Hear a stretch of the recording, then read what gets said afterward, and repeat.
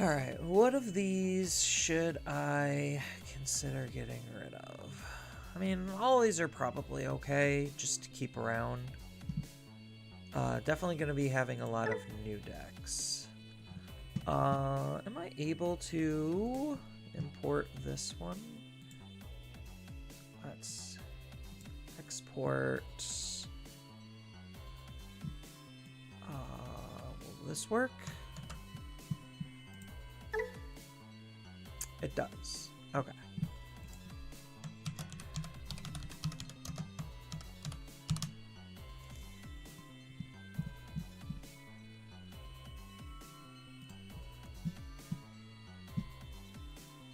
Alright, so let's start off with one of the few OTK decks that kind of started all of the OTK biz.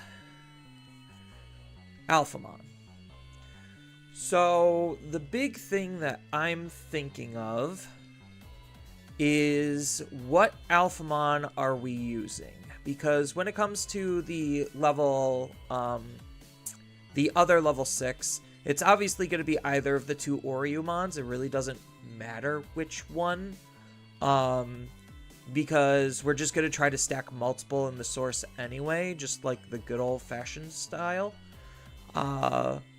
Maybe instead of Black Memory Boost, we need Yuji, the tamer for Ryudamon. It is a little bit on the awkward side. I will have to say that. So what's our main... How much memory are we actually looking to be spending? That's the ultimate question. So what level are we hiding? What level are we raising? So we're probably going to be, based on the ratios, we're going to raise at level 4. So that way we could X Evo, gain a memory, pop a training, go into Dorugray. So that's 1 memory, so we're positive 1 memory if we have 1 cool boy, 1 defense training. So at that point, we probably need to pop another defense training to be able to Digivolve into an Alphamon for 2, so we spent a total of 3 memory. And then from here...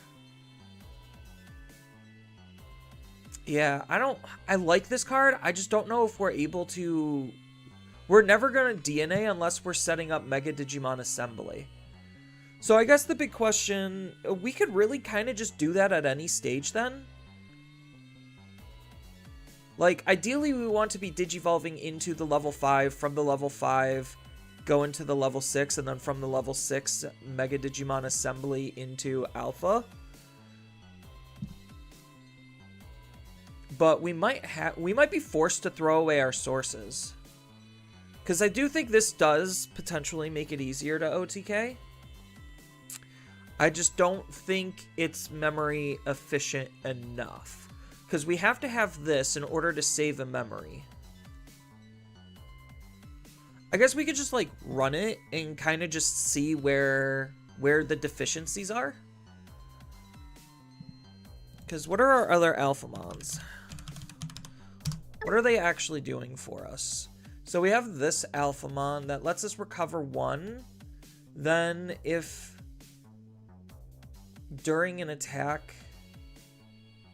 So that's not going to be relevant when a security stack... So this is only relevant for its protection effect. Let's go level 6. Alright. Then we have BT23 Alpha, which probably isn't relevant. I think it's just too much, and this probably does just more work.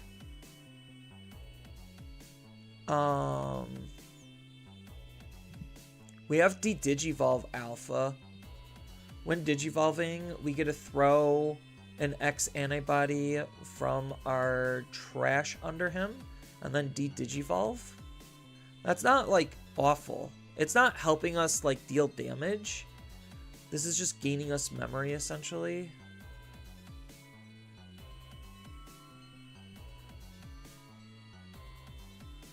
I mean, the only reason to use this is for the Digivolve recover, and then it just gives protection, but if we're trying to kill the opponent, I guess it doesn't really matter.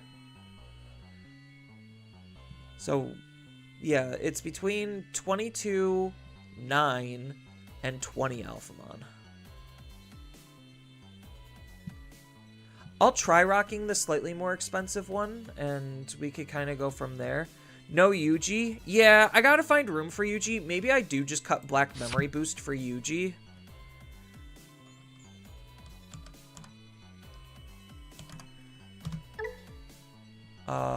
Oops.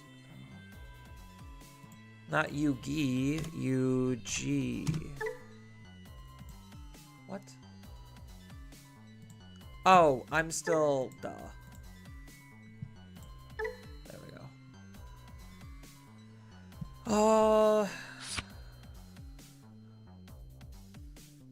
The problem is trying to find space. Maybe I do cut, like, one cool boy for another Yuji.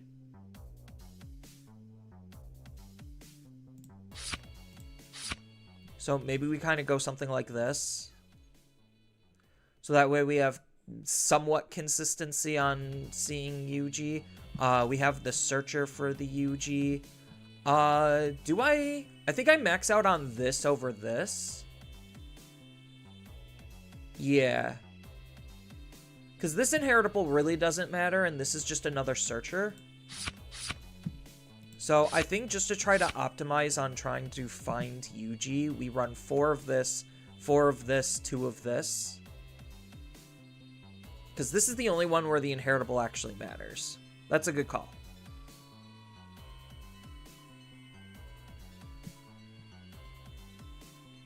So I think something like this is probably okay. I don't know if this should be Protoform or if it should be the other one. I guess because I'm not using the one that wants to Digivolve mid-attack, Protoform probably is the correct answer. And then I think, like, I kind of... Because I'm not necessarily setting up a second DNA, so the only way I'm actually DNAing is off of Mega Digimon Assemble. So Mega Digimon Assemble is basically one memory with Alpha Oryukin, which is pretty good. So I think we could kind of just, like, run it and see where the deficiencies are.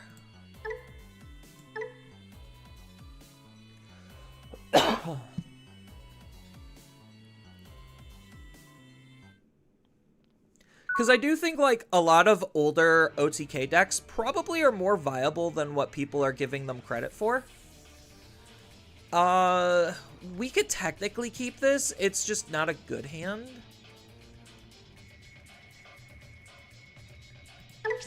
I'll keep it, just because we do have lots of search. And, like, that's kind of the experiment I want to, like, mess around with, is the concept of, are old OTK decks still viable? Or, like, how viable are old OTK decks?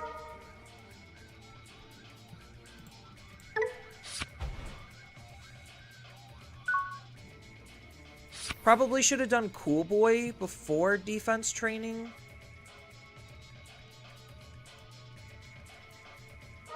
Yeah, this Ukomon's gonna be an absolute menace.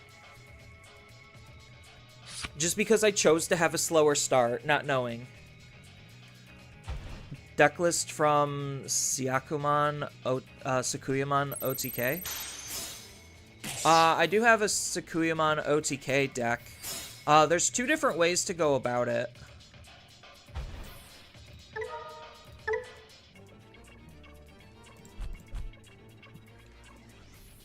So there's, like, New Age OTK and Old School OTK. So I'm most likely going to lose just because I'm going to get run down because I need to take a level 3 here. We found the best level 3.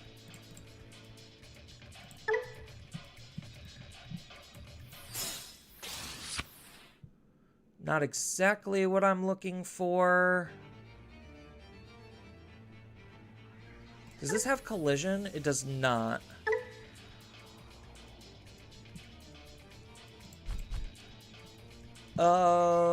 I just need to find a level 4 and a proper level 5, and then a level 6 in my assembly. So here's a proper 5.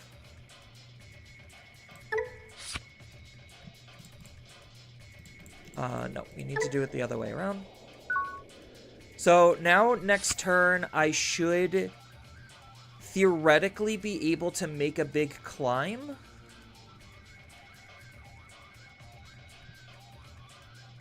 If I find a proper level 4, we're kind of in business. I might be able to wait one more turn. Because nothing in his deck has, like, Rush or anything. So it's just the annoyance of Ukomon, really.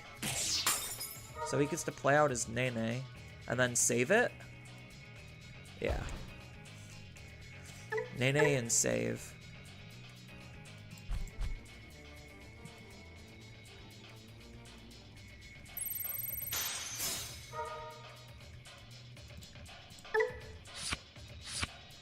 Okay, that was a huge pickup. That was legitimately huge.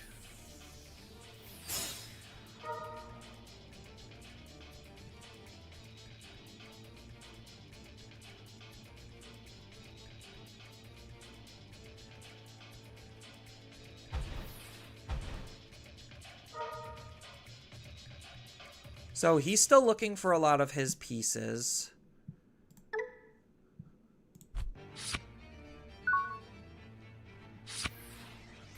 Not exactly what I want.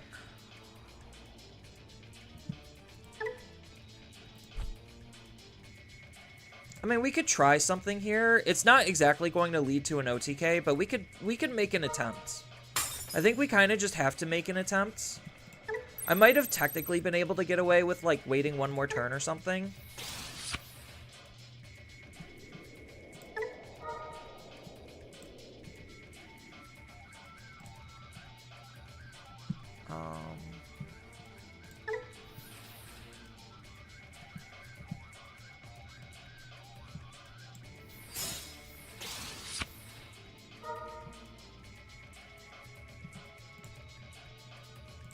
We put that underneath.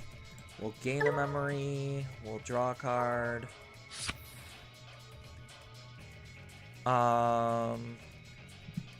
This lets us gain a memory as well, so this basically evolves for 0 for discarding a card. And then we're going to use these to gain 2 memory. Oh, that's huge. We're going to draw and gain a memory first, just so we could see more possible cards before we choose what cards we want to discard.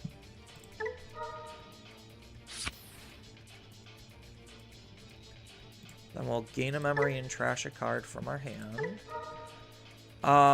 Probably going to trash the Doru.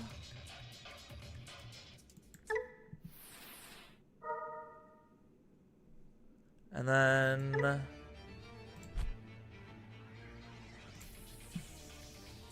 I guess we'll just delete this. I don't think him playing out another Nene matters here.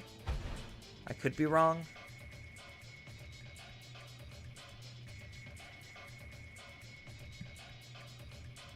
And then we're kind of just forced to end on Alphamon.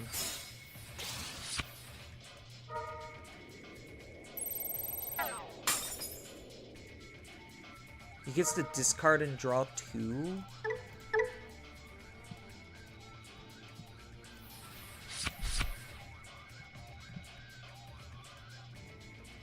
Will you place 1 card? Yeah.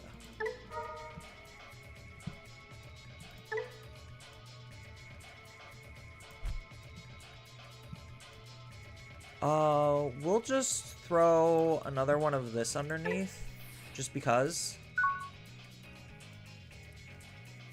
I need to save the rookie to be able to rebuild.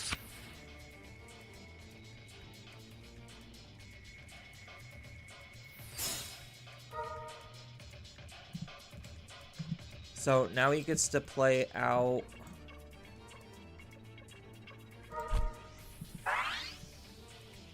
Millennium. Millennium is going to delete my Digimon.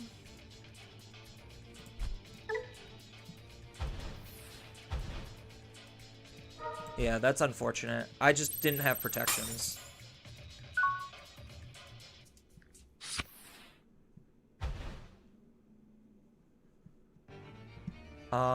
So now we just do the whole rebuild game. Oh, that's huge.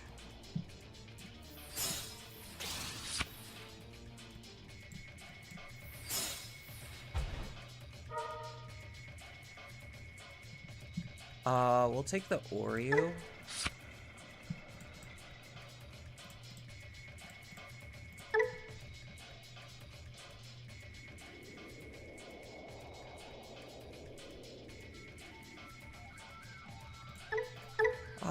This currently does have security attack +1.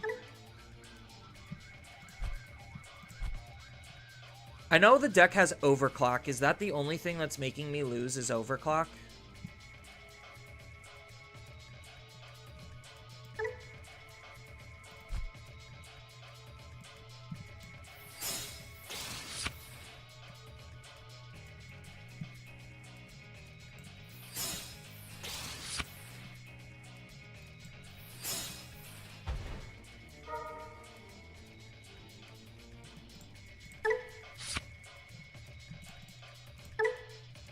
Alright.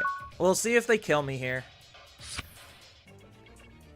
Like, I probably should have just waited. But maybe this is going to be... Maybe they're not able to deal 3 damage in a single turn to kill me.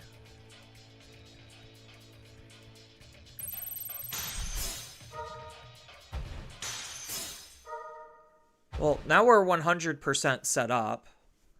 So the big question is, do they actually have the ability to kill me?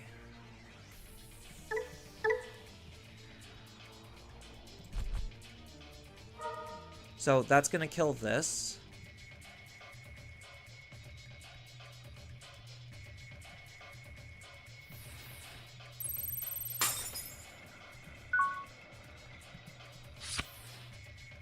Alright, I guess we can see if we kill the opponent.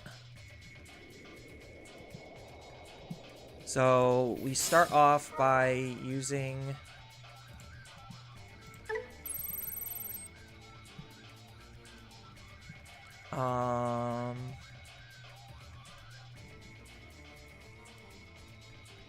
Oh, we don't have the X form. We pitched it. Shoot. So, I guess we're just not going to. Oh, we have to add it in, otherwise... Okay, whatever. That's fine.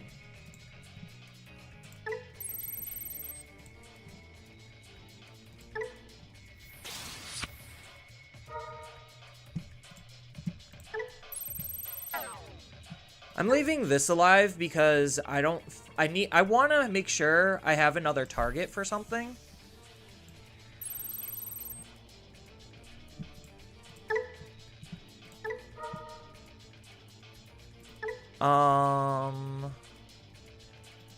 If Alphamon or Yukin, Alphamon and name.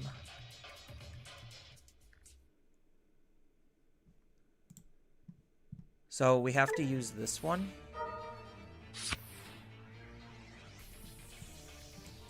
Gain 3,000 DP on suspend, minus another 5. Oh, he has a redirect. Shoot.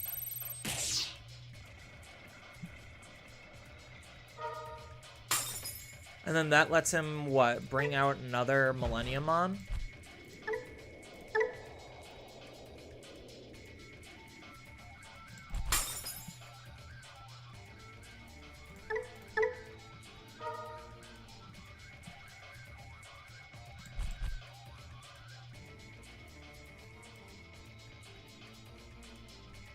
Oh, I'm supposed to discard trash 7 cards. 1, 2, 3, 4, 5, 6, 7.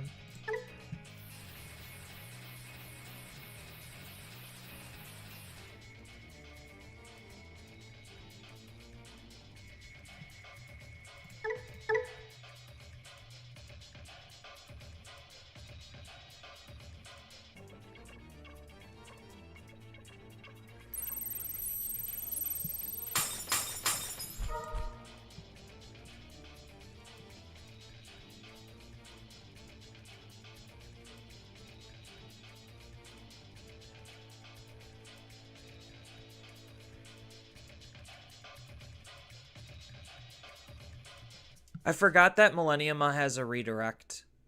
That was my bad. You were not expecting a stream? Yeah, so because I am a contract worker and contract workers are not allowed to take company equipment home, I was not allowed to work from home and everyone else was. So as a result, I'm getting basically a paid, an unpaid day off. Not of my choosing.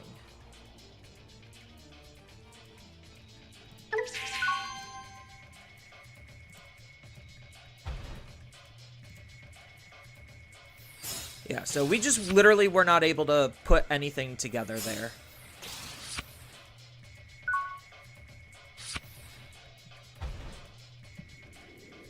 Unfortunate, but it happens. Do I just Digivolve into this, or do I hold? No, I think I just do this. Take the Tamer and set up the Tamer. There's an argument to playing the Doru to search.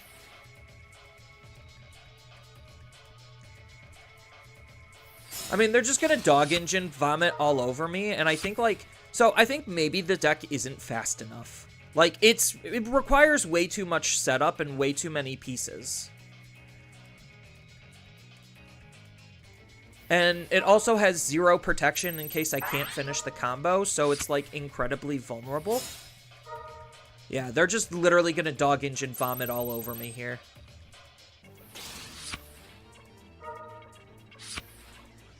I hate this engine so much. I really do. It needs to fucking die.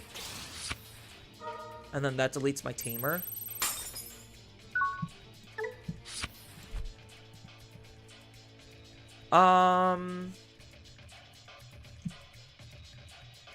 I think we have to hold back, but I think we might die because of it.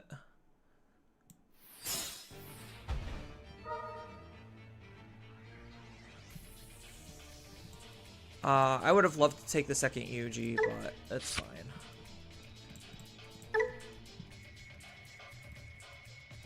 So, both my Yujis are gone, so I know this is only going to find me a Digimon. That's not terrible, but I think I have to take the Alphamon. Oh, was I technically able to grab both cards? Does this have Chronicles? It does. I totally forgot. So do I give him 3 memory, or do I just Digivolve? No, I think I do just give him 3. I need to search. We are currently missing a level 5, so I think I just grab the Searcher again. And hope he just doesn't kill me next turn. Because he swings for 3 checks, unsuspends, swings for another 3 checks. So there's a high chance I'm probably just dead next turn. So next turn I need...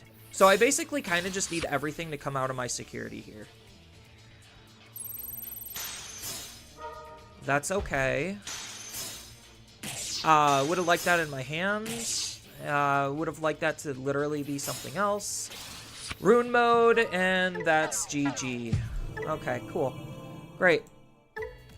So I should have Digivolved in the Raising, and then that would have gotten around Rune mode, potentially.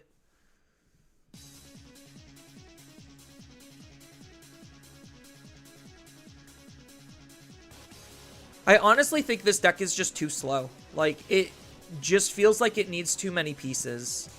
We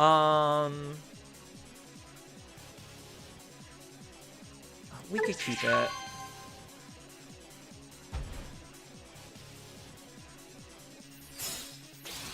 Why don't you run Takumi? Trash 2 of the same level for CS Alphamon so it doesn't leave. Too few deck spaces because this is an OTK deck.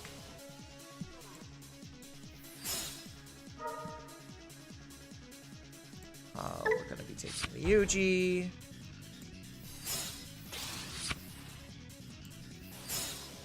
Okay, we drew into Mega Digimon Assemble. So we are missing basically a level 4, and that's pretty much it. Like, the level 4 and the level 7 is all we're missing at this point.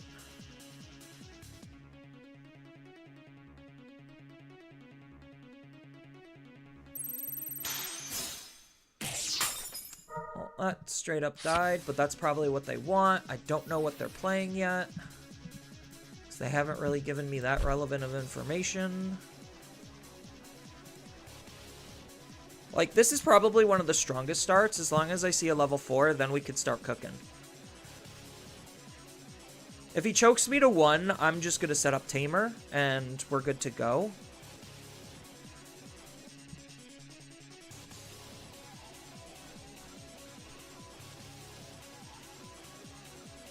Yeah, Ruin Mode is still just an obnoxious card. So the reason why we're seeing way less Ruin Mode right now is literally because of the fact that most yellow decks and purple decks right now are being hardcore suppressed by just the sheer prevalence and power of red and purple, or red and black. So we're gonna dig first before we Digivolve. Alright, found a base level 4. That's exactly what we need. Missing out on the one of kind of sucks, but don't have a choice.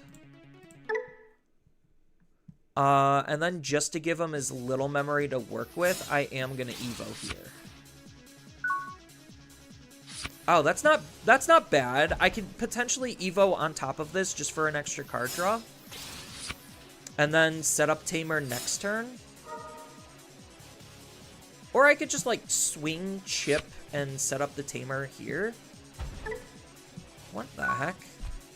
I mean, I guess those are options.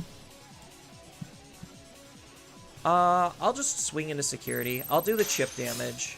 Barbara. Yeah, I figured.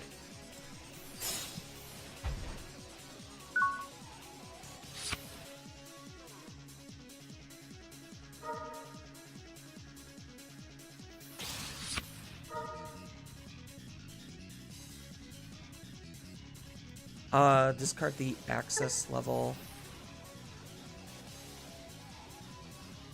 Yeah, so unfortunately if he makes me discard more, things might start to get a little on the rough side, because I actually kind of do need my, like, almost everything in my hand. I guess the only discard card, like, discardable card is the excess Yuji. That's kind of just it. Is this the old lady Devi? It is. I mean, it's got 9,000 DP. That's not, like, too shabby. I don't think the token matters because by the time I go into Alphamon, I just pop it. So the token really doesn't seem like it matters here.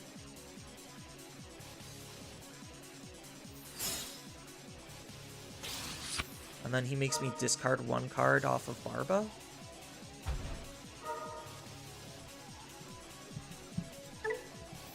I have to discard the access Yuji. Is this, it's just when Digivolving and end the turn. I could try to draw into what I need.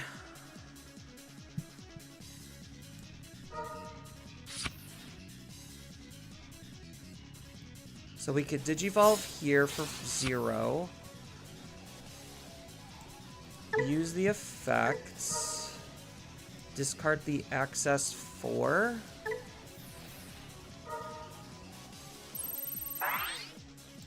Pop one of you. Digivolve you into here. Add the Doru underneath. Trigger the Doru, gain a memory.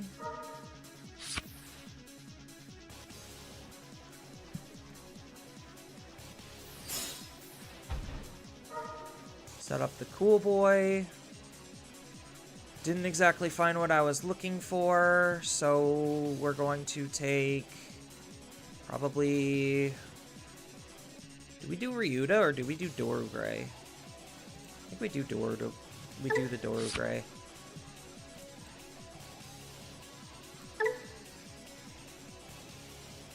So if I play out another one,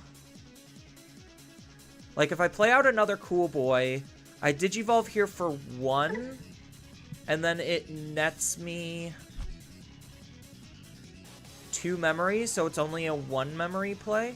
So if I play this cool boy, that'll put me to 0. Then Digivolve for 1, gain 2 back, draw 2 cards. I don't think I can afford to play the second cool boy as much as I want to. I think I just need to use the memory to Digivolve into Alphamon. Because this is a 0 memory play because of the cool boy.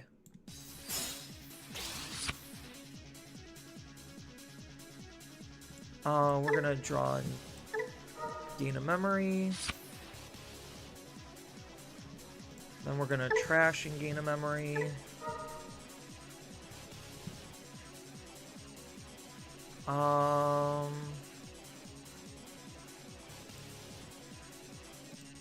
No, we could trash this.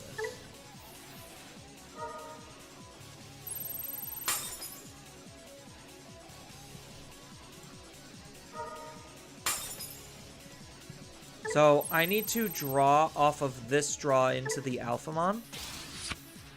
Nope, didn't get there.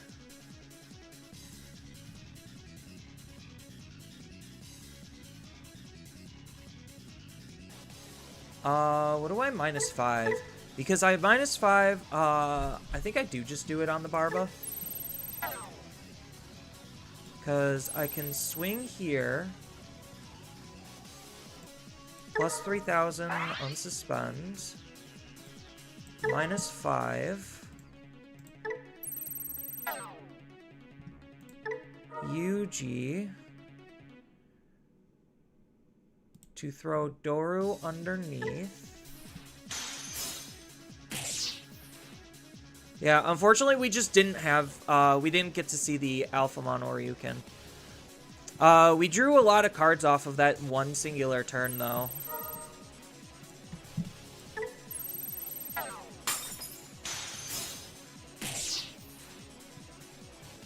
And then I just set up another Barb, choke him to 1.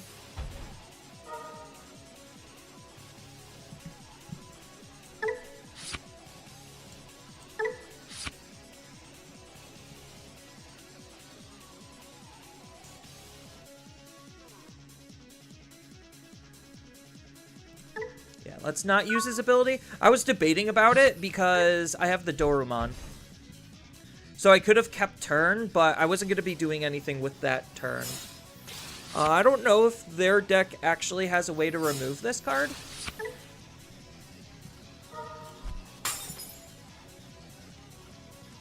Good luck with Alphamon. You have to go now. Oh, not a problem, Honest King.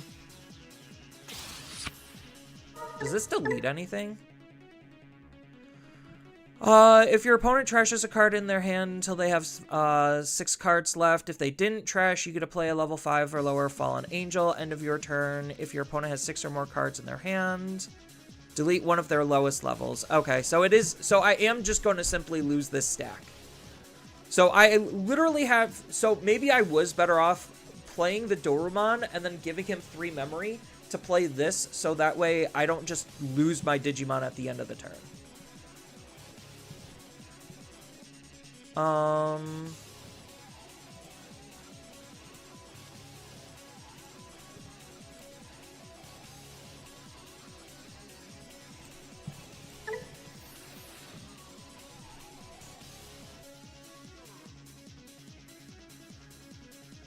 So he might be stupid and go into Barba X.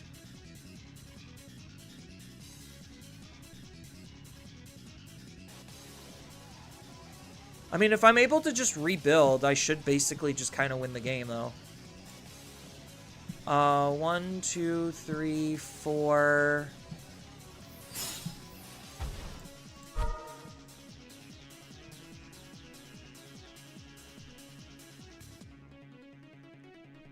I'm gonna unfortunately have to get rid of Protoform.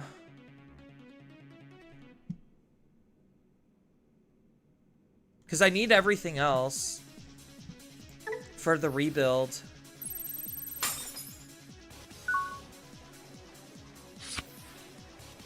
It's not what I wanted to draw.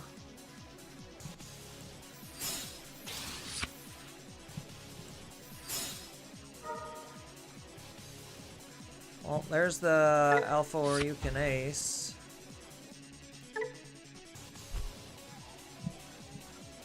And then I'm just missing the level 4 again. I mean, his deck's damage output is so incredibly low that, like, I really don't think I'm in that much danger. No, you could gain a memory. I need everything in my hand outside of discarding a Mega Digimon Assembly.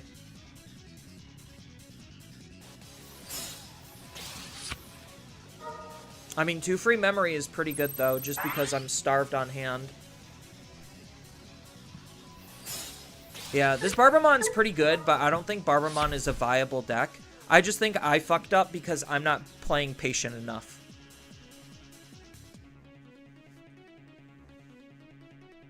Like, this deck's matchup specifically, I should just wait. But if I do, I guess he's just going to constantly get my hand down to 6, and it's going to make things really awkward.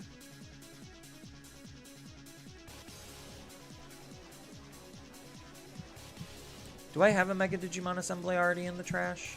Or, I think I bottom decked one.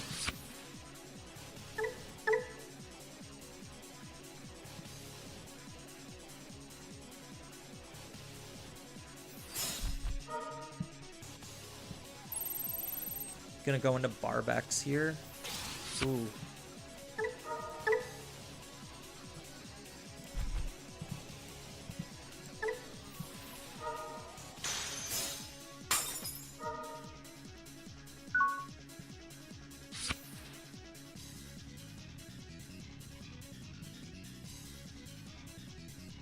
I mean, I literally don't have any plays.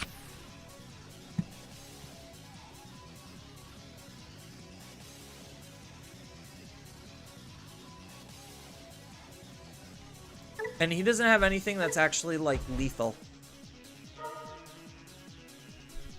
I will discard an Oreo. Oh, that created lethal. Okay, never mind. He got me because I don't know what his cards do because they're so bad against normal decks that it just doesn't matter. Yeah, I think this is just too many pieces, and it's not good enough at finding all of them. That's kind of the conclusion that I'm making. I haven't been able to get off the OTK once.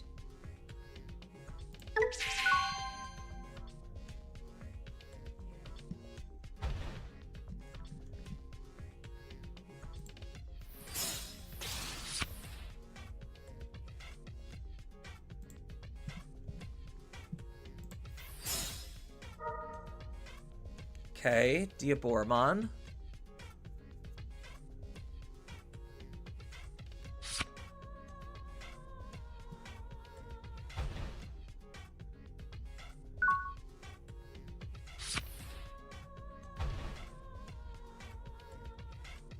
So we'll go Ryuta, then we'll set up a Ryuta.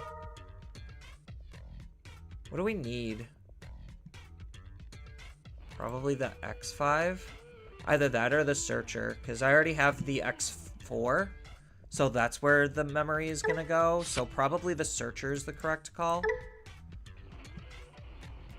And then we'll choke him to 2 with a Cool Boy.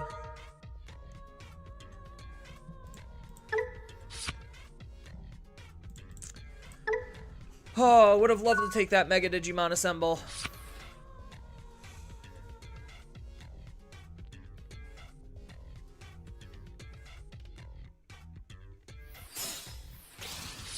Set up the Tamer for free.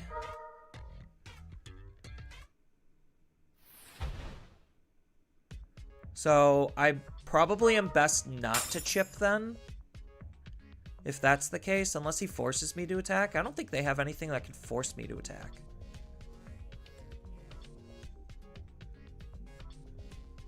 So he's just gonna choke me to 1.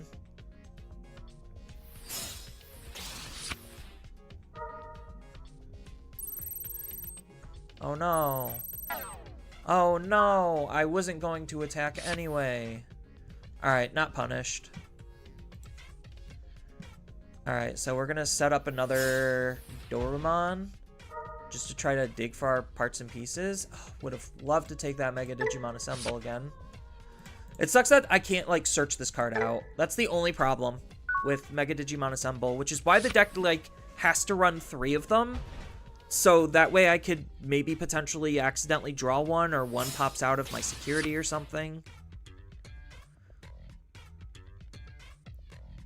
Because I can't do the combo without it unless I have, like, an exuberant amount of access memory.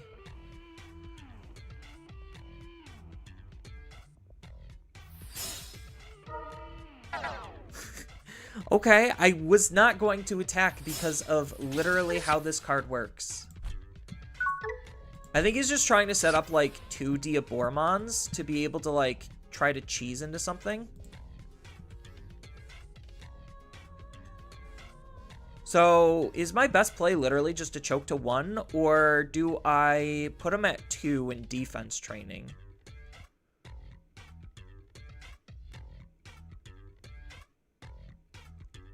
I think maybe... No, I think it is just choke him to 2. We're probably gonna... Actually, yeah. So this is a little bit better for us because we just defense into defense and we whiff. So all 3 of my Mega Digimon Assembles are at the very bottom of the deck. All right. Lovely. Beautiful. What can possibly go wrong? And I found literally none of my level 6 Digimon. Because I think, like, Diaboromon is weak enough where if I'm able to out their main Diaboromon, the rest of the deck kind of crumbles. So he's probably just trying to build 2 stacks simultaneously so he has some built-in resilience. So does this delete a Digimon? No, it just gives all of them...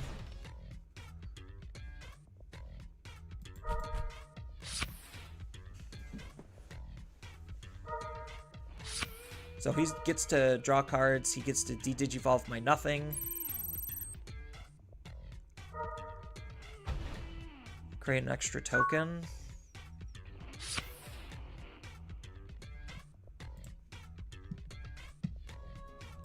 So I just play the Yuji out and hope that he reasonably can't do much this turn. He could still give me a lot of stuff out of my security. Like, spawning all of those tokens is kind of annoying for this deck because I do rely on just attacking. And if I'm going to have to, like, DP minus all of their, DP minus everything, then I can't remove his, Diaboromon. I guess that's maybe okay.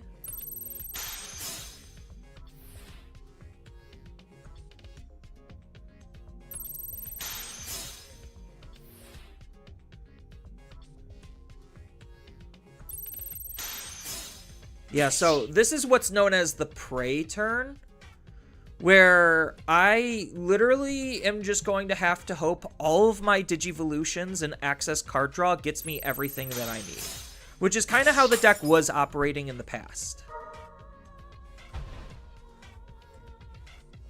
Oh, this has Rush, so I just die because his Digimon died. Right. Alright, so this deck is just straight up not functional enough. I don't even think it's like the Alphamon of choice matters. I just don't think the old way to OTK with this is nearly consistent. It requires way too many moving parts and pieces in order to have things go right.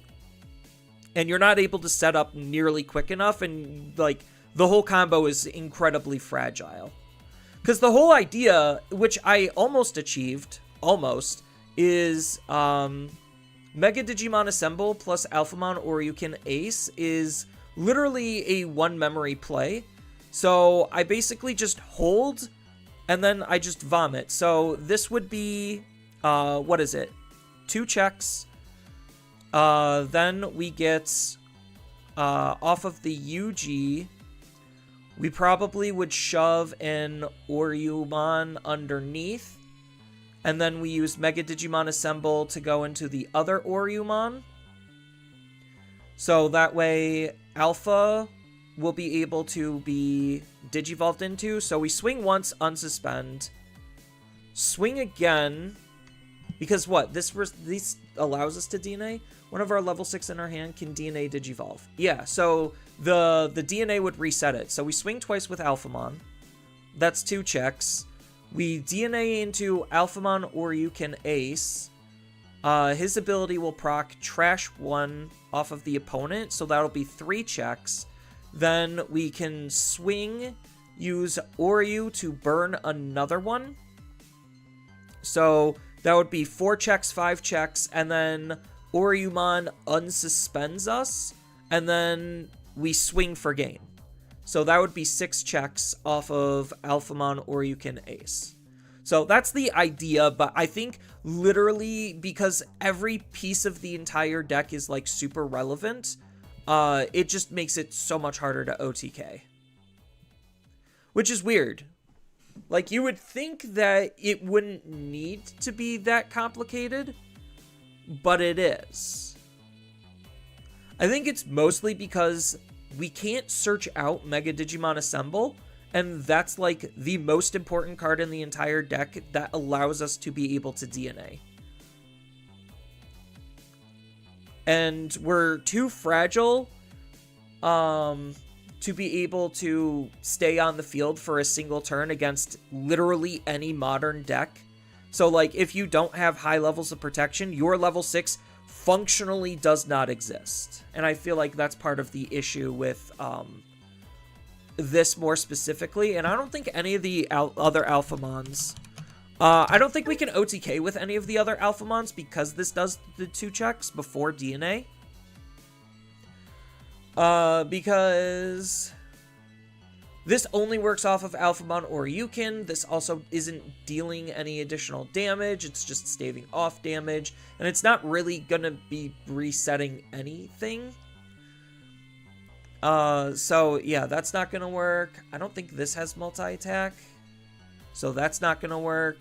I know the BT91 doesn't have multi-attack, so that's not gonna work. What's her ability? She doesn't have an inheritable? Okay. Yeah, so the OTK literally only works because of BT22 Alphamon. Unless we do, like, some incidental chip damage, then we could get away with, like, 3-4 damage off of Alpha Oryukin Ace. And even then, like, Alphamon Oryukin Ace won't have protections unless we're running the Chronicles one. So, kind of defeats the purpose. Alright. So, this was a nice failed experiment. We could probably go on to the next deck.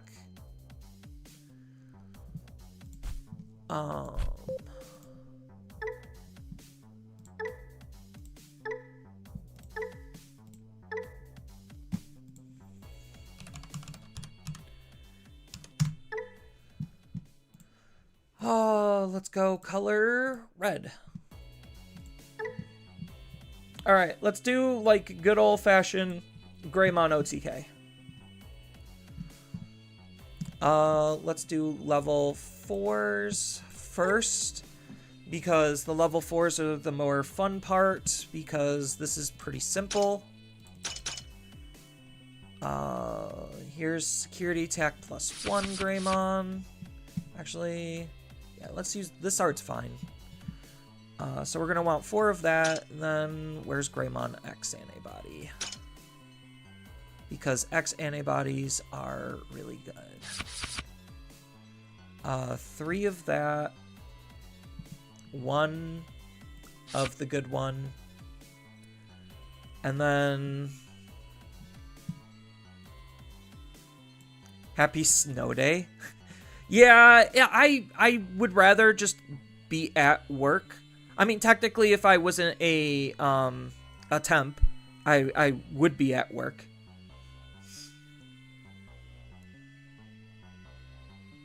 So I figured I might as well try to do something else in the meantime. Make what little money I can off of YouTube ad revenue for streams.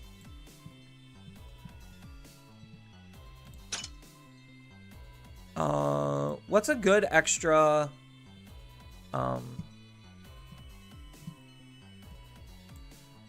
What's a good extra Agumon?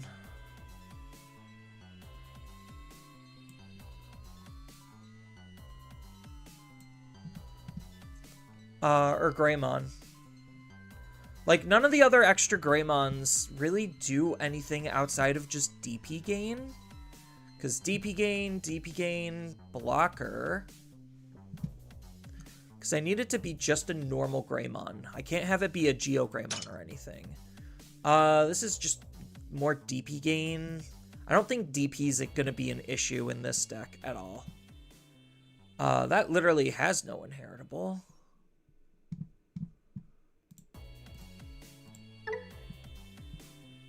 There technically is this.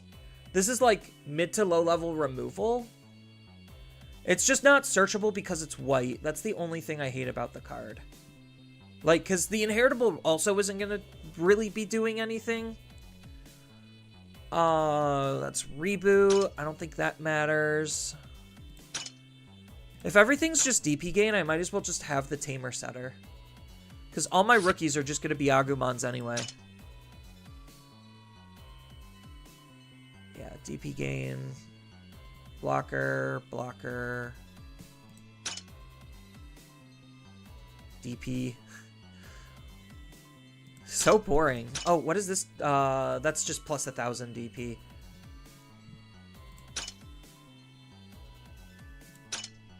Alright. Nothing crazy there.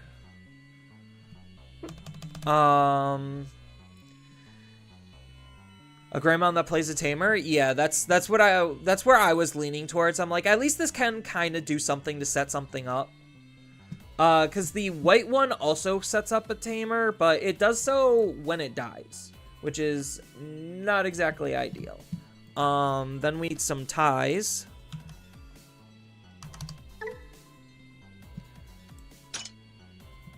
Oops.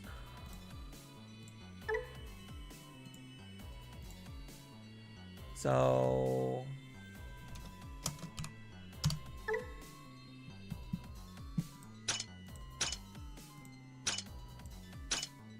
probably gonna want good old-fashioned security tech +1. Then maybe we don't need 4 of it. Maybe we could get away with 3 of it. And then we need the EX tie. Or not this one.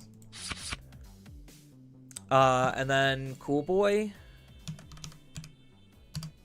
So like 1 or 2 Cool Boys. Then what else do we need? Metal Grays.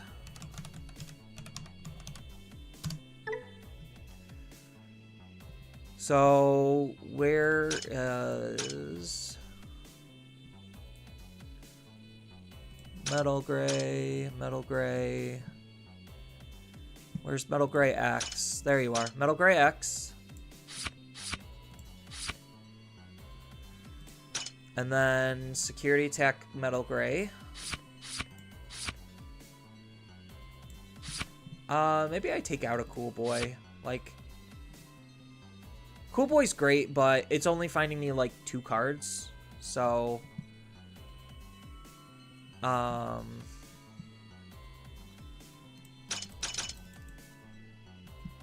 And then we need War Greys.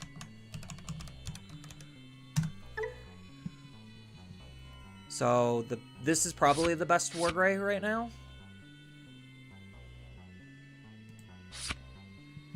What other War Greys do we need, if we need any? Donation? Aw, thank you, Empire.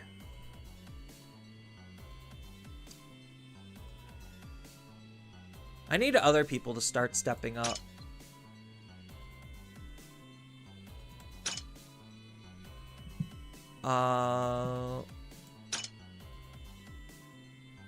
What does this one do again? This is just has blitz and deletes a blocker. I don't think that's relevant.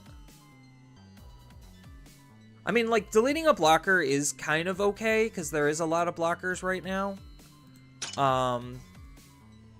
Because this doesn't remove a Digimon, right? Yeah, this just basically has piercing and raid. So how much security damage are we going to be able to do off of this? So he natively has 1. So this means 2, 3, 4, 5. So this is all 5 security off of just this simple +1 here.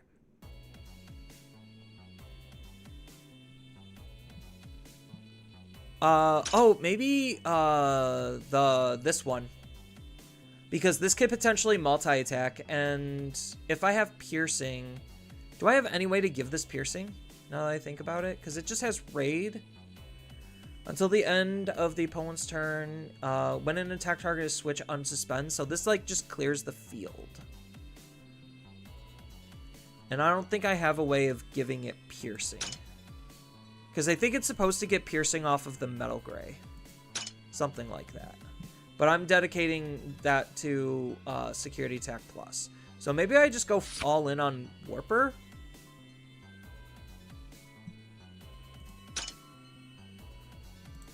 What does this do? This has Raid, Reboot, Blocker. It's annoying, but it's not what I want. There technically is the old BT1 War Greymon.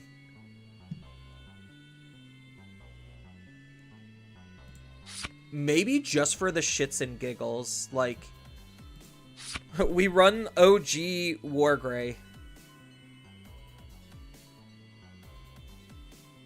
Just because not activating security effects on the options could kind of be relevant, but it's another Greymon that does give himself Security Attack Plus without, like, going overboard on it.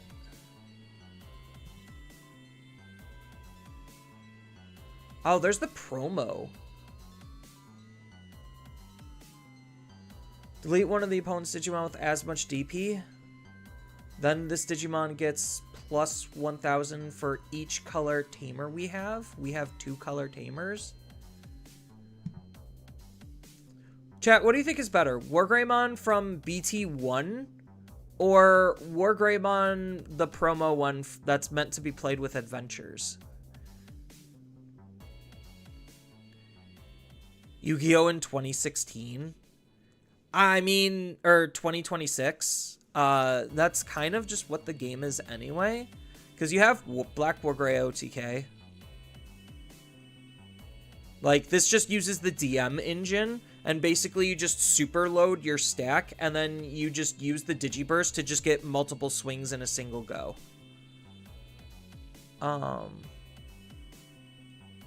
But how big does your stack need to be in order... So, if you build your stack correctly, you're going to swing, deal a damage, unsuspend, swing, deal a damage, unsuspend. So, it's 2 per attack. So, you need 10 sources to be able to straight up kill the opponent, and you're getting progressively weaker each time you do that. Because I guess, like, the last source that you would want to get rid of is probably jamming. But what do you think is better? I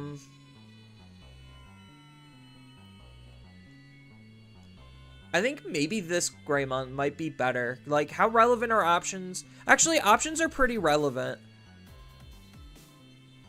Because this would stop, like, all of those access resource cards from coming out, so maybe it is relevant to have this War Greymon.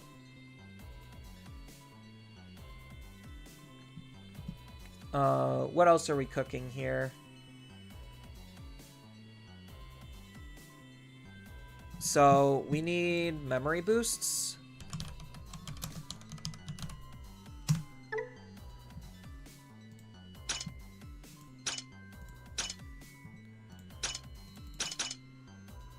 So, what, 4 red and 2 Wisteria? Or, no, we would want, ideally, another red-esque memory boost. Because if everything's going to be part red anyway, then it really doesn't matter what excess memory boost that we run. If we're running any trainings, then we would... Or maybe we just cut to trainings, like... Because if everything's red anyway, then we go the classic split. So... Training. Option. Because this is just a functionally more efficient card.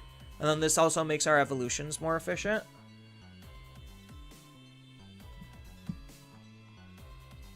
We need Omnimon. Oh, we could, not...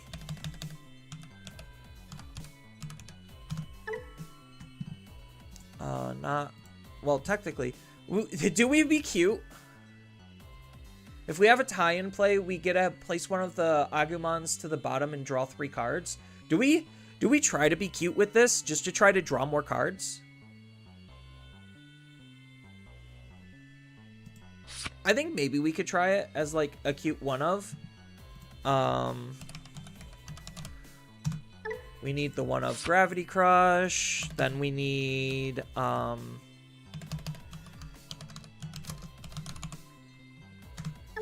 Digital Gate Open.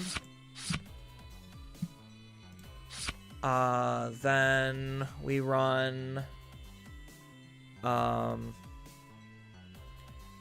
X antibody.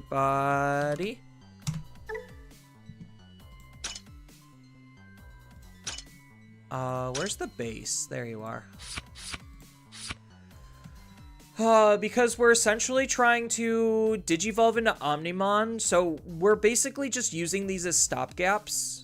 We're not actually trying to use them, because we're just gaining their when digivolving / when attacking effects. So if that's the case, then, well, this technically is a cheaper play than this. Because this is going to be 4. And this is only 3, so this is technically cheaper. I think this is fine.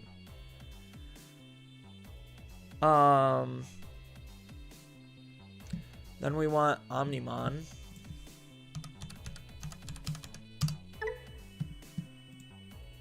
Not options. But the only Omnimon we need is Omnimon X Antibody.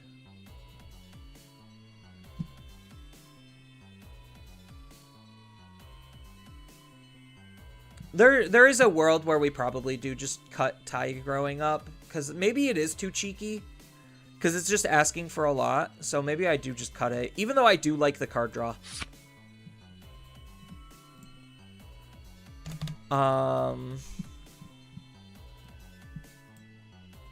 Then we need Agumons. Oh, oops. We will go level 3 and in red. Alright, so our Agumons of choice probably is going to be this guy. Is he literally one of the best Agumons? Probably. Then we probably would want X antibody. At least like 1 X antibody. We want BT24.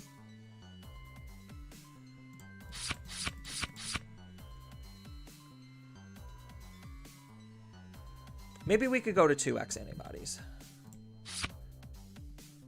And then we have space for one more card.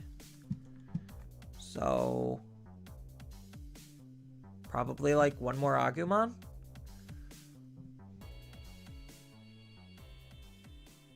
There is a world where this might be the card, but I don't think it's the card. Let's see.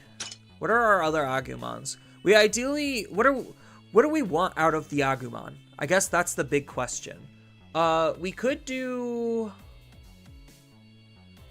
tech in a bond. Like, what's our ratios? 10, 9, 7, 4, 2. A little on the light side.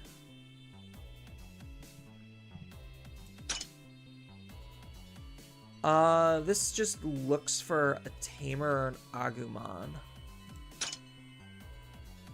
Maybe I just increase the X antibodies to see it more often. The CS Agumon for recursion. You could return one card with Greymon, Garurumon, or Omnimon in its name from our trash to our hands on play. It's not terrible. What is this doing? This is start of main. If we have a Tamer with tie. I probably would want the start, well, I guess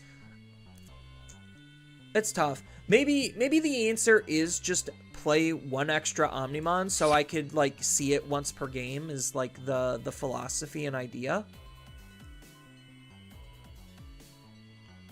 I kind of want to fit an extra one of this tie-in. Do I cut the Cool Boy for it?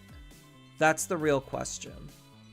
No, because Cool Boy can search me the X antibody options, because the base premise and idea is we're basically going to be digivolving into our War Greymon. We're going to swing with our War Greymon, use the X antibody option to then digivolve mid-attack into Omnimon, break all of the opponent's security, and then use Omnimon's end of turn ability to be able to make the final swing. That's kind of the idea. If you want recursion, scramble would be better. Probably. I think the answer maybe just be playing this. Or do I cut, maybe I cut a scramble or like Gravity Crush for scramble. Either that or I cut Gravity Crush for maybe another Digital Gate open or something.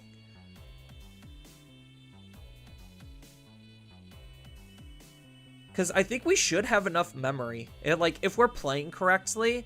Because we don't really care about any of our Wind Digivolving abilities until we hit Metal Greymon X Antibody. So I'm okay with 100% Digivolving in the Raising area all the way up until level 5. So that way this can punch harder. This is actually kind of cute though. Being able to add an additional source could make tie better.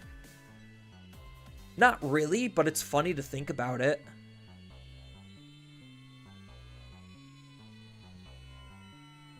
I think this is okay to start with, and again, we could probably like run this and see where our faults are. The big ultimate question, the penultimate question is, what is our egg? What Koromon are we actually going to be using?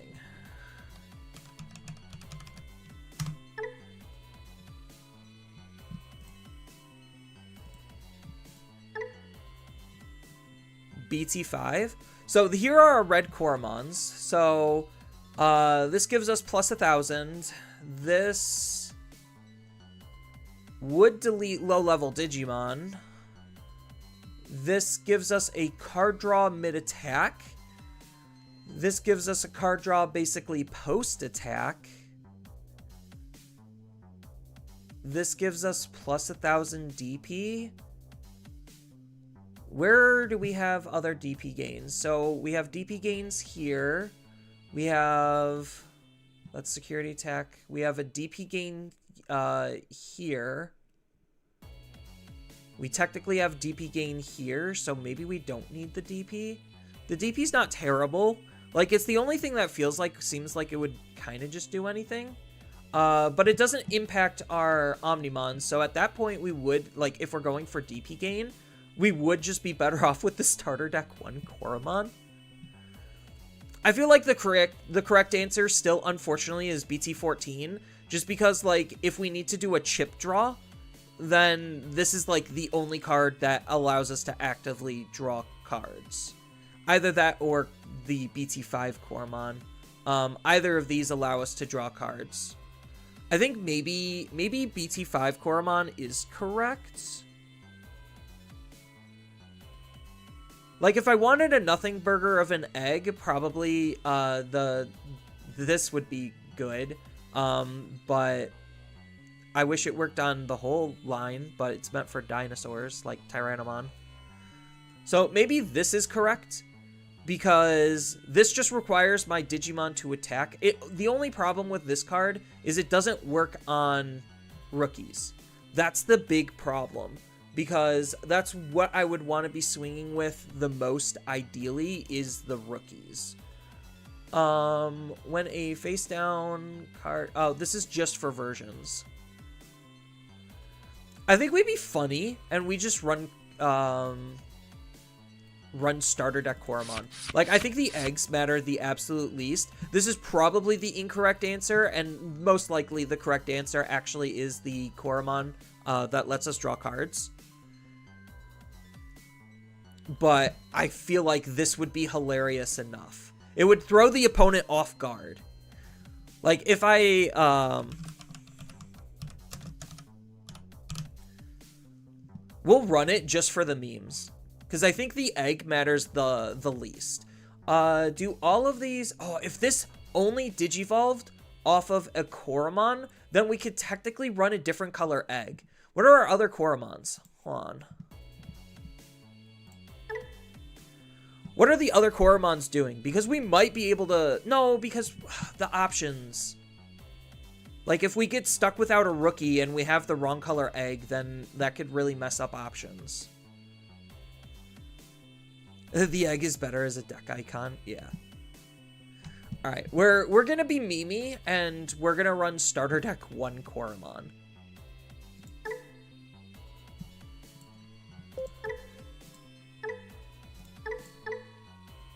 For the memes!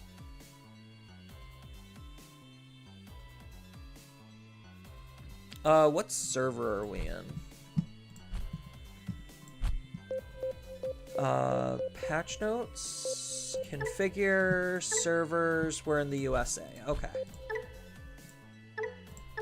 I just want to make sure we're, like, in the right server. I guess technically there's no wrong server, it's just connections are better in the US, because obviously US-based connection. Like, I know technically our internet is actually worse, but ping distance is a real thing.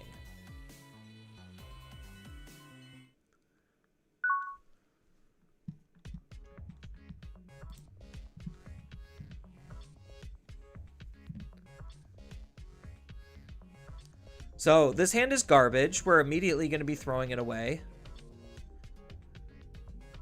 Oh, I chose the alt art for this. Oh, gross.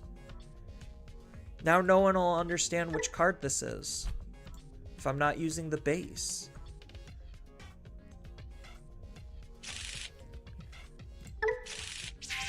Okay, this is a little bit better.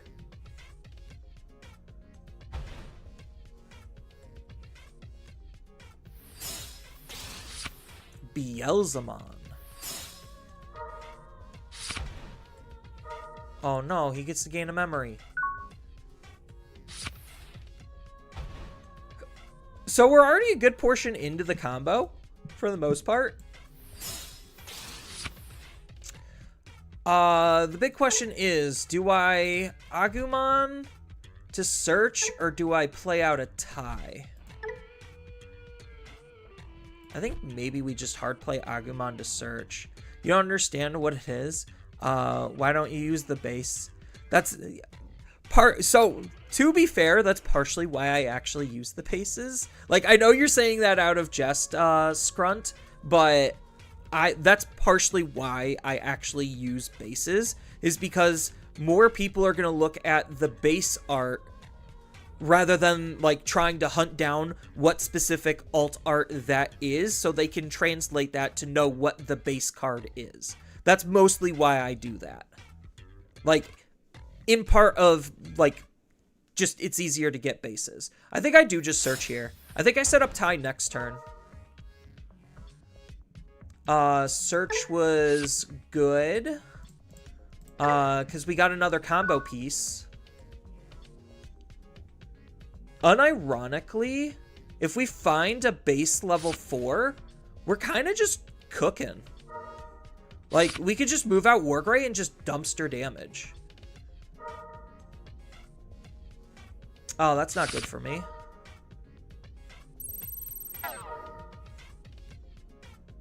I mean, this is probably dead anyway, so it doesn't really matter. Yeah.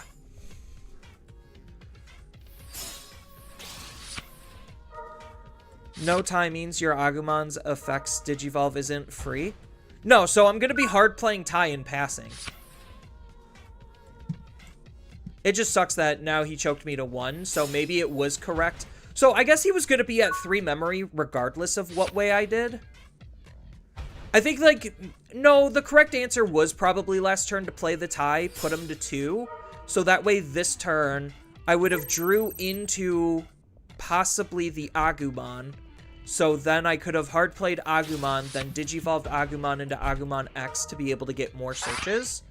So it probably was correct. This basically just kills us, right? Like, this means we kind of just automatically lose.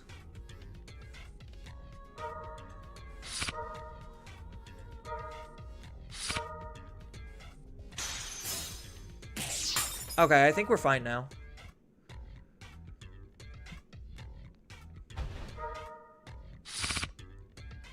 This has Rush, so it can attack right away.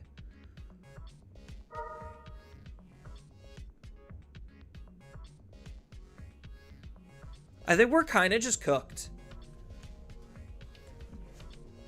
Like, at this point, it feels like we're kind of just cooked.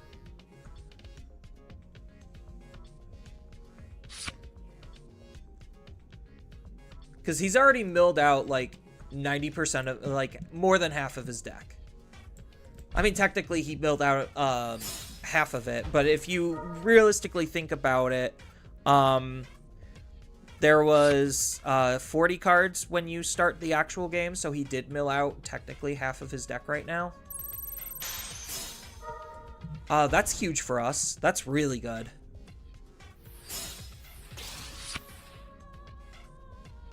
And then he burns us 2.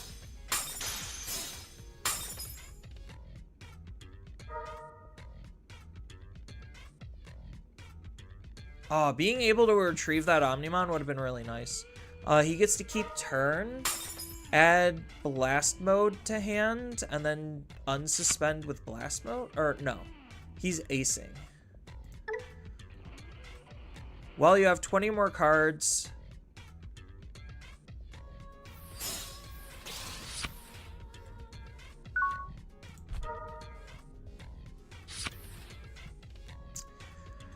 So, unfortunately, we're missing the... Well, we could draw... So, if we move out, we could draw into the level 4. So, I think we have to do that. Oh! Oh, it's so good! We're so good at this. Alright, so we just need to draw into Omnimon, and we're cooking. So, if we're able to draw into Omnimon here, we're golden. We might not actually have enough memory to do that. That's the only unfortunate thing. Yeah, it looks like we do not have enough memory to do this.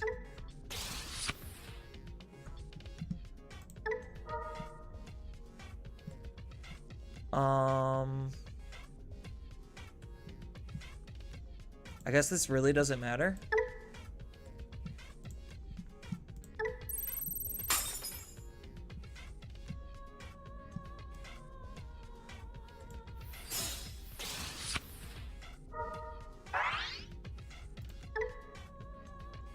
So 1, 2, 3, 4. Oh, so maybe this is why having raid would be really good.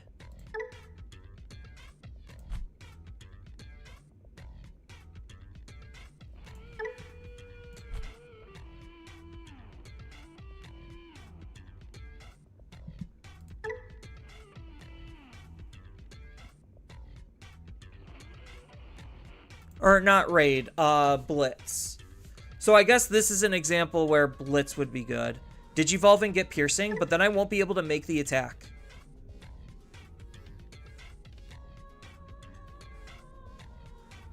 So, while you have a tamer, we could digivolve. When digivolving... Oh, and then it could attack. Oh, no. Okay, okay. We're good. We're good. I'm an idiot. I can't read cards. So we just win on the spot here then, right?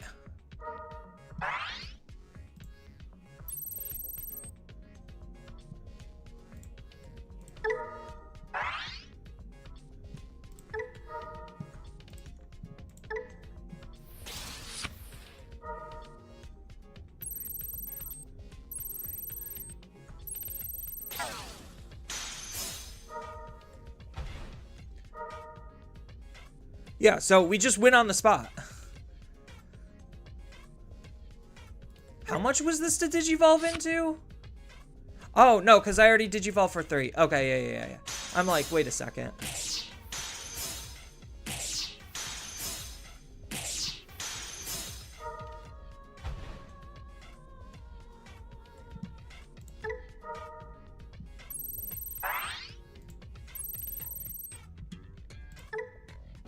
Okay, we're good. We're good. Oh my god. All right. See, that worked. Why did that work, but the other one didn't work? I guess it's because it's way less piece reliant. I mean, it is... I did kind of get lucky. Like, that top deck was borderline insane. The fact that I top decked that and got that free Evo. Wow. Just wow. Okay.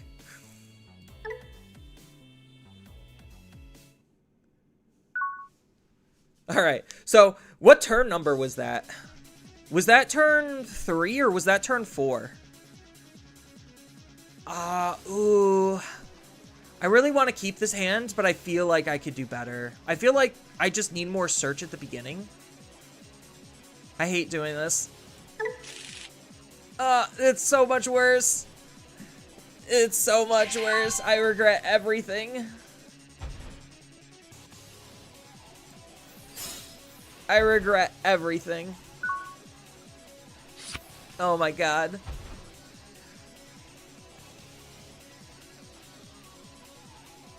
Would this be a hard matchup? I mean, it's basically still just a race. I mean, I gave them 4 memory, so it depends on who's able to unbrick themselves first. So, in order to unbrick myself, I need to, like, draw into an option or an Agumon to search. And then draw into another searching tool to be able to start getting something going. Okay, he's definitely not bricked like I am.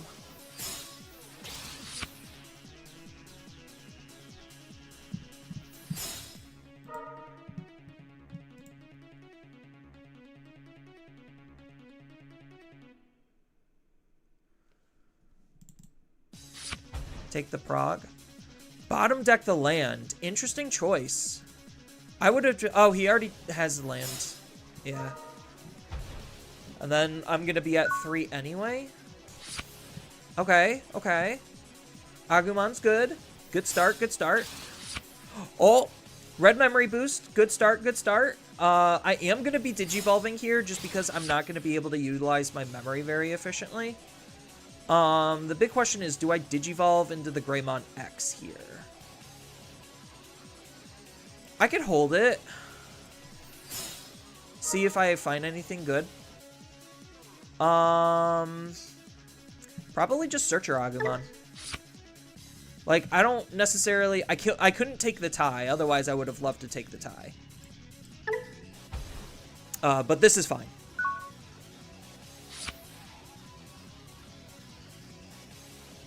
So he's gonna raise out.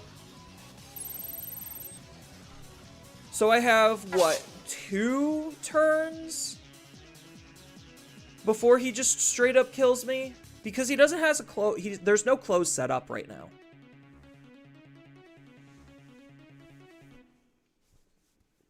So he gets to gain a memory here, then he could digivolve into Prog. Like, I don't necessarily care if he chips my security at all.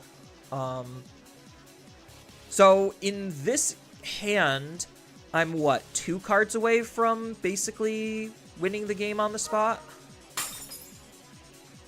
Oh, interesting. He's actually going to be breaking that? Probably for Fragment. But he doesn't have enough sources to keep Fragment if he hits something stray.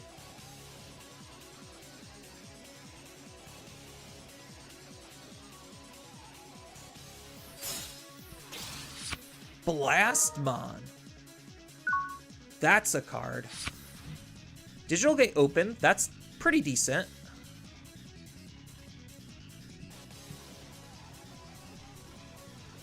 So I am going to be holding this in case he, like, checks out of security a, whatchamacallit. A Cool Boy. So I have 2 options. I could either Agumon, search for something and do something else, or Digital Gate open. I think maybe the correct answer is just Digital Gate open. It's a little bit more memory efficient. And it doesn't give him anything to interact with, because this is just going to have, what, Security Attack Plus?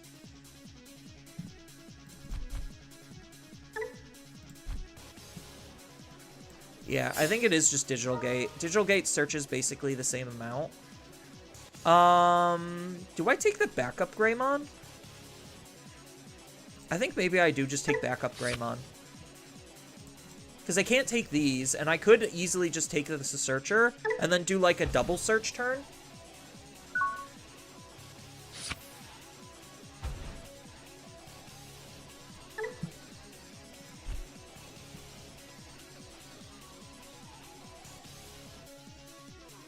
But the reason why I'm taking the backup Greymon is because next turn, there's a good chance I might Agumon in the raising and then Greymon something out. Or like Greymon to draw.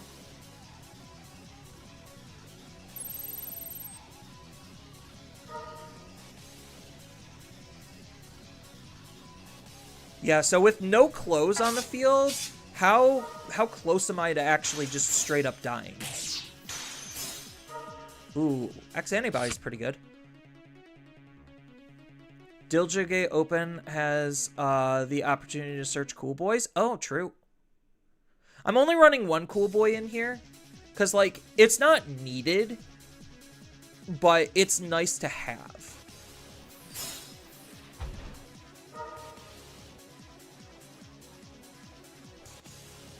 So, him playing this on the field means that I am functionally dead next turn.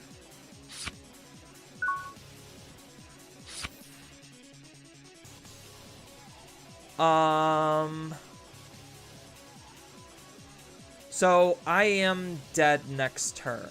Yeah. Kind of unfortunate. I have to make plays now. I really didn't want to.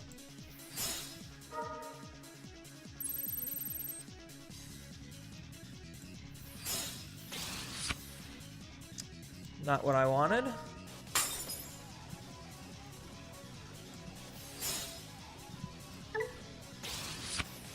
Still not what I wanted.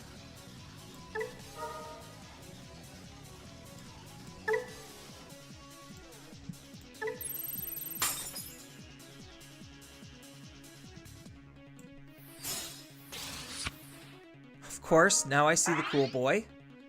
Right after I do everything. So I'm still missing cards. That's the big problem.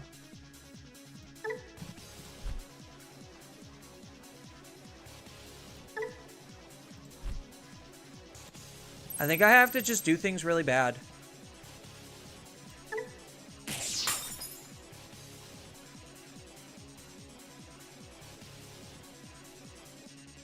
So, without close, I should still be okay.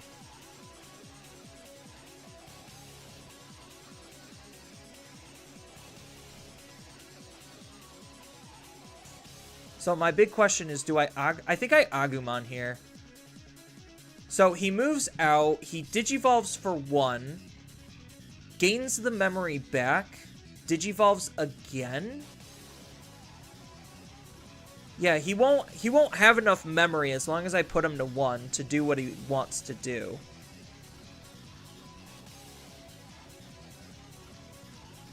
So I think it is just memory boost then.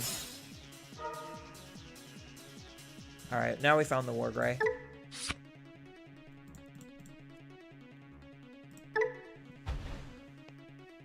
A little on the late side, but better late than never, I guess.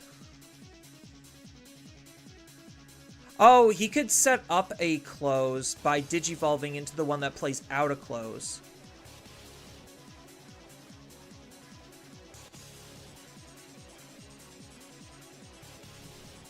Yeah, if he has close setter, which he does not have, then yeah, now he doesn't have enough memory to do stuff. So he gets to gain 1 memory, then he gets to prog, and then prog can de-digivolve me?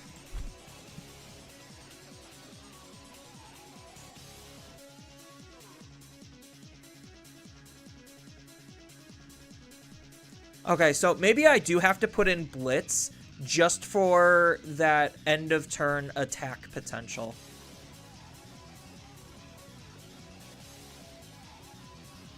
Like, for when I get caught in those situations where I don't have enough options set up to do what I want.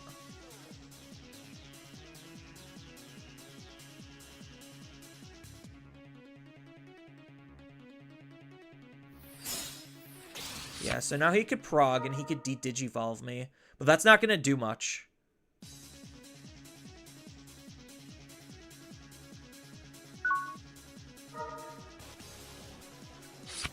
He's just making himself a blocker? Okay. So now we have backup Agumon. Ah, of course. Always happens. This doesn't have Fragment, so I just punch him here. Like, I just Digivolve into Wargray and I punch.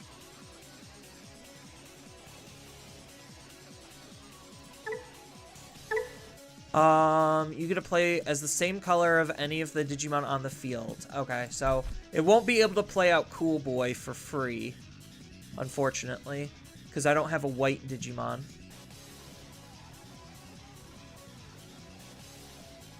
So I do think maybe I just play conservatively, and I just Digivolve here, and then I just punch.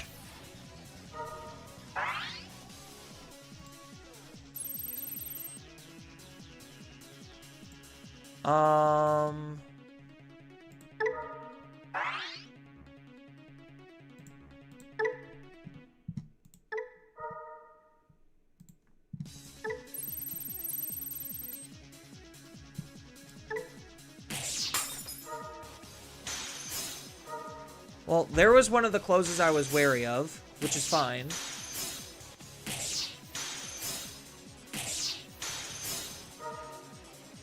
Is this the clip? No, okay. So, unfortunately, I can't choke him, but he can't do anything in this position because of the fact that he doesn't have anything set up. So, he kind of just loses the game here.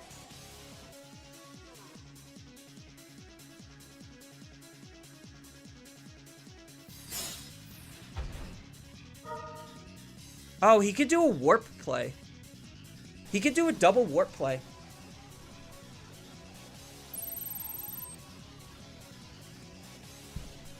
So, what to? He put the tumbles underneath. And then he would have to Digivolve, and then he could do stuff.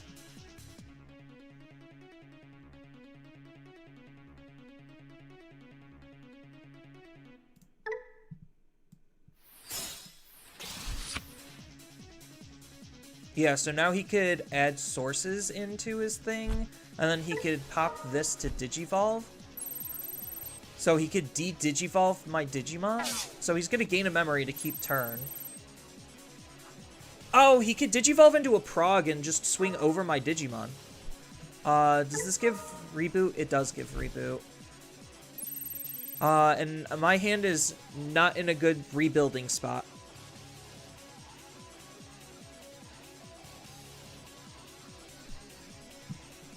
Yeah, because he could literally just swing over my Digimon with Prog.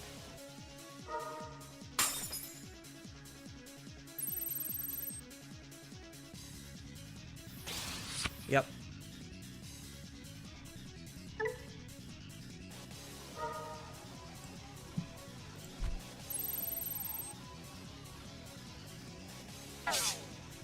And then he gains a memory here. And then he could add them back underneath. Oh, he can't swing. That's right. So he, what, would Digivolve into,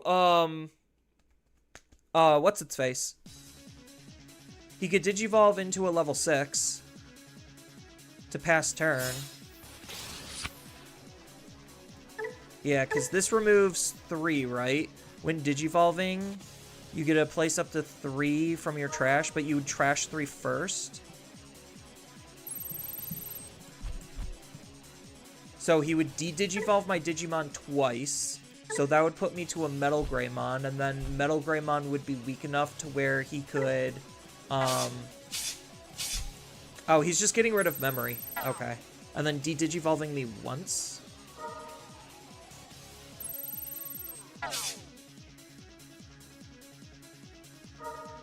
So now he's still at 0.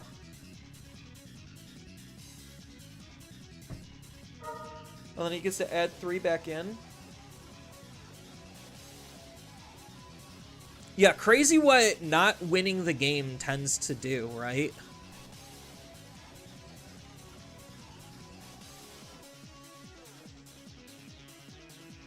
So he could Digivolve into a Magnetic.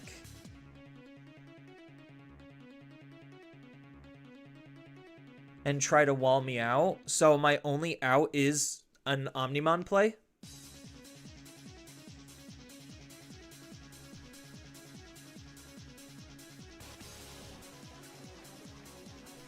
So he Digivolves into Magnetic for 4.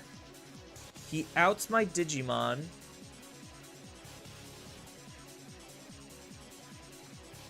Because he would just de-Digivolve me so that this inheritable doesn't mean anything. And then he just has to put up a good wall and hope that I don't have the ability to rebuild. Which right now I have to live on a prayer of rebuilding. Oh, I guess he's just gonna play a close or play a Digimon. He's playing a close. Okay.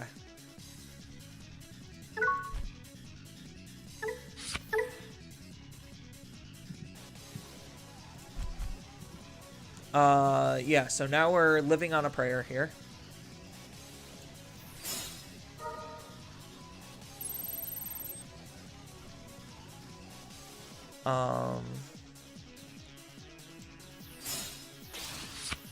That's really good. I'm mainly just looking for Omnimon at this point.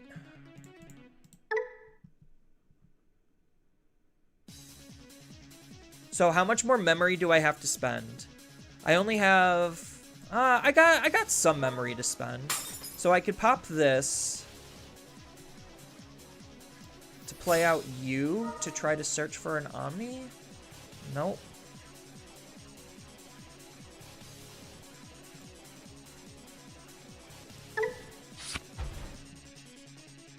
So what I should have done was I should have played Cool Boy before Digivolving here. Because that would have been basically a 1 memory Cool Boy. So I have to find Omni off of this, otherwise I just automatically lose the game.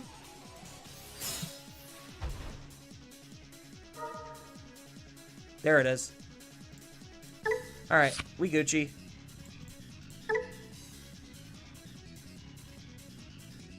Alright. This has the option in it, right? Yes, it does.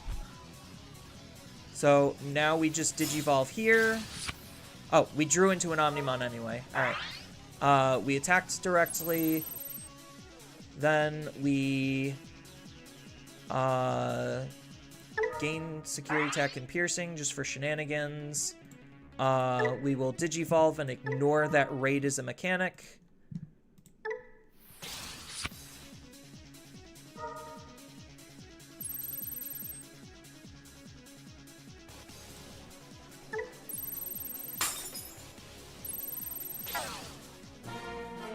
There we go.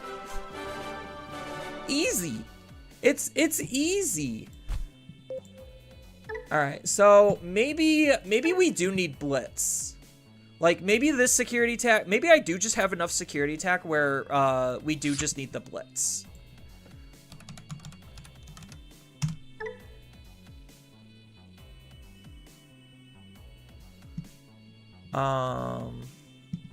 Level 6 in red. So this is Rush Raid Blocker. This is Raid Reboot. That's not doing anything. We already have that. This is just unsuspending, but we don't have ways to give ourselves piercing.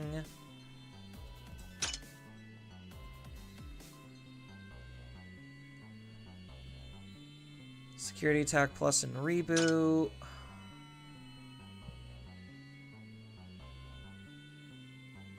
Digiburst. No, we're not using that.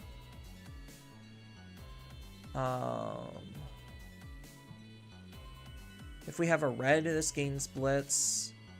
There is an argument for maybe a Gaiomon, because it's treated as having Greymon in name. And then it's still gonna gain Blitz. It might have de-Digivolve just because we do have some black stuff. So maybe Gaiomon is semi-relevant. Just because, like, deleting stuff isn't necessarily always the best. Like, it's not bad, but it's not always the best.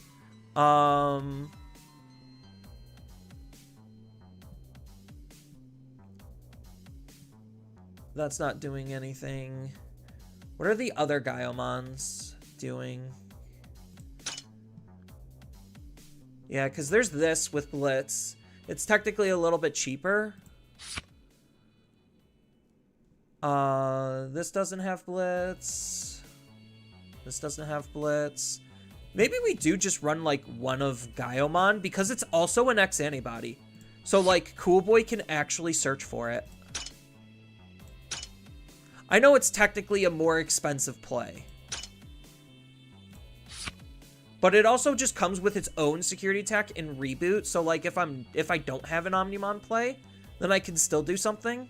And it also gives me access to use X antibody on Metal Greymon to go into Gaiomon. So that's not terrible either. So maybe the answer is just like a one of Gaiomon, just because its Wind Digivolving ability will always make it have Blitz.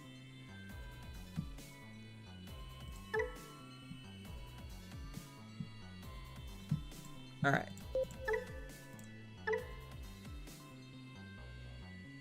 Even though I do really like the idea of, like, just the play patterns that I noticed, I think I do need the end of turn attack potential more than the additional security attack +1 buff. This isn't terrible. We have an Omnimon, we have an offense, we have a tie. We can make this work.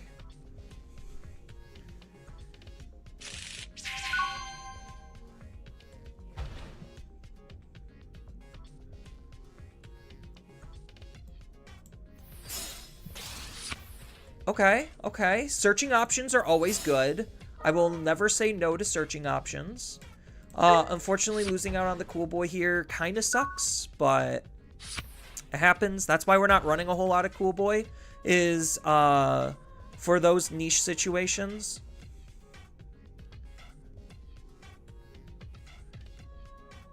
Yeah, I also just value de-Digivolve, like, a lot.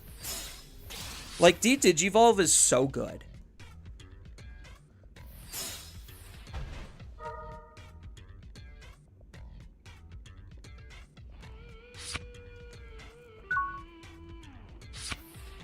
Ooh, double ties. But I think we're still in the build phase, so we're just gonna set up an option. We already have an Omnimon in hand, so we're forced to take Wargray and bottom deck everything. I hate it, but they can't attack our hand. So, like, our next 2 turns is most likely just try to set up our Tamers. I don't particularly care what he does as of right now. I guess the massive amount of blockers might be annoying, but again, if I'm able to go into, like, full combo, then I guess all of his Digimon just functionally do not exist. Ooh, that's pretty good.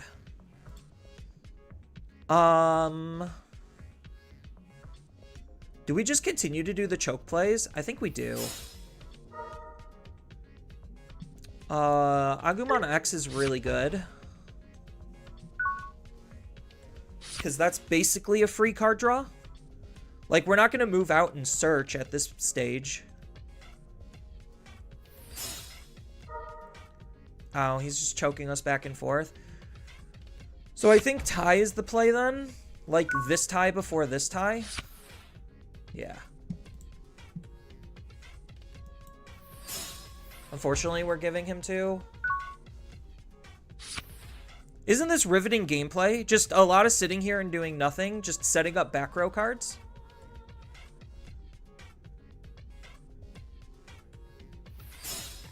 Peak Digimon.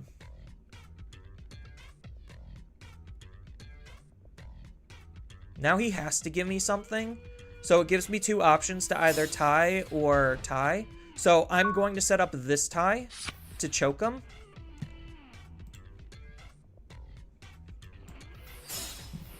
And now I can't be choked. And essentially, I'm just missing, what, 1, maybe 2 pieces? Or I probably have enough memory banked in the back row to where I really just need to find the level 5s, and that's pretty much it.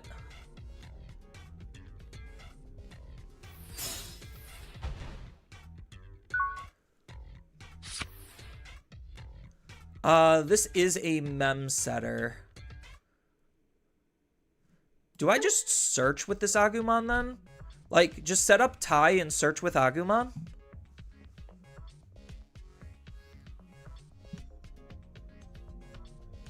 Because I can't kill in this position.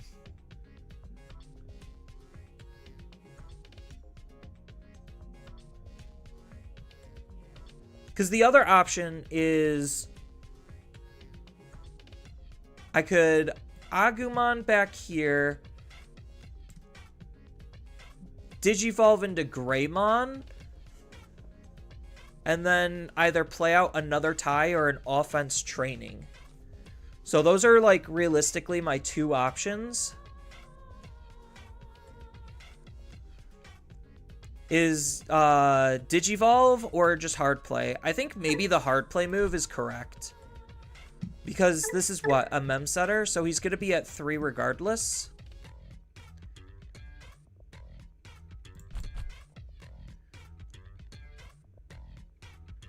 So realistically, I have maybe 1 more turn. So I think I do just do the double setup. Like, take the search and do double setup.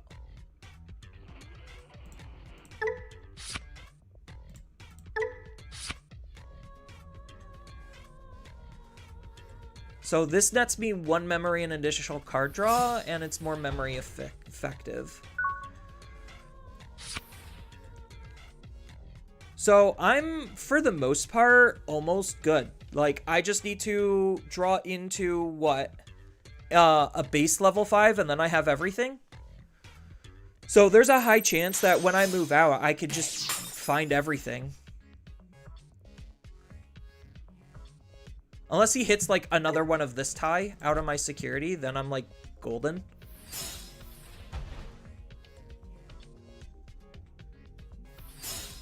I mean, I could technically do a lot right now, as is. Okay, never mind. Alright, it looks like we just win the game here.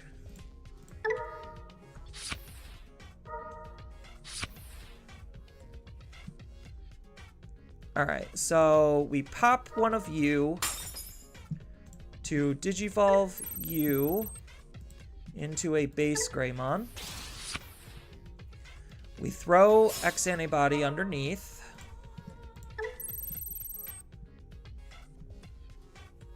Digivolve for 0.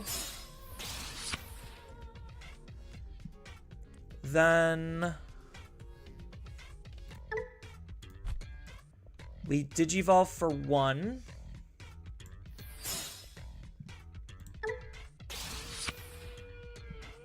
Use the effects. Throw Agumon underneath. Delete a Koromon.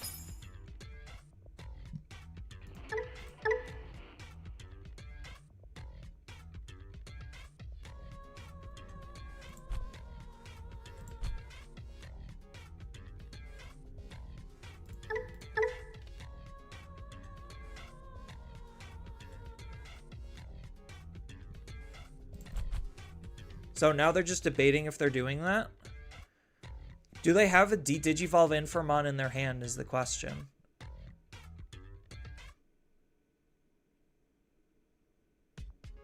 I think I might be resilient enough for Digivolve.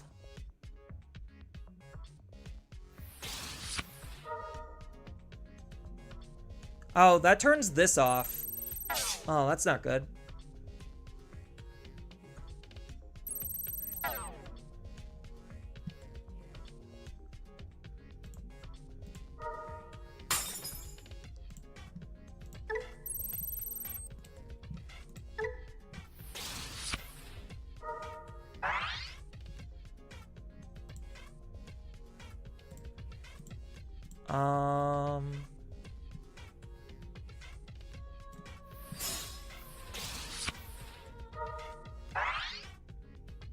Oh, I just functionally can't attack with him, period?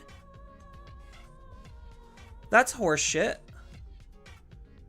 I thought it was as long as he's 8 or less, he can't attack. Okay. Alright, I kind of just lose then because of that.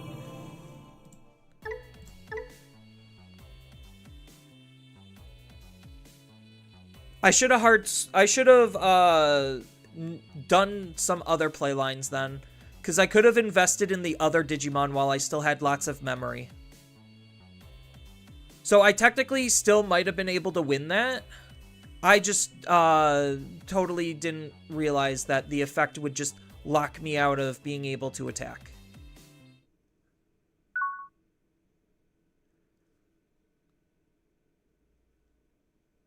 Yeah, it's like, between removal effects, you just don't want to give anything for the opponent to interact with.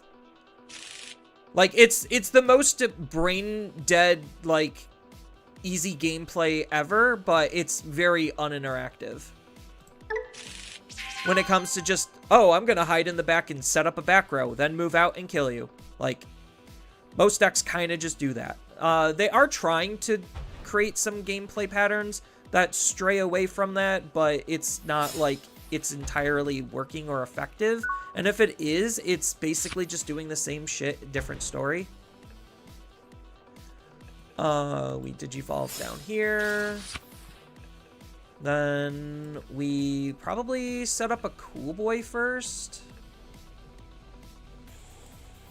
Yeah, we'll set up Cool Boy. See what our searches are off of Cool Boy. Ooh, complete whiff. Not good.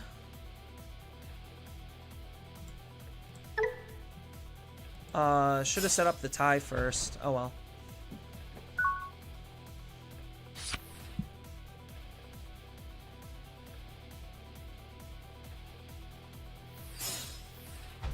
Heavy metal. Yeah, I'm like, I could take as much time as I want. Heavy metal is no threat.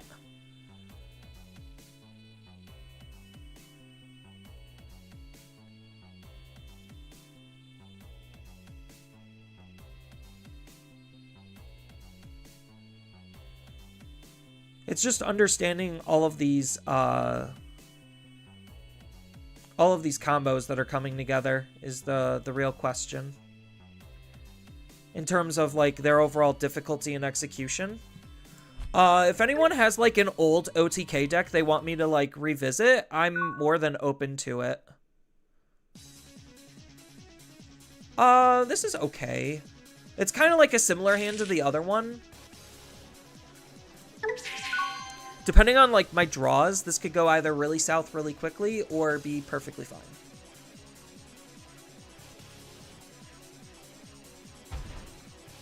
Ugh. This is probably the hardest matchup. Set up a cool boy right away.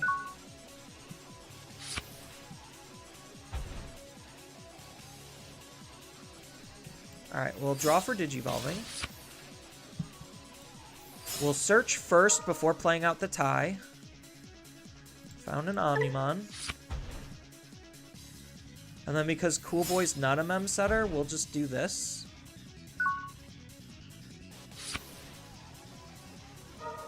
Oh, so I'm still missing a lot. Ideally, I would want a level 4 Digimon. So that way I could have, like, Security Tech Plus, but I could kind of make this work. I need the X Antibody option to really make it work, though.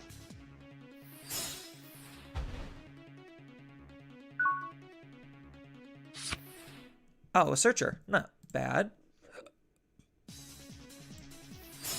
I'll take a Search.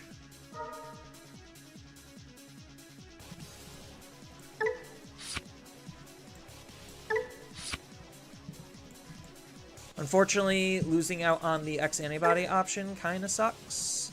But this does kind of just give me something to do in the meantime. Most likely this Agumon is as good as dead, which is fine. Another Magnamon? A free Magnamon. What's his follow-up then?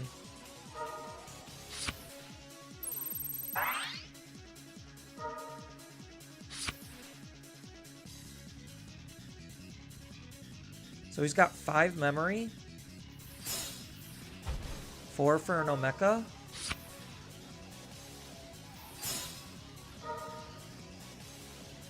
Okay, so he's playing Taxes.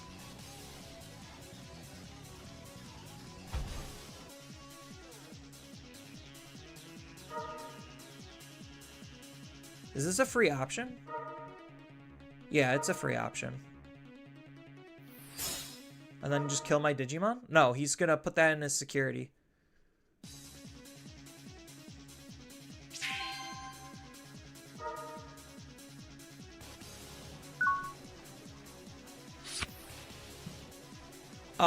So what am I missing at this point?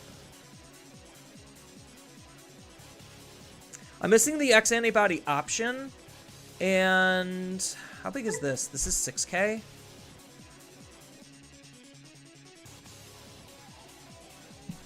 So I think I hold one more turn. So we'll Digivolve for 2. That's not terrible. It's not exactly what I want, but it's not terrible.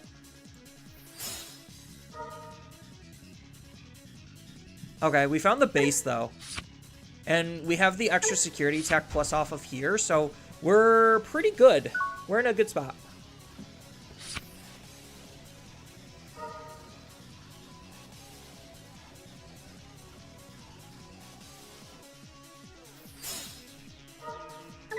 So the option is free.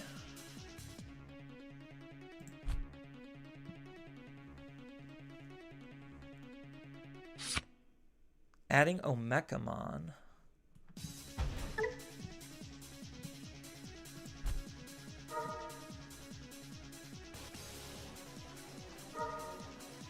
So right now, because of the extra tie and the digital gate open, the card in security does not functionally matter. So this is a free Magnamon. It's a +1 Magnamon. So what, is he going to drop a second Magnamon? Cool boy, that's a huge draw. That's really big. I could technically take the second Metal Gray. The second Metal Gray is not terrible. The maybe it is just the safety Omnimon, like the backup Omni, is probably the play. Because I'm most likely just, depending on how much memory he gives me, I'm most likely just going to kill him.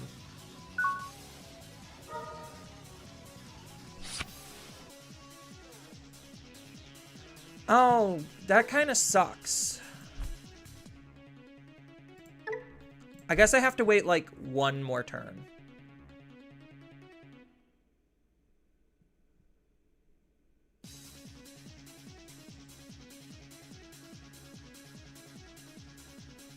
Yeah, I should have took the other Metal Gray.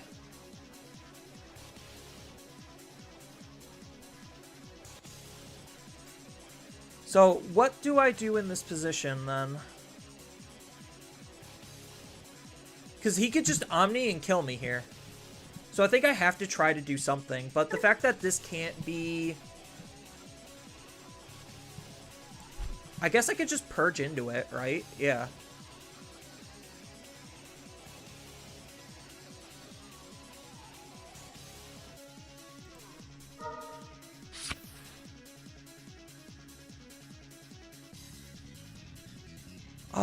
Do I take this free evolution? Probably.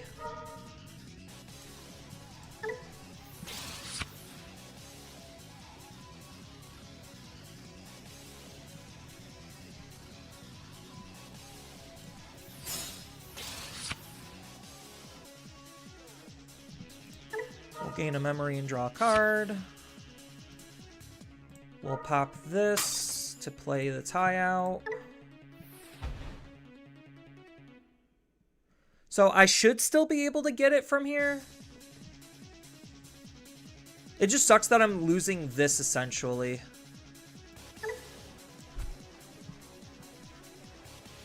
Because this is what? On delete? You get to place this to the bottom, so I can't delete this.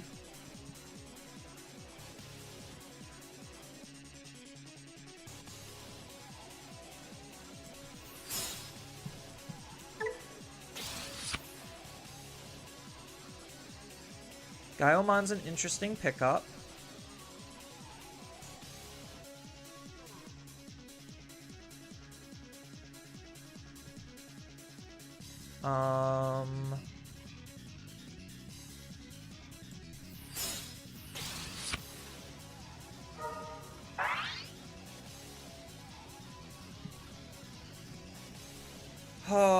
I have one play.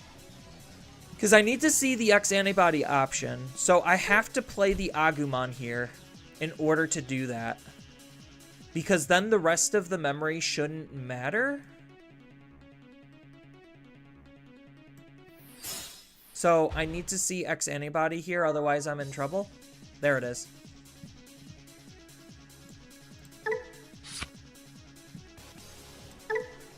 Nailed it. Alright, we're good.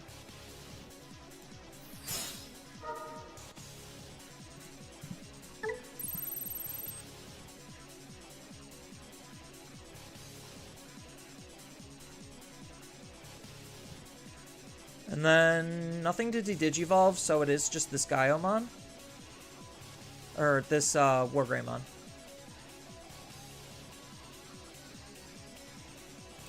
Do I get to choose, or does my opponent choose?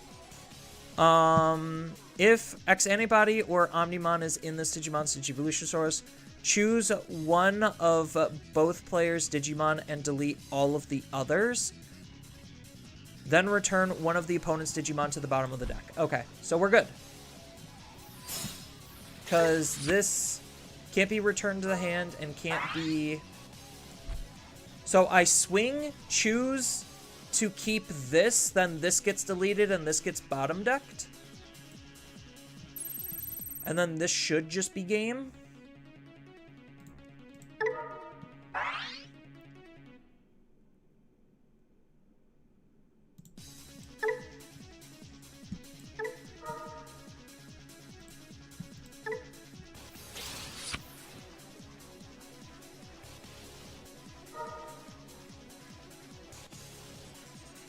So this won't get deleted.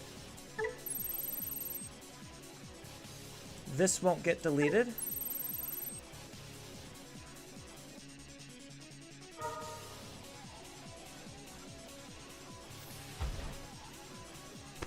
God!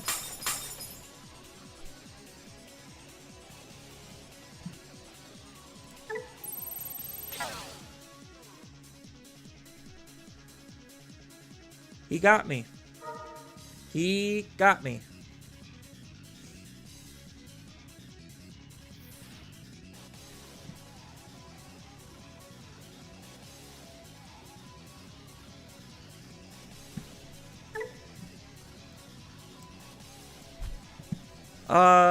I do have piercing though.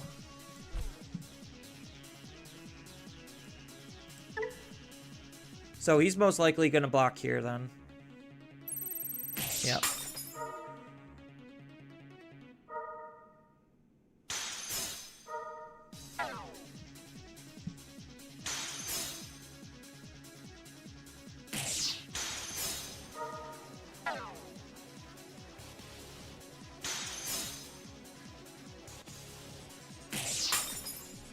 Yep. He got me.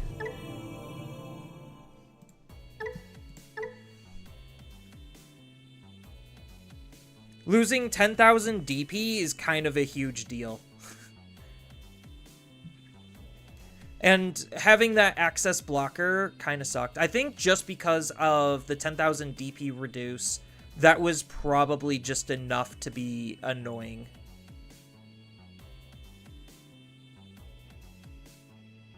Yeah, Royal Knights is just such an obnoxious deck. Like, a deck like Royal Knights really makes me wish rotation existed.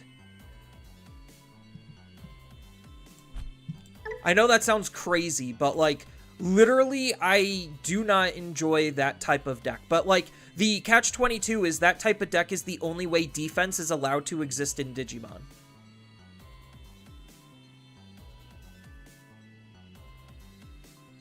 To be fair, that was more security check than the extra Omeka appeared. Yeah, it's the stupid cool boy. Like, honestly, I think hitting the Omeka to 1 probably is the play. It 100% is the play to nerf Royal Knights. Like, they have an Omekamon, so they can still utilize cool boy. I hate Royal Knights. I hate Royal Knights. I hate Demon Lords. I don't find those decks to be very fun because they're kind of just the opposite of stuff where it's just like, okay, they're the reasons why you don't want to play things out because they're the types of decks that will punish you the hardest for giving them something to interact with. But the game design then shifted into, okay, if the opponent isn't going to be giving you something to interact with, then we're just going to make the proactive ability on these cards even better. This is okay. So it's just like, okay, there's no Digimon to delete, so just create a token. Just draw a card. Just do things that are going to be benefiting you for the opponent not playing the game. So like we're in this really awkward position where it's just like interaction is bad, but not interaction is also just as bad. Do I use this turn to set up Tamers? I think I do. I'll set up one Tamer and one Searcher. What do I need? Probably the level 5, because I already have a level 4.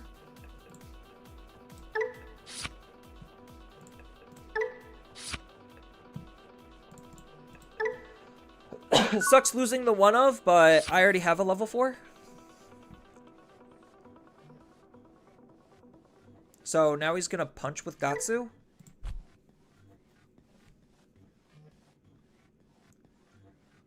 Like, I don't know. There's a lot of really messed up things with how Digimon's design is developed. Like, I think BT15 had probably, like, one of the best balances. Where it's just like things weren't like super OTK heavy. And I'm talking BT15 post APOC, like obviously. I hate the Liberator Omnimon X. Oh, 100%. Omnimon X is just absolutely such a fucked up card.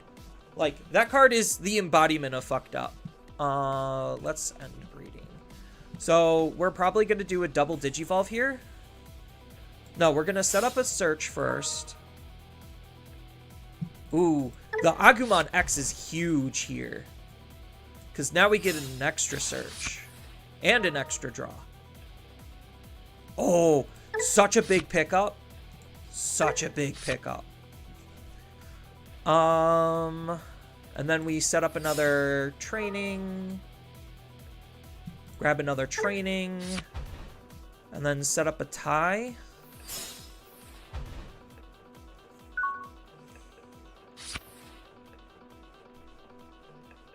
So I just need to find a level 5 in Omnimon X and I'm pretty good to go. Well, the new DNA Ex Machinamon is coming, which I love DNA in the fact that you have to out it 4 times and it can't be trashed and its stack can't be DP minused and removed is kind of crazy. Do you have to out it 4 times? I have to like go back and reread some of its pieces, but what's giving Ex Machinamon protection? And when is the form change for Ex Machinamon to become Deus Ex Machinamon? Alright, so I think we could probably safely say that, like, Wargreymon OTK is still a relatively viable deck. Is it the best OTK deck in the format? Probably not, but it's still relatively viable.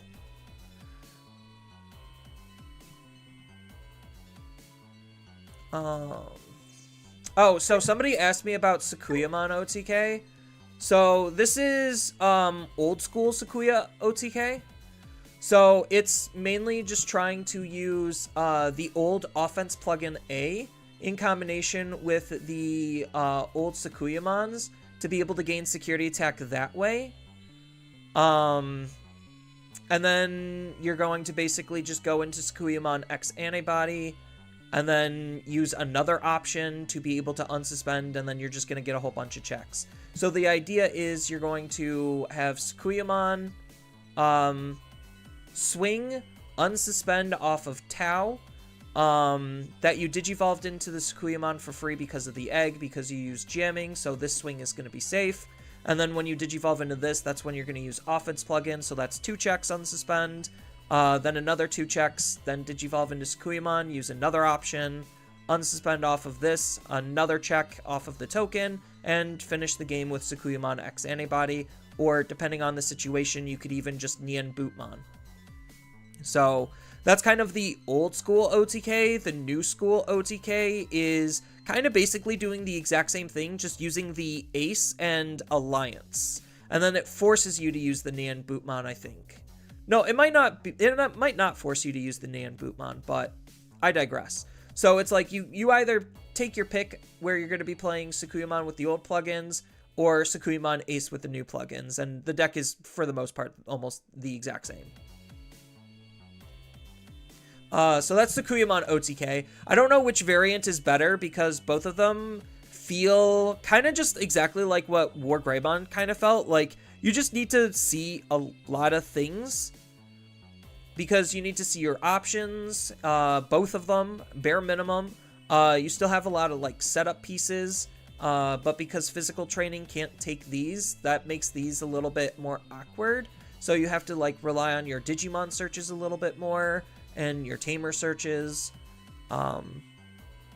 So it's interesting. We have Rocks OTK, Virus OTK. Well, I don't think Virus is an OTK deck. He can. It's not the whole purpose. We have Gallant. Like, what are some other old OTK decks?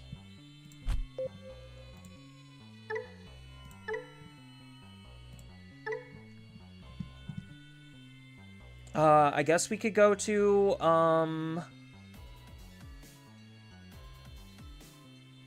Eggman events. And try to see what some of the old, OTK decks are. He's got all the way back to Draconic Roar, which is EX3, which is pretty close to the, like the OTK metas of old. You should try Medusa OTK. I could. I'm just trying to see. So there's Dorpic OTK. I know I covered a Dorpic OTK and Shine OTK in my last video, which is what spurred me to think about, like, oh, what are some of the other old decks that could just OTK?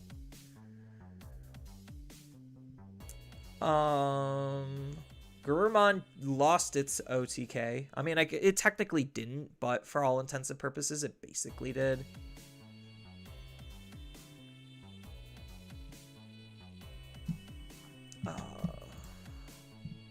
I might try Medusa OTK. Grandis. Ooh.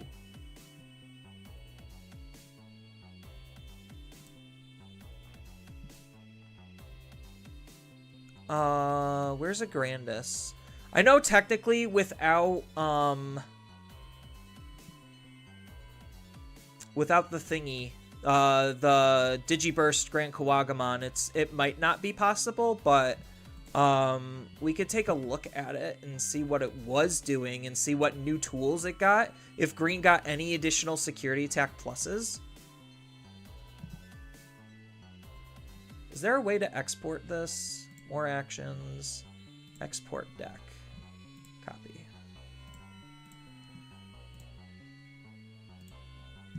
Alright, we'll save this as a nothing and import from clipboard. Alright, give me 2 seconds to run to the Johns, the little boys' room, if one might say, and we could see what we could do to revive Grandis OTK. Maybe it's worth looking at.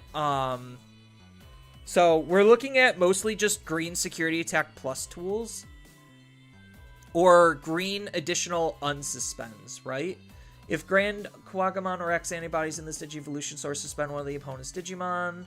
And unsuspend this Digimon. Okay. Alright, so give me a second and we'll be right back. Evolve into a Resturmon Superior mode for no suspend. Attack Evo into Medusa and swing. And then Owen. Yeah. So I'll look into Medusa and then I'll look into Grandis, because I know Grandis was a great old time. Just give me 2 seconds. Or I guess 2 minutes. I'll build both at least.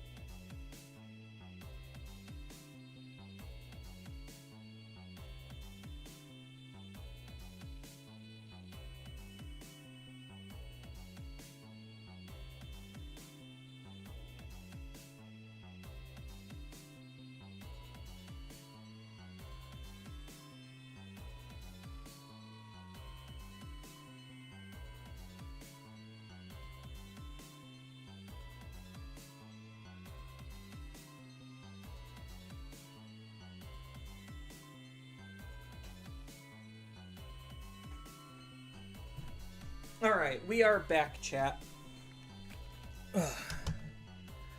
So, how did this deck work to begin with? That's step number 1. So, we mostly used Okuamon, go into Okuamon X. That lets us go into... So, I guess we gotta look at maybe a new Grand Kuwagamon, if any new good Grand Kuwagamons came out.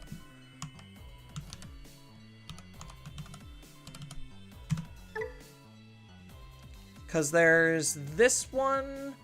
Suspend one of the opponent's Digimon. Then this Digimon can attack an opponent's Digimon. Not great. When an opponent's Digimon becomes suspended, gain a memory. So this could basically just... But it's already a super expensive cost. The cute thing is it could Digivolve off of Dino Beamon. So theoretically, we could use the red Dino Beamon and a red base. Then there's Grand Kawaga Ace. There's this one that just natively has security attack +1, which is not what we want. So tentatively, this just has piercing and +4000. So we'll just throw these in as filler for right now, and kind of explore and experiment a little bit with security attack plus. Oops.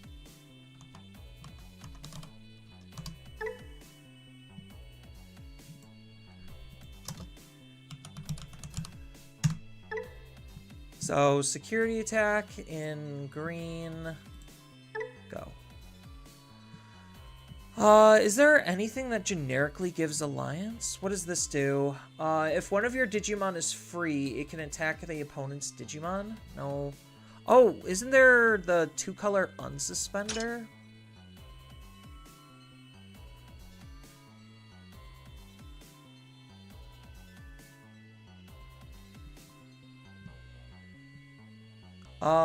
When your opponent has a suspended Digimon, this Digimon gains security attack +2 or +1. That's kind of not what we're looking for.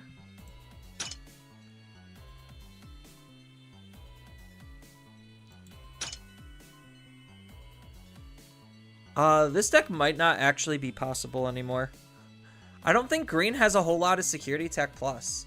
Like, there's Master Tyrannomon, but, like, am I going to be playing a Tyrannomon base just to run, like, Grand Kawagamon and Grandis? Probably not.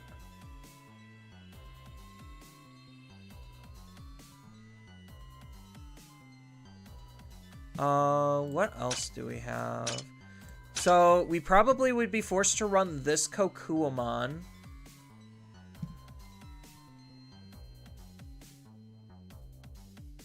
Which kind of sucks. So let's get rid of the Rookie Floodgates and throw in the Kokuamon.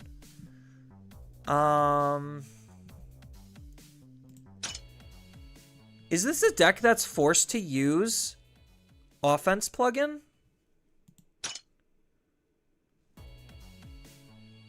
That's piercing. Not exactly what we want.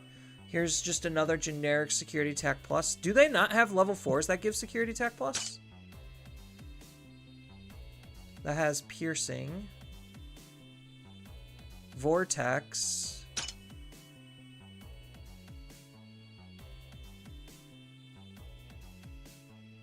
End of attack. You get to place this under, but you're losing a mega. Gross.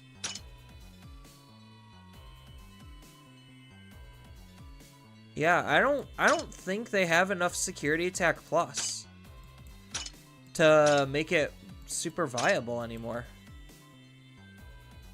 Like, I would have to have Lotmon for Alliance. So I would have to, like, double Typhoon, play out Lotmon, then Lotmon Alliance. So maybe I'm forced to, like, look into Alliance.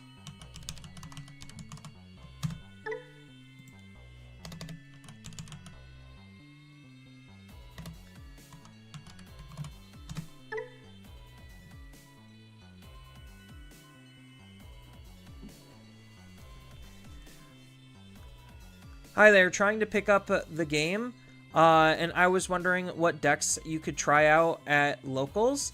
Kind of just anything, really. I guess, like, what playstyle, Terry, are you really looking to try to get into? Because enjoying your own deck is going to be more beneficial than trying to pick something to cater to the play group that you're trying to come into. So understanding how you want to play the game will help you give a good direction. And I'm going to preface this by saying not all playstyles and decks are viable. But again, you'll get there eventually just by vibing out what the locals play group is like. But there's a lot of decks that are technically viable. If you want something like quick and easy, starting off with upgrading a starter deck usually is like the fastest way to do it. Is it sometimes the not optimal way in terms of monetary value? Yes, but it's a fast way. Anything combo centric that could go wide a bit? Combo centric that could go wide. There's a lot. There's actually a lot.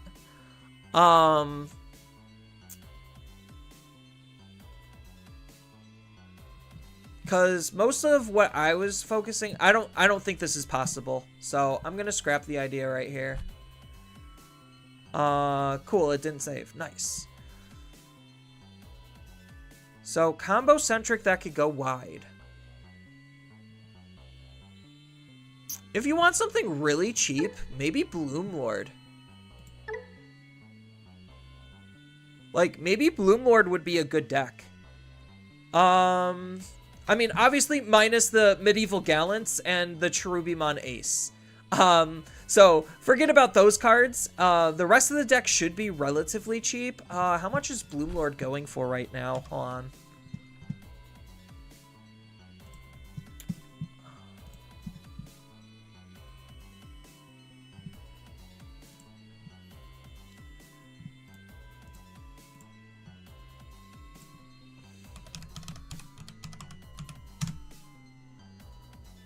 Bloomlord's $1? Cool. Or you could get the super ultra mega version for 15. But Bloomlord's $1. I mean, green's usually not seen as a highly strong color though. Because you could also play God, what's his name? Zephiga. Because he's getting some support, so starting to invest in this deck isn't, like, the worst idea in the world. He has a starter deck, so he's somewhat accessible. Like the Vortex Guardians. How much is that starter deck even going for right now? 15? That's not bad.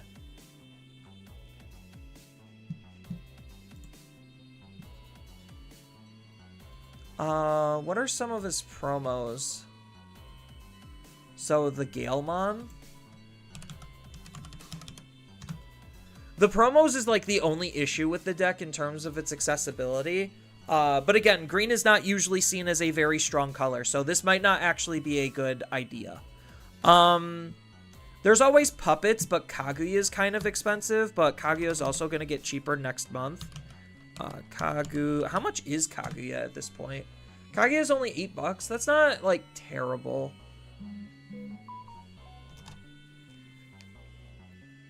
Kaguya just doesn't have any OTK or, like, super good kill power, so she's mostly just a control deck. And there's not, like, really that many combos to her. So, let's look at, Eggman. The Eggies. I know this format's kind of just not a good representation, so we could probably go to, like, BT22. Like, there's a lot of purple decks that kind of go wide. Like, Levia is a good one that, like, But Levia has a higher, like, skill ceiling, I guess. So there's lots of more room for error and misplays and messing up. But, like, Dog Package is pretty, like, broken. So let me just click on a Levia deck just to kind of show it off a little bit. So, like, this is kind of just a Levia deck in a nutshell, where you're using the Dog Package. So the Dog Package is Cerberus Spawn, which plays out a level 3 Digimon when you Digivolve into it, that you could then use to sacrifice if you go into your level 6 to get an extra attack. You have, like, playing the extra body gains Rush, lots of cute memory gain between, like, drawing and discarding cards, because you have Goblimon, which will gain you a memory when you draw and discard cards, and you have the Doberman X Antibody, which will draw you and discard. So it essentially turns his 2-cost evolution into a 1-cost evolution. Like, this is probably one of the more consistent purple decks. It's just the price of Leviamon might be a little on the high side. How much is Leviamon?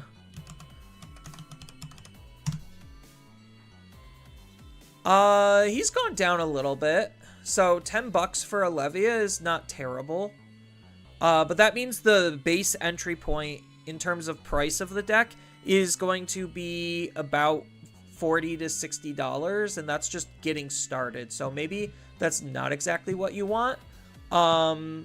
You could just run Titamon instead of Levia, and still run, like, Dog Package, because, like, that package could be used for various different things. Because Titamon can gain you Security Tech Plus, so it would turn into a more, like, OTK-centric deck, which is usually not terrible.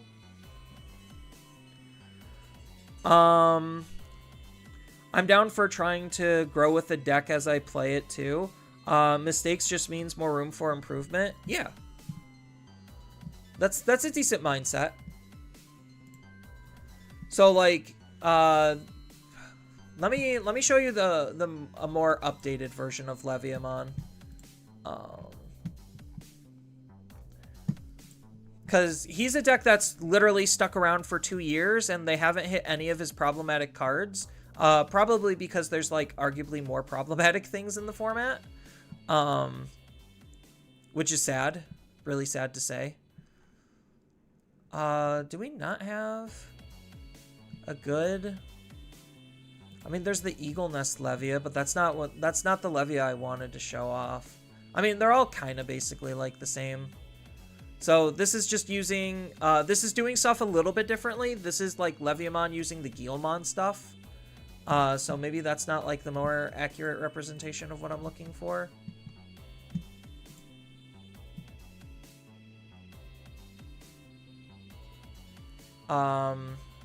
There's always... no, Mastimon's too expensive. Beelzemon might not be terrible either. He's kind of more RNG based. Like, you're trying to mitigate his RNG is part of the fun. I guess, like, yeah, going back to this type of Levia deck is probably close enough. That's regionals, LA regionals.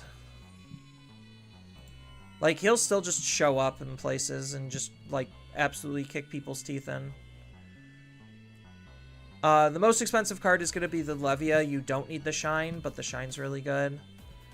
There's a lot of very, like, a lot of Digimon decks do kind of just play the same. So, like, if you want to play Leviamon, you could play Lord Knight, you could play Titamon, you could play, like, any purple level 6 top end, because your bottom end is, like, almost identical.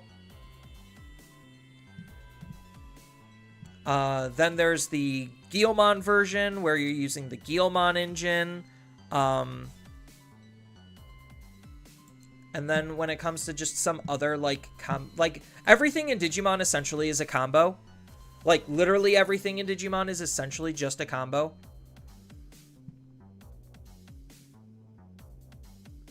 So, like, you could also potentially play something like, I don't think this would be terribly expensive, like Galaxy. Like, outside of these level 6s, you could kind of just play Galaxy however you want. Because again, it's the same type of concept. You're using a hyper generic low end to go into kind of just any top end you feel like you want to play.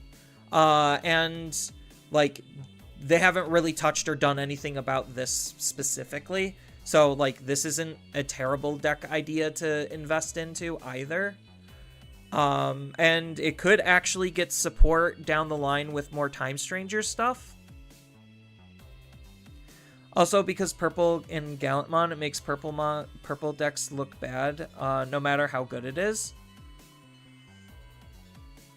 Yeah, so if you're familiar with, like, Dusk and Dawn, like, it's mostly just pick a good Digimon that you feel like you want to play around with, and there's most likely a combo-esque deck around it. Is kind of like the answer there. Oh, I guess while I'm on Eggman, I should see if I could find a Medusa base to just rip so I don't have to do anything crazy. Yeah, because right now we have a lot of stuff in Digimon.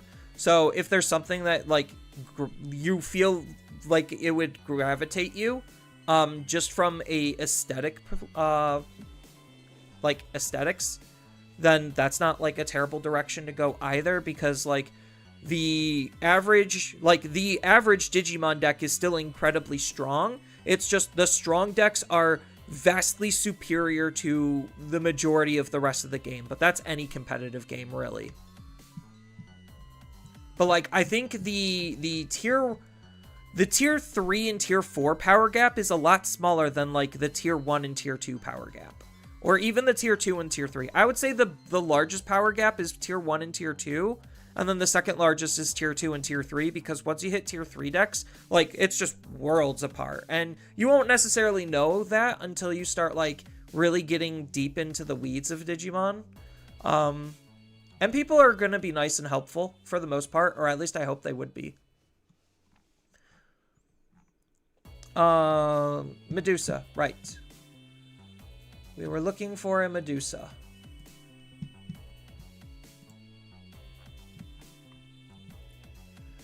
Do we have a Medusa? Not anywhere in here. Oh, there's All Force.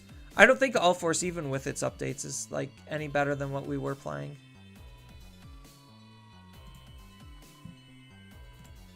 Do I have to go to World Convergence to find a Medusa list? Gross.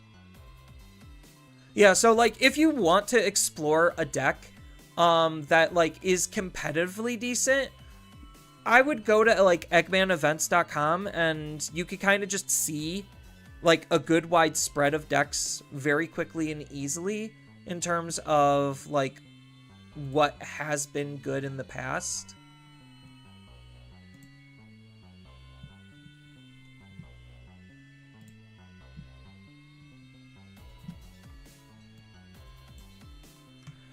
Because I think, like, the biggest thing a lot of new players struggle with is, like, where do I go to understand a lot of, like, the resources of the game? This needs a lot of work, apparently. Holy crap.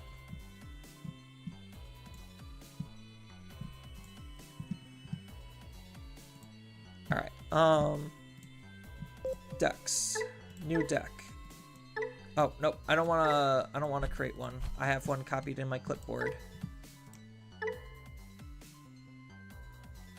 People's at your locals have been nice. That's good to hear.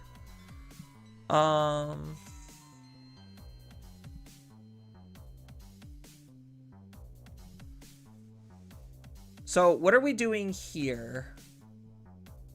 Like, why is Grumblemon a card in this deck?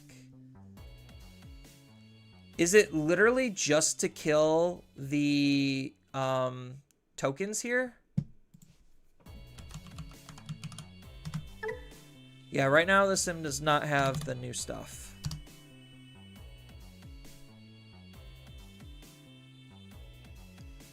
Also, the new Medusa support that the deck is missing because it's so old. I don't necessarily think Medusa's that old. It's like barely even a year old. Oh, Oh, it got a promo. Dimetramon.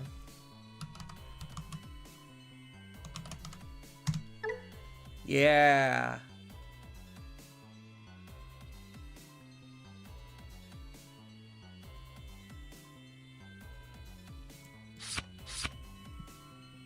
So let's take Grumble out because Grumble's not searchable. Or is Grumble searchable and I'm just being silly?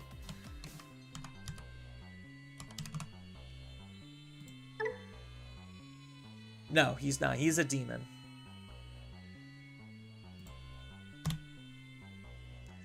Probably hybrid for game. You're not entirely wrong there.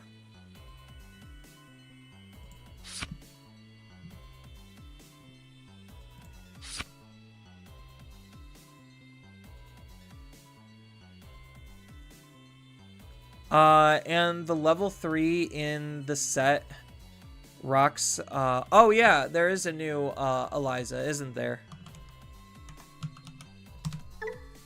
Yeah. When this Digimon would digivolve into a reptile or dragon can reduce the digivolution by 1. And then plus 2000. Is that better than just retrieval? Probably is.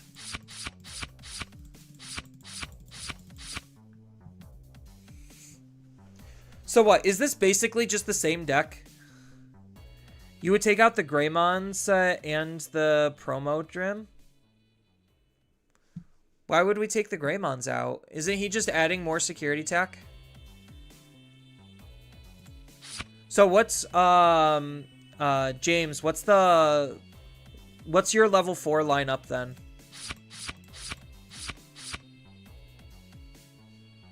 Because I'm not opposed to it. I really don't know exactly how Medusa works.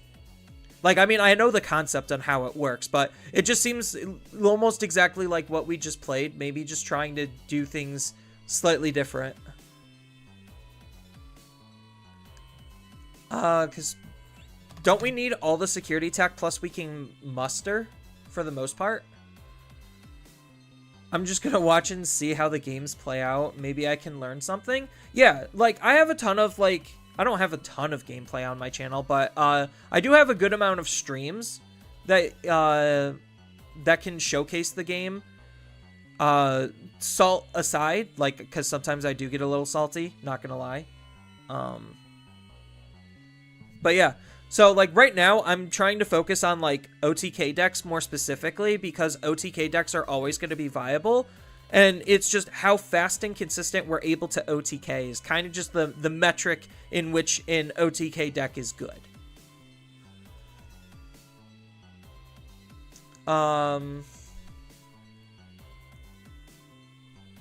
Four promo dims, 2 security tech. Oh, so you just swap the ratios. Okay.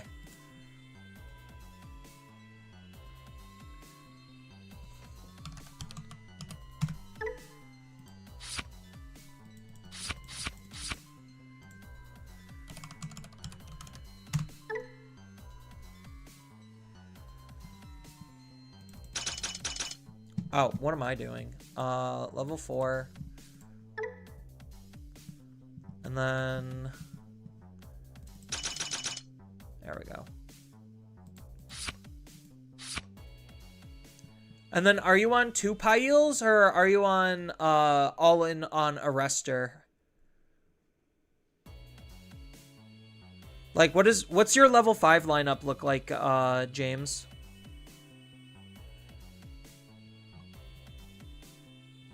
Because if we're just trying to give security tech plus, then, like, this is probably okay. I hate the fact that I can't TNA, but I guess that doesn't realistically matter. We're just in it for the inheritable. So what, we would probably just, like, Digivolve all the way up into this in the raising, and then just Digivolve into Medusa and just swing big? Then we use Owen and this. Oh, wouldn't we need, we probably would need to scramble.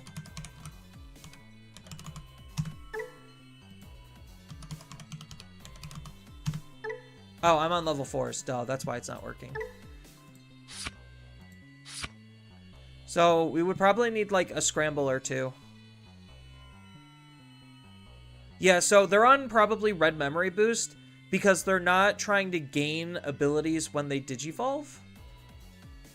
Yeah, you're not actually trying to gain abilities when you're digivolving, so offense training is just a little bit worse, and you need the memory.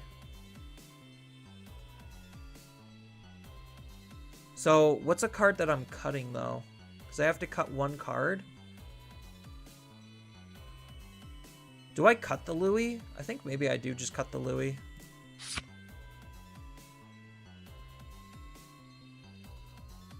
And then, do we want Digital Gate open in this deck? Or are we okay with just doubling down on memory boost and offense training?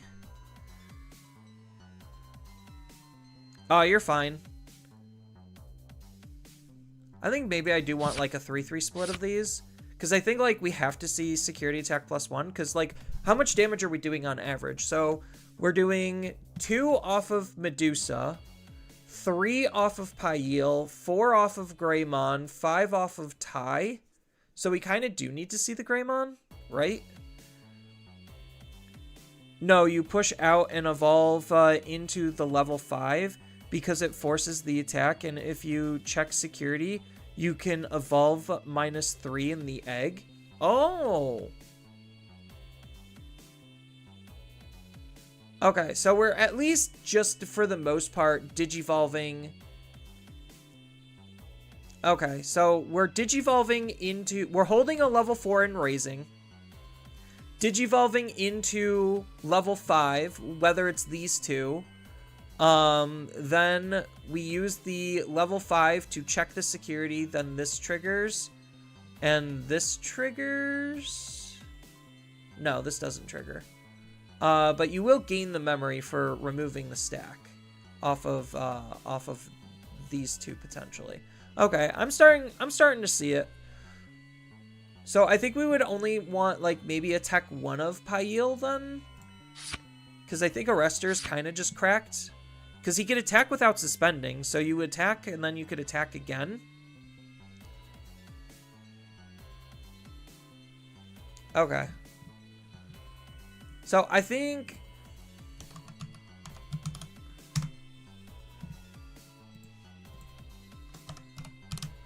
Alright. We'll try this. I don't know if this is better than Wargrey or not. But, like, that's an example where it's like, it's essentially just trying to do the same exact thing. Check Discord.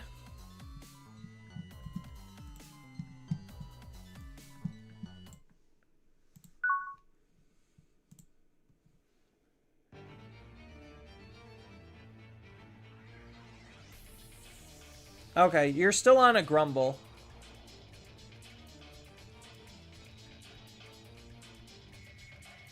Okay, I see what you're doing.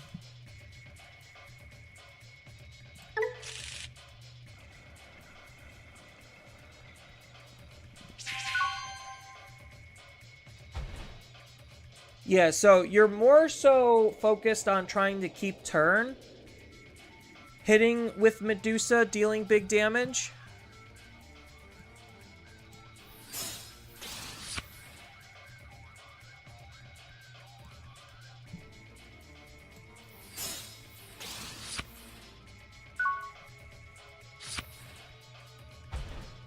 Oh, okay, you're the grumble.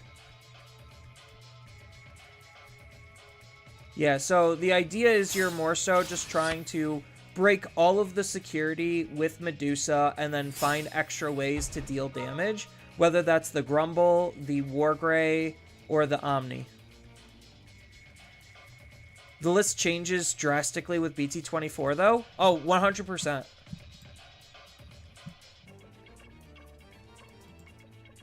I guess I should update my...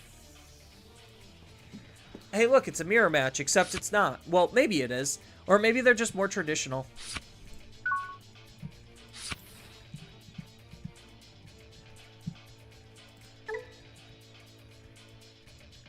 Ah, interesting. Interesting. Alright, so we're going to set up an... Oh, wait. Is this the mem setter? No. We're just going to set up an Owen.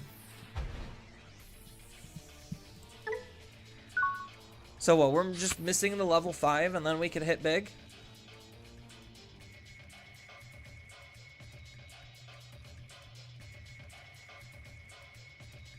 The big question is he going to hit my security? Yeah, I'll probably need to adjust the deck because I don't really know what I'm doing that much. Like, I mean, I know the ABCs. It's just play Digimon and then attack.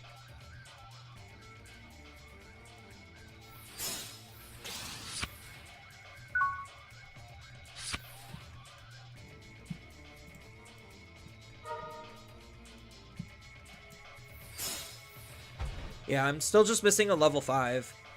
And I'd love to play out my Searcher, but I know that's, like, very much actively wrong. Oh, that's Memsetter Owen. I didn't realize that was Memsetter Owen.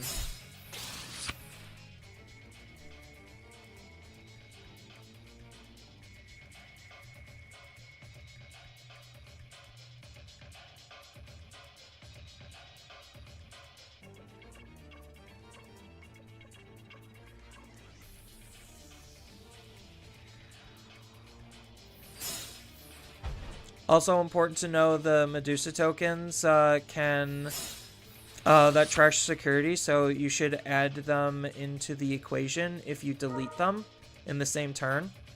Oh, that's the reason for the hybrid.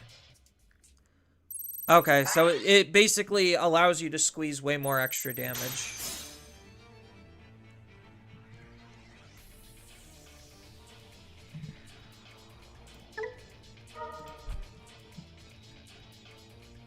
So now he digivolves into a Medusa.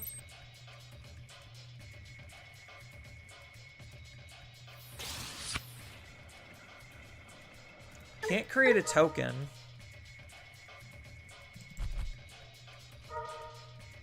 But he does get a gain of memory.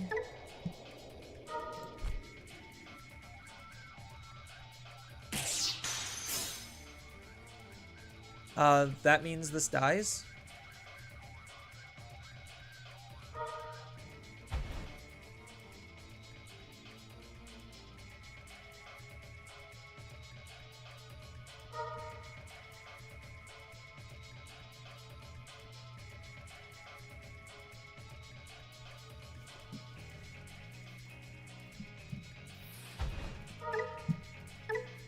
Oh, that's a new one. A new Lamia. I forgot that he got a new Lamia. So I'm literally just desperate and missing a level 5 Digimon. And then he deletes the token, which trashes the top. Well, there goes both of my Omnimons, which is unfortunate.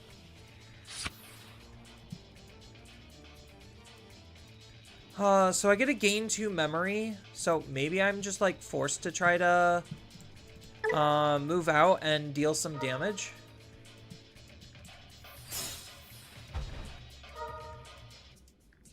There's a level 5. Oh, he's not a dragon kin. He's just a dragon?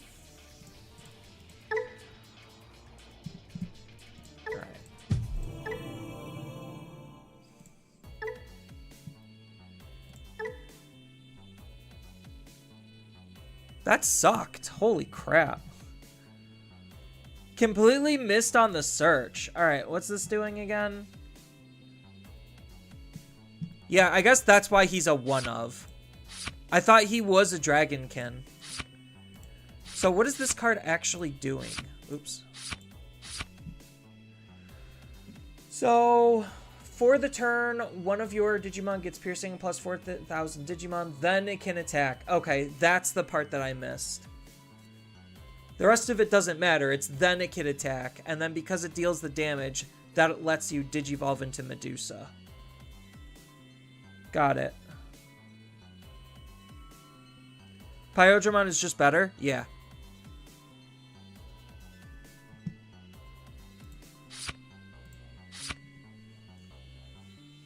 Not whiffing on that search. I was just like, nope, we are taking it out.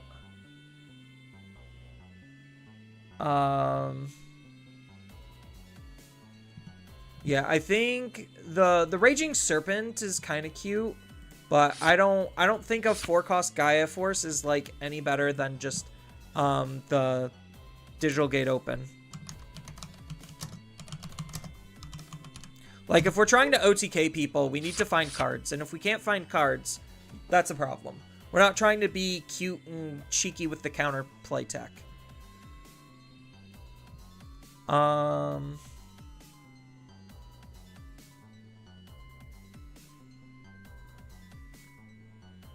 Sent you a BT24 list. Yeah, Pyldremon's also Dragonkin. That was the part that I missed, was the fact that Arrestor is not a Dragonkin. He is just a dragon.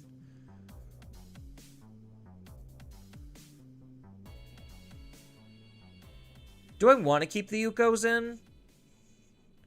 That's the big question. Or is the Guilmon better than Ukos? The Guilmon is what? Draw a card whenever you delete one of the opponent's Digimon. So delete their Petrophy token and draw a card. I think maybe Guilmon's just coming out too late. At least for my taste. I think I would rather have like 2 Ukos and then the double Liza setup.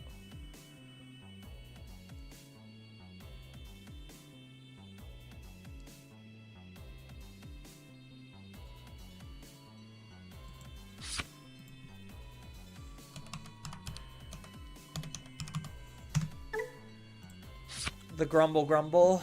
Add 1 Grumble Grumble. And then where can I find space for an extra War Greymon? That's the real question here.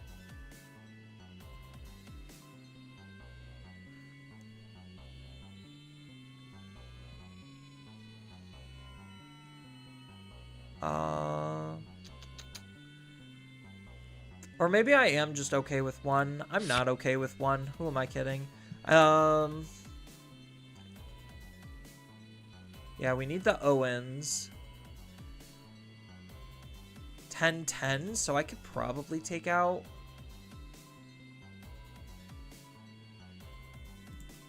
one of you. That should be okay.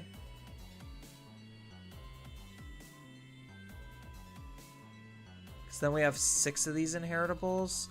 And if we already have an Owen, then this card becomes less valuable. I think that's fine.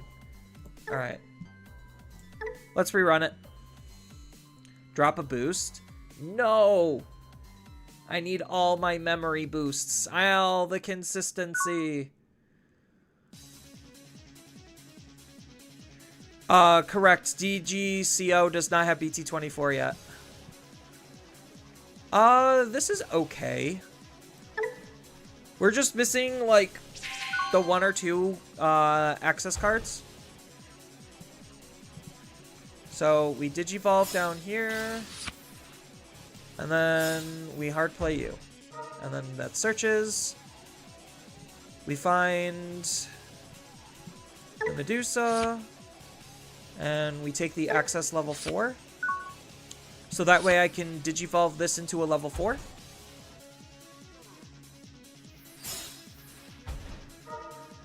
You're in the beta server? I'm in the... I don't have the beta version downloaded.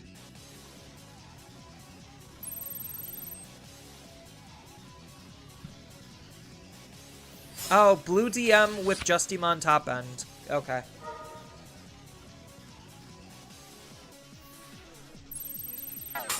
Oh no!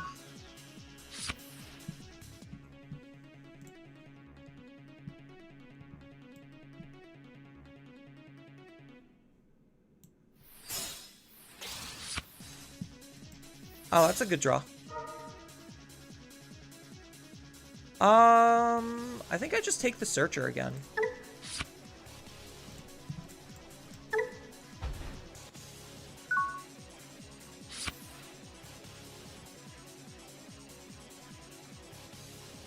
Really? I guess that makes sense using the new Medusa just because it's a little bit more cost of value. And if you're digivolving mid-attack anyway, then I guess you get more value out of it because the security attack plus won't matter. For the level 7. My only issue with the deck is you have to have the level 7. You've been playing Diaboromon and Medusamon in the beta server? Oh, that was cute.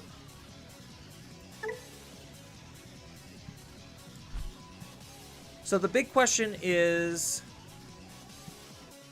can I get around Vademon?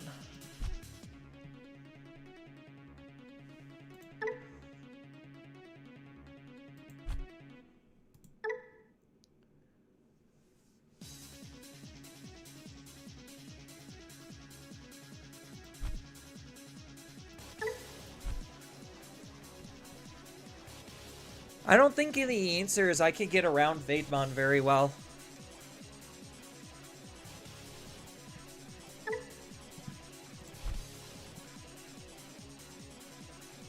Because he uses Fragment, and then he digivolves my Digimon because I can't kill it. Justy Top End will mess up your options, and Vademon will mess up your tamers. I don't think I have... Can this kill twice, though? When any of your opponent's Digimon are deleted or their security stack is removed from play, create a Petrophy token.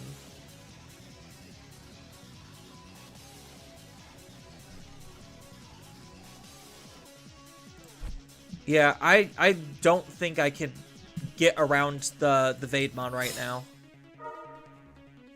Or at least if I do, I'm not seeing it.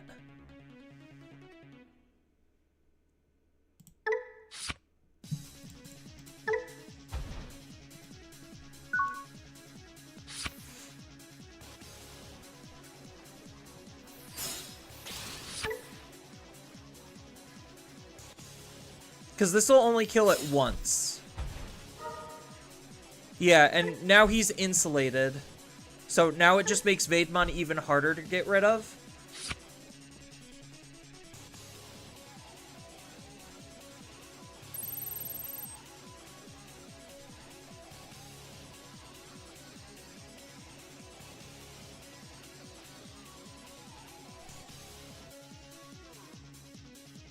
Oh, I have to interact with Vademon twice. Yes.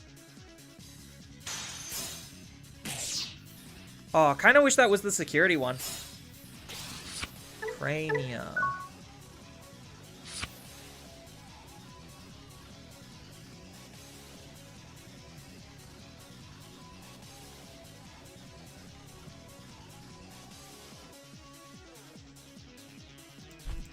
Does progress protect me from that? Am I just, like, screwed here?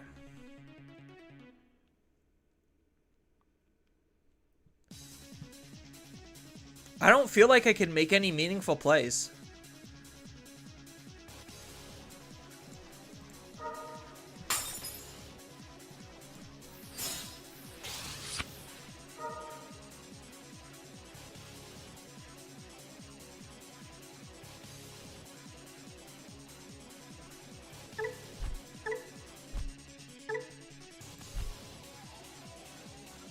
Like, I literally don't have any good plays. I don't know, try?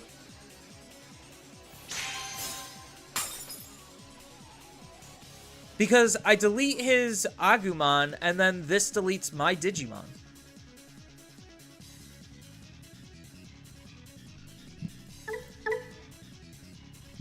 Oh, I guess I should have hard played a rookie before doing that, then.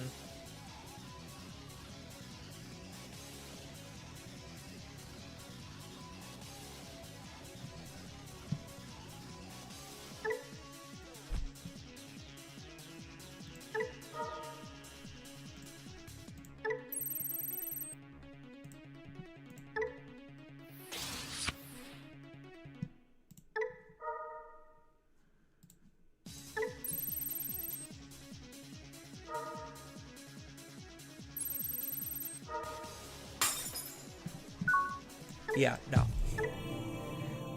There was absolutely nothing I can do to bypass any defenses.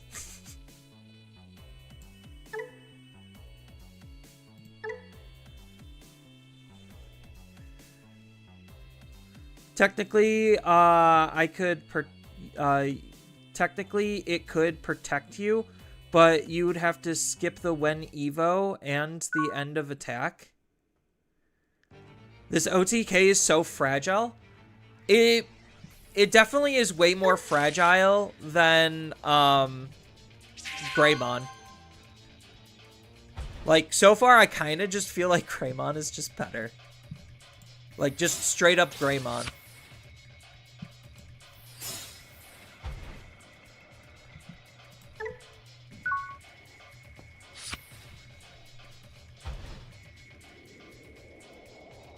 Yeah, fun deck.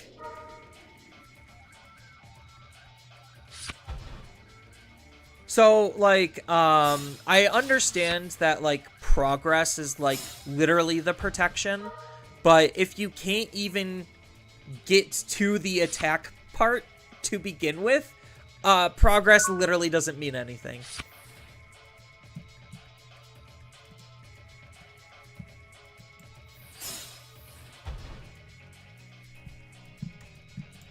Yeah, it's unfortunate I kind of have to throw the Tsukumon out. So next turn I could, like, promote. So hopefully he doesn't actually have a way to delete the Ukomon.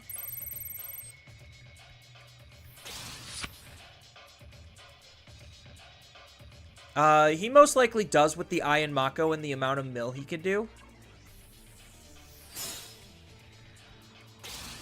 Yeah, so this Balmon kind of just fucks up my deck, doesn't it? Or does progress stop, like, basically his on-delete effect from mattering? No, it's because of the blocker initially. Because I don't think this deck has a way to bypass blockers or just figure out a way to ignore them.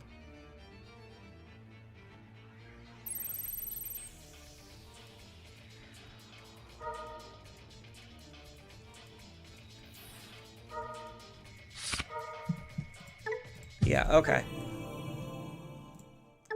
I'm not seeing how this deck is any better than the War Greymon deck that I just played.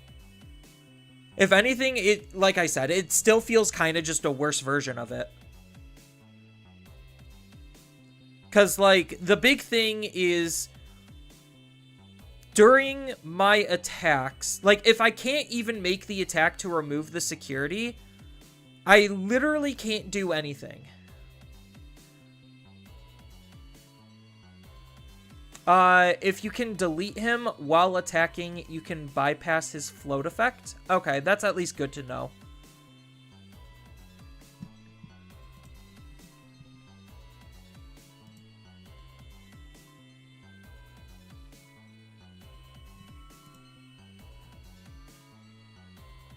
Greymon's also faster.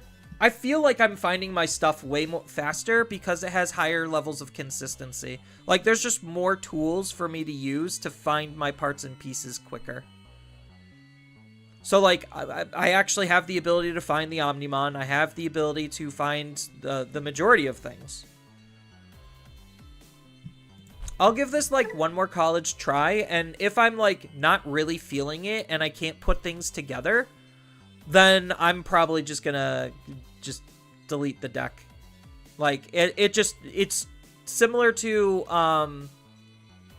Alphamon, where it's just like the idea is cute on pen and paper, the playlines are there and they exist, but for whatever reason, things aren't coming together, whether that's matchup wise or whatever else is going on. By the way, if you don't know, the other region servers are offline. It's just US right now. Yeah, I'm in the US server. I read the message. I'm guessing, like, based on the wording of the message, it feels more like a monetary thing, where it's just like, hey, I would love to do this, but in my life, I can't financially support the other regions.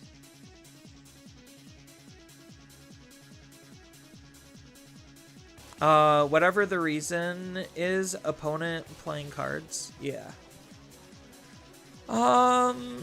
This is not a good hand. This is a little bit better of a hand, because at least I have Ukomon. I don't have any follow-ups, but I have Ukomon.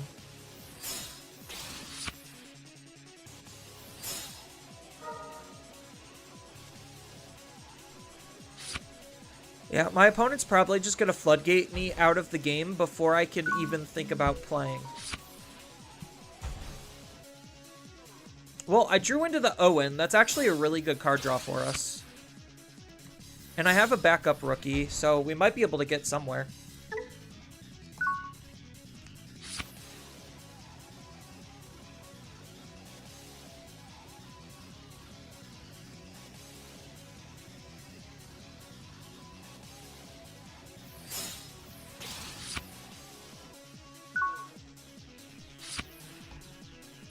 So I just need to find a level 4.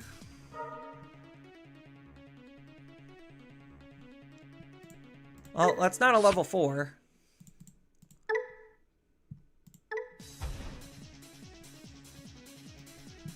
Oh, no, I have a level 4 in my hand. I'm basically good to go then. This just lets us play an Owen, which we... So, am I swinging with this Ukomon? That's the big question.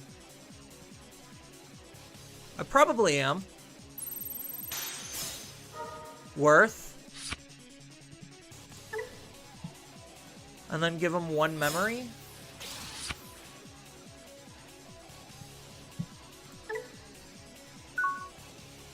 That was probably worth it.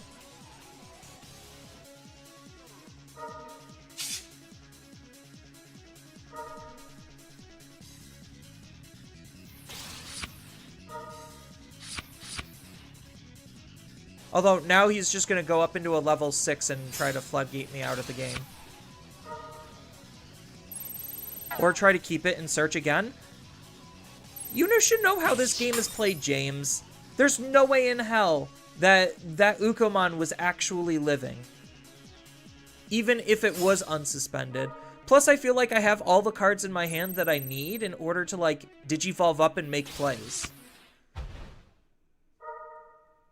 Although, that's kind of annoying. That's extra annoying. Oh, that's really good draw, though. That was probably the best draw I could have hoped for.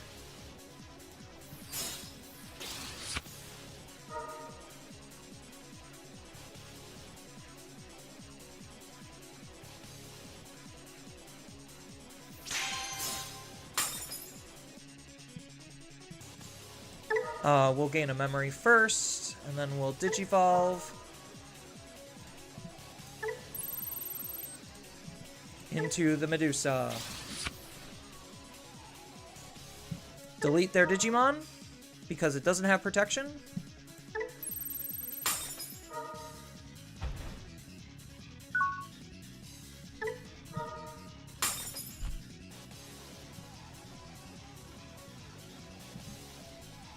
That was about the best I could have hoped for in that situation, to be fair. Now I just need to see a backup level 4, because my next turn is most likely going to be Eliza and Tamer.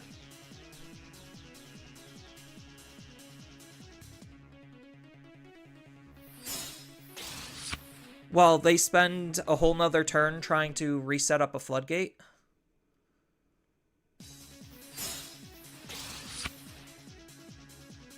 And then play a Tamer to pass turn. Although me burning their Tamer out of security was pretty clutch.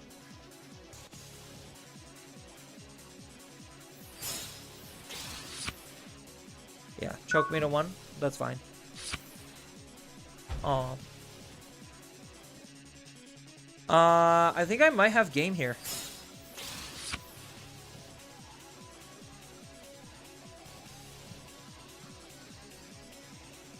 So I swing.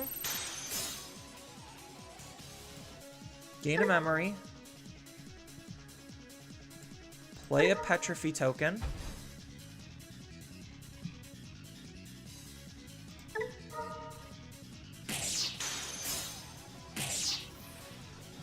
Delete a Digimon. Burn another security.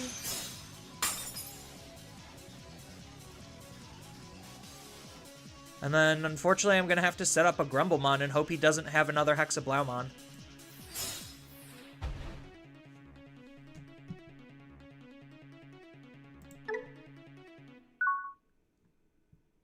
Oh, I could have Omnimon, right? No, Omnimon would bottom deck their card. Or would Omnimon delete it?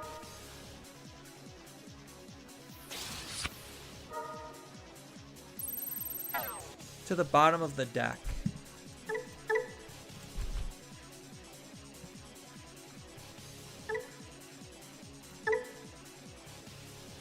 So that keeps my Digimon from suspending, which is fine because I have Omnimon.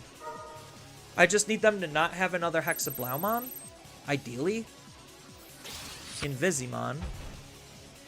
That will de-Digivolve me, which is unfortunate. And then he can't... Oh, no, he can't delete me unless he attacks into me. What's the top of my security? A memory boost? He's going to give me a memory boost, but he gets to de-Digivolve himself and then go into something else.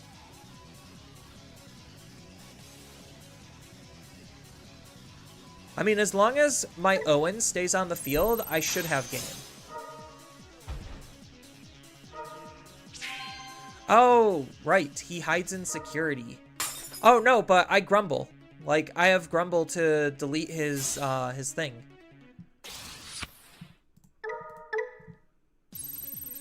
Oh, blocker.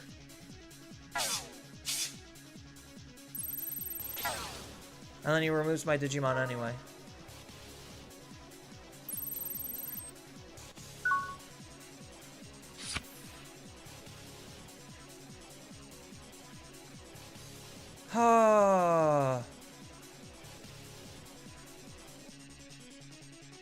So I move out, gain a memory, Digivolve into Grumble for 2, delete his token,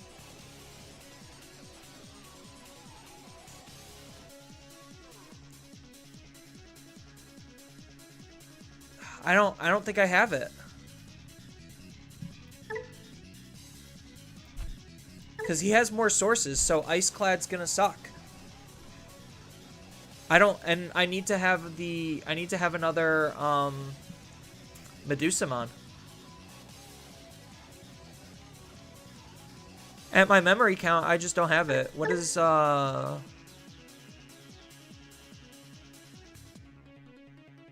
end of your turn, this can unsuspend.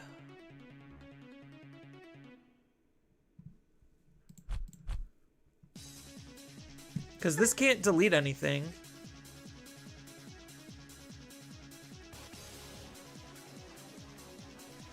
I think I could remove both of his bodies.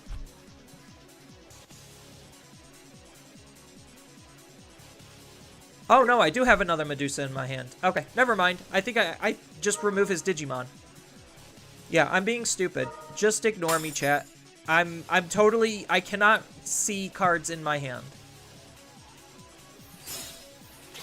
So we Digivolve into Grumble. Grumble deletes his token. Trashes the top of his security. I get a gain of memory. Then Digivolve.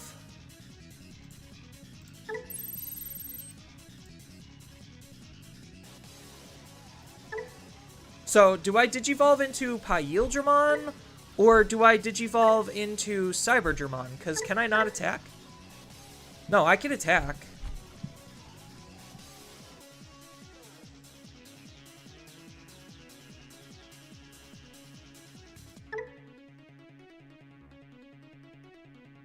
So I gain plus 4,000 in piercing. Cyber?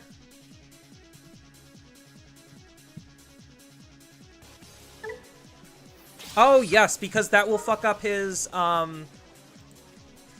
Invisimon in security. Yeah. And then I Medusa and delete his Digimon.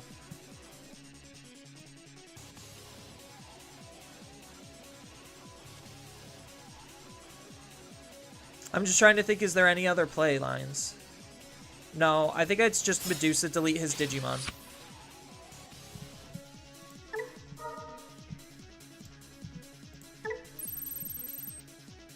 Oh, does this have protection? It does. Gosh.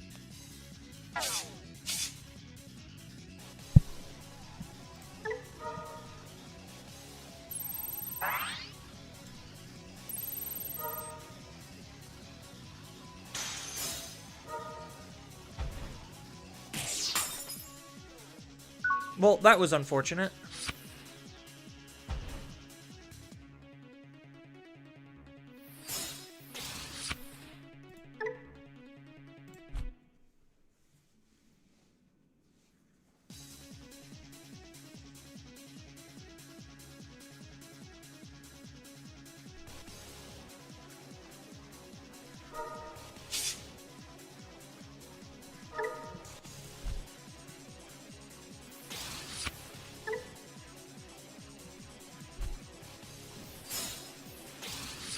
Well, there's a Mirage for ya.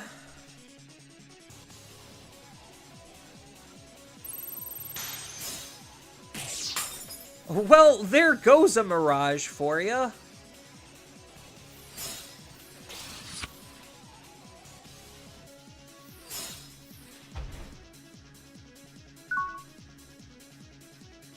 Yeah, so now I just have game because I have War Greymon.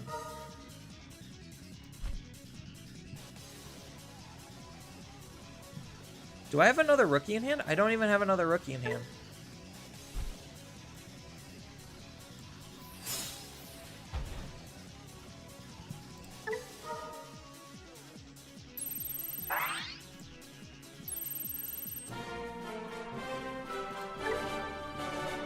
Well, that was an experience.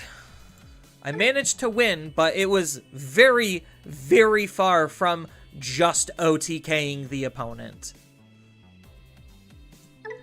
So, like, that's probably an example of, like, healthy Digimon, in a sense, where it's just, like, you're basically just trading back and forth until one person just inevitably finds a way to squeak out a win. Like, that was probably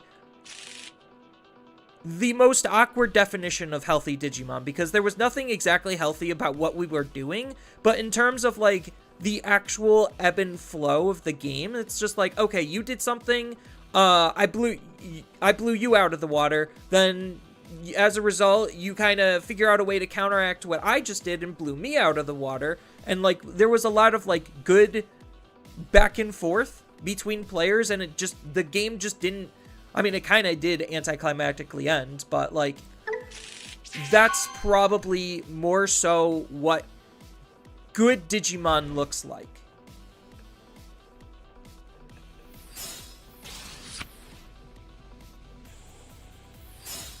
It's just the steps to achieve that are unfortunately very difficult and more so matchup specific.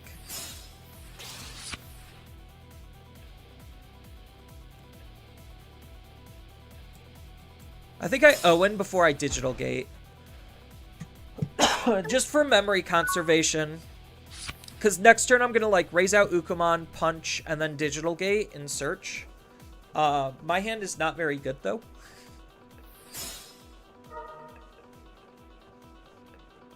So he's most likely going to take the Rika, and then he's going to hard play Rika.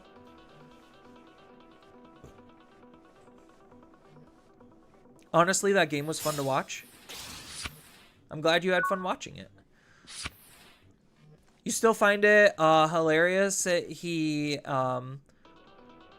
held security instead of tamer option? Yeah. I mean, people are allowed to do what they want. Which one's better for us? We already have a Medusa in our hand, so, like, which Dimetromon do we actually want? I think maybe the Progress.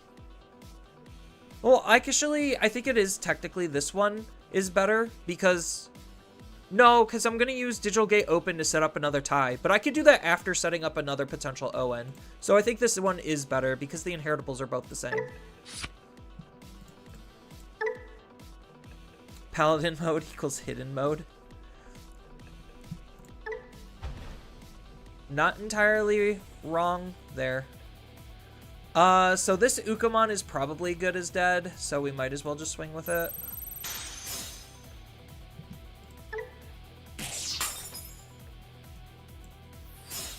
And then try to find a rookie. No such luck. Do we just grab the Omni, or do we grab Paladin? Or Pail? I think maybe in this matchup we grab Pail. Well, he's got blockers.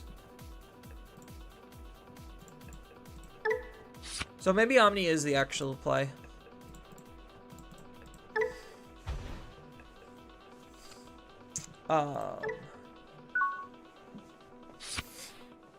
Sucks that I didn't draw a rookie, though.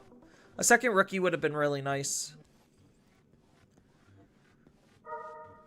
Yeah, so now he only needs one memory to do things, which is unfortunate.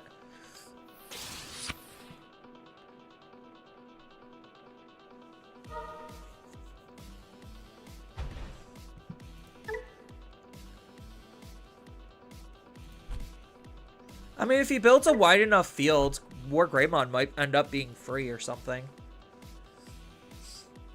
So if he swings Alliance, Digivolves, plays out another token, War Greymon then goes from... he goes down to a 5 cost. And then I would start my turn, ideally with like 4 memory or something. He's got no memory gain here, so if he Digivolves, he would pass his turn.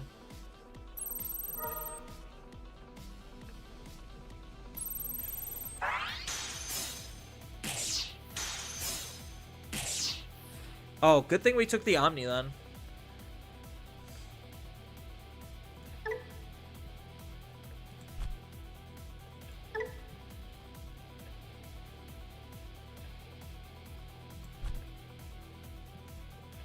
Okay, so are you gonna sacrifice a security? Nope, he's just gonna plug in.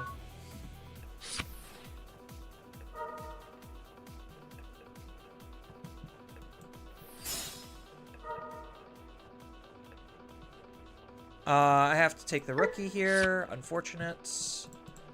So I'm just hoping not to die next turn, but there's a very high likelihood I just die next turn.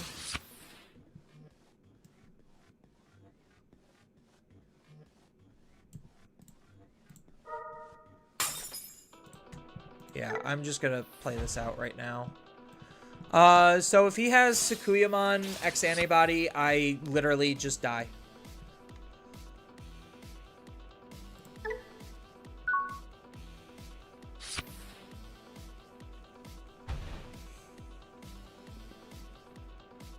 So the hope is that he doesn't have Sakuyamon X Antibody. He's got 2 potential card draws for it.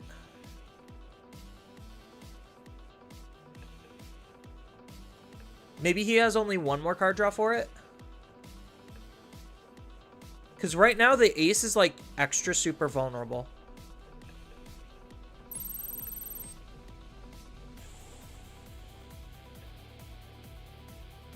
We couldn't find our rookies, so sometimes we just brick games. Yeah.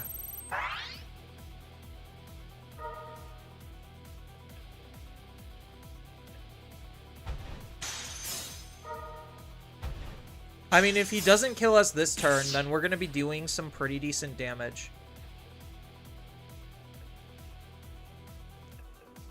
The big question is, does he have Sakuyamon X Antibody? That's really the only way he's winning here, is Sakuyamon X Antibody.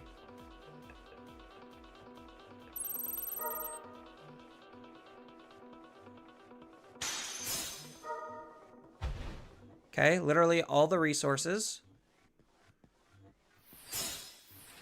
He does not have it. Okay. So we have a chance. There is indeed a chance.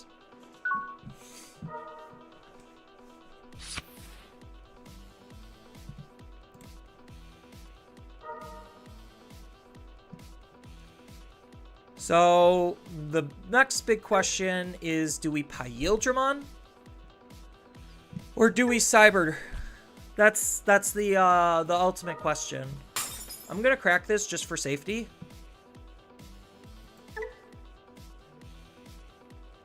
I think maybe we Pail here.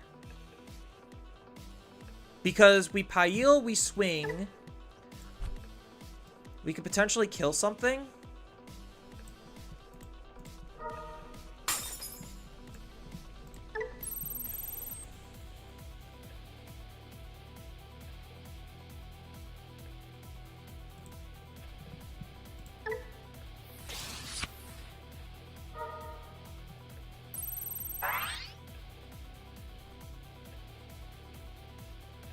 So I have piercing, so there's no reason for me not to just straight up attack this token.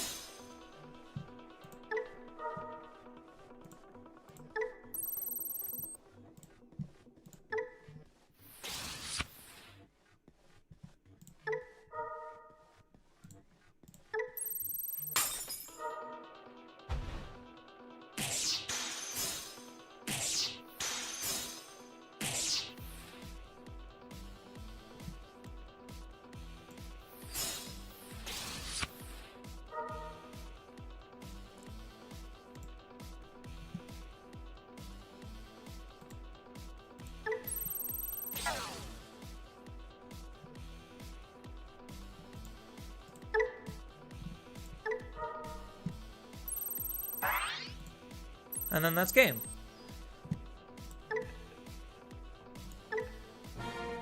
There, easy.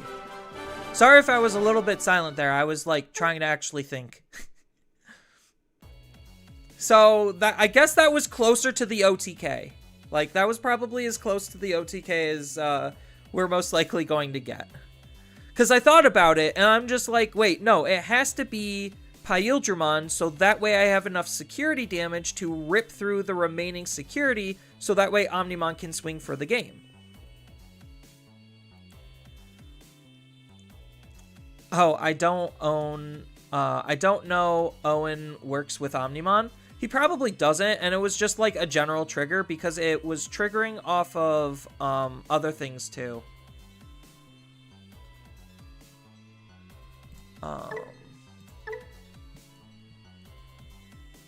So by suspending this, so yeah, so it's because it's the end of your turn trigger. That's why. So it was saying at the end of the turn, I could still suspend this tamer to basically try to do something. It just wouldn't work.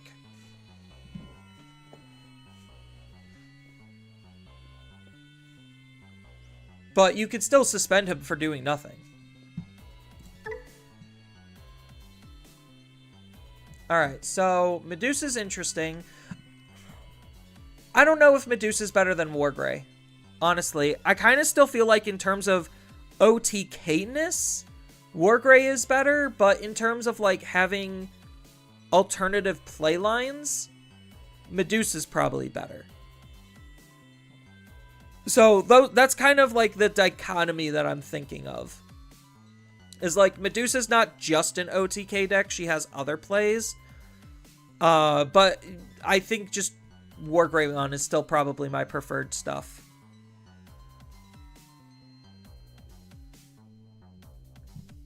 Alright, let's see what other fun OTK decks of old, of yesteryear we could build.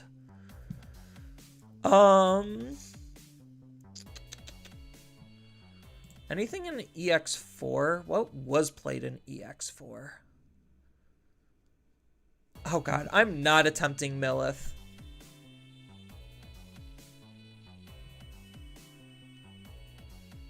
Gaiomon, Ulforce.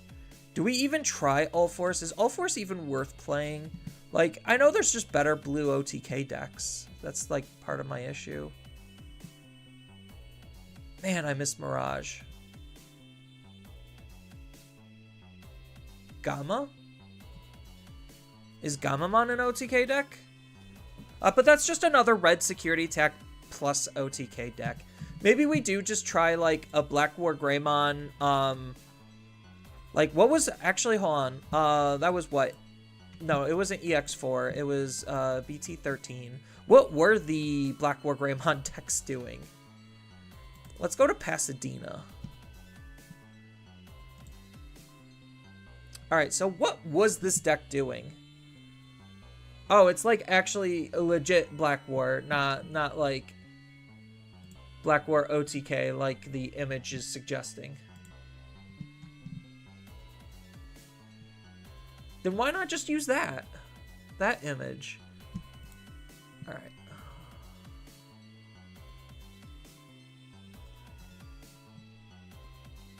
There we go. Black War OTK. Specifically labeled Black War OTK. All right, this is ooh, Lightning Joust. So do we just play a DM engine and then just include like cute cards like Lightning Joust? I mean, Gamamon does have incredibly good recovery for an OTK deck because of the purple and red level 5. Yeah. I agree with that. I kind of just want, like, multi-attacking nonsense, you know? So I think maybe I'll do, like, a DM engine with Black War Greymon for Digiburst, and then possibly...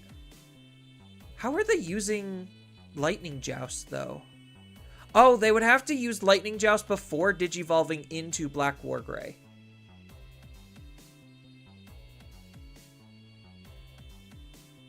Is that good?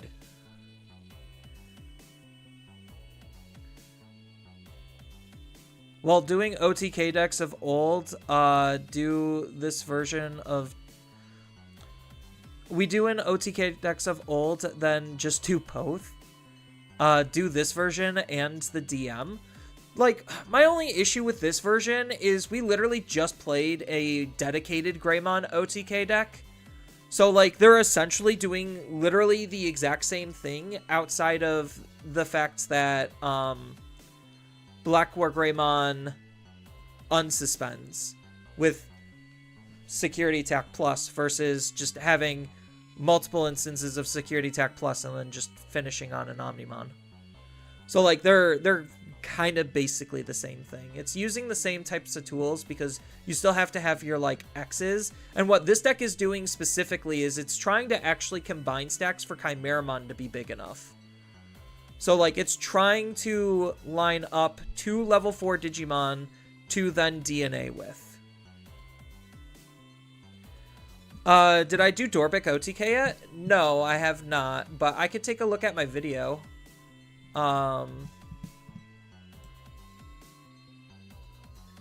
For the deck list.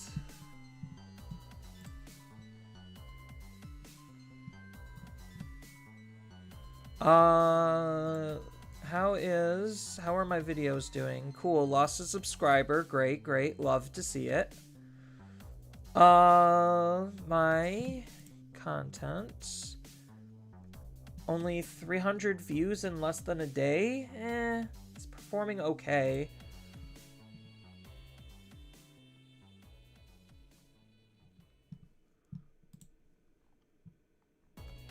Oh, right. Alright, Dorbic OTK. Yo, what's up, everyone? I'm looking at a video here. There it is. Okay. So, let's hop back into the sim and play some good old Dorbic.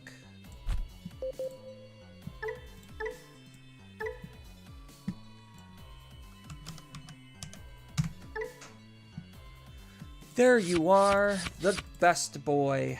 Then let's go with some memory boosts. So we're using Garnet. 4 Garnet, 4 Wisteria, We obviously need to have the Omnimon. This deck literally is kind of just a combination of literally what we were just playing. Like, objectively thinking about it, this is basically the combination of what we were just playing. Then we have Owen. So we're seeing a lot of very similar cards, just used slightly differently. I find that to be kind of ironic.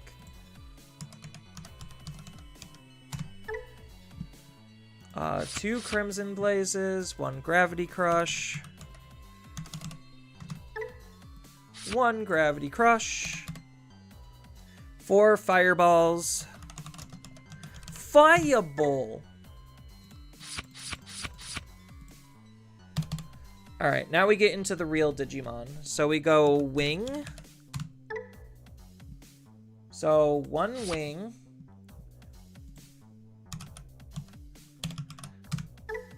One Jazzerich.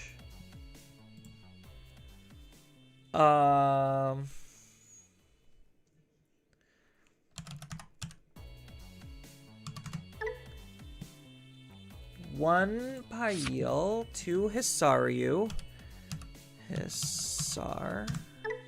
Oops.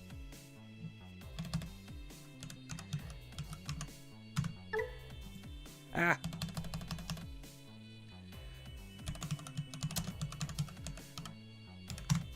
I can't spell. Hisaryu. There we go. Nailed it. First try. Master Tyrannomon. Not Dark Master. Master Tyranno. Not this Master Tyranno. Technically, it could be this Master Tyranno, but this Master Tyranno is just better. Lavogorati. Is it Lava or Lavo? No, it's this one.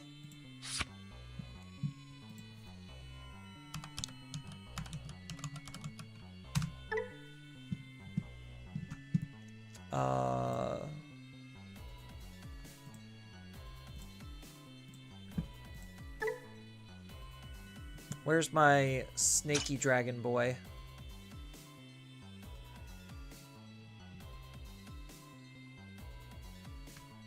There you are. Majula, Majula, Majula, Majula.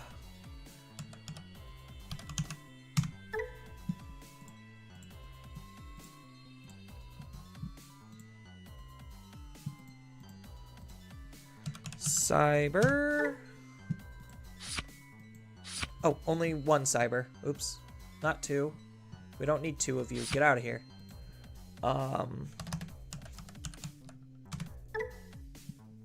Volcanic Dramon. Kaus Gamamon.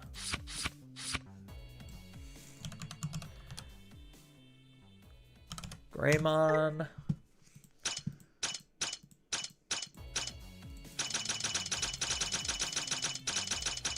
There we go. All the way to the back of the bus.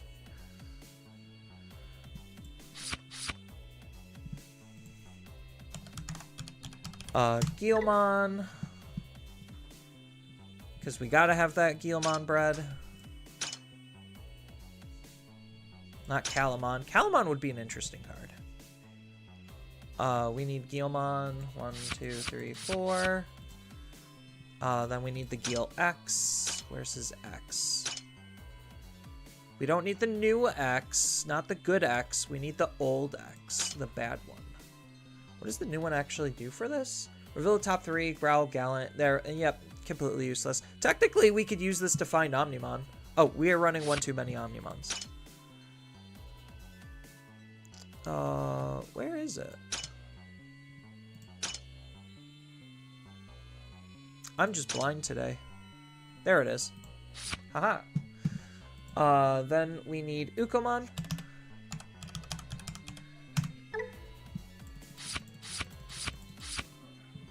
And then we need the Draw Egg.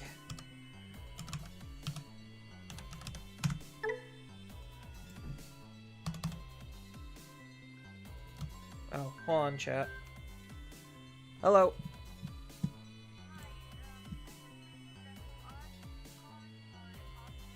Yeah, this is him.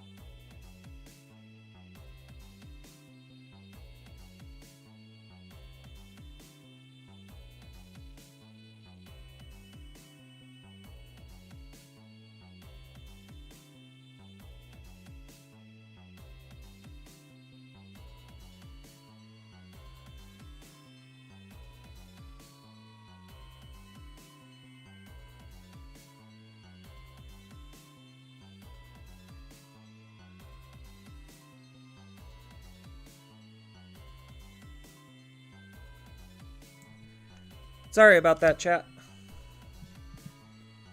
I should probably watch the podcast after the stream. You could watch the podcast whenever. Look at all the red decks that use Omnimon.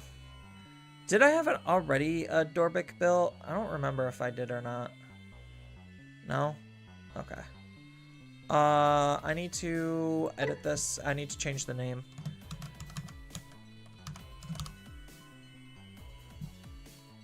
Yeah, okay. Alright, let's...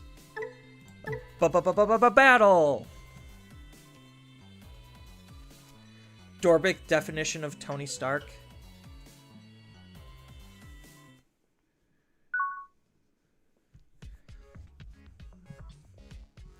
Is this a good hand? I have no idea. I think I want to see... Yeah, I think I like just wanted to see a rookie. This is arguably a little bit better because of the rookie. Oh.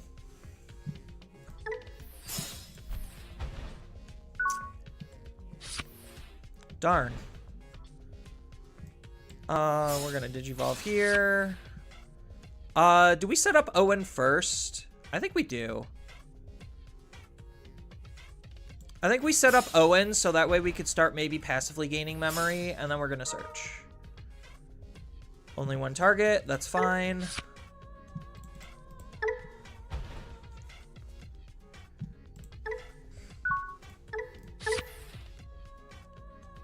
Reptile or dragon against piercing and can attack.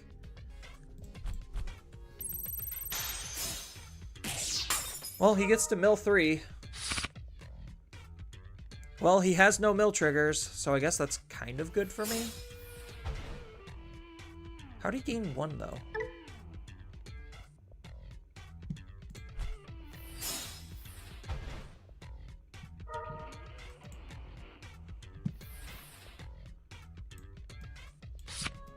Oh, was it? It was a mill off of a Deathslinger. Right.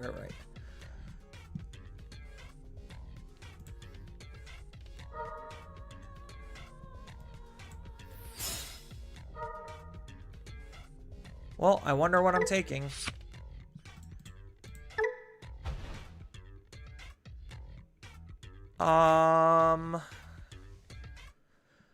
Boop-a-doop-a-doo.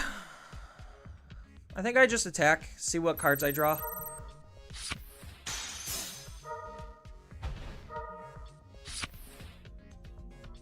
Fireball's interesting.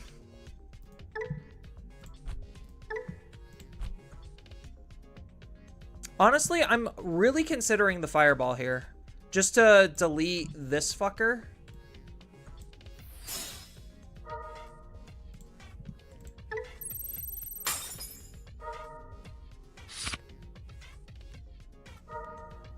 That's unfortunate.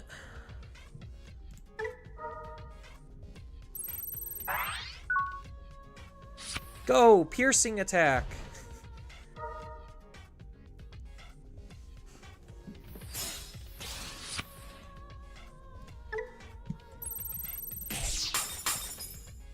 Interesting that he wanted that dead. That badly. I'm almost out of card draw, though, so maybe I should have waited on the Fireball.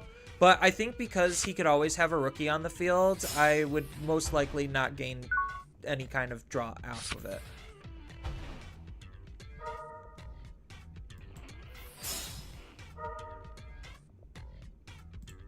We take you.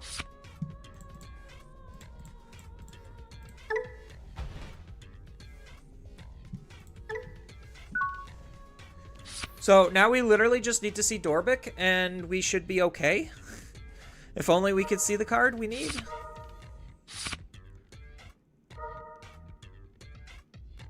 That would be hilarious if he hits a Crimson Blaze out of security right now. Like, he just blind swings and then Crimson Blaze.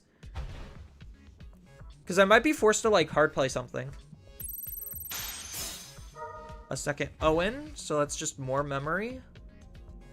And he passed. Oh, speak of the devil and he shall appear.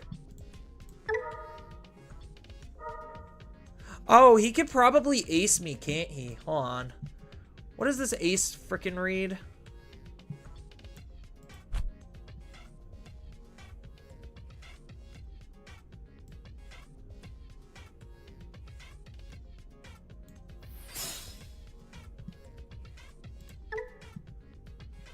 So we put in you. So 1, 2.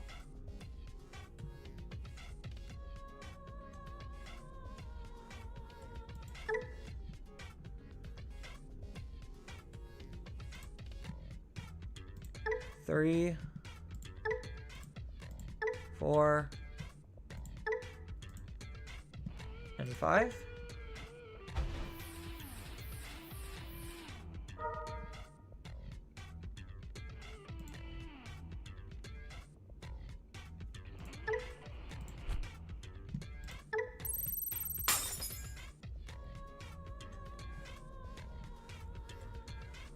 Oh,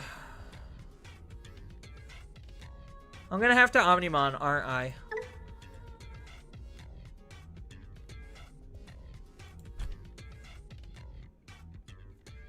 Because I could pop these and then Omnimon.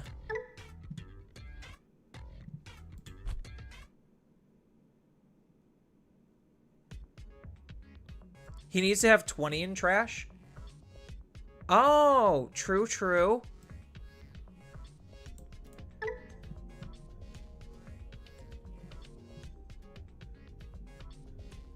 Yeah, but I won't get the unsuspend because of this fucker.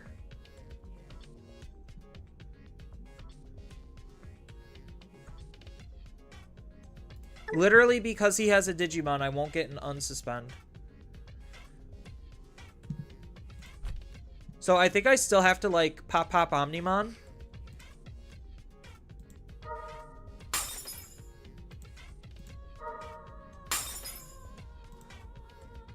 Oh, I could just hard play Wingdramon.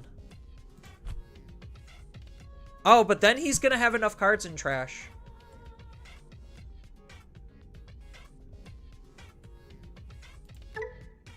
But Omnimon, we'll just get the bottom deck.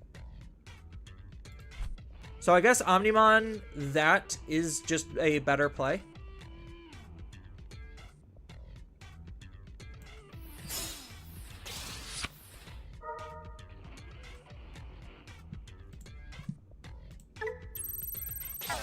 So that way he doesn't get on deletes. Oh no! It doesn't have rush anymore!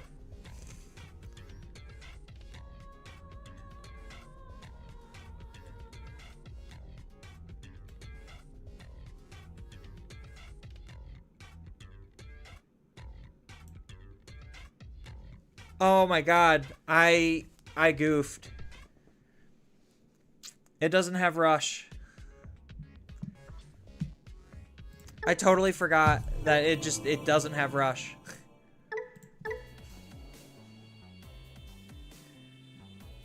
So I was supposed to play Wingdramon there. And then do all of the security checks.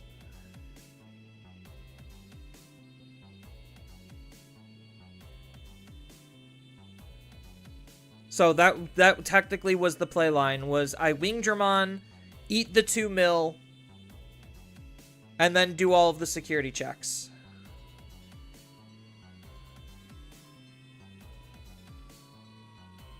Oh, yeah, true. True. He did. Yeah, that's fair. I totally didn't even think about it. I just thought I could always multi-attack. Just like I thought I could always rush. Oh, this hand is so bad. This hand is so bad.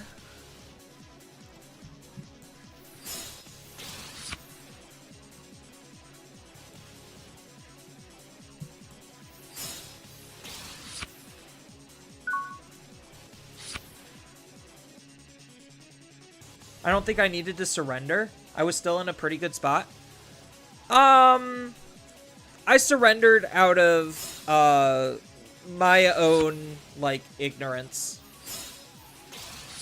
I'm just like, no, I really don't feel this. Wardramon, Ginryu, or Chronicles.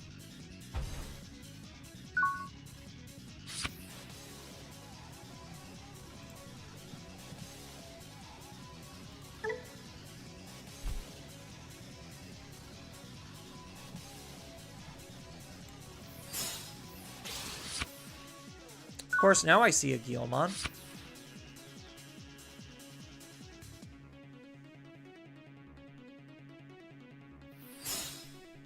Oh, it's the Leviamon that I mentioned? Yeah, this is Leviamon.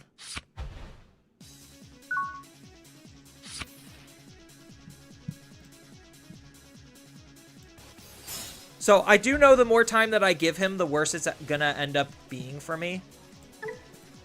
Which is the quite unfortunate thing. But I needed to get this set up, and hopefully his Digimon is like small enough to where I can deal a decent chunk of stuff. So I'm gonna be 12k, so I can hit up to 13k. Oh, that's fine.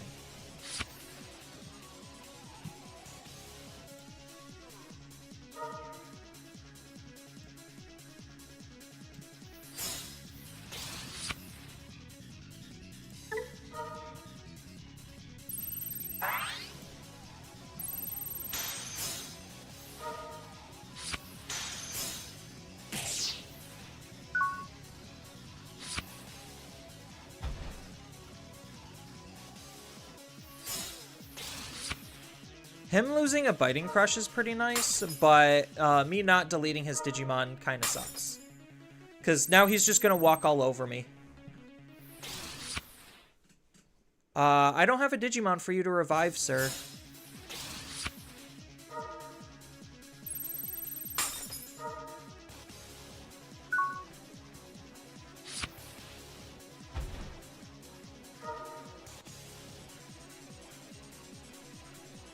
We do have a Guilmon for the raising.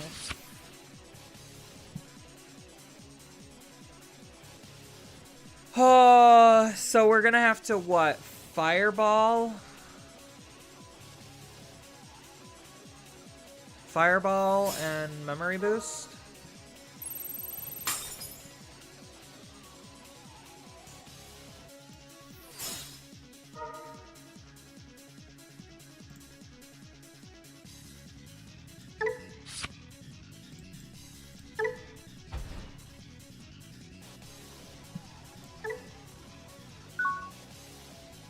Is this an all turns gain memory? It is. Gosh.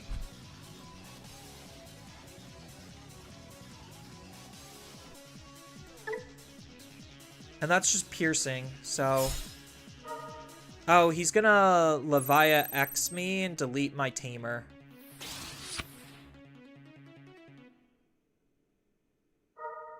Kind of annoying.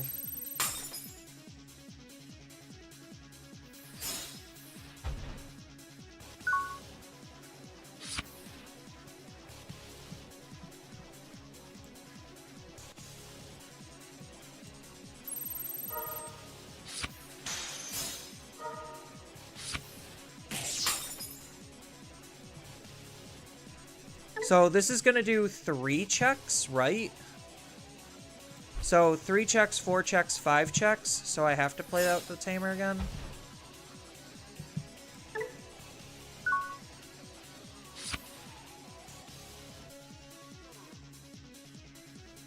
And he doesn't currently have an unsuspend, so we're kind of safe. The memory blocker really isn't doing anything, so that doesn't matter.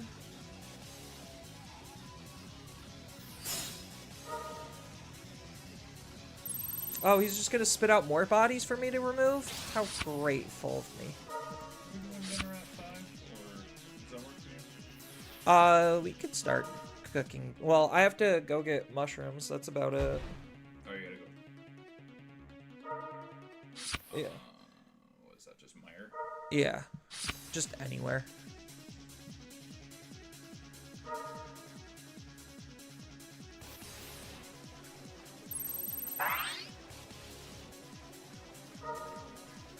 He's doing things. He needs to stop doing things. Oh, he definitely needs to stop doing things.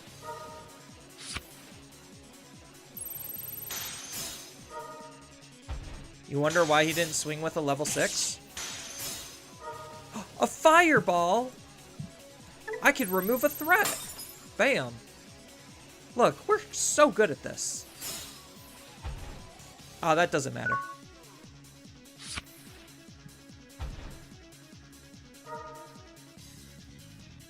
How many dragons do I have in my hand? 1, 2, 3, 4, 5, 6. Okay, so I could afford to lose this. I have all the Ukos.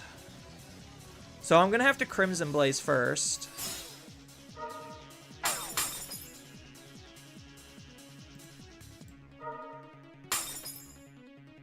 And then I'm not going to be big enough to delete his Digimon, which is unfortunate, but no, I won't be able to kill either.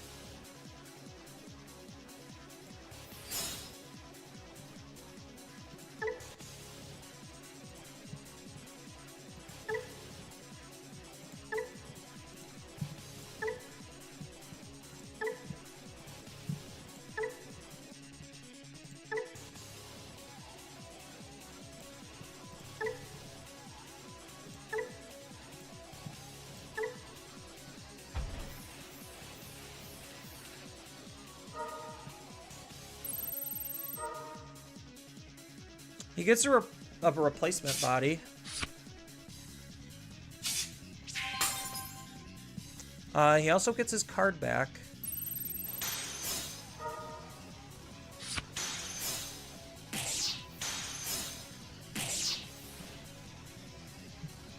And then I could either Owen or Uko.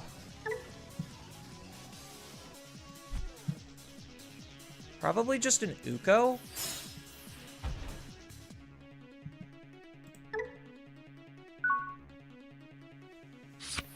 Let's see if he has anything. 2 memory, this is most likely not, like, doable in his position. He does have piercing. Fireball. Lets me draw 2. Hey, look, another Dorbic.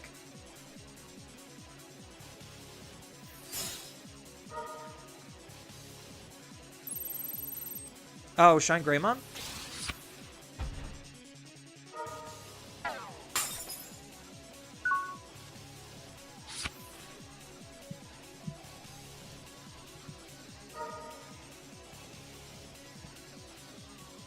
I mean, I just do this. I mean, technically the memory doesn't matter, but I just want to be safe, then sorry.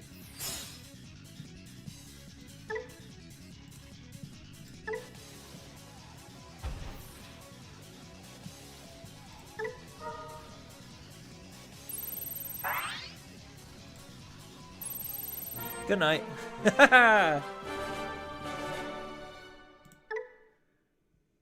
Crimson Blade is just gotta go hard. Yeah.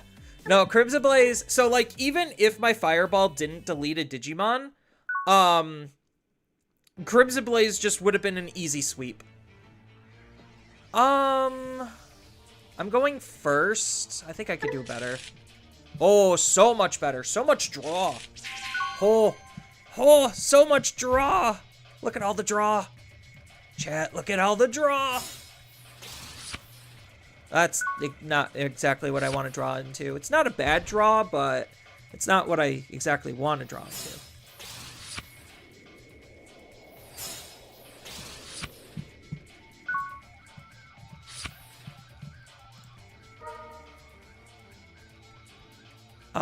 We take the... Do we take the Omni? I think we take the Omni.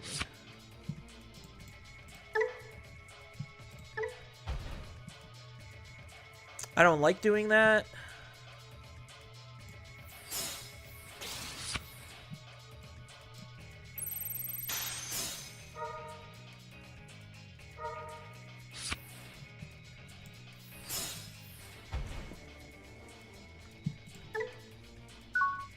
I very much don't like how much memory I gave him, but I really don't have much of a choice.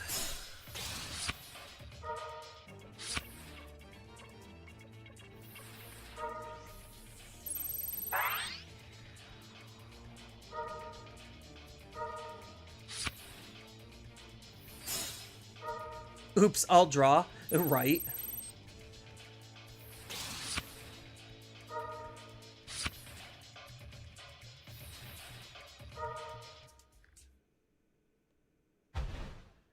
I mean, the memory right now, like, the memory blocker really doesn't matter.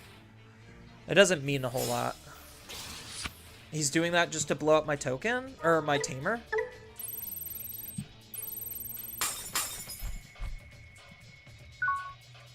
He really does not want my tamer around.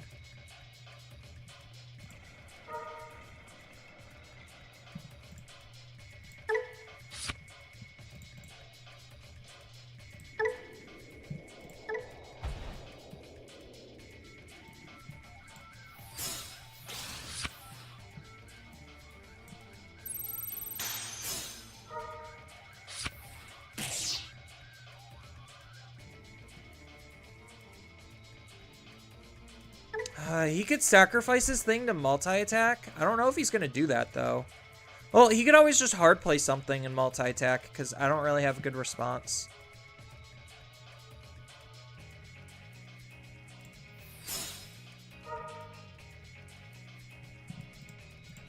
Oh, wrong memory boost.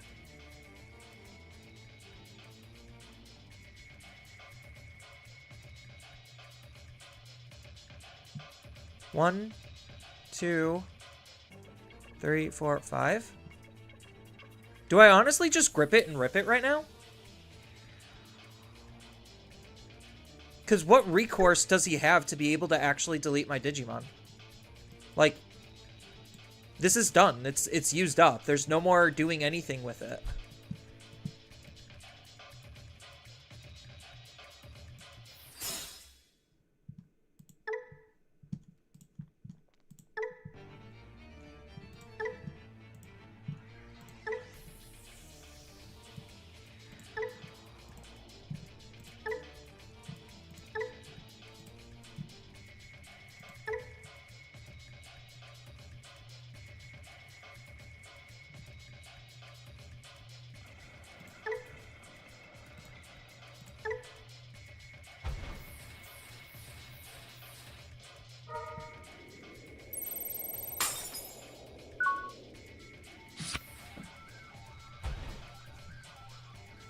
So, like, ideally he shouldn't have anything here.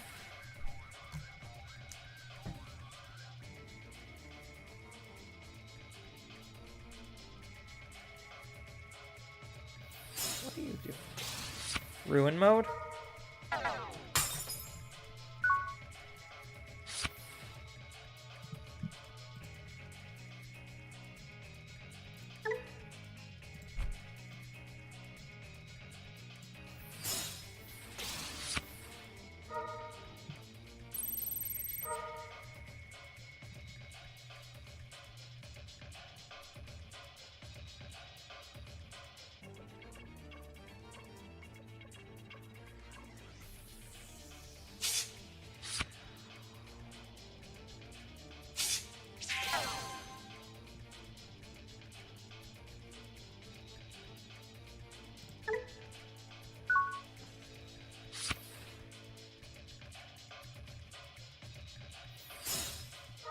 Oh, he had one anyway? Gosh.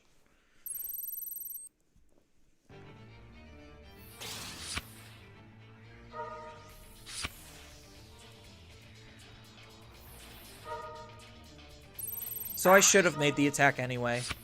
That was my bad.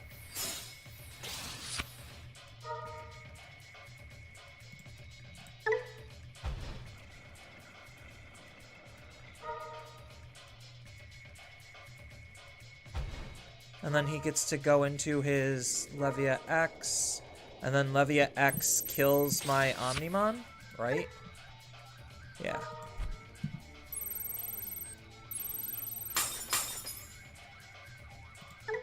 Alright, we're done here. That was going to be a hard loss. So that's an example of when things go wrong. So I should have made the attack with my Omnimon. That would have broken a good chunk of his security. There's like no card draw in this hand. That's a little bit better.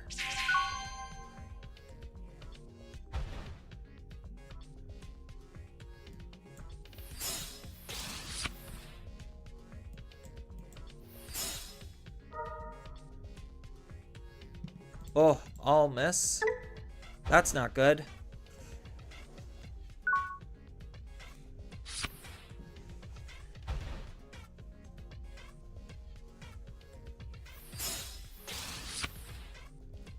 Yeah, I just misplayed that last match pretty hard. I probably could have ended up winning that one as well. Because what I should have done was I should have swung with the Omni, take the calculated risk that I wouldn't hit a level 6 in security, and then my Omnimon, for the most part, was pretty safe.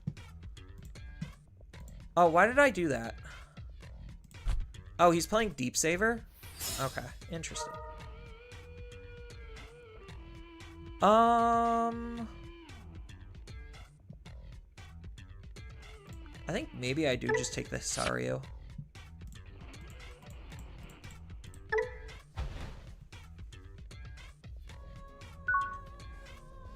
Yeah, I should have promoted and swung. I don't know why I didn't. He's not going to have a level 4 blocker, so it doesn't necessarily matter when I do it. It's just sooner would have been better than later. Because I could have potentially got a second swing off here. So if this lived security, I would have gotten a second swing. Of course it lived.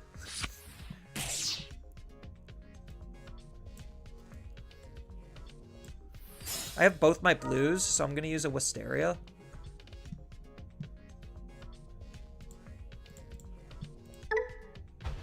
Should have used a Wisteria. Would have gotten at least another something.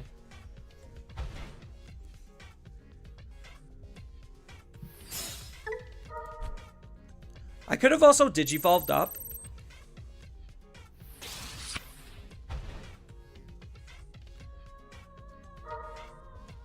So there's no reason for him not to attack my Digimon.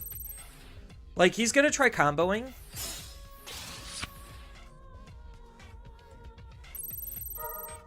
Oh, he's just attacking my Digimon. Okay. Just a free memory.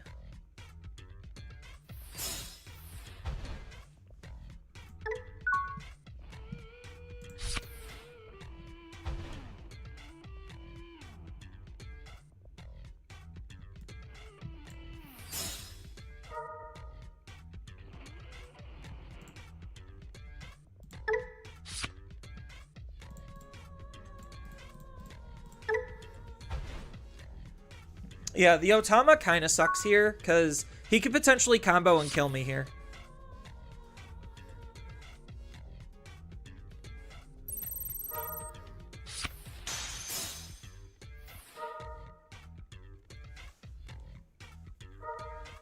Yeah, he's definitely going to be comboing and killing me here.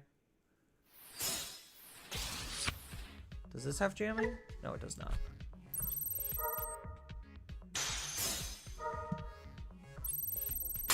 That's okay, but it might be too late.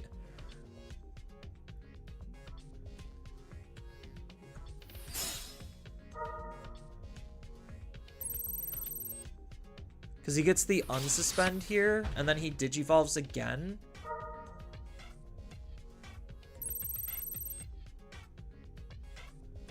And then he ice walls. So he doesn't have lethal then. If he's ice walling me, he 100% does not have lethal. Does he see how much memory I have banked on my bench?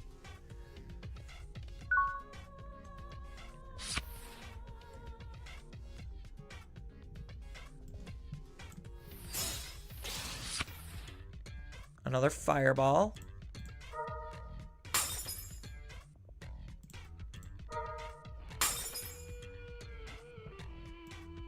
So I have 1, 2, 3, 4, 5. Yeah. Yeah. I got this. We are going to go from the hand.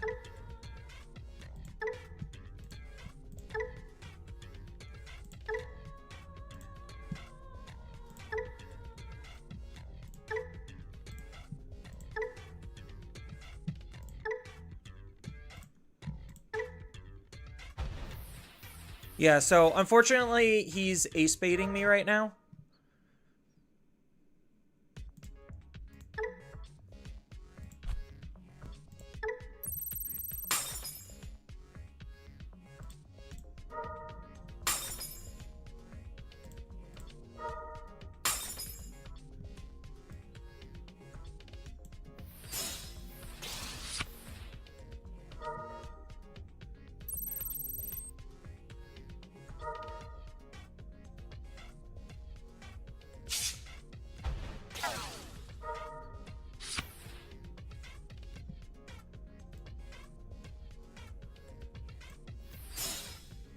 And that should do the trick.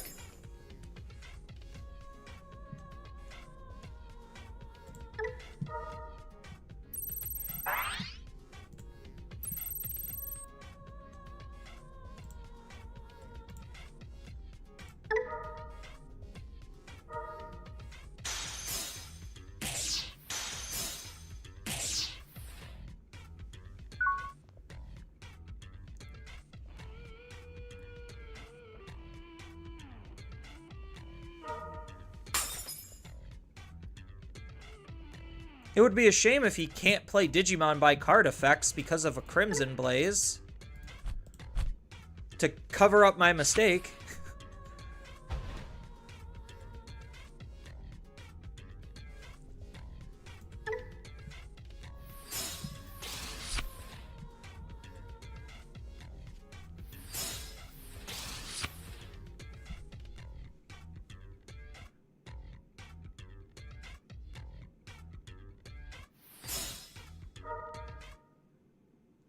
Staring down an Omni-X.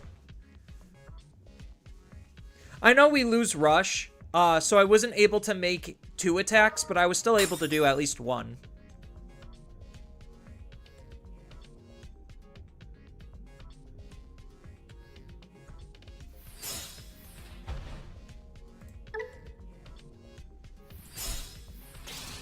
Oh, he's back to ace baiting me again.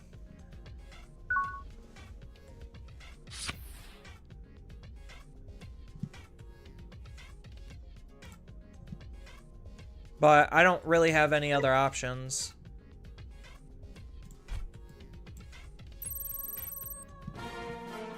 Oh, nice. I guess he didn't have the ace. Okay. I will take that.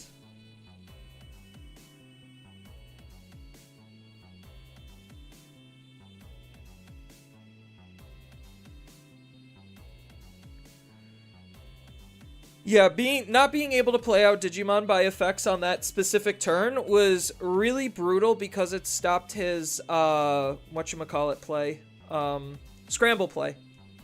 And stopping that scramble play really limited what he was able to do. Damn, you called his ace bluff and immediately folds. Sometimes that's what you gotta do. Like, I don't know exactly his build, so like here, I'll show you. this is my version of the deck. So, like, it's doing literally almost the exact same things. I don't play bad cards, so I'm not playing the security card. So, I'm all in on the OTK. I have plenty of footage. Like, go back to any of my streams, and you could see me OTK with this deck. It's so fun. But yeah, so, like, usually they only run, like, 1 or 2 Metal Seedramon aces. So it's just like the chances of him having it, like, how good are those odds? He could have easily, like, replaced the Invisimons with, like, more Metal Seedramons, and then, like, yeah, okay, the odds are a little bit better, or a lot a bit better. But I think maybe, like, the big thing was he was missing the Plissio or something. That's what it felt like. It felt like he was just missing some kind of a piece.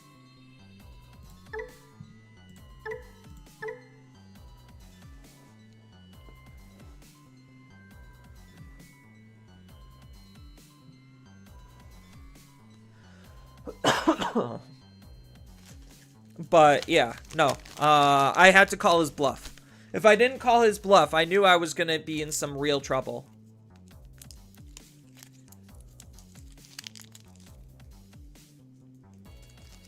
It was a good bluff to call.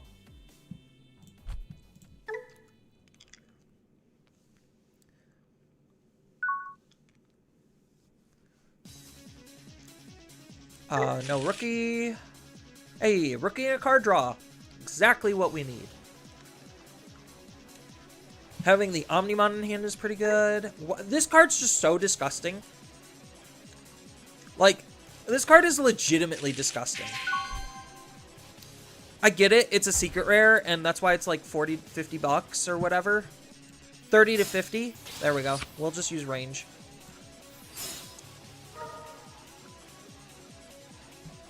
At least I get something back.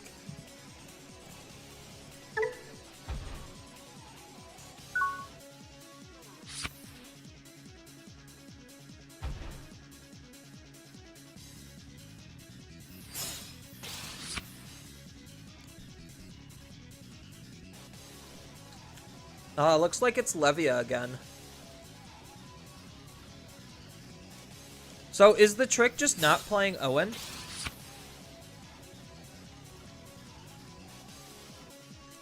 Just so he doesn't have anything to just freely delete?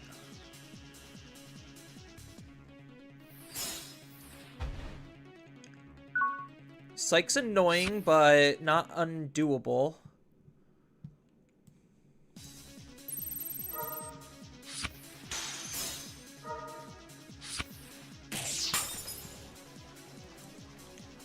Oh no, I lost my red source.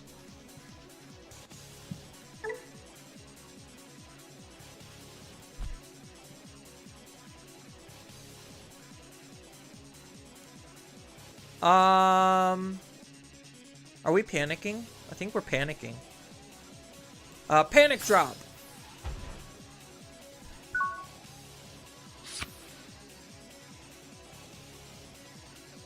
I lost my red source.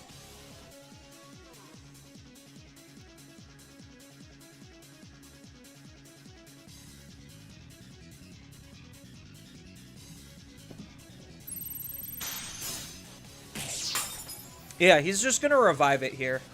That's why he did that. Because he's just gonna Digivolve into Cerbex and then revive it. Really? Really? That's a wild swing.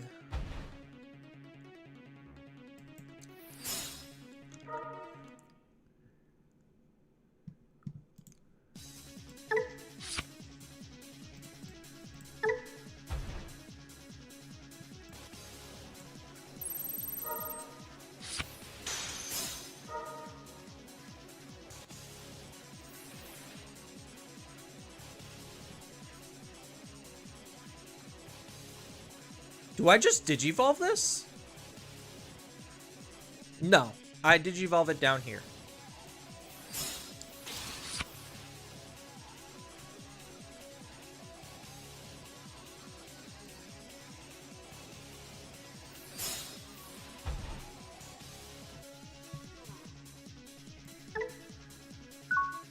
I literally didn't have anything else to do, so if I was going to pass turn anyway, then I might as well do that. Technically, I could have Digivolved into a level 4. That would have passed only 2, but he has a very clean field. It is spotless, one might say. So the chances of me getting punished for setting up an Owen is very minimal. I think he's really bricked. Hard play, Serb.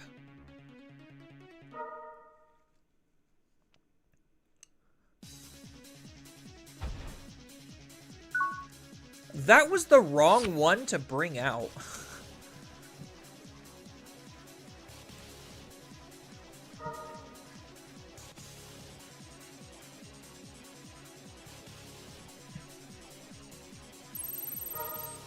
I'll take this risk.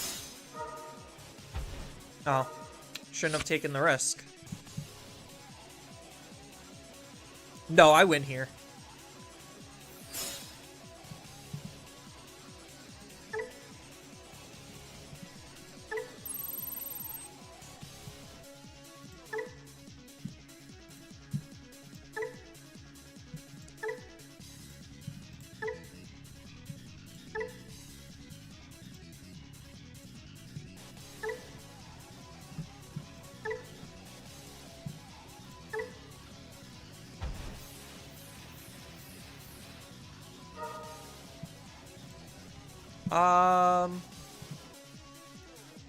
It doesn't really matter what I blow up.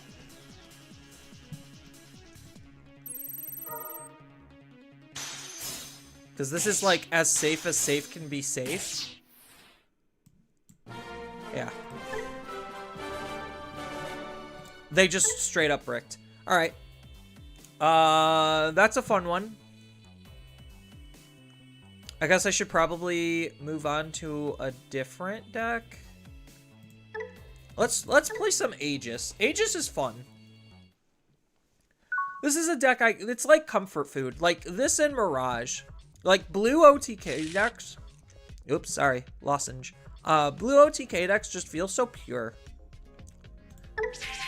We could keep this because we're gonna raise this, Digivolve it, and then hard play. So like we got playlines. I don't run any tamers, so that's fine.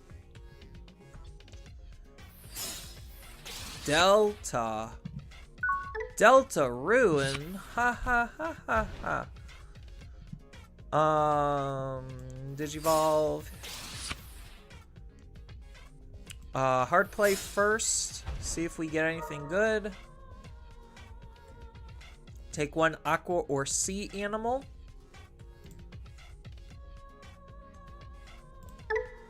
Take one liberator.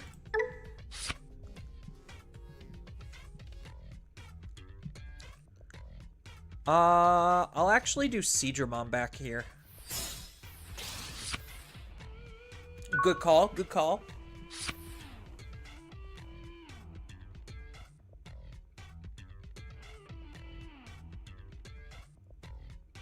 I don't particularly care if this lives or dies. I care more so about the Seedramon. Biting Crush. Wow. Feeling very aggressive.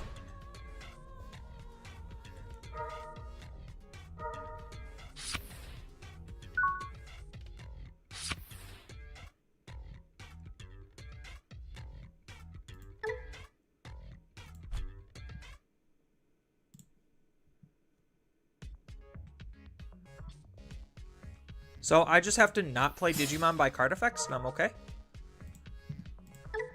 How hard could that be? Oh, I missed the trigger on this one. That's fine.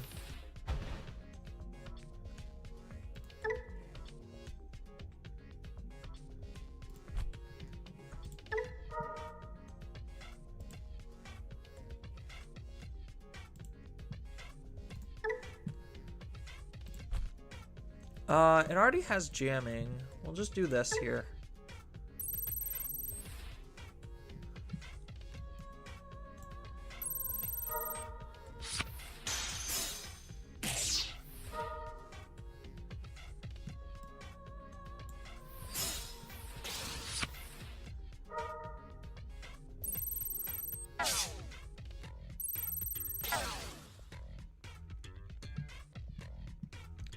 Alright, I have to read this very carefully. When any of your... While you have one or more memory, none of your Digimon with Deep Savers are affected by your opponent's Digimon effects.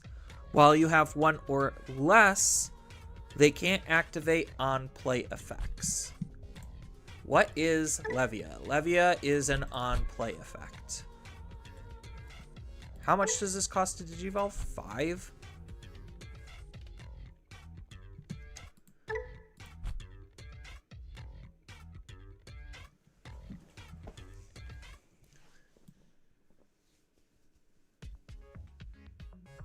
So their on-play effects here should not work.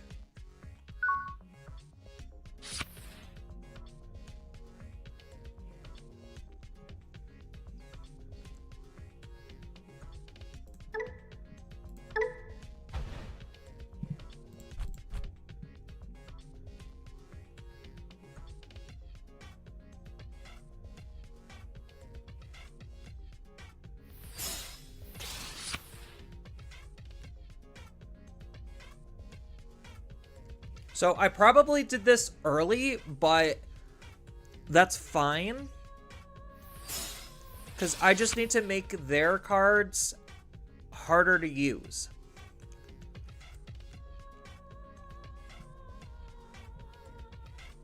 So if this is acting as any kind of stopgap, then that makes me happy.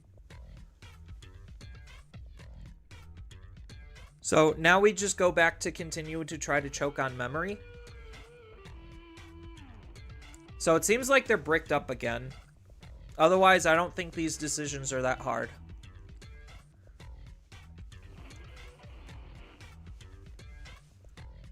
And the reason why I digivolved into here is so I don't, like, hardcore lose the overflow.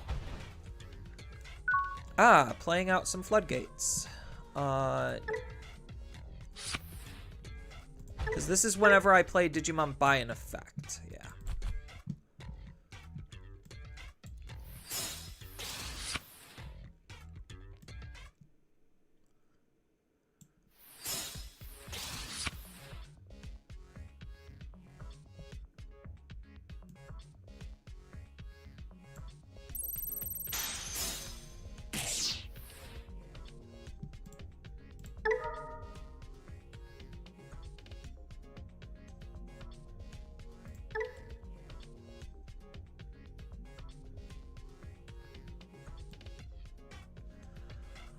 Ah.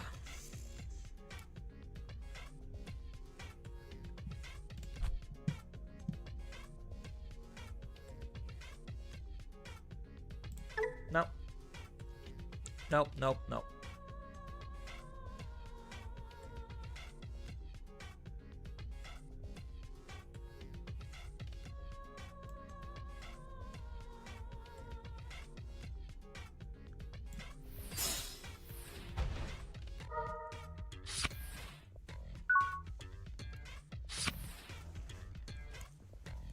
I don't like giving him 3 memory, but that's fine. Right now, he doesn't get on-play effects.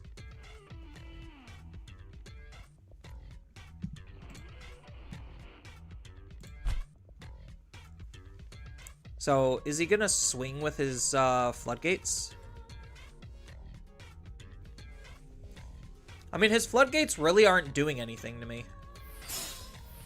I mean, the most annoying thing is I can't use Hammer Spark, but he doesn't know that. He gets to discard a rookie and then play said rookie.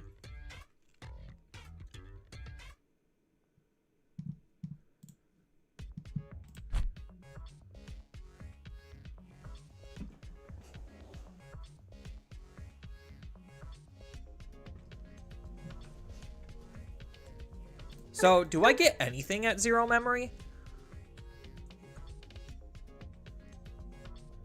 Yeah, at 0 memory, they still won't be able to get on play effects. Okay.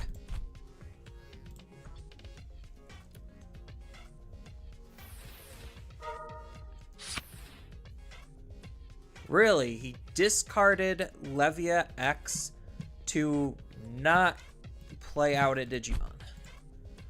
Interesting choice. Very interesting.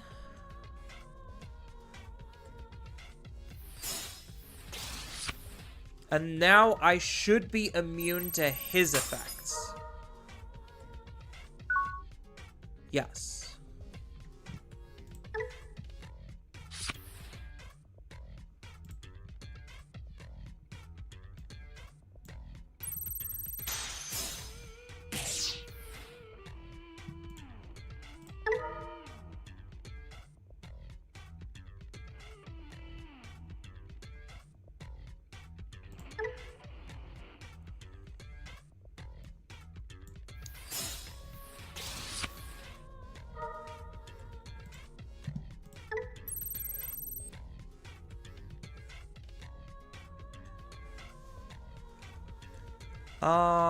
Hmm.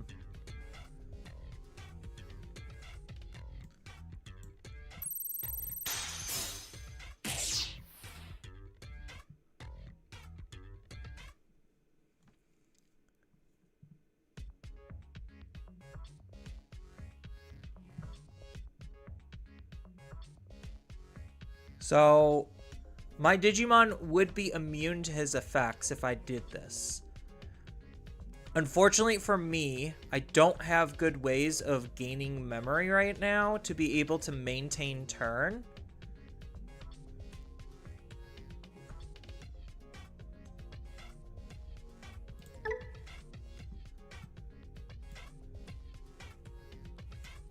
Yeah, so I have to do it this way. I'm not proud of it.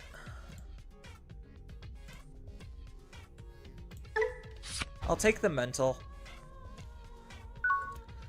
Yeah, he did technically, with Gazimon, he's stopping my 1 memory gain from Sangomon, which I guess technically does mean that he is preventing me from having lethal.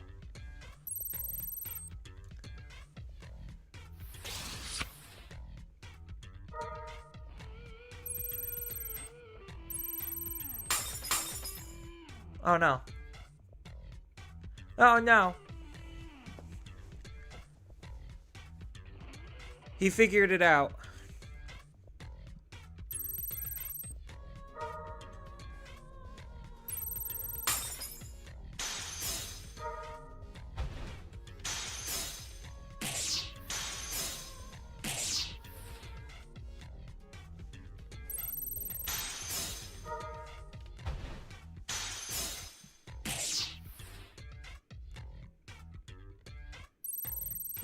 Yeah. He figured it out. Yeah, the floodgate effects make it worth it. No, I wasn't honestly, I should have expected the Levia play to come happen, but with how little he was card drawing, there was no reason for me to think it was coming that quickly, I guess.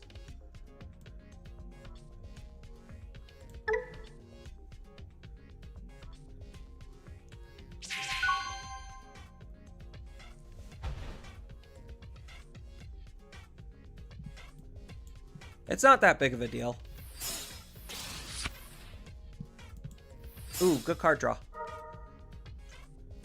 Ooh, good card draw. Yeah, it was more so he was preventing me from doing specific combo plays. Like, the floodgates kind of were doing something in the long run, but they weren't, like, hardcore doing that much. Ah, Dark Masters.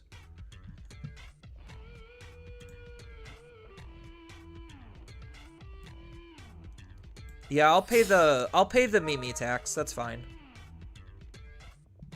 I guess we take the Searcher.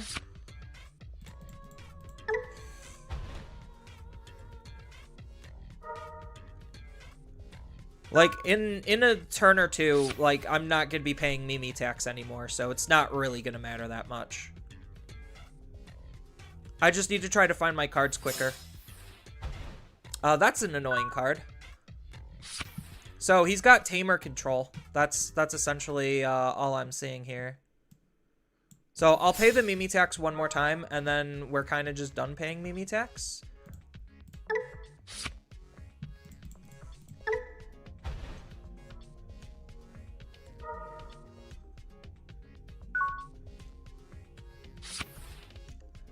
Yeah, so now we're done paying Mimi tax because our searchers are Digimon. Yeah, I knew it was Dark Masters. This is a very annoying matchup. I will 100% say that. Dark Masters is a pretty resilient deck to OTK stuff, but I guess like the big thing is once I get into Aegis, I should be pretty well insulated.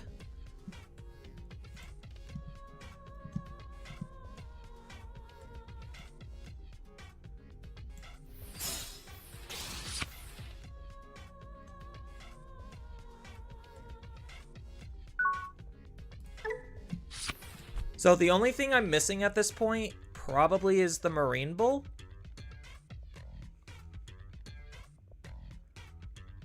I mean, I don't need the Marine Bull, but...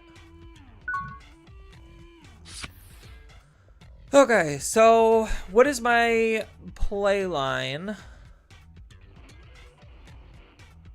So I move out, I gain 2 memory, Digivolve for 3. Or Digivolve for 1. So I move out, Digivolve for 1, gain 2. Digivolve for 3.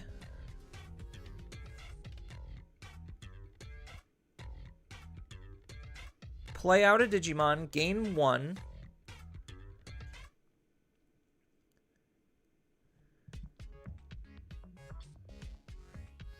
Because there's no way I can unfortunately swing with this.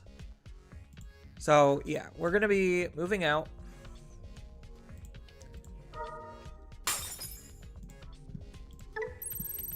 Unfortunately, we're going to have to waste an ability. Of course, now I see the Marine Bull.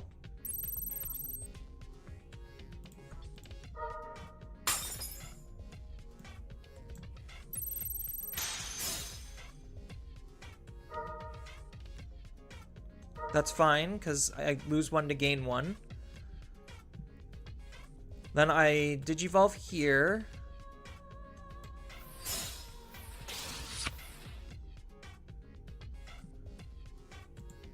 Play out a Digimon.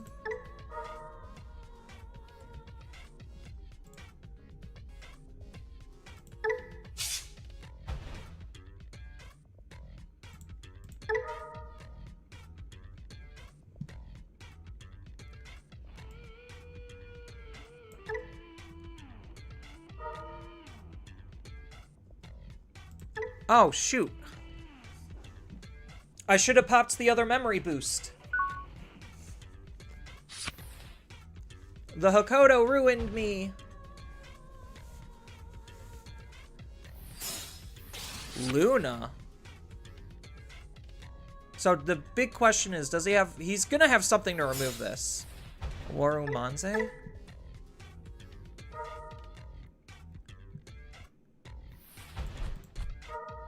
Stuns my Digimon? That's arguably the best one for me?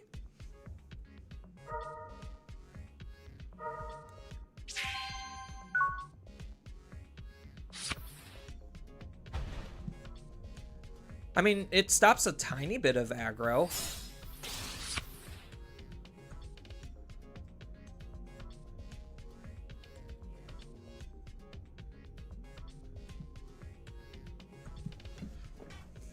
So my big question is, I lose 1 memory with the Hakoto.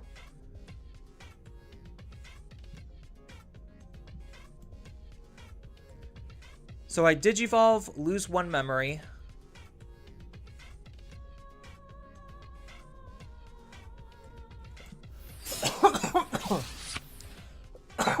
Dying.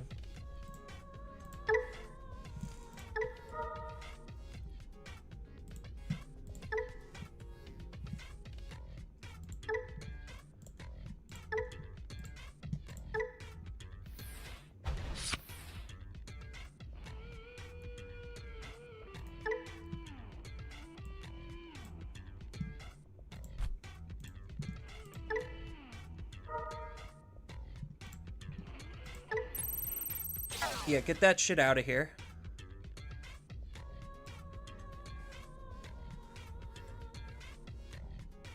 Do I swarm?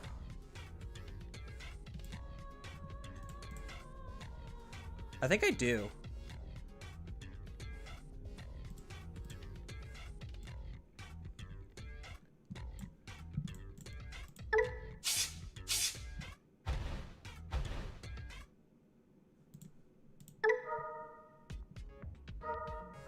Yeah, this would have missed anyway. There's like a lot of missed damage because of some slight awkwardness.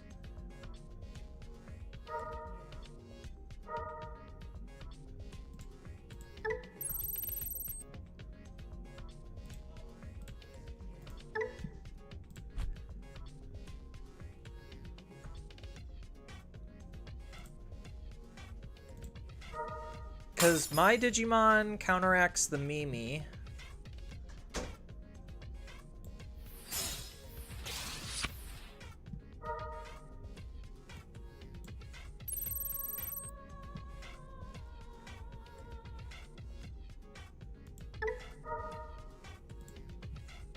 So we'll just eat this for jamming.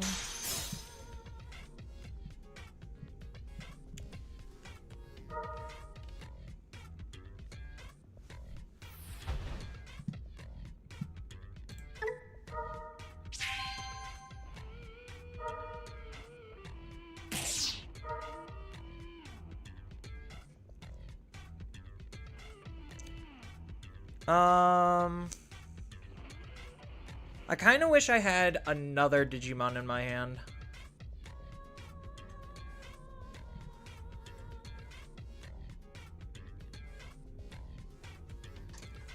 So I guess I'm just gonna swing and then Digivolve in the back. Yeah, that's most likely the play.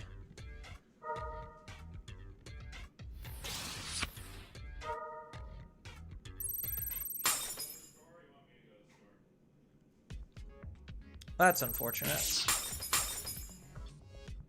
I could go to the store. Why, are you doing something else? Like, later tonight?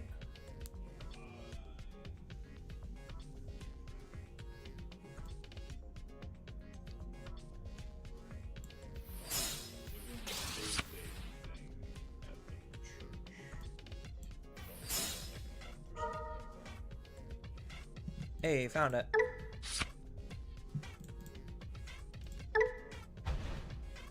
Sure, you could have your Mimi tax. It is plausible to get there, so yes. If I'm doing something, I need it to be somewhat of a set. Okay. Didn't exactly know you were trying to be tight on time frame, but okay. I think I told you I was going out Thursday. Because I told you, like, Monday and Tuesday studies are done, but I might go to the young adults thing on Thursday. Okay. Because I think you asked me about Tuesday if I had a Bible study, right? Yes. So that would have came up in that conversation. But, if I did, it was just a quick moment.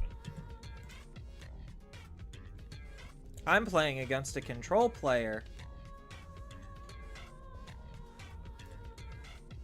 He's trying to use his tamers to floodgate me out of the game. Mess around with my memory enough to make things awkward, but I guess he's just not playing the game either. So now I have to think about what I'm doing. So if I move out, I Digivolve for 3, shove something in, I'll have jamming.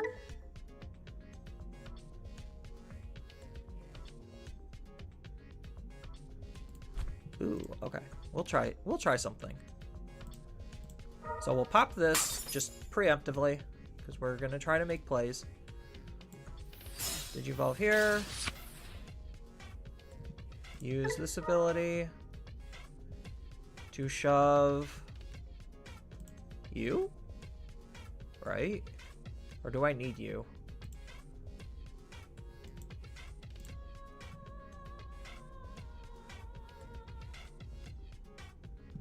So this is how big?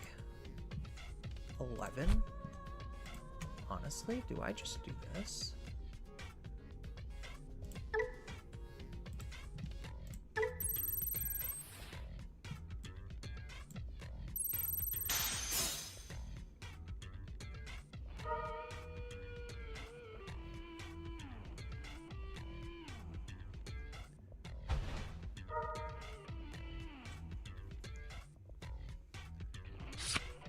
Oh, does he have another ace?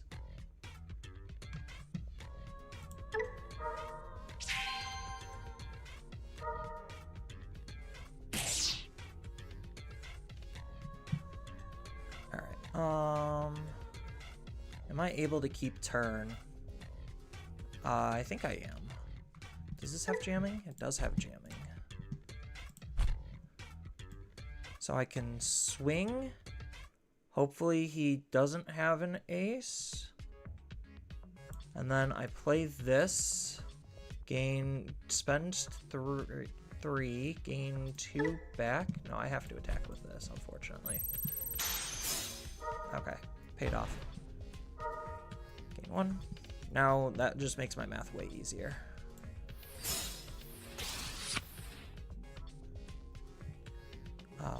Then we play one from our Digivolution source. Play the bird.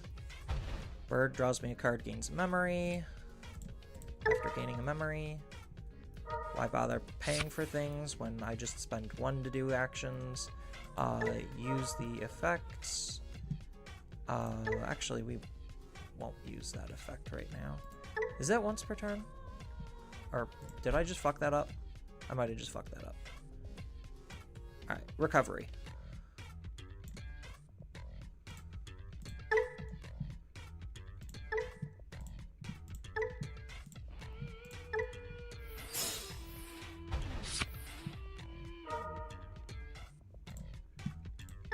Bottom deck you. Get out of here. We don't like you. We'll play you out. Gain another memory. We will not use. We will swing. Yeah, sure, I'm done paying your taxes. Gain another memory. Play a Digimon from our Digivolution source. Play you, because we're done gaining the memories. Grab the only viable option. Get out of here. Oh, right. Miscalculated on that happening. So I don't have lethal anymore. I don't think I had lethal to begin with.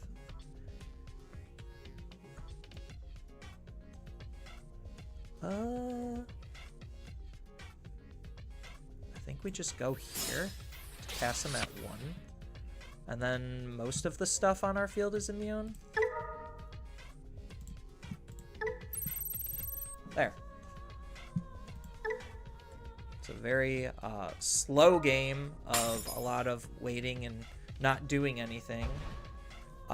He doesn't get on-play effects, so that sucks for him. Because my cards are good and his cards are bad. I guess after this, I could wrap it up.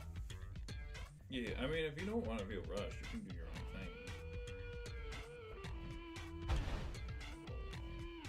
Well, what are you gonna do then?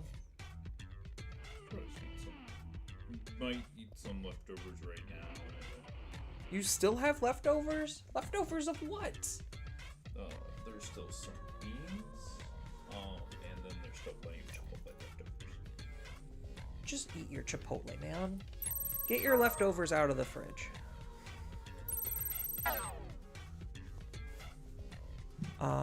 Yeah, I'll blast Digivolve.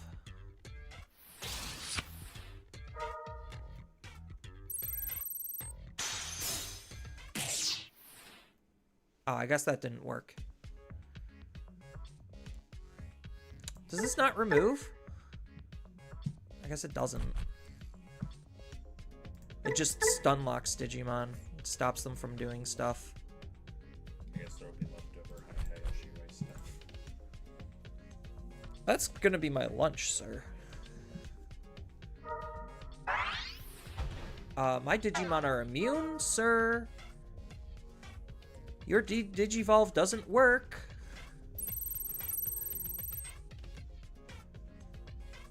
Aegistramon literally says, take your deck and shove it. He gets to gain a lot of memory, though.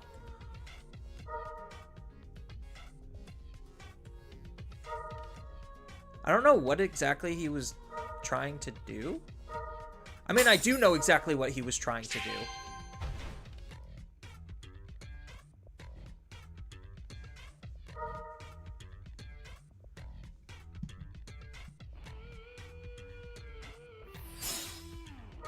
No! My one Digimon! No! My poor rookie. He killed it. I was gonna do more things.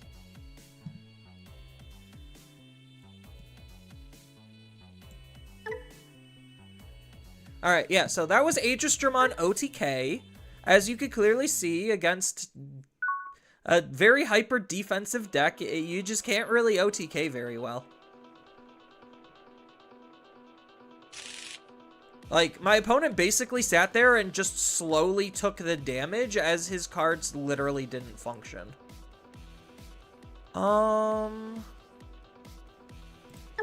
It's a dangerous mulligan, and it definitely did not pay off. Oh, blue hybrids. Interesting. Can I draw a rookie? I was better off with the other hand, to be honest. Oh, it's not blue hybrid. It's, is it actually just like blue Susano? That's not a rookie. Can I get a rookie?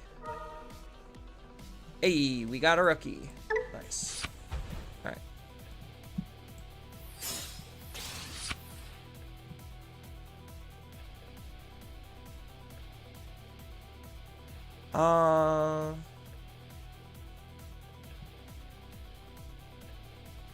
I really wish I didn't have to waste this.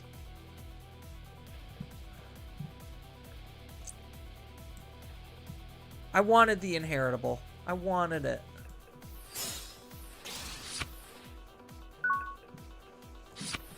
Is this an on play? When did? Nope, it's just an on play. I was like, is it on play when digivolving or is it just on play? Memory boost is pretty okay, or training is pretty okay. If only I could find a level 5. That's fine. If he did it the other way around, he could have kept both Digimon. Lobo.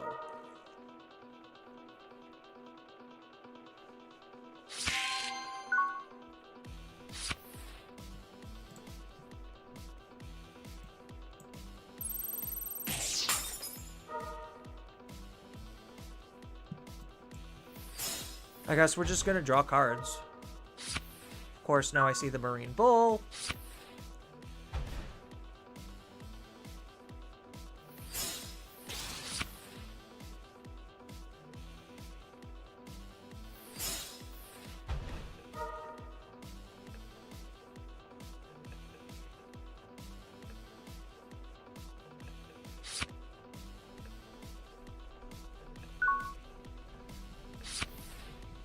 Okay, that kind of makes up for it. Now I just need to find the missing piece, the other level 5.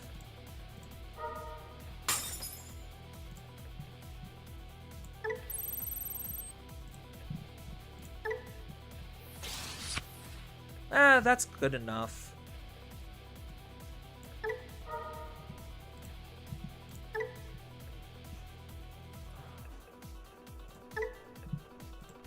He does not have jamming, so we're gonna have to give him jamming.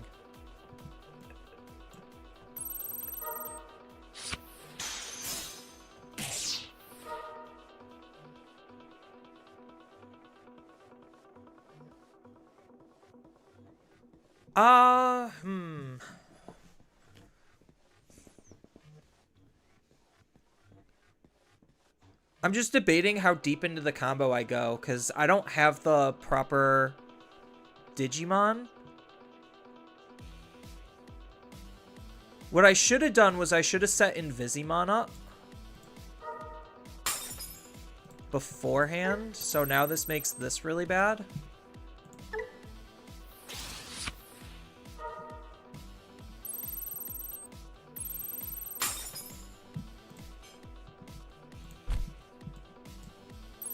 It's fine. He could have a tamer.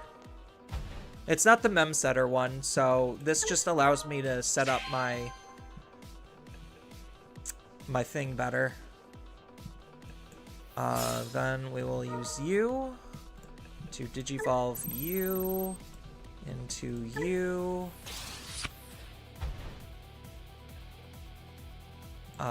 Play.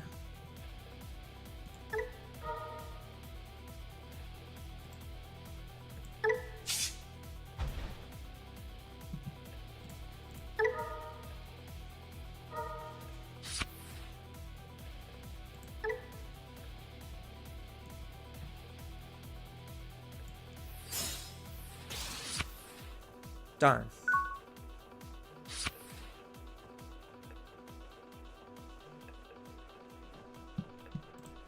Yeah, I don't think he's gonna rip through my security enough to where he could reasonably reach my thing.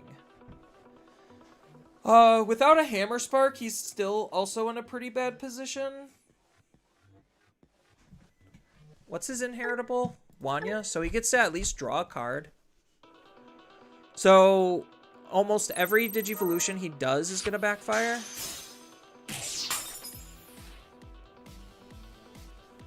And this will be able to let me Aegis. Oh no!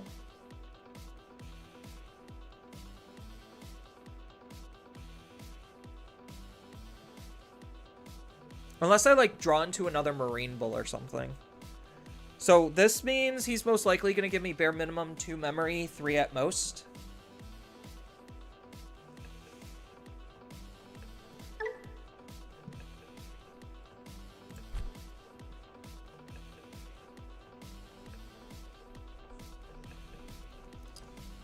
So, what's the game plan, bub? You have a useless tamer that isn't doing anything.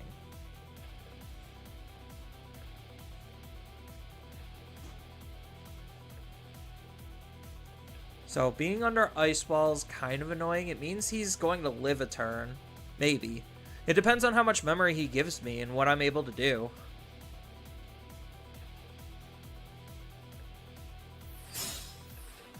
That's a lot of memory. Alright, what's in your security?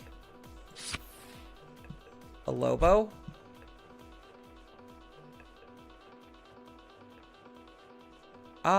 Do I raise out? I'm not going to be able to kill him this turn, so I don't think I do.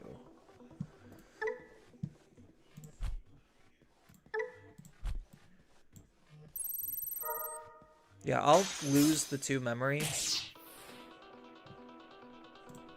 So I can gain the memory, and he quits.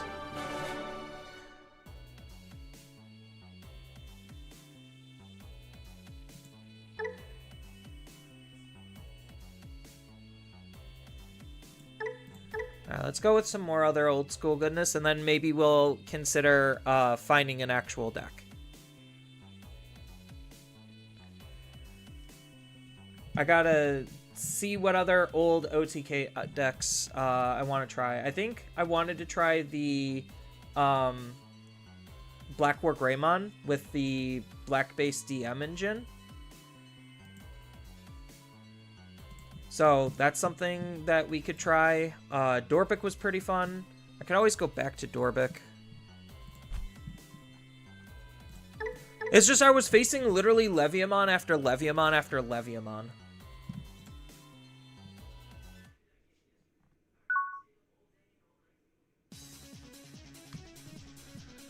No. A little bit better. I get the best turn 1 play in the game. Ukomon.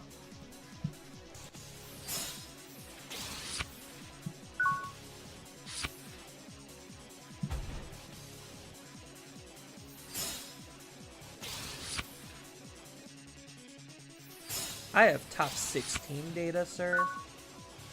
What'd they do? Oh, is this a hoodie?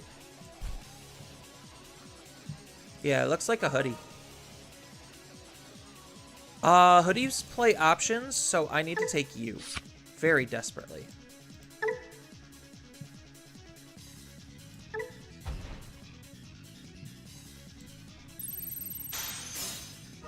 Ooh, that's pretty good for me. Then we're going to set up an Owen before drawing more cards. Just because I need to guarantee that I have a red source at all times. Granted, I have one in my eggs, but I'm not going to be doing anything with the memory right now. They're going to let my Ukomon give me another card draw? Are they crazy? Do they know what we're doing? And they bottom decked 2 Chitoses? Sir. Sir. You madman.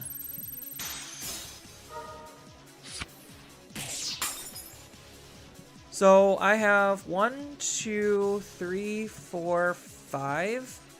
So I could next turn after setting up Garnet. That's unfortunate.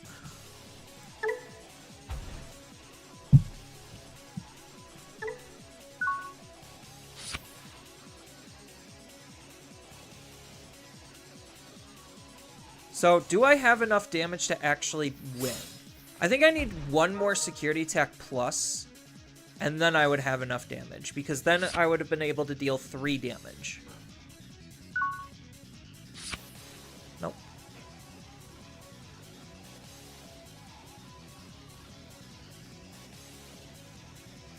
So, 1, 2, 3, 4, 5.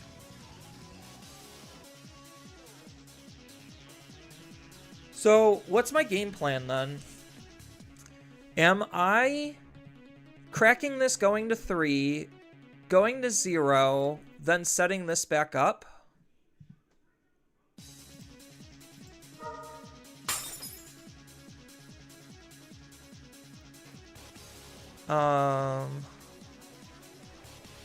Yeah, I think we just go for it. While he doesn't have anything.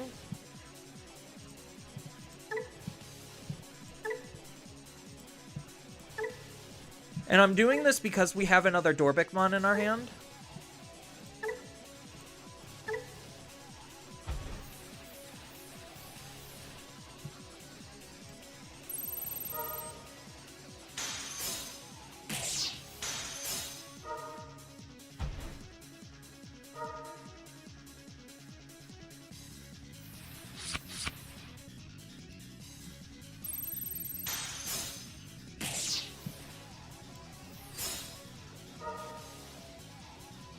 Of course, now we see another security attack card.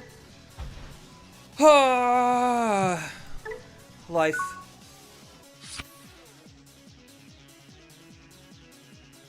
So now he gets to set up some tamers. As long as he doesn't build a good defense, I should pretty much be okay.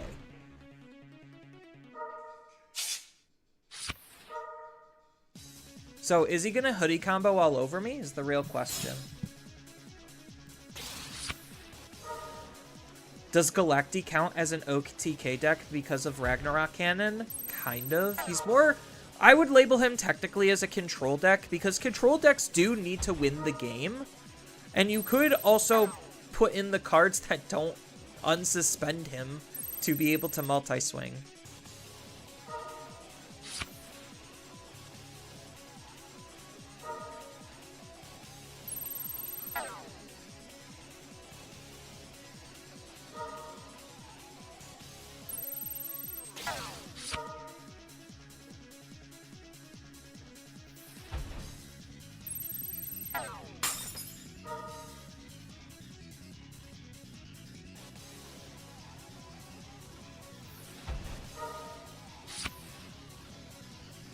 Look at this hoodie go. They are doing hoodie things, alright.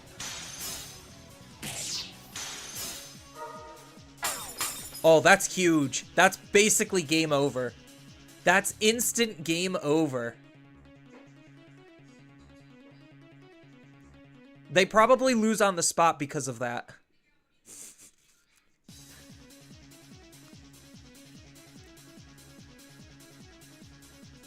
instant game over. Oh, they're still gonna try to do stuff?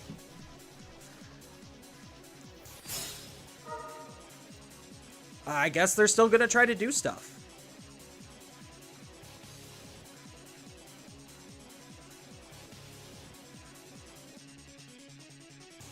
Is he gonna set up like a DNA or something?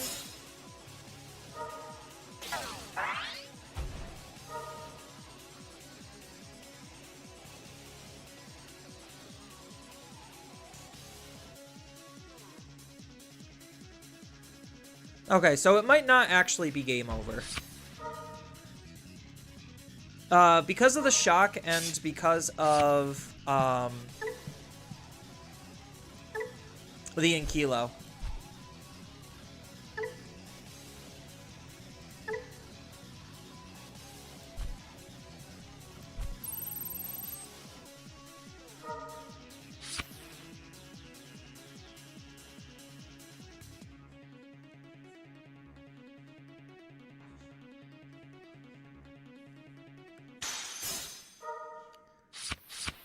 Fireball. What does that do? It draws me 2 cards.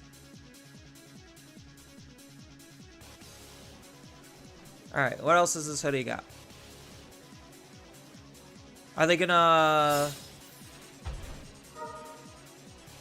Do I have to delete something?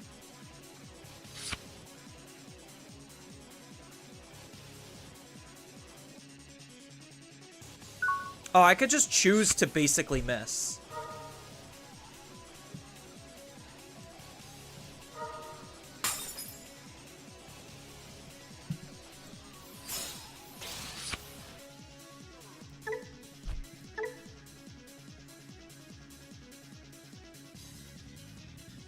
Delete one with 3000 DP or less, and for each card with dragon. So I just need to do one. Fireball.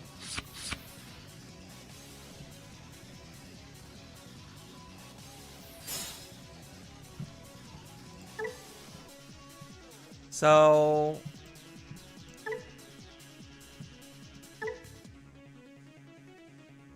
That's at 5,000. This should be 7,000.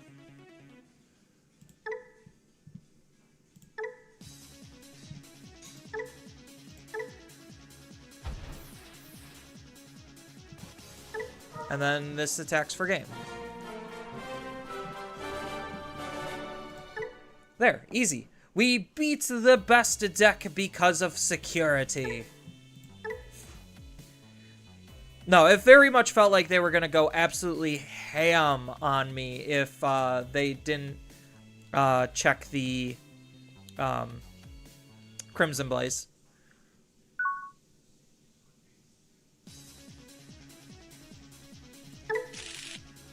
Okay, pretty okay start. We got Uko into Geel, and we are going first.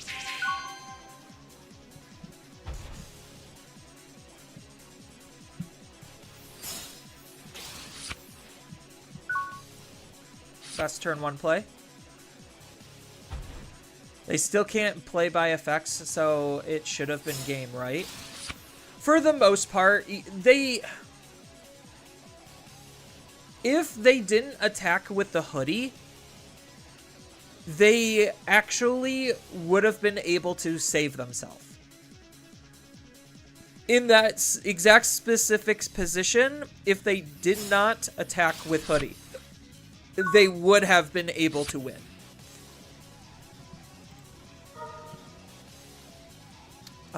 Ooh, do we take Omnimon or do we just go with the Gullus? See, the problem is this is Puppets, and Puppets is a highly defensive deck, so I kind of think I'm forced to take Omni.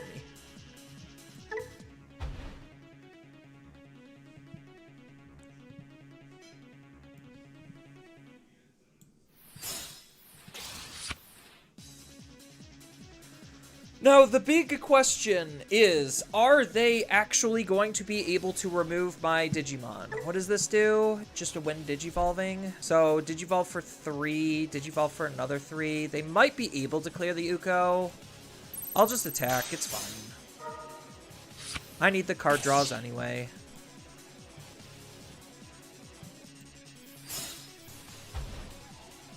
I wonder if Cross is still playable. Cross is probably still playable. You just have to run Crimson Blaze and dodge Psych Bonds. Like, so the big thing is the people that are putting in cards to counter Royal Knights also counter, like, all of the decks that aren't Royal Knights, which is, like, Cross Space decks and other decks that want to hard play Digimon for cheaper. So, like, that's kind of the awkward dynamic. Oh, they're letting my Uko live? Oh, no, they're just going to play a Shumon. Okay.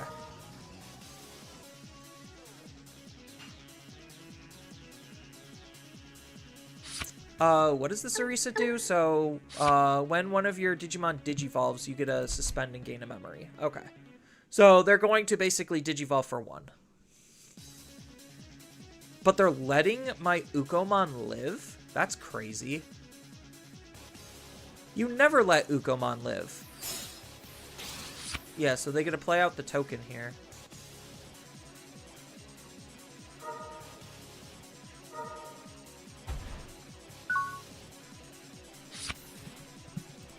I get 2 searches. 2! I think we just take the Dorbeck. Unfortunately, the Crimson Blaze is gone. Well, that's fine, because I probably can win fast enough. What do we need? They're both security attack pluses. So I guess I'll just take the Greymon. Right? Yeah.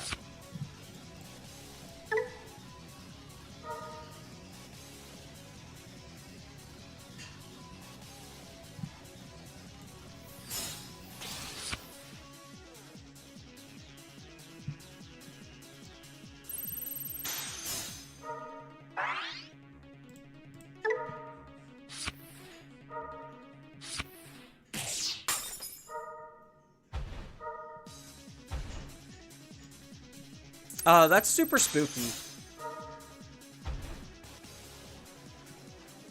I really wish I had a Crimson Blaze right now. This field is a little on the suspiciously spooky side.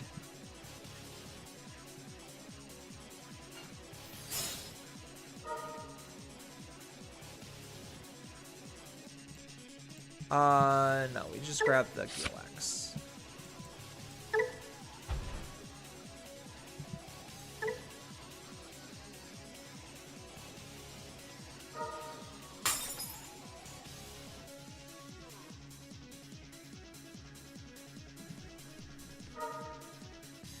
Don't worry, it's about to reduce its size in half.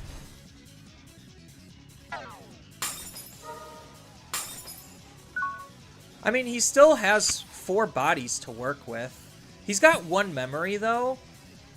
But I know the deck is just able to just do a lot. So the more important thing for me was setting up Wisteria in case he does go into a Kaguya. But I don't think I have a good way of fighting through this type of a field. Outside of, like, an Omni-type play.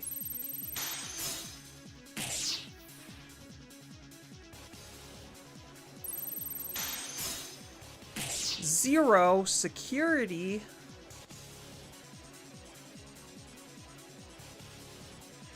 My Digimon's security DP.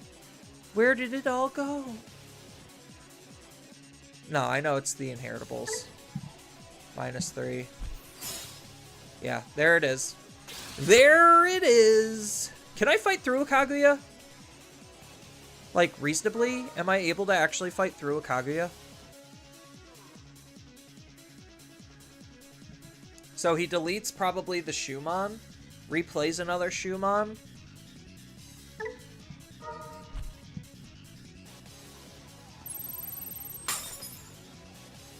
So Kaguya deletes just the smallest thing? Oh, Sendril. That's a mistake. That means I probably win the game. Because that doesn't have blocker.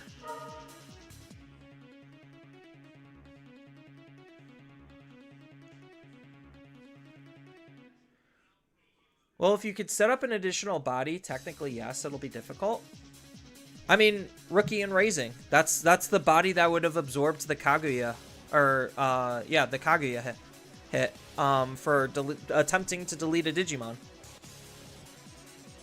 He does get to play out a free Digimon, though, but I don't think anything he plays out will gain memory. He gets to play out a token, and then he gets to overclock, sacrificing the actual Digimon to make an attack, and hits another Wisteria. Alright. So, now I kind of just win the game, right? Like, this is the easiest free win here.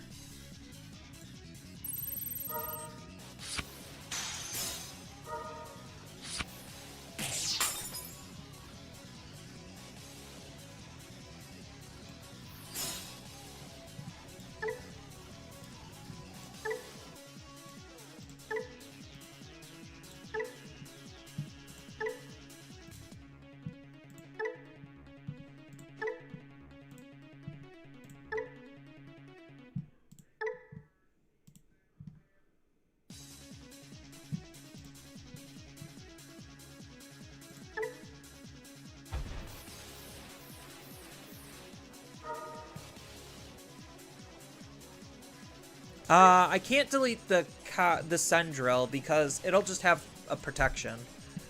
So we're just going to delete you instead. Probably should have deleted this, but it really doesn't matter. Because he has a Digimon with Digivolution sources, so I don't get my multi-attack. But again, it doesn't matter because I have Omnimon.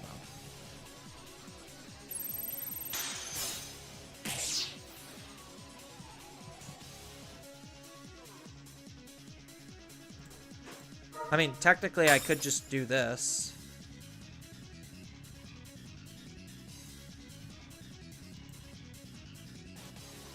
I guess it really doesn't matter how I do it.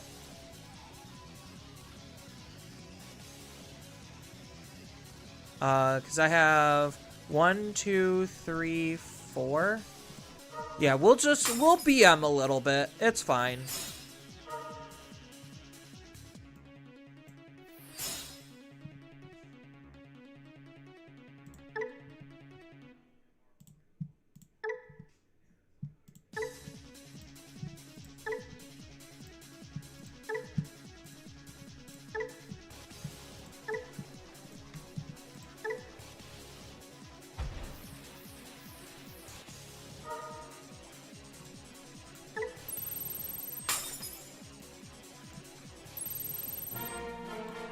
There. I had 2 different ways to kill it. My beloved puppets. They used the wrong one.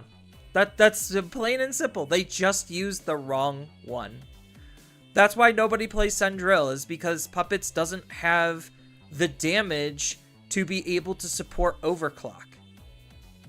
Like, it's just easier and more effective to hunker down with Kaguya and try to ignore the, well, not ignore the opponent's field, but play around their field. And Kaguya also has Alliance. She gives everything blocker. She's got good protection. The only thing she's weak to is basically just Digivolve and DP reduction. Alright. So, let's look at a DM deck. Oops.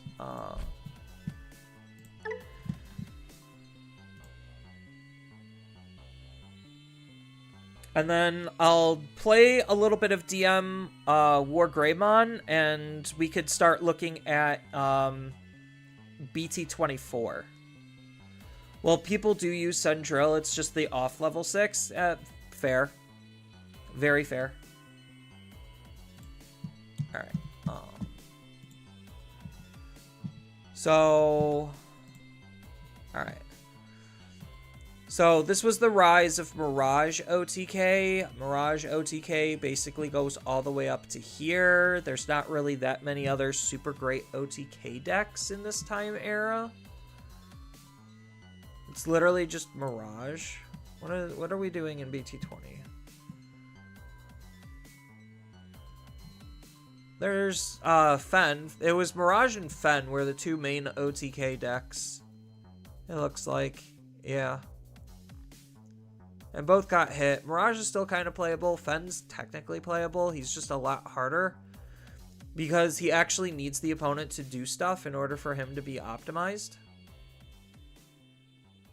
There's a Galacti. Yeah, those were like the only two OTK decks.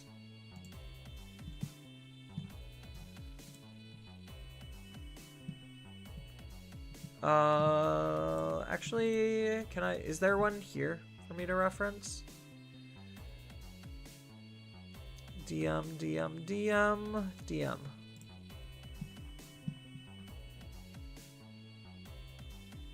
DM version 2. Here we go. All right, let's export you. Copy to clipboard. Import.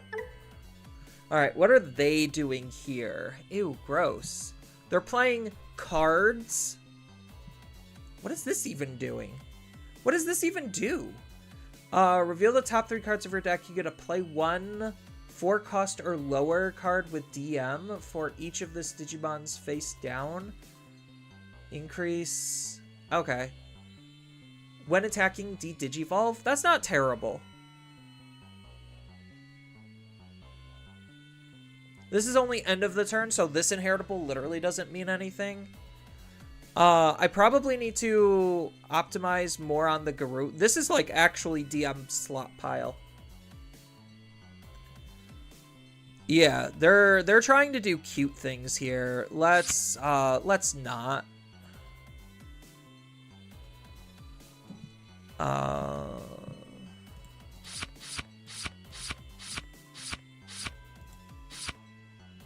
So there's some stuff that we could probably stick it around and keep playing with. But we need Black War.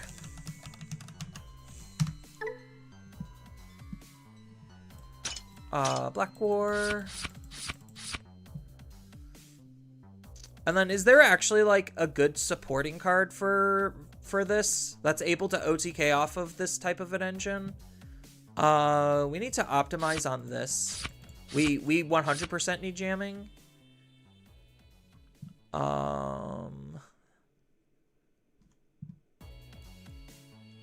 This is probably useless for us. It's DM version 2, but that's also DM version 2. And this is not DM. So we put in 2 Garous. We took out 2 of those. This is DM version 2. This is fine because it's making the opponent's security weaker. So it's kind of like jamming when we don't have jamming. This is DM version 1. Let's just stick with DM version 2 to optimize on our egg a little bit better. Do we keep the Digimon Emperors around? Do we even keep the File Island? All your DM traded Digimon get plus 1000 DP. Main, add the top card of your security. I don't even think we do. I don't think we keep File Island.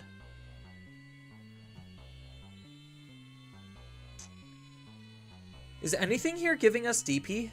Or are we just strictly 11k, like, all the time?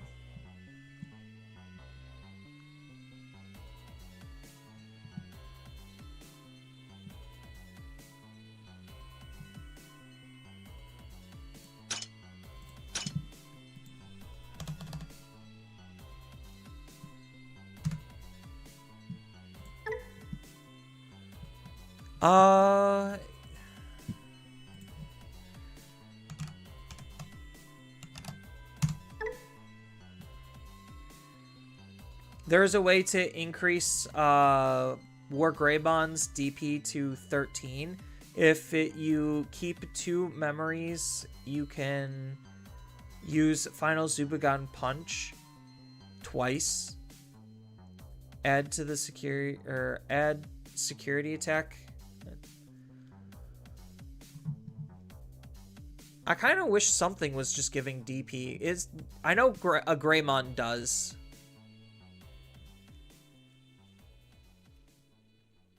But I think that's a lot to ask for. I guess I need to look at, like, options.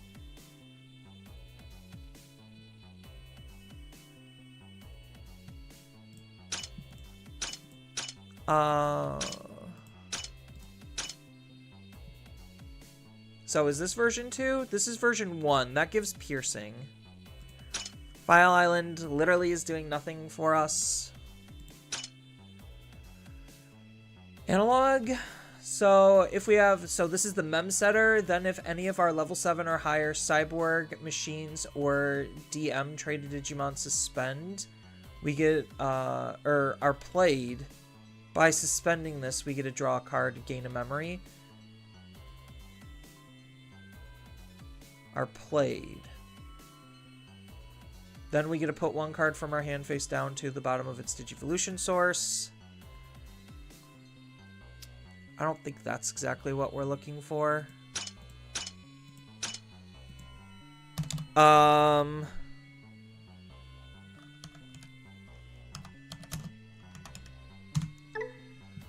we literally just looking at offense plugin, like this new one? Because it gives plus 2,000. Oh, it's only at the end of the turn. I thought it gave security attack plus. What does this one give? This just gives plus... Oh. If only they made one of these that gave security attack plus. Oh, I know I need meat. Meat's like a mandatory card.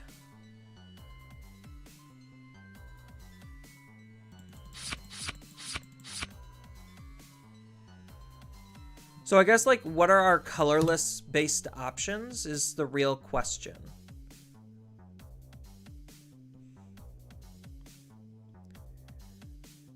Let's go processing.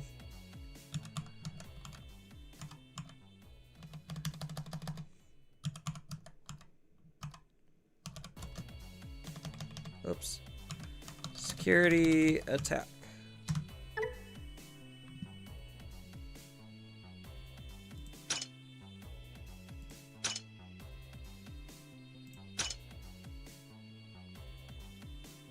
I think the old red plugin gives security attack plus. It does. I'm just seeing if there's like anything else. Like anything that would be like hyper generically usable. I need to look at options.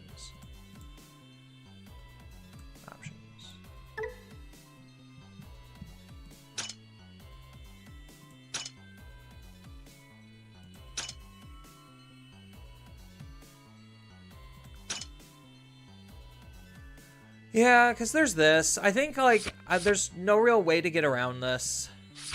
I think I only need to run 3 of it. Reveal the top 3, add a tamer. So I got plenty of tamers.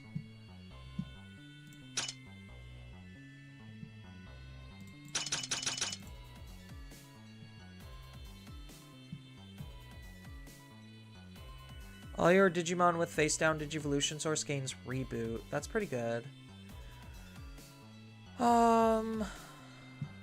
So I need to have, what, 10 sources for Black War Greymon to OTK? Because it's 2 per attack.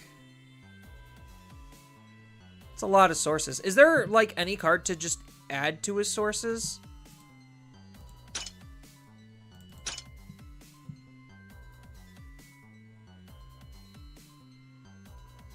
Digivolution cards. That's the text line I'm looking for. Digivolution card. Oh.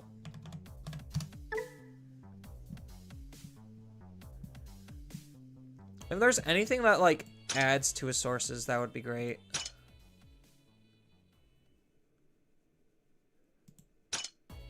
Kind of like a Rowdy Rocker, but better.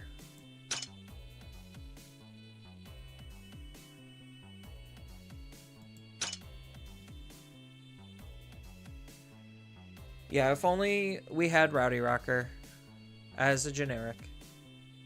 That also costs 0.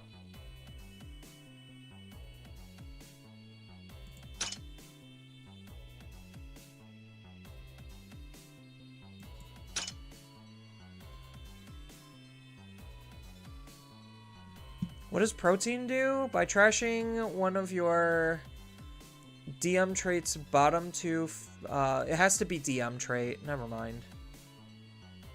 X antibody. X antibody, I can't trash though. That's the only issue.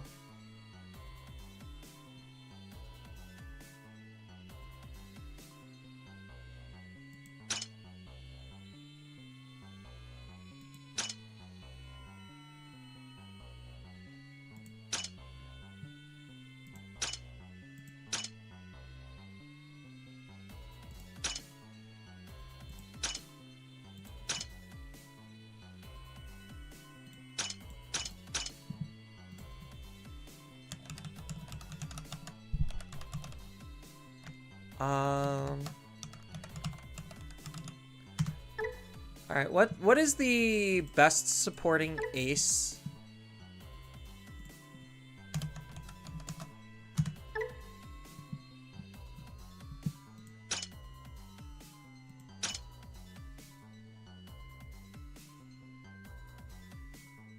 Like, what is an actual ace we could run? Bro, still deck building? This is hard. It's really hard.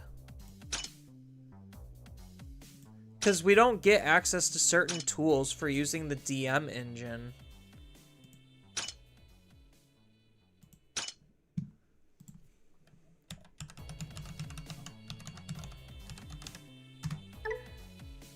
I'll just make my life easy and just run like 2 Black War Greymon aces or something. Or like 1 Black War Greymon ace. I don't think there's a level 7 that we could use that would help us in this situation. I think Black War Greymon just has to do all of the work on his own.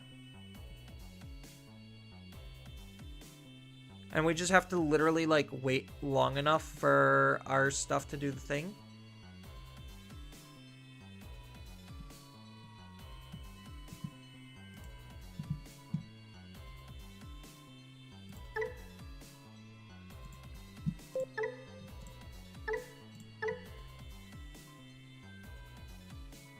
Try using promo Black War is requires position.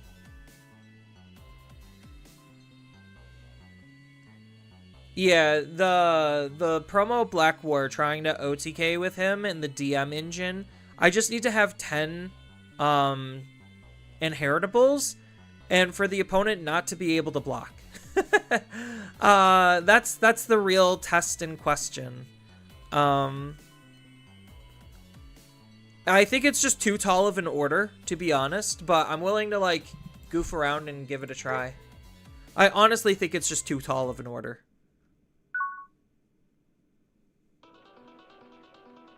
Oh, we got a Black War. We got meat. So, we Elecmon in the raising.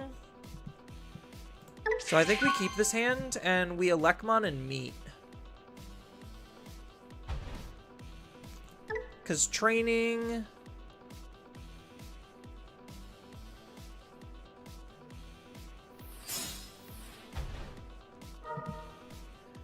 By suspending this, place the top card of our deck face down.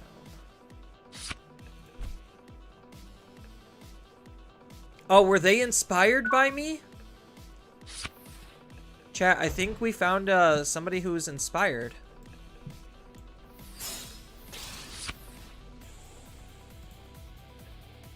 I could attack in my raising area.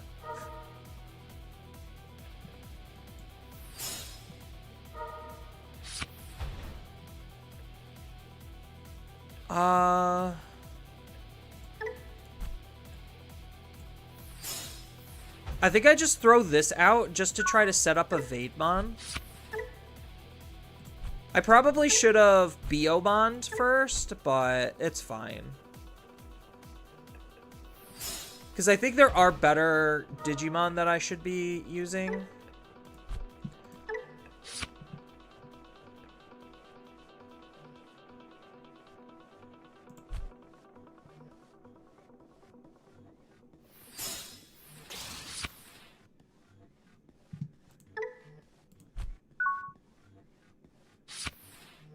Okay.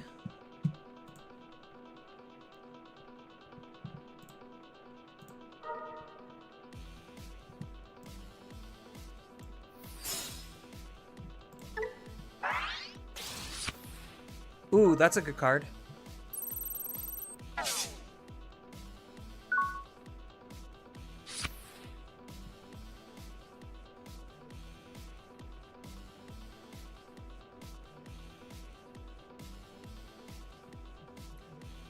So we just need to see a good level, a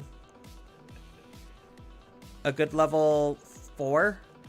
Like, that's the reason why I kind of threw out Vegemon, is because piercing is like not one of the abilities we want to see right now. Ooh, that's good.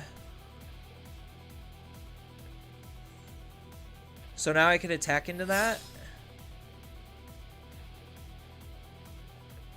Is he just hard playing that? Sir. You only have one face down card. Another Vademon.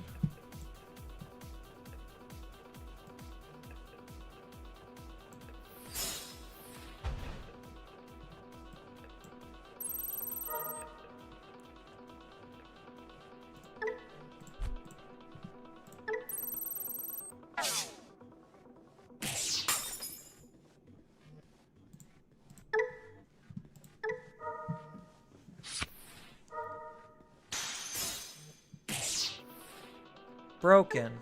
What does this do during your turn when face down cards are placed? Okay.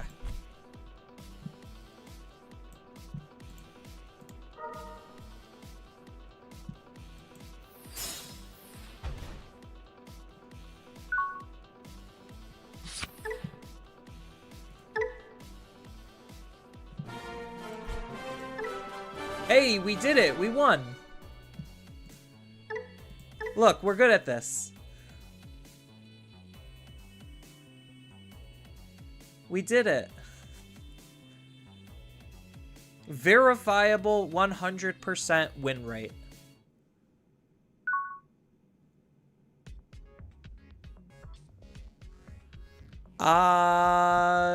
This isn't, like, terrible.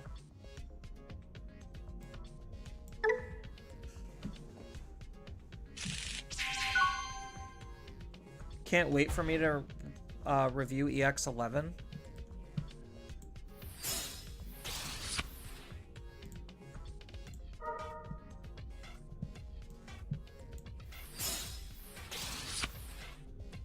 Okay, I think we're fine. We are chilling.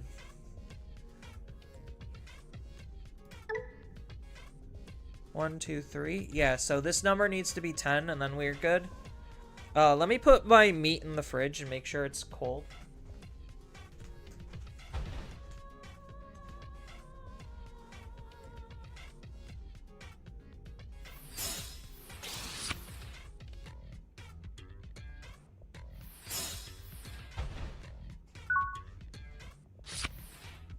Oh, it's my turn?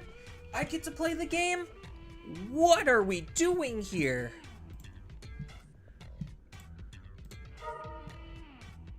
Can this evolve for 0? If any of your Digimon would Digivolve into this card for each face-down Digivolution source, reduce it by 1. So the answer is yes. So we just need to find a tamer.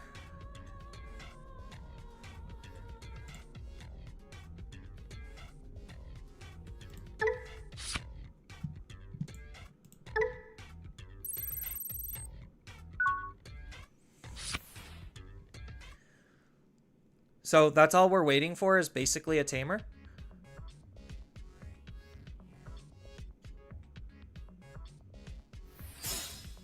Magnamon, who would have guessed?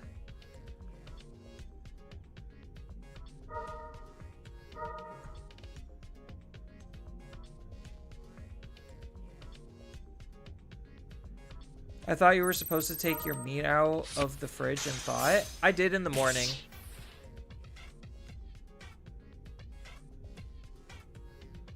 How much memory are you going to give me now?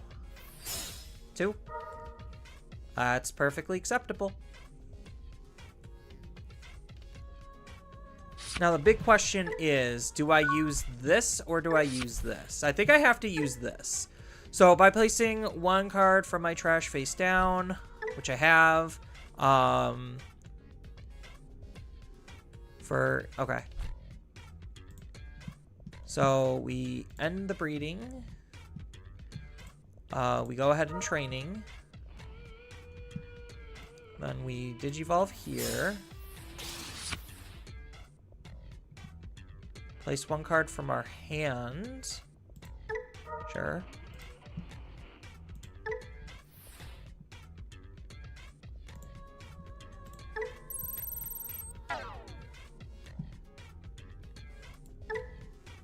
Then by placing 1 card from your trash face down, one of your opponent's Digimon, for each face down, return 1 of their Digimon with no... Wait. Then return 1 of their Digimon with no Digivolution sources. Okay. So we attack here. And then we just Digivolve here. There's a Tamer.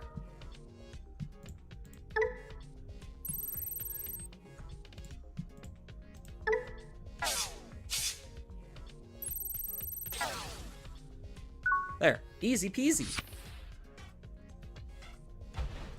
So next turn, we're going to be setting up a Tamer. I could aggress with a singular Black War right now, because this does have... It will have 6 sources.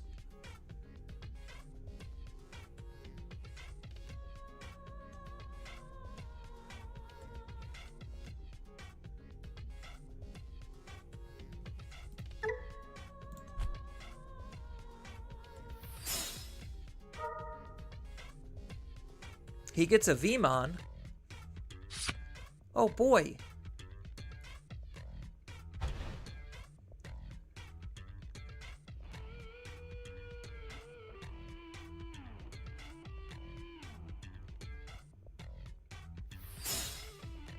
And he digivolved it. No way.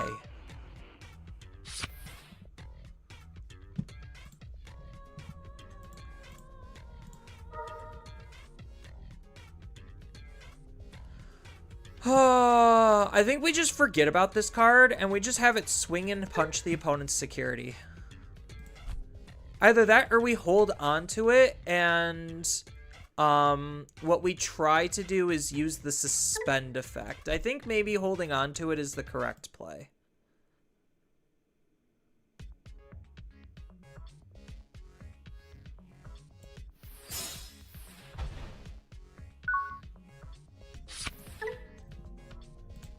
Because he does have 7,000, so he can raid into me.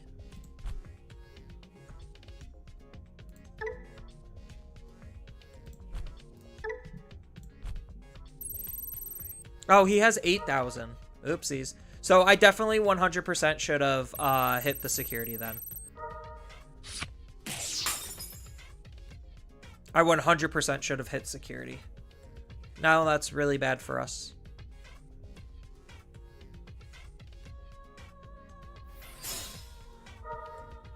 Now he form changes?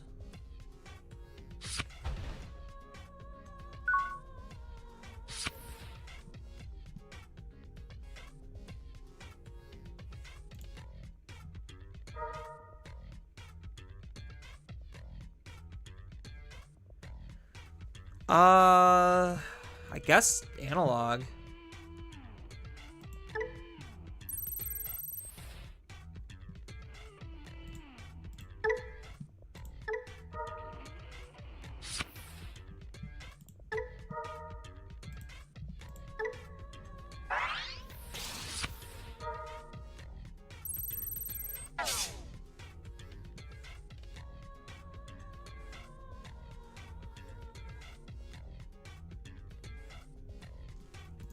I won't have piercing. So I digivolve into him, and he has, so yeah, I think I do trash 1.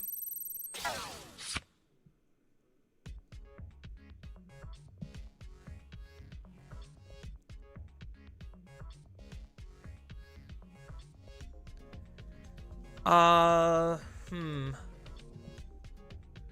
Now the awkward part. Because I need to have enough memory to do my thing. And I actually don't have a way of gaining memory.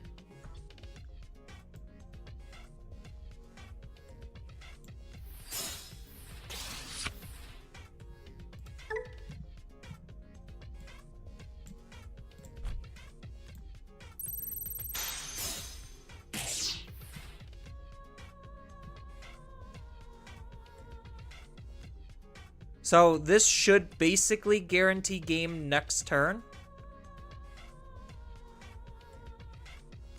So putting him to 2 limits the amount of options he has.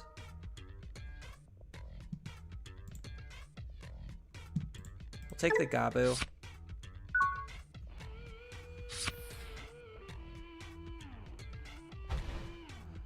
Probably taking the Kabuterimon would have been the correct play in case he sets up an instant blocker here. Because he could crack the memory boost, hard play a Vmon, then Digivolve Vmon into, like, an armor form. Because I'm basically telegraphing I'm going to be killing him next turn.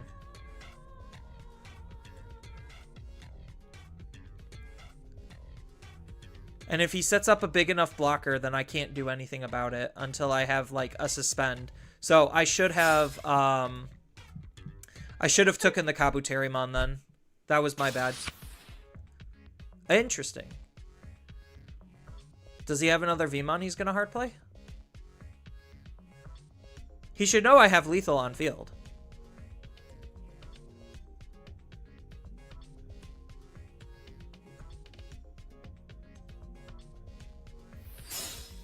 Yep, there's the hard play Vmon. Then he has to crack the mental. And Digivolve into a blocker. That's going to be big enough to stave off Black War Gray. Actually, de-Digivolve. Oh, this is changing the attack target. Never mind. I'm being stupid. Einstein 2020. Yeah.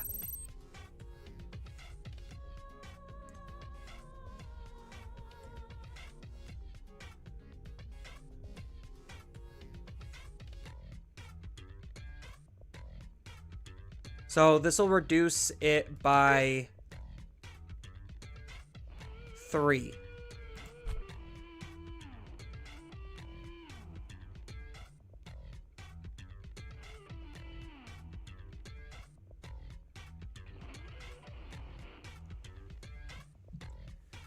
Yeah, I 100% should have took the Kabuterimon because if he makes Magnum... Oh, well, Magnamon would be immune, so I guess it doesn't matter. The new base man has D-Digi Inherit. Vademon's not base. Yeah. Yep. That's what I was afraid of.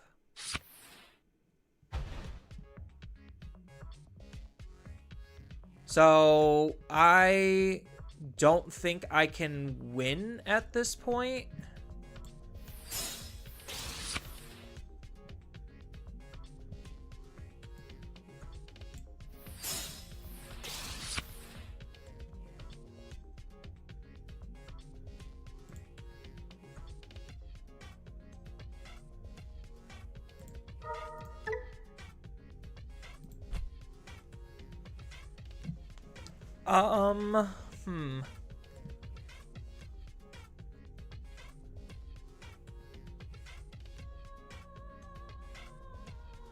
So he punches me twice here. So I have to give him 1 memory. So the question is, do I analog youth or... I think I do analog youth here.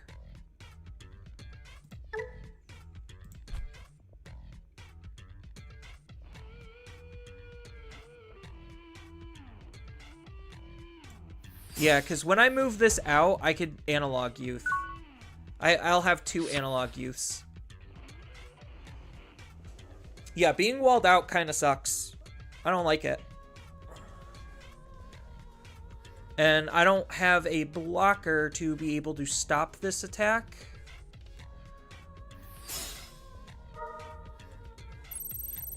Oh, does he just have Omnimon or something to close out the game here? Because,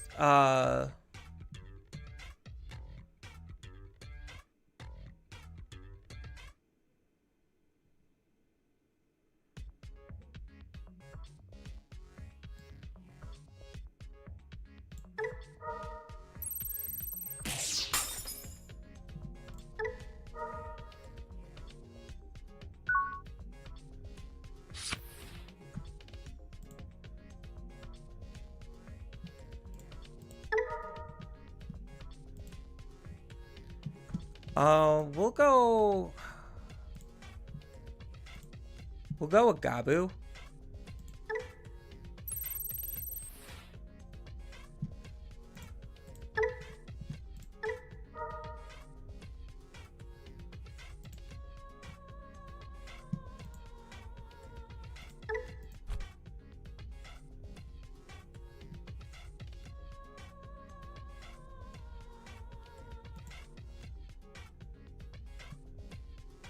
I'm just trying to decide how the order of operations here.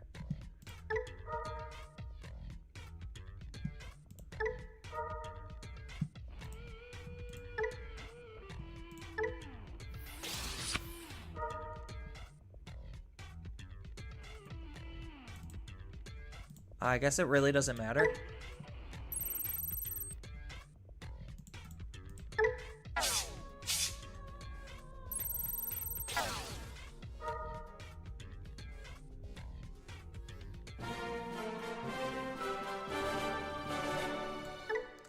I guess I frustrated him enough to just win the game.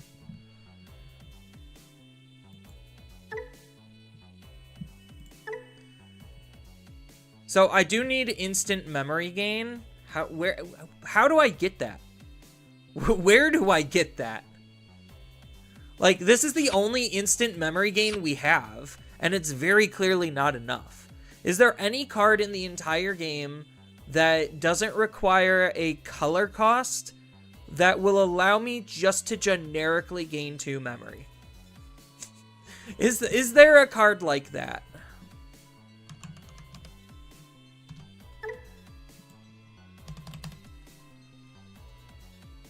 That's security gain of memory.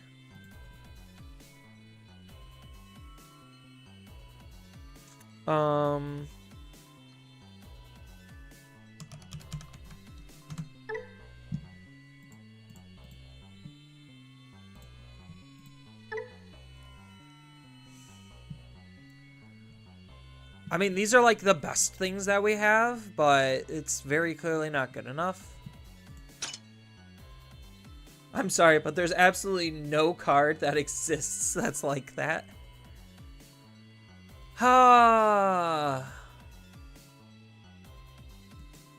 hate it when you're right. So you mean there's no white 0 cost option that says gain 1 memory?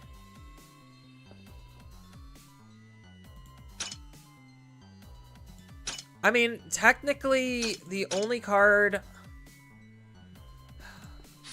Digivolution plugin S is like the only way I could realistically save memory. I think the analog use could also be a mem setter. That might help also. So, what color should the mem setter be? That's the real question. Like, it technically doesn't matter, but it probably does. Cost for Tamer. Go. Alright. What do we got here? Yeah, the only problem is, like, the deck really wants me to use, like, a DM one. But I really don't think Analog Man is, like, the card for this deck. I could use Battle NPC. Do I use a Battle NPC, chat? Probably not. By placing a level 4 or lower black Digimon with Cyborg or Machine in its traits from our hand, as any of our Cyborg or Machines a bottom Digivolution card, we could flip the face-up card of their security. If only these were machines.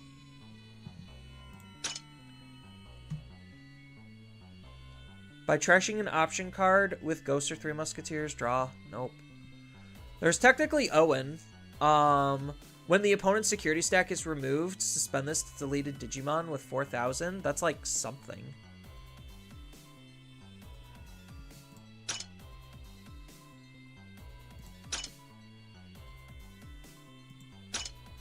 I think the correct answer, just because of Gabumon, is, what's his face? And then I probably should change this out for, like, a Cyborg, so probably, like, a Justy.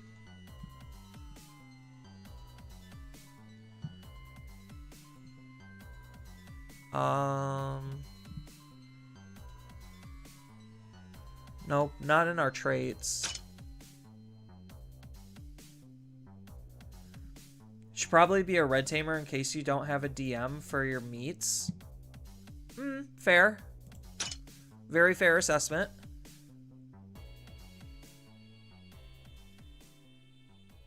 When you attack with a Digimon that has Gamamon in its name or is level 5 or higher, you get to suspend this tamer to have one of your Digimon get plus 2,000 DP for the turn. Ooh, that's not terrible. That really isn't.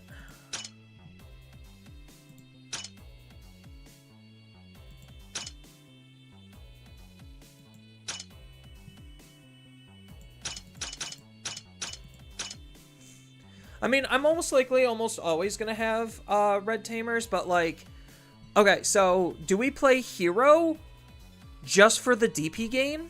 I think we do. I think the answer is Hero over Owen. Like, it's Hero or Owen, and I think I'm leaning more towards Hero over Owen.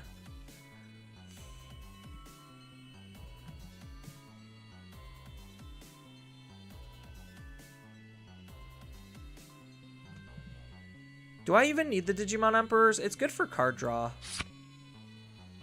But I think maybe I need another ace.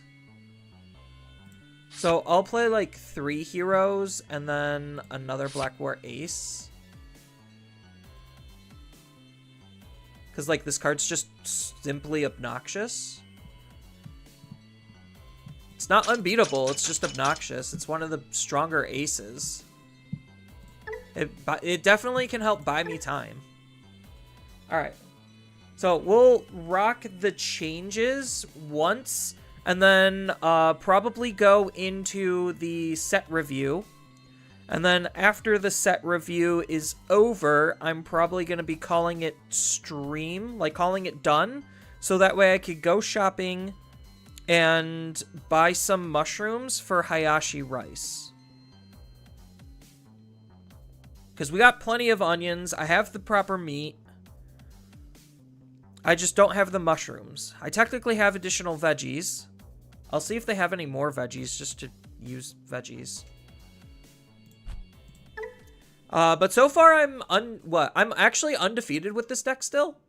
Granted, my opponents probably were just annoyed out of the game rather than like anything else.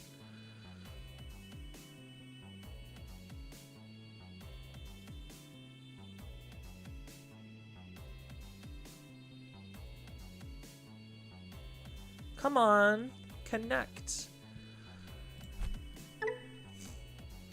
I think too many people are playing right now.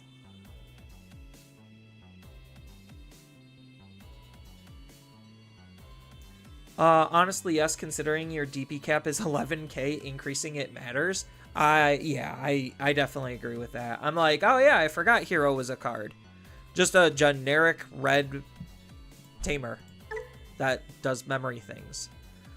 It doesn't exactly fix the memory issues, but like if I technically get Hero plus 2 what's its faces?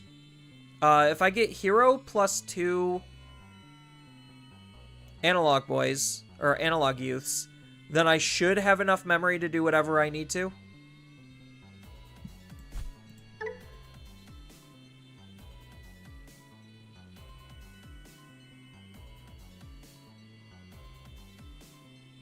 The fun part is waiting.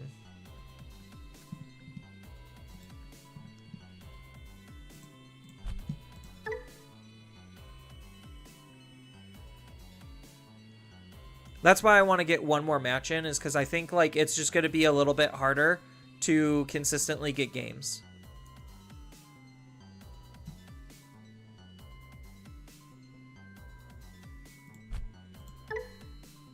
Come on. Let me in. Let me in.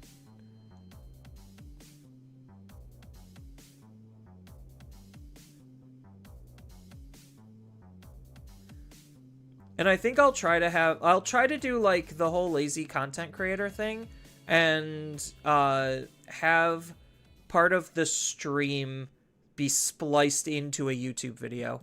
I think like I'll try to do that. I haven't really tried that much. I should consider it more often, but like part of me is just like, oh, people could just watch the stream.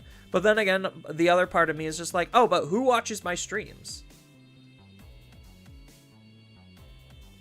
All right, if I can't find, like if I am unable to connect in like another minute or two of trying, then I'll just call it here and go over the BT24 set.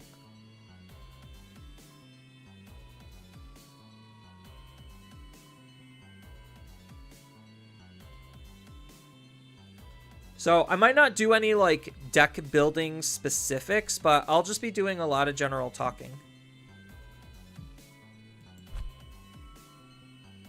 Yeah, I wish my laptop wasn't out of commission so I could be an opponent. Fair.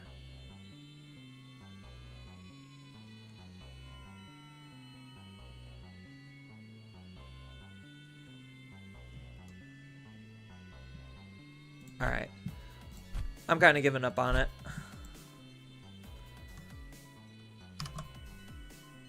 Alt F4.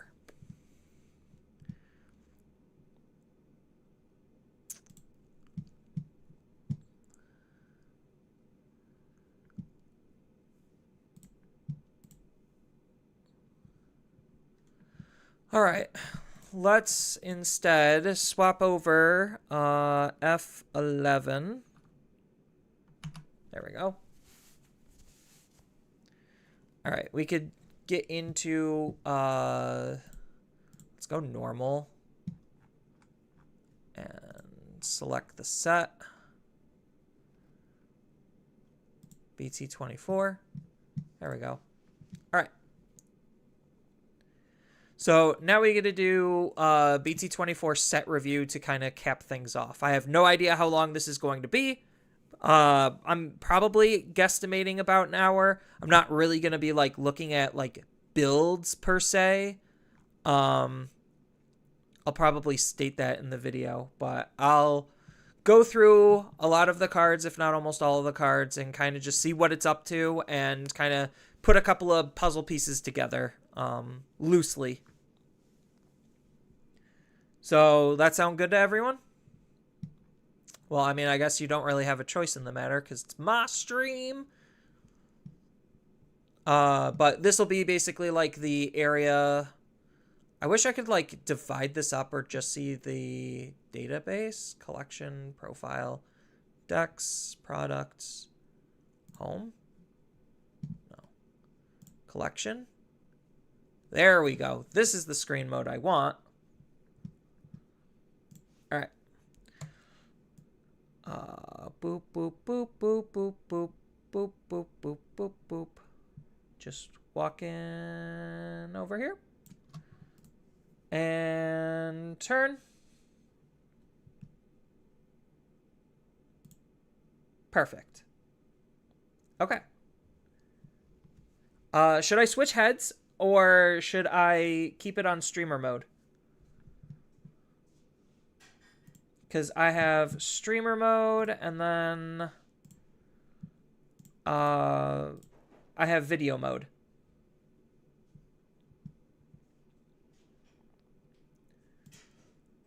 So I might do video mode for this just because it is technically supposed to be a video. Technically. So Alright. Let's do the whole lazy YouTuber thing and have a stream be a YouTube video. If it's going to be part of a video, you might as well switch it. Yeah, that's what I figured. Alright, so, now we can finally talk about BT24. How does this... Okay, cool. Cards are showing up. It's weird that some of them don't have samples, and then some of them do have samples.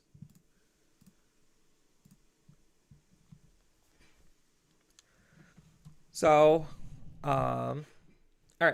I guess let's start with the review. So, I guess I should do kind of like an intro. Not really used to doing like live intros. So, bear with me.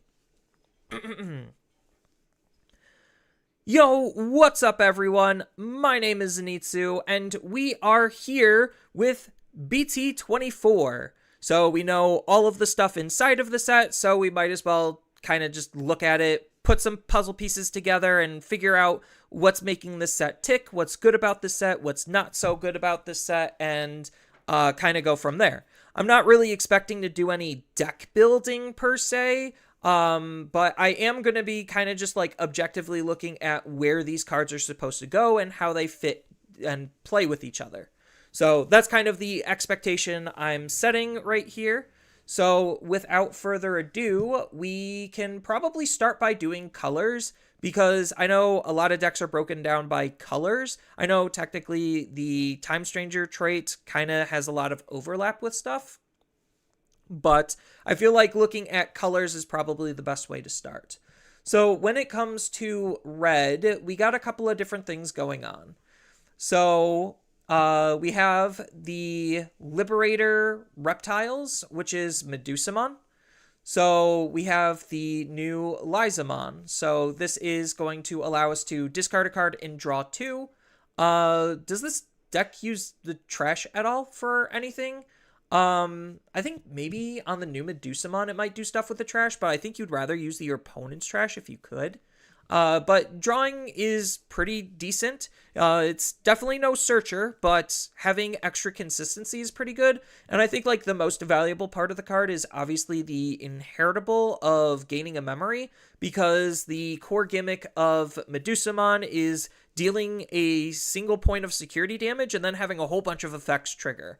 One of them, in this case, being gaining a memory. So having consistency on that inheritable is going to be very important. So Lysamon's pretty decent. Then we have the Demetromon. So this is a blocker. Kind of interesting why it's a blocker. I guess like because Medusamon can now start to play out Digimon by effects. So it's just becoming like every other Digimon deck at this point. Especially every red deck at this point, considering it just wants to hit as hard as humanly possible. But I think maybe these new cards are going to try to shift the gameplay style a little bit so it has more variety in terms of the depth that it can do. And then when any of your other Digimon or Reptile or Dragonkin would leave the battle area, by an effect, you get to return this Digimon to your hand and they don't leave. So this is basically Super Decoy, which is pretty good, especially if you're expecting to play this out by a card effect. Then it has that same inheritable memory, so that's pretty decent, again, on having the consistency, on having the key primary ability that you want, and gaining a memory is, like, uber valuable, especially for way the game has been developed recently, where you're not realistically spending the cost of your cards because you just have so much ways to be able to gain it all back. But this also is pretty good, for just being another in-archetype card, because the archetype doesn't have a whole lot of, like, direct supports. Because the way Liberators kind of work is, like, you have your primary Digimon, which has the Liberator trait, and then the supporting Digimon that the characters use, which doesn't have the Liberator trait. Now, we have the Lamiamon. So this is going to be your stereotypical Warper that we've seen over the past couple of sets, along with the emblems. So Lamiamon is going to, again, just as long as you have your Owen, you could warp a Lysamon by having a Demetromon in your trash, which I guess is pretty decent because the Lysamon can set that up now. So you could use Lysamon to discard the Demetromon and then warp into Lamia, assuming you have an Owen. So That seems to be kind of the gameplay. Does that save you memory? Hold on. I guess if you're using the new Lysamon, it doesn't. But if you're using the Lysamon that lets you reduce the Digivolution cost, then that probably saves you actually a lot of memory. Huh. Because then you would Digivolve into a level 5 for 2, which is pretty cost efficient. Then it has a win Digivolving when attacking once per turn, where your opponent places a card from their hand to the bottom of their security, and then they trash the top of their security. So this is basically the Cyberdramon that they were playing with, just again, more directly in archetype, which makes this incredibly good. And then the inheritable ability is what's allowing us to be able to play out the level 4, which is supposed to be the Dimetramon. So that way we have additional protection, which is something that the deck severely lacked, which that probably makes this the best Lamiamon to use. So that's going to be really, really good. Yeah, this card's actually kind of fantastic. Then we have the Medusamon. So this time she's a little bit weaker, but again, it's following the trend of all of the other Liberator stuff that we've seen from the past couple of sets. I think it started like, what, BT21? BT22? Somewhere around there. We started seeing like the Mediator ones. These are like lower stat, but they have pretty decent abilities, and they're more cost efficient to use.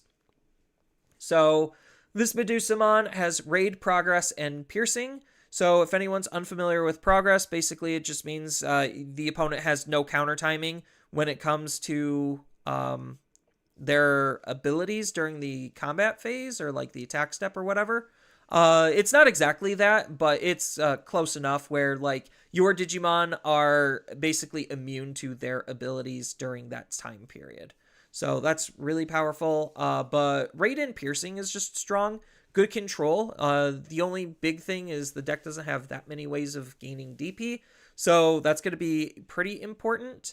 Then she has a Win Digivolving ability to just delete the opponent's Digimon with the lowest DP. Pretty standard.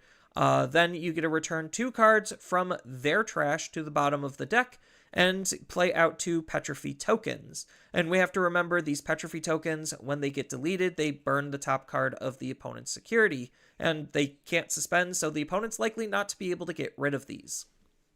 Then she has... oh wait, no, do these? No, she does have a on delete where you get to trash the top... Oh, no, okay, so they're just... The parsing on the card is just weird. So the Petrophy tokens do have the on delete trash the top, and then after you create the Petrophy tokens, this Digimon gets plus 2,000 DP until the end of the opponent's turn for each of their Digimon, which you just played 2 of them. So she's going to be basically a 5k Digimon, which is pretty decent. And again, she kind of was lacking the DP department. So you're sacrificing damage for DP. That's pretty much the big trade-off. On top of the fact that you're giving the opponent more Petrophy tokens. So if more ways to be able to remove them, then you could burn their security faster. So it's kind of basically almost the same as security attack +1. Just requires an extra step, which for the way the deck works is not very hard. But the most important thing is obviously she costs 3 instead of 4, so she's a little bit more tempo efficient. Then we got the big boss monster, Staracomon. There we go. Nailed it. First try. Where we are going to have the stereotypical Liberator level 7. So it does the whole Liberator level 7 thing where it has its normal Digivolution cost and DP. Then it also has its alternative one where we could warp from our Lamiamon into this card. But if you're trying to like OTK and kill the opponent, then you kind of just need to go through the full stages if I'm understanding how this card works. Otherwise, like, you're just going to hope to sit on this card and it's going to be absolutely obnoxious for the opponent to deal with.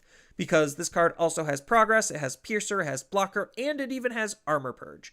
So it's just got a lot of keywords, and it's still going to do more stuff because when you Digivolve into this card, you get to trash the any one of the opponent's security cards. So that's kind of unique. I don't think we've had any Digimon outside of this just be able to pick what opponent's security they want to trash. So if you know there's a specific threat that's hiding in their security, then you could just use this card to just get rid of it. So it's just like, oh yeah, I know X antibody protoform is at the top. We'll just burn that. Oh, I see you set up one of those like options that go to the bottom of the security. Yeah, we'll snipe that. So this is actually a really, really strong card just for that part of the ability alone. Just free trashing of the security is always good. Then it has 2 alterns effects where when an opponent's security stack is removed, you get to delete one of their Digimon, which you triggered because you removed one from its when Digivolving effect. So yeah, pretty good synergy there. So you could go into Lamia, or not Lamia, you could go into Medusa, delete a Digimon, play some Petrophy tokens, remove their security, then delete a Petrophy token, then remove another security. So there's just a lot of power behind what this card and its setups are. Then it has the second Alterns effect, which is arguably like one of the best forms of protection, I guess, because when any of your reptile or dragonkin traded Digimon, which this is a dragonkin, would leave the battle area, you get to delete one of the opponent's Digimon with the lowest DP and they don't leave. So it's another way to basically use the Petrophy tokens, at least like what their idea is you're going to use the Petrophy tokens basically as fuel to be able to just keep this guy around. But obviously if the opponent's playing a Digimon, that means they're going to try to remove your Digimon. So then you could remove their Digimon instead. So it puts a lot of pressure on the opponent. And because this covers most forms of common removal, it's very strong, which is going to, again, be why soft removal like de-digivolve and suspending and stunlocking the opponent's Digimon is like incredibly valuable right now, is because of effects like this where you reasonably don't have lots of ways to be able to deal with this, so you need to have some kind of way. Those are your ways. Soft removal is going to be the key on being able to deal with this card, otherwise he is very strong. So yeah, that is already looking to be pretty strong. Then we have the new Owen Tamer, which it looks like he has some more DP increasing. So it looks like they decided to offload all of the DP gains from Digimon to, like as inheritables, to alternative ways of gaining DP. So he has an ability where during your turn, when one of your Digimon digivolves into a reptile or dragonkin, so similar to a lot of the other New Wave Liberator stuff while we were getting their emblems, we get to suspend them and then have the Digimon get plus 3000 DP for the turn and then attack. So that's going to be really important because obviously we want to suspend our Owens, and this is probably going to be one of the easiest Owens to suspend so we could trigger our emblem. Then he also has the same start of main phase as we've seen with a lot of the other New Age Liberator stuff that plays along with their emblems, where if we return this card to the bottom of our deck, we get to play either an Owen from our hand, and if we don't have a Digimon in play, we also get to play Eliza from our trash. So it just helps us set up our stuff while being a good card to suspend and gain extra DP. And speaking of that, we have the unique emblem, Blazing Conqueror. Or not Conqueror. Blazing Conductor. There we go. Because, yeah, he's music-based. I wouldn't have thought, but sure. Where this is just an emblem. I really don't know what to say. Emblems are just very, very power-crept versions of, for the most part, whatchamacallits, memory boosts. Like, they're doing a lot of setup and cost saving, and they're incredibly strong. So that is, for the most part, all of the cards in the Medusa line. And I think this does just dramatically change how the deck functions. Then, technically, we do have a Time Stranger card that he can play because we do have a Cyclone Mon. So, based on the old way that the deck was kind of playing, we had a Owen that allows us to attack when we play out a Digimon or something. Basically, he just allows us to attack, and Cyclone Mon is just another free basic attack. So if we're unable to finish the opponent and we have that other old Owen on the field, then we could hard play this card and it could act as a surprise attack that the opponent might not be anticipating. It also has Raid and comes with Raid, which is whatever for the deck. You just mostly care about the fact that it has Rush. So you don't think that the Power Creep archetype lock trainings? I think they're Power Creeped archetype lock trainings. Yeah. They're kind of similar to both trainings and memory boosts. There's a lot of aspects from both of them, but they are incredibly strong. Very powerful. And like I've had this whole debate where it's just like, is it okay to put power behind specific archetypes when that power is like overwhelmingly strong? It's definitely a very interesting question. But for the most part, I kind of like read over a lot of the other cards. It really doesn't seem like the set's going to hardcore power creep the game. And you can kind of tell when we get a little bit deeper that is probably a very true sentiment. So next we have just some of the other red cards. So we have Shamanmon, which is playing with the Titans deck. So Titans is going to be one of the sub-traits to the Time Stranger traits because Time Stranger has two factions, Titans and Iliads. So obviously they're both getting respective decks. Iliads is getting more than one deck. Titans just feels like it's Titans. So Shamanmon is going to be same as like the Lysamon, where it's just a basic draw card, which is good because a lot of Titans are purple, and purple wants to abuse the trash as much as possible, so it makes sense that this card is a good card to filter through your deck and discard the card that you want from your hand into your trash. Then it has the Inheritable, where when your hand is trashed from, this demon or Titan traded Digimon, you get a Digivolve into a Titamon or Titan traded Digimon from your trash. Very powerful. With the reduction cost of 1 to its Digivolution cost. So that's very, very strong. Digivolving from the trash is something we have not seen a whole lot of, but again, it just puts more emphasis on trash abuse.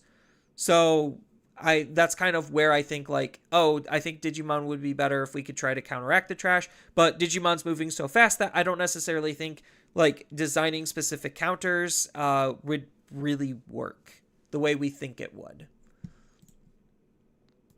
Continuing with some Titans, we have Greymon. So this is the Virus Greymon. He has Blocker, On Delete, De-Digivolve, and he comes with Raid. Pretty basic. I don't necessarily think this might make the cut. It depends on what the rest of the Titans are doing to see, like, is this a worthy level 4? Because you only have so much space for so many cards, and you gotta cut some of them. So this is probably just a filler card, unfortunately. But, I mean, technically, Greymons can use it. I don't know if they would. I think they still also have just better cards that they would rather use. So, a little unfortunate there. We already talked about Cyclomon, which is kind of like it's not really a hybrid card. It's one of those cards where it's obviously, it's meant to be a multifaceted card where it could be used in a couple of different places. So I like that type of design. Then we have Fugamon. So when this card is trashed from your hand, if you have 5 or fewer cards in your hand, you get to draw 1. So pretty decent. Draw power is never a bad thing, especially if you're kind of low on it, because it seems like with Titans, you're going to be discarding lots of cards. So then the other ability, like the actual effect on the card, states that when we play this card or when we attack with him, we get to trash 1 card in our hand, and we get to delete one of the opponent's Digimon with 6,000 DP or less. That's actually pretty strong, coming from a level 4 Digimon. Because granted, it's supposed to basically mean it can delete almost any level 4 Digimon. And it being red means that it's going to be deleting via DP. So I understand where the effect's coming from. It just seems a little on the strong side. Not anything crazy by any stretch of the word. Like, there's lots of really good removal on level 4s, which is why, like, level 4s and below is, like, so easy to get rid of versus level 5s and higher. But removal factor aside and draw factor aside, the inheritable allows us, when a card's trashed from our hand, this demon or Titan traded Digimon can digivolve into a Titamon or Titan in its trait from our trash with the reduction cost by 1. So again, it's just trying to have us like discard cards. And then when we discard cards, especially cards like Fugamon, we're going to be drawing a card, and then we're going to be able to digivolve for a little bit less out of our trash. So Titans already is looking pretty good for that. Plus, I mean, purple's just one of the most broken colors in Digimon. I guess we'll just continue talking about some of the Titans. So here's the Metal Greymon Titan. I think this is just another filler card, unfortunately. It does have a security effect, which is pretty neat, where if your opponent has a level 6 or higher Digimon in play, you get to play this card for free. So, I mean, hey, I'll take a free level 5. He has blocker, so that means he could stave off some damage and help a little bit. And then he has the altern when attack targets change, which is going to happen because you blocked. Ideally, that's how the card is designed, but obviously you could play this inside of Black War Greymon and War Greymon Pice decks because they're kind of shifting their design philosophy to be about like attack changes. So it could work there, being another multifaceted card where you're going to delete the opponent's Digimon with the lowest DP. That's a pretty strong effect. So basically I'm going to swing, and then I'm going to delete a Digimon, and then if the Digimon that is deleted is not the one that was attacking, then I just get to block also. So pretty neat. He has an inheritable ability. Once per turn, you get to delete one of the opponent's Digimon with blocker. Just whatever. Pretty decent, but not like super crazy. Then one of the last few red cards we have is Aegyokusmon. Agiokusmon. There we go. For whatever reason, he's got Dragonkin in his traits. I guess it's because, like, Agiomon has, like, different forms. So, most likely, the green one's going to be Plant. The blue one is going to be Cyborg. Then the yellow one might be Shaman? I don't know. Maybe Angel? Regardless, it just means, like, if you want to try to run him with Dragonkin synergy, you could. But he can Digivolve off of Agiomon. He has security attack +1 and decode. For Agiomon, so if he were to be removed, you basically get a free Agiomon. That's his inheritable too, so pretty neat that you're always able to keep a body around. Then... so being able to keep a body around is actually, like, incredibly important because that's where a lot of, like, the comeback ability of Digimon is, where it's just, like, if you're unable to kill the opponent, you at least want to make sure that you could rebuild fast enough, and decode kind of helps with that. But he also has security attack +1, so he's going to try to punch really hard. Then he has a when Digivolving ability that's actually pretty decent, where you get a minus 5,000 DP from one of the opponent's Digimon, and then if they have... sorry, because he's part yellow, if you have 3 or fewer cards in your security, you get to delete an opponent's Digimon with 7,000 DP or less. So if you just combine the numbers, he could kill up to 12 Ks. Which, again, is actually pretty strong for a level 5 Digimon. Definitely a removal effect that hits way above the weight class. Either that or you could split it apart, and if the opponent has multiple Digimon that you can DP reduce and then delete, you could do potentially both. So, very strong effect. Obviously, he's going to be played in the Agiomon deck. So, that's going to be, like, one of the main Iliad decks. Because when it comes to how Iliad is designed, I know I'm kind of going to be all over the place here. You have Agiomon being basically his own deck. Then, you have the Olympus 12, which... the way they're designed, they want you to pair 2 Olympus 12s up with each other. It doesn't really seem to matter what is paired up. as long as you have 2 Olympus 12s paired up, that's kind of like the direction in deck building that they want you to take. So if they continue that design, that means we're going to be getting pretty much all of the Olympus 12, and they do have designated pairings, so specific cards do want to play with each other when it comes to what Olympus 12s you're going to be using.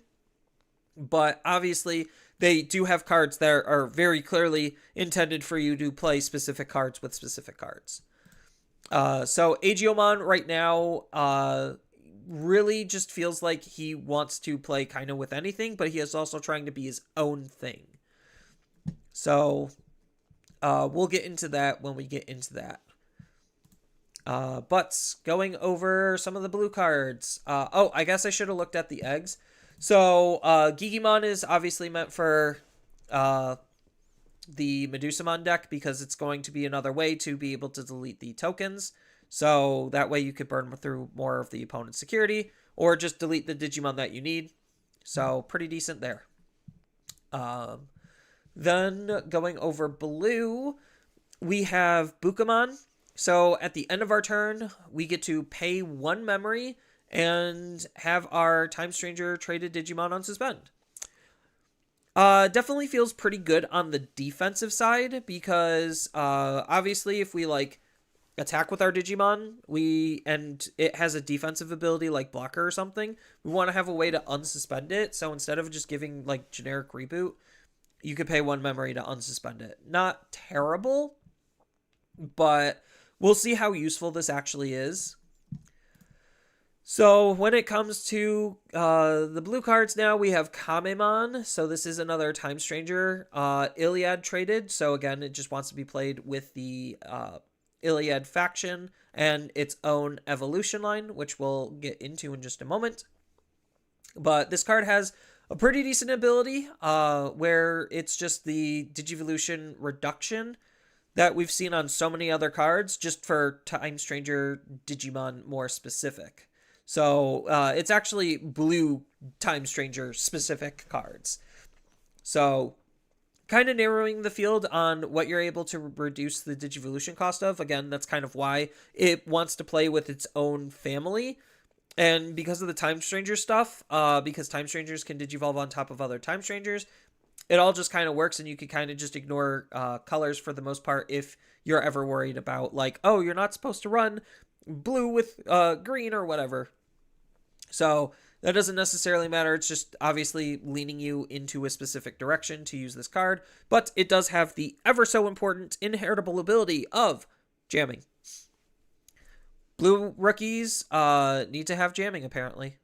So here it is. Now we have Gomamon. So this is going to be the dedicated searcher for blue Time Strangers.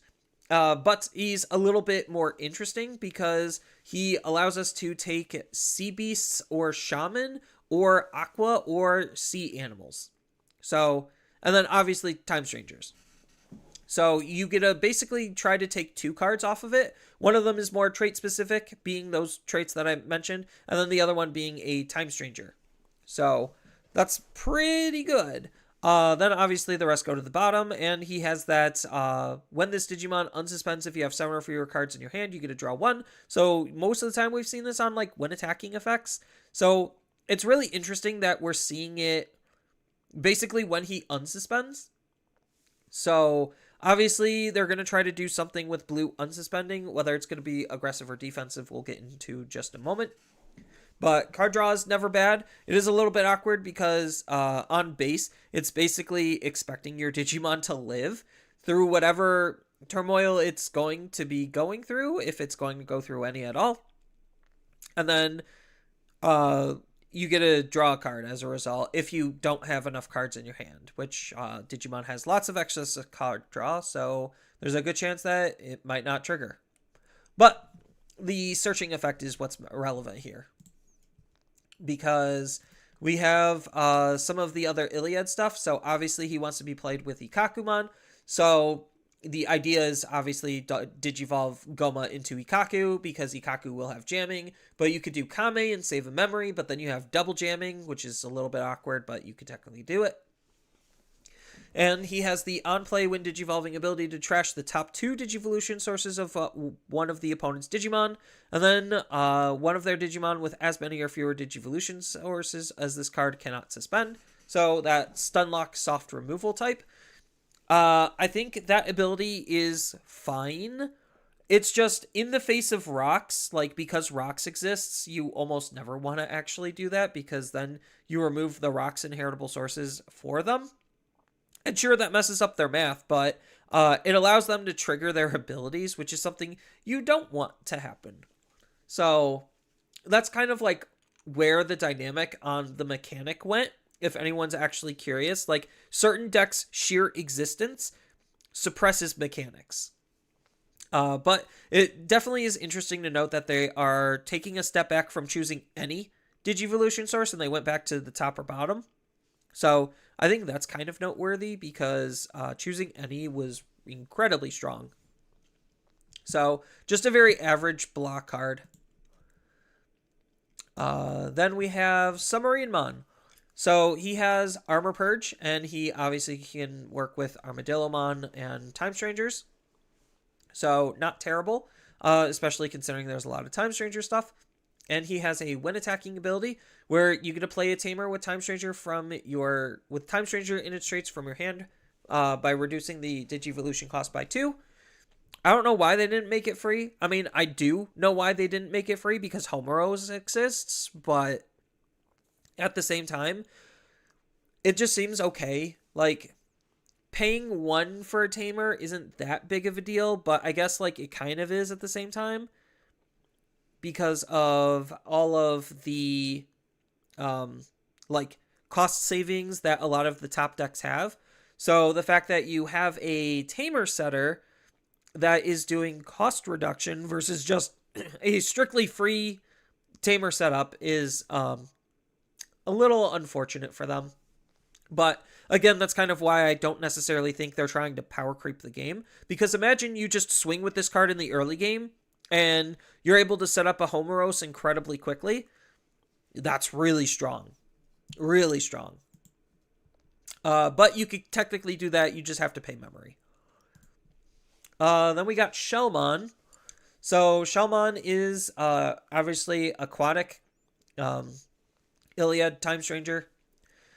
Can Digivolve on top of Time Stranger. This is kind of what you want to use with Kamemon. I don't know. Having too much jamming is like not necessarily a bad thing, but it gets redundant. So, but I mean, at least it has jamming consistently, so that way you can kind of customize what abilities you want where, based on what you have. It is a little unfortunate when you get like the double jamming setup, and you're just like, oh, why do I have 2 jamming? But what this card is doing is during your turn, when any of your other blue Digimon with Time Strangers unsuspends, so that's kind of like the whole unsuspending mechanic, which we've seen we could do at the end of our turn by paying 1 memory, this Digimon can Digivolve directly into a Venusmon. That's strong. That's really strong. It also isn't capped on how many Tamers you can play. Oh, that's kind of interesting. Yeah, I guess that's like the trade-off is with Submarine Mon, you could play you could constantly play out Tamers. You're just paying for them. I think like that's a fine balancing point. But with Shellmon being able to Digivolve into a Venusmon, basically at the end of the turn is really strong because you're supposed to use this with like Kamemon to be able to have jamming, swing with Shellmon, play something else, end of turn, unsuspend, use Shellmon's ability to then Digivolve into Venusmon. So that's kind of like, just at looking at a couple of the cards, that seems like the flow that they want you to play towards. Then this has the end of your turn ability, where one of your Digimon with Time Strangers in its traits may unsuspend. So you don't even need to use the inheritable to unsuspend your Digimon. You could just use this card. So just Digivolve into Shellmon, swing, play out like option or whatever. Use Shellmon's ability to unsuspend, and then boom, Venusmon. Pretty strong. The one thing we have to note is we still have to pay attention to the color requirements of the Venusmon, so it can't just be any Venusmon willy-nilly.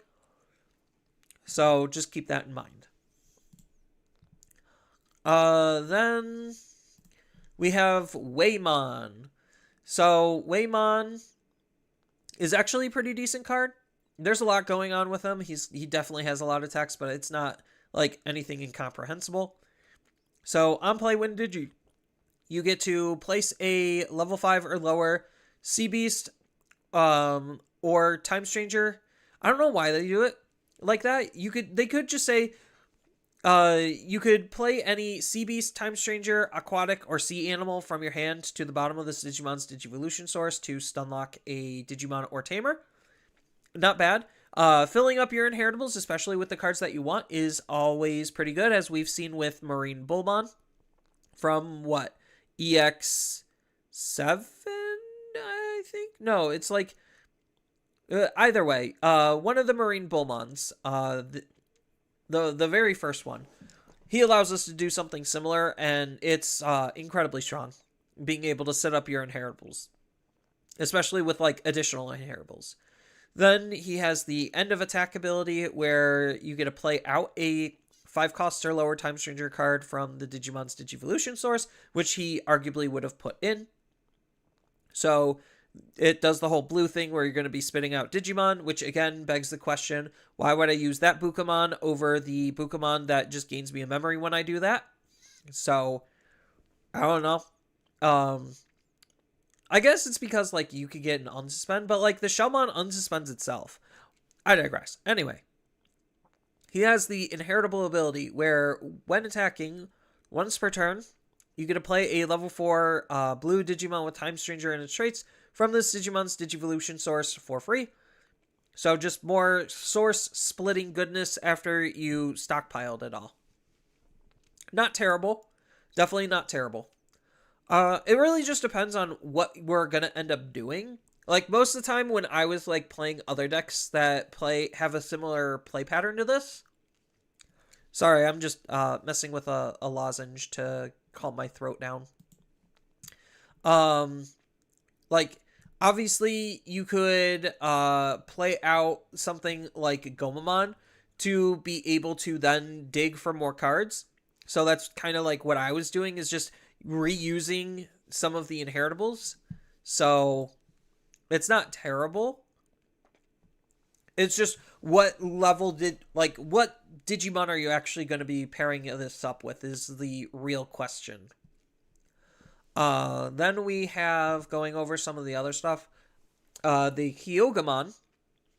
So this has that same ability. I think all of the Ogremon brothers are going to have that effect, where we get to draw a card if this card was discarded and our hand size is low. Low hand size is kind of a dangerous mechanic to play with, because, like, you want to have cards in your hand, as we've seen with, like, Heavy Metal, where you go too hard into it, and you basically make the deck unplayable. Unless you, like, hyper break a lot of their cards. Which is, I guess, why you're digivolving a lot out of your trash, because you're essentially using your trash as a secondary hand, as purple generally does. But he has a very similar on-play when attacking effect, where you get to trash one card from your hand, and one of your demons, shamans, or titans gains jamming and blocker. Not terrible. It allows you to be pretty aggressive or defensive, depending on the situation. Then he has that same inheritable, so it looks like the Titan deck really heavily wants you to play with the Ogremon brothers as the primary level 4s, because they all work in tandem with each other, and you get to have consistency on a lot of their abilities and kind of toolbox their other abilities. Speaking of other Titans, we have Kalmaramon. So she's got blocker and decode for Lanamon, which is pretty good, because again, sticky bodies are sticky bodies. She has an on-play when digivolving, where you get to return one of the opponent's level 4 or lower Digimon to the bottom of their deck. Incredibly strong. Again, having Digimon trade for the same level that they are is very strong. Most of the time, they usually trade one level down, but if there are Digimon that can trade on the same level or up, they're usually pretty decent cards. Then when it comes to her other inheritable, it's just jamming. A lot of jamming. Noticing that. But that's because, like, you also have Lanamon that could Digivolve on top of her. So, like, the idea is whether it's going to be Lanamon or Kamalamon, you're always going to be able to have something usable. So, because she also has decode for the Digimon we just saw. So, between the two, you could, like, just constantly Digivolve on top of each other and then decode them out and then keep Digivolving on top of each other, and you'll have, like, jamming and other good stuff. But as far as what Lanamon is doing specifically, she has that when attacking, if you have 7 or fewer, draw 1. So it's not on unsuspend, it's just on attack. So this is what I was referring to as, like, the more classical blue draw type effect. Then she has the on play when Digivolving. We get to place a level 4 or lower blue Time Stranger traded Digimon from our hand to the bottom of this Digimon's Digivolution source. And one of our Time Stranger Digimon can't be deleted by battle until the end of the opponent's turn. So that's incredibly strong because it's super jamming, except it's a little bit better because it's super. So this does work against security battles. And the idea seems like you want to have Lanamon Digivolve on top of something, throw the other form change into the inheritables. She's going to obviously have battle protection and jamming. So that way you swing into the opponent's security. It's a pretty safe swing. And then if your Digimon ends up getting deleted, then you decode out the other one, which is going to ideally be able to kind of like keep it looping because you could Digivolve it on top of... then you could just re-Digivolve into a Lamiamon. Because this is one... Return to level 4. Yeah, then this is a removal. So it's just like you really don't want to remove Lamia because then she comes out and then she comes out, removes something. And then if you're able to stick a Lanamon underneath her or you Digivolved on top of Lanamon, like a lot of good flexibility between the two. But again, deck space is very limited and they're Titans. So I don't necessarily know how well Iliad as a trait is supported. So maybe you could consider running them, but already you have 2 blue evolution lines that we already started to look at, and they're pretty decent. So I don't exactly know where the deck space is to want to incorporate these. Next up, we have Divermon. So Divermon can Digivolve on top of your aquatic or sea animals with your Time Stranger traded Digimon. So... interesting, because maybe you could use this in other colors. I don't know. But most aquas and sea animals are going to be blue. So, again, I don't know. But he does have an on-play when Digivolving ability where we get to place one card, or by placing a level 5 blue... yeah, level 5 blue or lower Time Stranger traded card from our hand to this Digimon's bottom Digivolution source. Until the end, this Digimon can't be deleted by battles and gains blocker. So, similar to what we just saw with the Lamias, but it's on a diver this time. Which is pretty decent. It's not a bad ability. Having some protection is better than having no protection. And again, the blocker can help stave off some damage. The more important part is when this Digimon unsuspends, then you can Digivolve into a Neptunemon in your hand for free. So this is the card that's going to be directly wanting to be used with Neptunemon. Because you do have the option card, the Sanctuary Abyss Throne Room, where this is kind of why you want to play Neptune and Venus in the same deck. Because you can ignore this if you have no face-up cards in your security.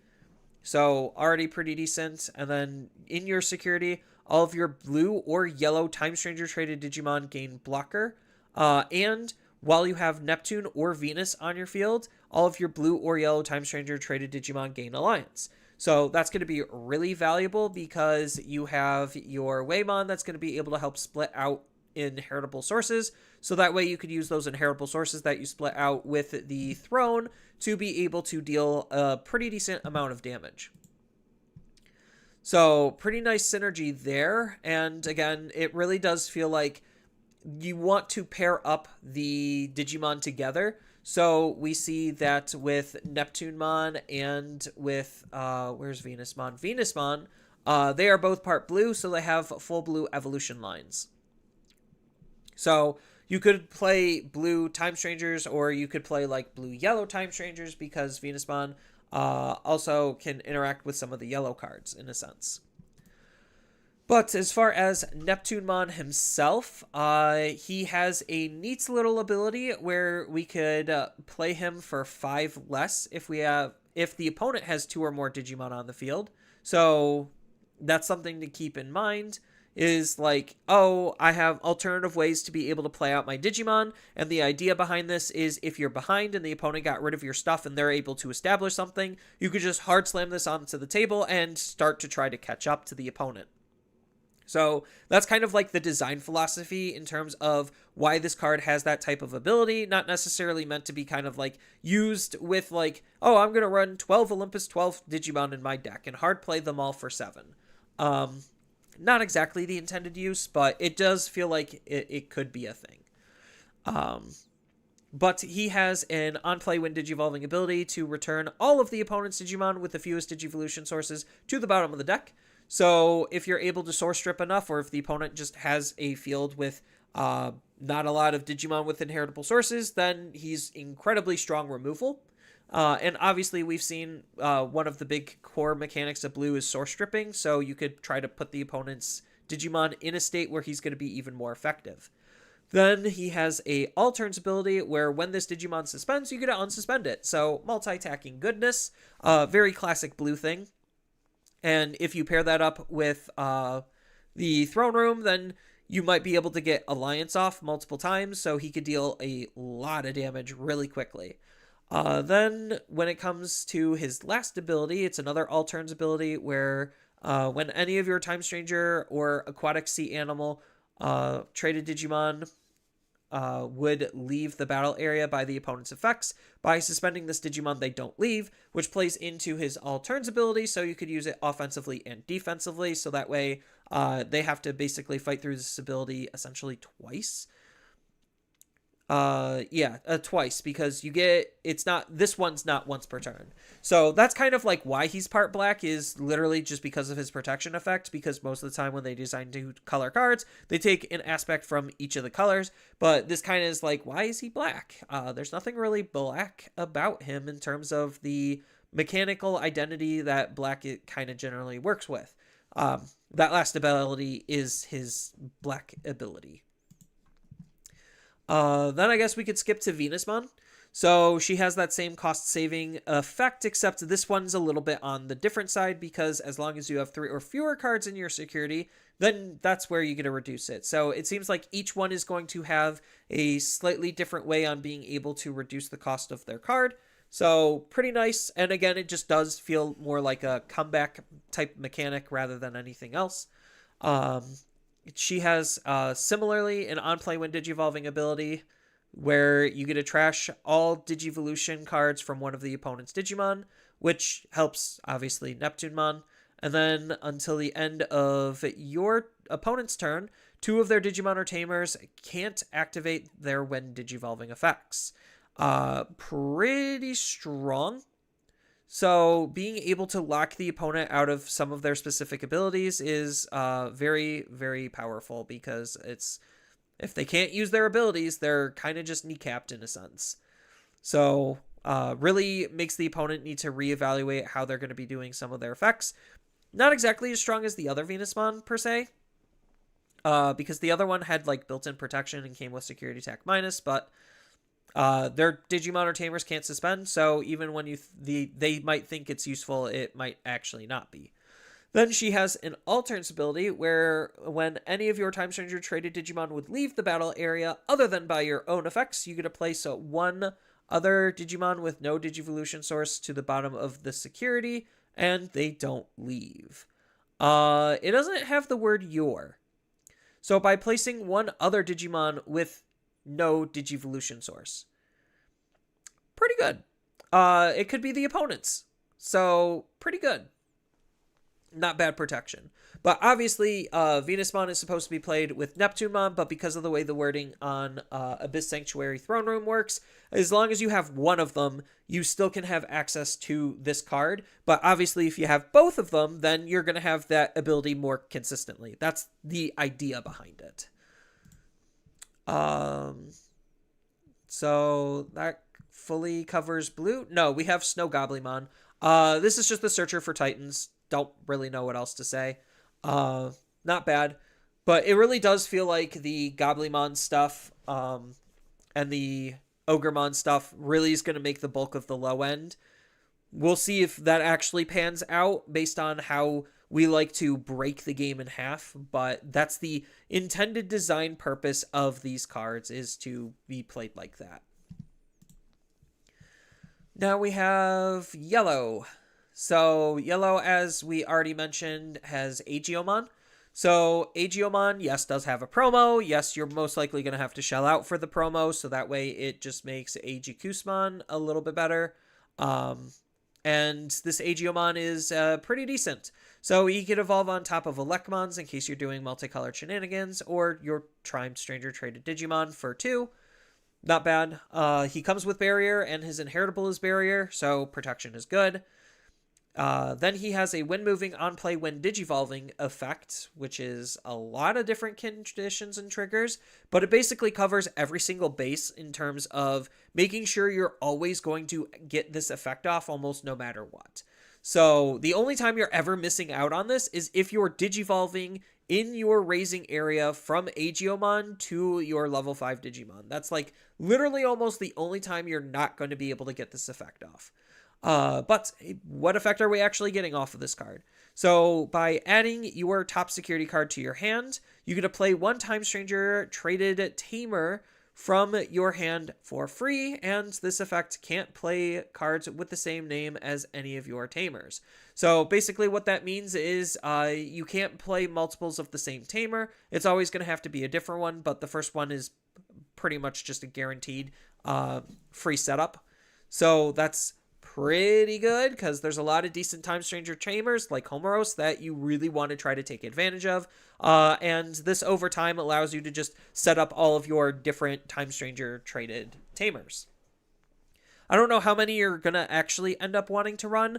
My best bet is most likely you're just going to end up running 2, maybe 3 at most, because it doesn't really seem like there's a lot of good ways to set up your Tamers outside of literally Aegiomon for a lot of the Time Stranger more specific decks. But because the Time Stranger Tamers want to interact with Time Stranger Digimon, that, yeah, you kind of see the picture.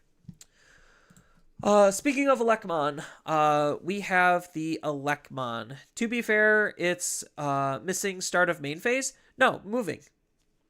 Like, when you move is basically the new start of main. It's pretty much the power crept version of start of main, because it technically triggers before start of main, and if the Digimon or any other effects have a start of main trigger, that means when you move, you could set that up, and then you get your start of main.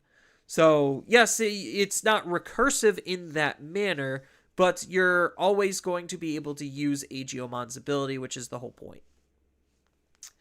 Because if that was start of main and the opponent was unable to remove an Aegiomon, and you're just spitting out Tamers left and right for free, that's kind of insane. But, I mean, I guess technically if you look at Hoodie and some of the other stuff that we're doing, it's really not that insane. So, but that's why, like, it feels like so far, based on just, like, the few things that we have seen, like, the highest damage cap is probably literally with Neptunemon so far, and Neptunemon's not able to OTK the opponent. Like, at least not in the confines of what he wants to do and how he wants to interact with. And that's kind of like the benefit of, like, Time Strangers being a slightly more open-ended, because you could just forget about the whole TS trait and just play him in Aquas and Sea Animals, and maybe he might do a little bit better there. So that's kind of like the idea on why these cards are a little bit more open-ended, which I do kind of enjoy and appreciate, because that allows you to be more creative in terms of your deck building, but it also kind of just leaves the card room to be broken in half in a sense if they, like, make some incidental synergy that they completely just missed and didn't even think about. But yeah, so like so far we haven't seen anything that's like hardcore. Just I'm going to straight up kill the opponent. We haven't seen any of that, and usually those are the types of cards and synergies and combos that you want to try to look for the most, because that's going to be some of the more powerful things to come out of a set. So it's just like, yeah, I could get some pretty okay-ish tempo to go up into a Neptune Mon, and then if I'm able to set up double alliance for whatever reason, then that's what, 4 checks? Yeah, 4 checks. That's his damage cap. And you have to have very specific synergies to be able to set that up.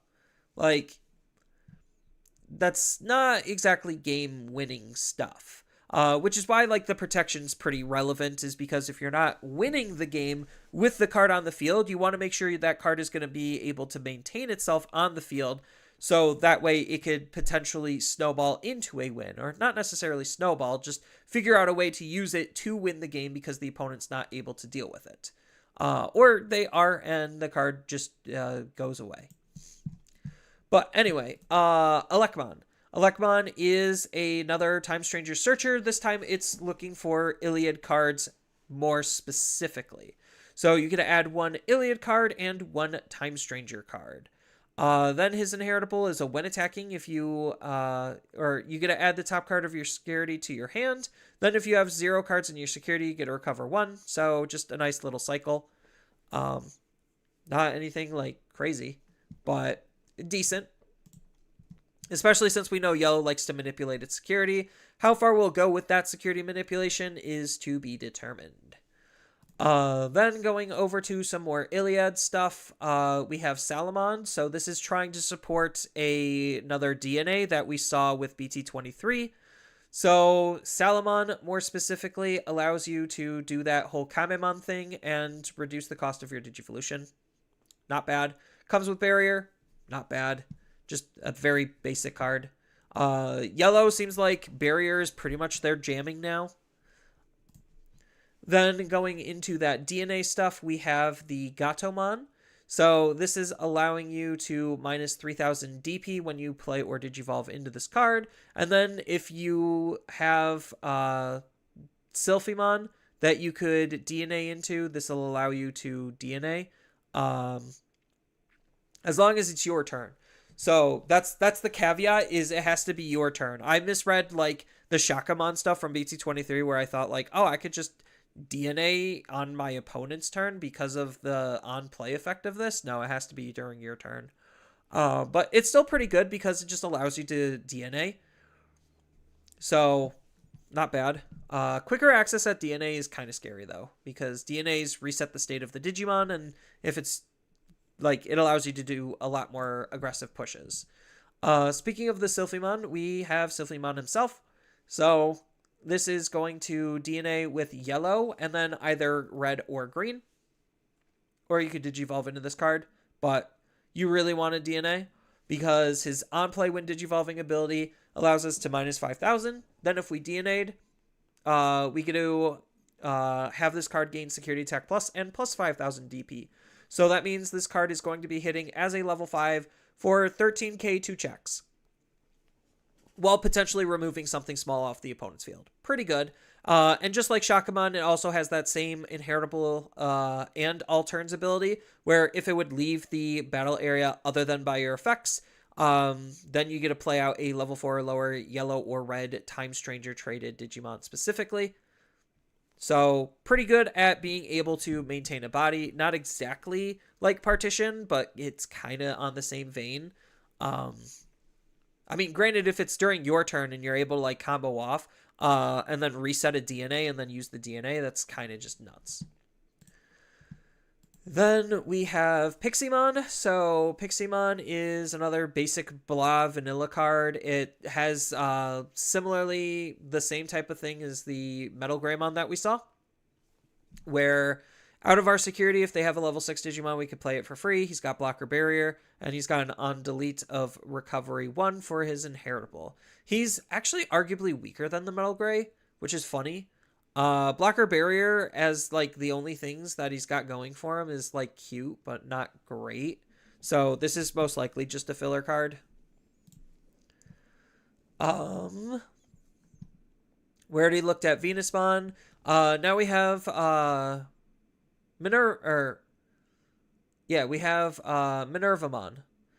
So she can digivolve on top of Peaskins and Dark Dragons for whatever reason. And also Time Stranger stuff for a reduced cost compared to her normal Digivolution cost. So again, enforcing that you really want to play her inside of a specific archetype.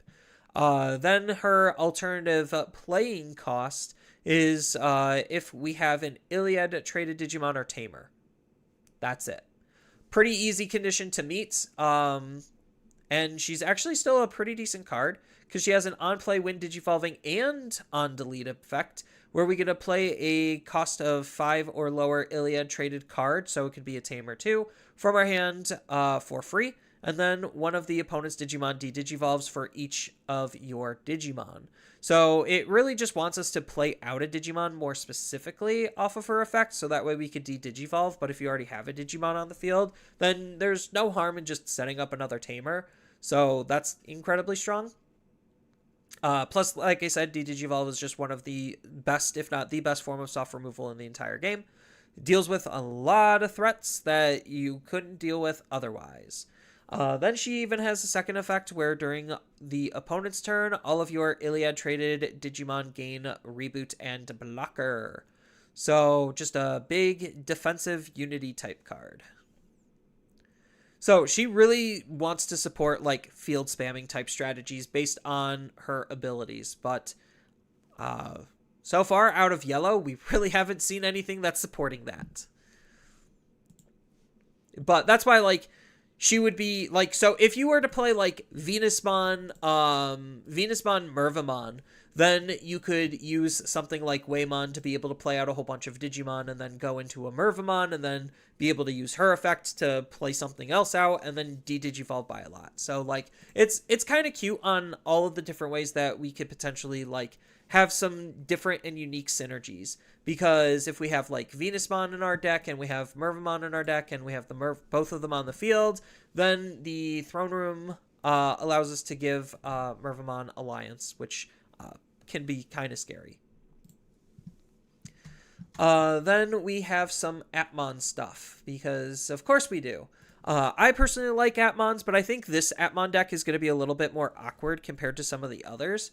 Right now with Peepomon, there's nothing crazy about him. He's just the Atmon searcher for his own little Atmon deck, because each Atmon has specific cards they want to try to interact with, more than just a generic Atmon traded stuff. So, not bad there. He has a when linking effect, though, where we get to have one of the opponent's Digimon get minus 2000 DP, so it could put it in particular thresholds for us to delete, or just make it annoying for the opponent. This is for the turn, so it's not premium. Then we have Medicmon. So this is going to be the, I guess like this leads into the villain-based Digimon. We could tell because it has a security effect. That's like the dead giveaway. All of the others have that same type of pattern. But he has an on-play and on-delete effect where one of the opponent's Digimon gets minus 3000 DP for the turn. Not bad. He has a link effect where when this Digimon is deleted, because it's an on-delete effect, one of the opponent's Digimon gets minus 5000 DP. Solid. Good for small board removal and minor control. Especially if he pops out of the security, he could like hit a floodgate or something. Not bad. But obviously you're playing him because of Biomon. So Biomon is the level 5 villain for this Atmon line. So he has Fortitude, which is not terrible, because a lot of the times you don't have the ability to actually use your inheritables very well, because all of the Atmons don't have inheritables, because they want you to link. That's their gimmick. But him having Fortitude just means that's his form of protection. All of the villains have some form of protection, so not terrible. He has an on-play when digivolving effect where we get a link a level 4 or lower Digimon from our hand, or this Digimon's Digivolution sources. Kind of interesting, because a lot of the other ones can do it from the trash. And being like the villain side of things and him not doing it from the trash is a little bit on the odd side, but that just means the protagonist is most likely to do it. Then he has an all-turns once per turn effect, where when this Digimon gets linked, one of your opponent's Digimon gets minus 7,000 DP. Not terrible. Definitely hits on weight class, which makes him decent. So, yeah. Plus, with all of the other DP reductions that we could link him with, it's not that bad. Because you could do minus, what? Off of this, it's minus 9k. And this is on delete. So if you play him out somehow, then it's minus 10. That's kind of a lot, but still, that's what's possible. So Biomon seems pretty okay. Not great, but just okay. I guess I could just skip to some of the other Atmon stuff at this point, because like the Atmons all kind of just want to work with each other. So we have the Atmon Egg, which is going to be Tapmon. So when a card gets linked, you get to draw one and discard one. Not bad. Like, actually pretty decent. Especially if you have any kind of trash synergy, which a good portion of the Atmon decks have a tiny bit of trash synergy. I forgot to go over the Tsunomon. It's funny this set has two Tsunomons. One for the Titans, which I know the reference. This Tsunomon is actually supposed to be the Titamon. But this Tsunomon is supposed to end up being Jupiter. And this is just your simple Digivolution cost reductor. This only triggers when your security stack is removed. Yeah. So, not bad. It's good for, like, barrier. So, you swing, you trigger barrier, and then Tsunomon sees security stack being removed, and then you get to Digivolve. Which could be kind of cute, because if you Digivolve Agiomon into Agiokusmon, or... Agiokusmon, then you would also get the security attack plus to go off and be able to attack again, or deal another point of damage. So that's kind of interesting there. But yellow obviously is known for manipulating its security, so you could use that with like Blinding Ray, gain 2 memory, then Digivolve for reduced cost. Very strong stuff. But other app stuff. We have Protectmon. So this has blocker, and when linked, he gives blocker. Not anything crazy.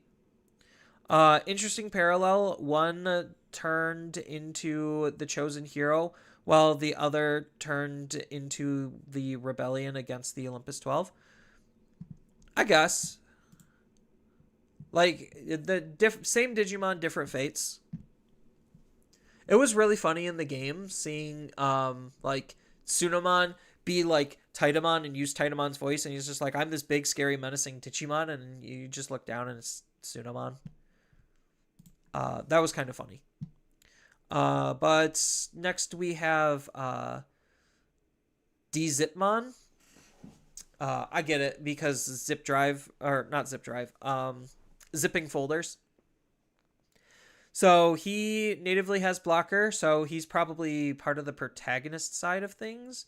He has an on-play when digivolving ability, where until the end of the opponent's turn, their effects can't return one of your Digimon with System Life or Transmutation app in its into your deck or hand. And cards with the Atmon trait from our trash. Wait, hold on. What? This effect reads really weird. So until the end of the opponent's turn, their effects can't return one of your insert specific traits here of Atmon to the hand or deck with Atmon trait from your trash without paying the cost. That's really weird. Basically, he's just protection. And then he has the linking ability, where when he's linked, delete one of the opponent's Digimon with a play cost 5 or lower. Not bad. We have Decomon. So this is another security Digimon. So he has the on-play and on-delete ability, where until the end of the opponent's turn, one of the Digimon can't attack players. So just stopping the opponent from being able to attack is not entirely bad. It is specifically just players, so they can attack your Digimon. But the on-delete of D-Digivolve is going to be really good. It's kind of interesting because I know, like, just from what I was reading in spoiler season, like, this Atmon line wants to, like, delete itself or something weird. So we'll get into that and solve the mystery later. Then what are the other Atmon stuff? We got to skip all the way to purple. What is he? Is he Decomon and Medimon? So yeah, the Dzipmon is going to be part of the protagonist half of this Atmon. Which, speaking of the protagonist, we have Hackmon. So yes, it is Hackmon. He is the reason why Huckmon was, or yeah, Huckmon is named Huckmon, and we have Hackmon. So he's part of that reason. It's really funny to note in Japan they have to make like a special rule because their kanji is the same, where it's just like, no, it has to be a Hackmon app, not Hackmon Digimon. It was kind of funny. But anyway, he has the ability to set up your tamer just like the Gachamon. So when this card gets linked, if you have one of your tamers, play the Ray. Pretty basic. Comes with the link ability of giving retail, not anything special.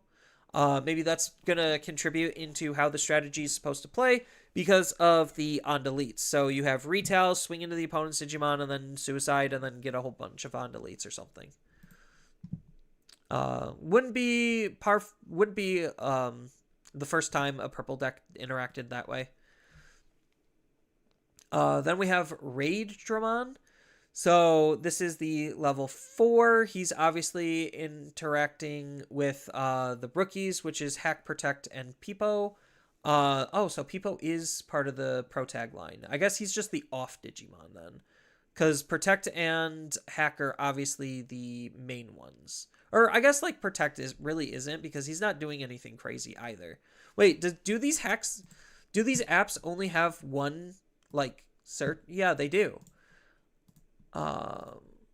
Yeah, so he's the dedicated searcher, he's the off-brand, and he's the tamer setter. Okay. Makes more sense now. So he has the on-play when digivolving ability of allowing us to have our system, life, or transmutation app gain security attack +1, which he is a system type, so he is going to give himself security attack +1. So that way you're going to basically use the stack that he's going to be a part of to just punch really hard. Makes sense to me. He's part red, par for the course. He has an on-delete ability where we get to play out a level 3 app from our trash for free, which is not bad.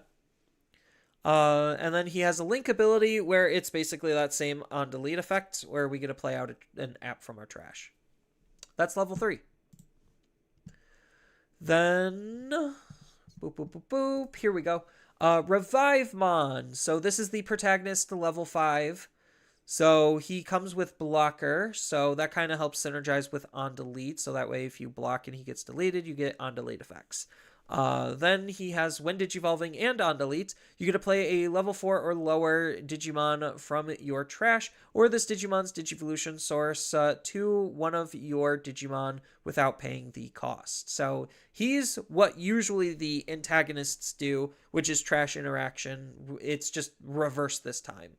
I guess it's because Ray was in the anime kind of this edgelord type character, where it's just like, no, I'm not going to help the protagonists, but I'm also going to help the protagonists, that type of thing.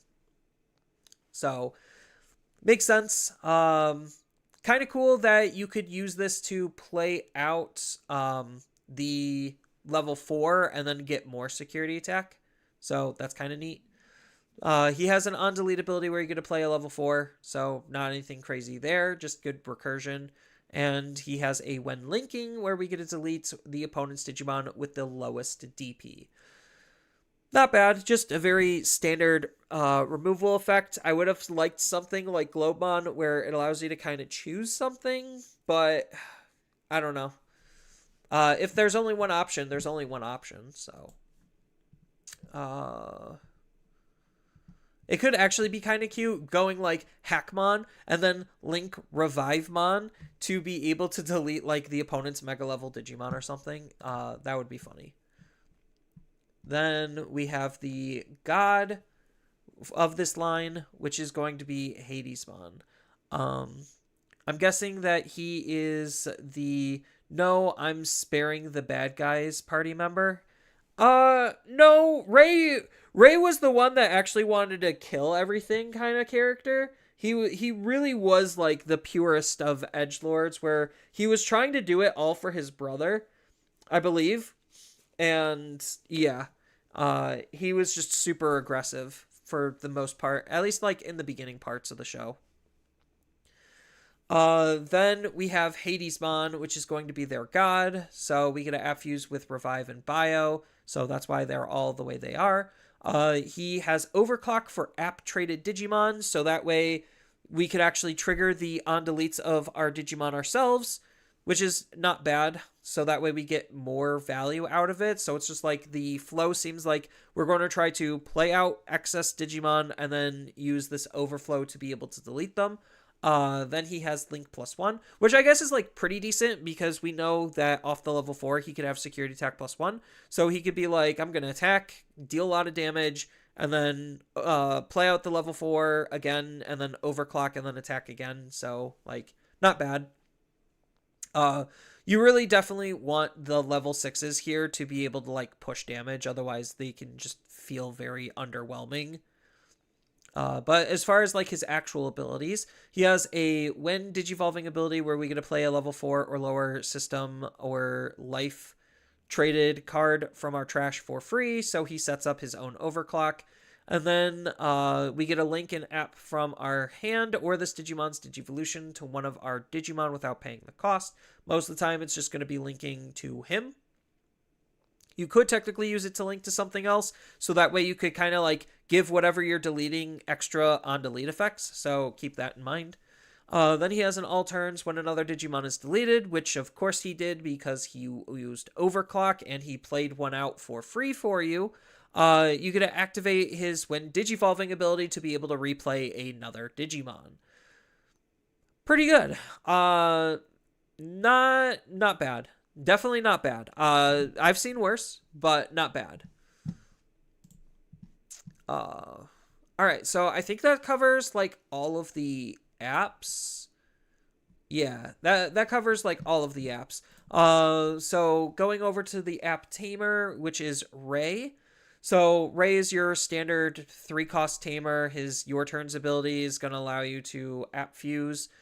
This time it's whenever your apps are linked, you get to draw one and discard one, and then you get an app fuse, which is fine. The important thing is it's doing it from the trash. So you could try to find the cards with what you want, and then set up your trash to app fuse with for his ability. So if you're app fusing, normally it's going to be from your hand, but with him you can app fuse from your trash, which is pretty decent. Probably the third best god grade. Is he better than Poseidon? Like, is he actually better than Poseidon? Because I know Deusmon and Gaiamon are the two best ones. Gaiamon is obviously, like, the best one. I mean, like, in a vacuum, I guess technically Deusmon is. But Gaiamon, because of the excess support that he got, definitely is the best of the app decks. But Deusmon is pretty good, arguably the second best app deck. I don't know if he's better than Poseidon. I mean, maybe in a vacuum he might be. But yeah, so being able to app fuse from your trash is definitely something new for Appmons, and that actually could be pretty good. Because one of the big problems with Appmon is just overall usability of your cards, and the fact that they're trying to set up their trash, and they have ways to be able to pull and link cards out of their trash is pretty neat for some of the cards, but they haven't really had a way to be able to app fuse out of their trash, which might give them some more excessive playability, especially since he's also additional card draw, so that's going to help with the consistency. So maybe, does he replace Airy though? Because Airy allows you to basically app fuse. No, I think maybe Ray does replace Airy, but you still play Big Bang Punch. But speaking of that, we have his option, which is going to be Super Hacking. So obviously, if you have a Atmon, you could ignore the color requirements. The main effect is we get to discard a card and draw 2. Not bad. And then the Altern's ability is when a Digimon is deleted. So this kind of synergizes with the whole overclock and deleting your own Digimon type thing and all of their on-delete effects. Because this triggers Alterns. We get a Link and Atmon card from our trash to one of our Digimon without paying the cost. Not terrible. Definitely not terrible. I don't know how good this is going to be in the end, like in the long run. I guess this obviously is going to be like really good for his deck specifically, but in terms of generic app cards, like for other app decks to use, I don't know how good this card is actually going to be. Maybe it is better than App Link, but because App Link has like it's the end of turn condition to be able to do that is kind of awkward. But also the being deleted part is awkward for most decks also because they don't play with that. So I think this is just going to be his thing. Like I don't see this being better than Big Bang Punch. I really don't. Is that all of the Atmon cards? I think that is. So I guess let's kick things off with going back to colors and going to purple. So like hold on. Actually, I could go deck builder and then we could go app. So his deck on base looks like what? I know I said I wouldn't really deck build, but I just want to like look at what his cards are objectively doing all together. So you have your 3 rookies right here. You have your 4 level 4s right here. Obviously, if you're playing like more purist, you're going to go 2 and 2 and then 4 and 4, so that way you can focus on app linking because you have to. Then you have to run both of these. So like this is most likely where you're going to end up starting, which is already 44 cards out of 50. So yeah. Then you're obviously going to probably have Big Bang Punch, so you could like swing, link, and then fuse. When any of your cards, yeah, so this allows you to still app fuse with Big Bang Punch. Which is why, again, I am like super high on Big Bang Punch probably being the best Atmon card, like, period. So the idea is you're going to Digivolve into this card. So he's going to give you Security Tech Plus. You're going to App Fuse into Revivemon. Revivemon is going to let you link the Ragermon? Or do you not link the Ragermon? You would link something else, something more useful. Because you want to use the Ragermon later. Or no, you probably would link Ragermon to be able to just have him be in the trash. So that way when you go into Hadesmon, then you revive the Ragermon, so that way you get doubling up on your Security Attack Plus. So that way you could punch for like 6 security overclock. So yeah, that's kind of interesting. I guess I'd have to like mess around with it a little bit more. Like a lot of these cards are unfortunately kind of just underwhelming compared to some of the others. Because it really like the idea of this really feels like you are just playing Digimon off of Hadesmon to then be able to set up excess links to trigger additional on-delete effects. So that's kind of what you're trying to get at. So I just don't think the card quality on some of these cards is like super high. Obviously, the card you're probably going to want to end up reviving is going to be Zeppomon, so that way you have some pretty decent protection.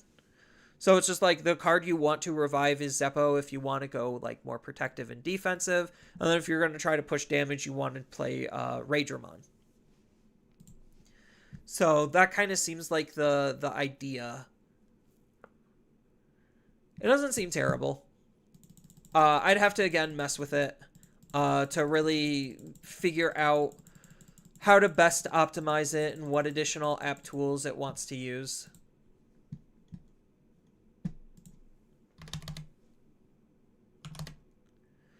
All right. So Wanyamon, this is probably one of the best eggs for Iliad because he's draw. During your turn, when any of your Iliad traded Digimon are played, you get to draw one. So he kind of supports more specific strategies that want to play out Digimon by effects. Obviously, you could just hard play a level 6 Digimon and be able to get the draw one there. So, like, it's pretty decent. Out of the majority of these, like, Iliad eggs, this one definitely seems to be, like, the one I probably would play the most. Obviously, if you're playing Titans, you have to play the Titan egg. If you're playing it the intended way, but I'm sure people and players are finding out ways to break the high end of Titans with generic garbage engine low ends. But yeah, so drawing cards is good. Then we have Goblimon. So this is going to be a Digivolution cost reduction. So we have a Searcher, a Rummager, and the Digivolution cost reduction. So that kind of just covers your ABCs of generic level 3 Digimon. And then it has the same inheritable as the other brothers. So just reducing the Digivolution cost is just good so your cards can be tempo efficient. That leads us into Ogremon, which, as we've seen with the other ones of his brothers, he's just discard, draw one if you have 5 or fewer cards. Fine. On play, when attacking, you get to discard a card and suspend one of the opponent's Digimon, and it can't unsuspend until their next unsuspend phase. So he stunlocks Digimon alternatively. Then he has that same inheritable that they all do. So it really, really wants you to play the Ogremon brothers as the low end.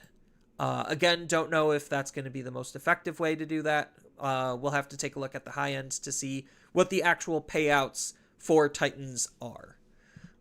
Speaking of Titans, we also do have Parrotmon, which also can work with birds because he's a bird.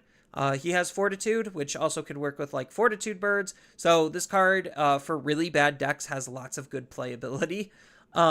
He has an on play and when Digivolving where you get to suspend one of the opponent's Digimon down. Then if this card was played by an effect, which it would be off of some of the other effects or Fortitude, then you get to return one of their suspended Digimon, which he just suspended, with the lowest DP to their hand. So most of the time, green, like, removal is to the bottom of the deck, so it is interesting that this one is to hand. He has the all turns, which is very classic of a lot of green decks, where you get to delete the top security card if you win the battle. So this could be good offensively or defensively, because this is all turns. So very vanilla green card. And by vanilla, I mean like stereotypical. Now we get to go into the Iliad green Time Stranger stuff.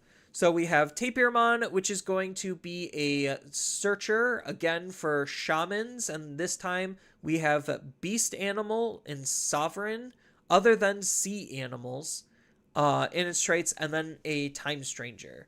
So we saw with, what was it, Goma? Goma's looking for the sea beast stuff. This is looking for the land beast stuff.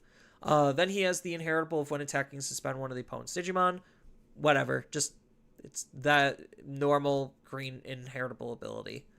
Then we have the Garurumon, which can work inside of Garurumon, obviously, but he also can work with Time Strangers. And he natively has jamming, so it allows you to be pretty aggressive early on, is what it seems like. So, like, move out, attack with Garurumon, then Digivolve into something else.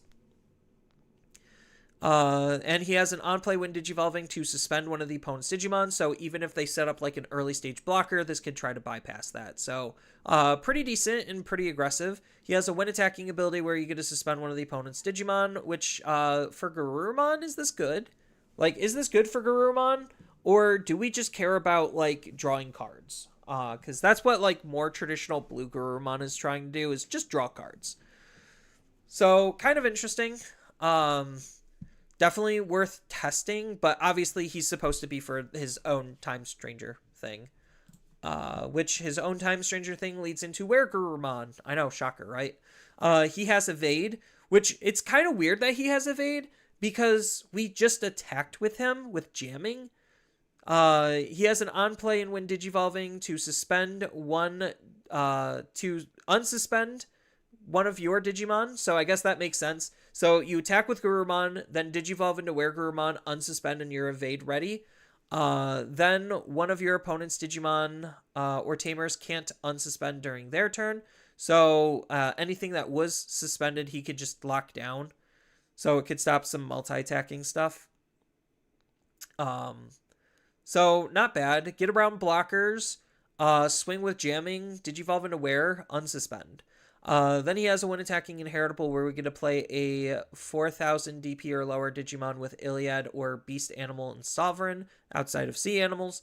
And its traits for free. So this again is just trying to go a little bit on the wide side. When you Digivolve up into your high stage Digimon, which is going to be Marukimon. So Marukimon is going to be the top end for the blue-green Iliad stuff. He has the reduction condition where if there are 3 or more Digimon in play, then you get to reduce his. So that's not great, because most of the time your field probably isn't going to be that wide. Then he has an on-play when digivolving. We get to suspend 2 of the opponent's Digimon or Tamers. So good if there's Tamers on the field, we could suspend those. Then your Digimon get plus 5000 DP for the turn and attack your opponent's Digimon. So it's trying to suspend one of the opponent's Digimon and then beat it up. Very classic green thing, not super impressive. At least, like, we have the benefit if there's nothing to try to suspend Tamers. But if there's no Tamers and no Digimon, then this on-play when digivolving just is a 5000 DP boost, which is like, okay, fine. That's not... It's whatever. I wish it could just attack instead of attack the opponent's Digimon. Because right now, outside of Parrotmon, we haven't really seen any payoff for Marukimon actually attacking into the opponent's Digimon. I mean, granted, his All-Turns ability, all of your Digimon with Iliad in their trait gain Rush and Piercing. So, like, that's the idea, is, like, suspend the opponent's Digimon. And then when you go into Marukimon, you're able to attack into it with Piercing. The Rush is nice. I will definitely say Rush is very nice, especially since we have ways to just play out Digimon by effects. So that's going to be probably the most powerful thing about this card, outside of the Garurumon low end trying to be as aggressive as possible, which may or may not backfire on you if you can't actually close out games. So if we go into Garurumon, we could swing, that's 1 damage. Wear Garurumon, unsuspend, swing, that's another damage. Or just Digivolve into Marukimon, swing, play out another Digimon, and then the Digimon we played out will have Rush and Piercing, and then Marukimon will be able to attack when we Digivolve into him. He also has a when Digivolving when attacking once per turn, where one of your Digimon may unsuspend. So this definitely really heavily supports us wanting to swing very often. So yeah, it is Garurumon swing, deal a damage, Digivolve into Wereguru, unsuspend, swing, deal another damage, Digivolve into Marukimon, unsuspend, swing, deal another damage, play out another Digimon, use that Digimon to have Rush, and then swing with that Rush Digimon. So that's already using Perfect Evolution Line like 4 checks. Not terrible. Definitely not terrible. Probably requires maybe a little bit more support. But I guess, like, that depends on what you pair him up with. So, like, there's a world where you play him off of, like, Hueymon or something, and then the Digimon you played off of his ability will allow you to play a Digimon similarly to the Garurumon. So I could see, like, blue-green Marukimon, where you're supposed to play it with some of the blue stuff, is, like, pretty okay.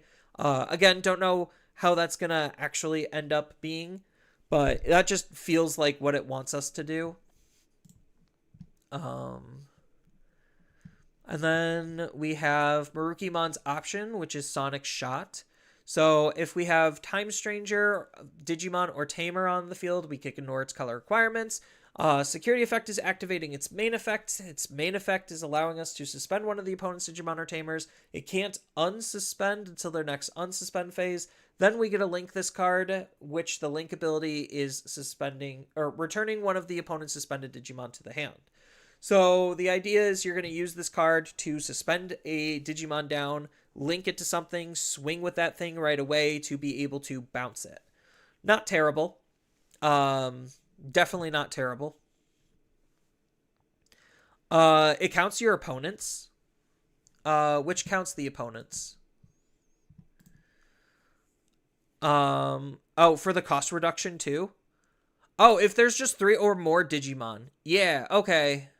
So if the opponent's going wide, then you could just hard slam a Maruki.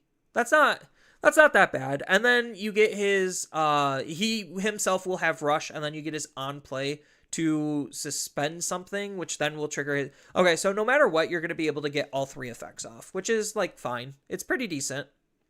I just like the fact that he has the potential because of all of the unsuspends to deal lots of damage. That's like the giddy part of me. Is like, okay, this card actually has the potential to deal some decent damage.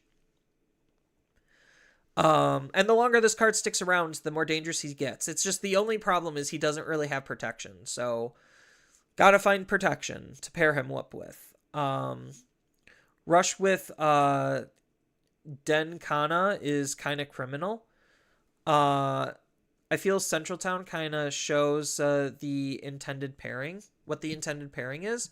Oh, yeah, I was just just looking at Sonic Shot. So his pairing is Central Town Throne Room. So similar to the other one, he wants to be paired up with Minervamon, where all of your green or yellow Time Stranger traded Digimon get Alliance. So that's pretty good. So he wants to be played up with Minerva. So their intended design based on Throne Room means that you are supposed to play like Sylphimon in that equation too. So it's like Sylphimon, DNA, Marukimon, Mervamon. That's kind of clunky, kind of awkward. Yeah, because she also wants to spam out Digimon. Because she gets rewarded the more you spam out. And he's what you're trying to do to spam things out. She also interacts with Beastkin and with Beastkin, which falls under Tapirmon's jurisdiction in terms of the beast spectrum. So I see it. I don't know how good that's actually going to end up being, but I see it. Cuz So the level 5 lineup for that would be like Wergurumon, Sylphimon, and then your level 4 lineup, because this wants to be played with Ankilo, right? Or is it just Gatomon? Yeah, green, red or green. So he wants to be played with Garurumon? So what, you Digivolve into Garurumon, swing with Garurumon, hard play Gatomon, DNA into Sylphimon?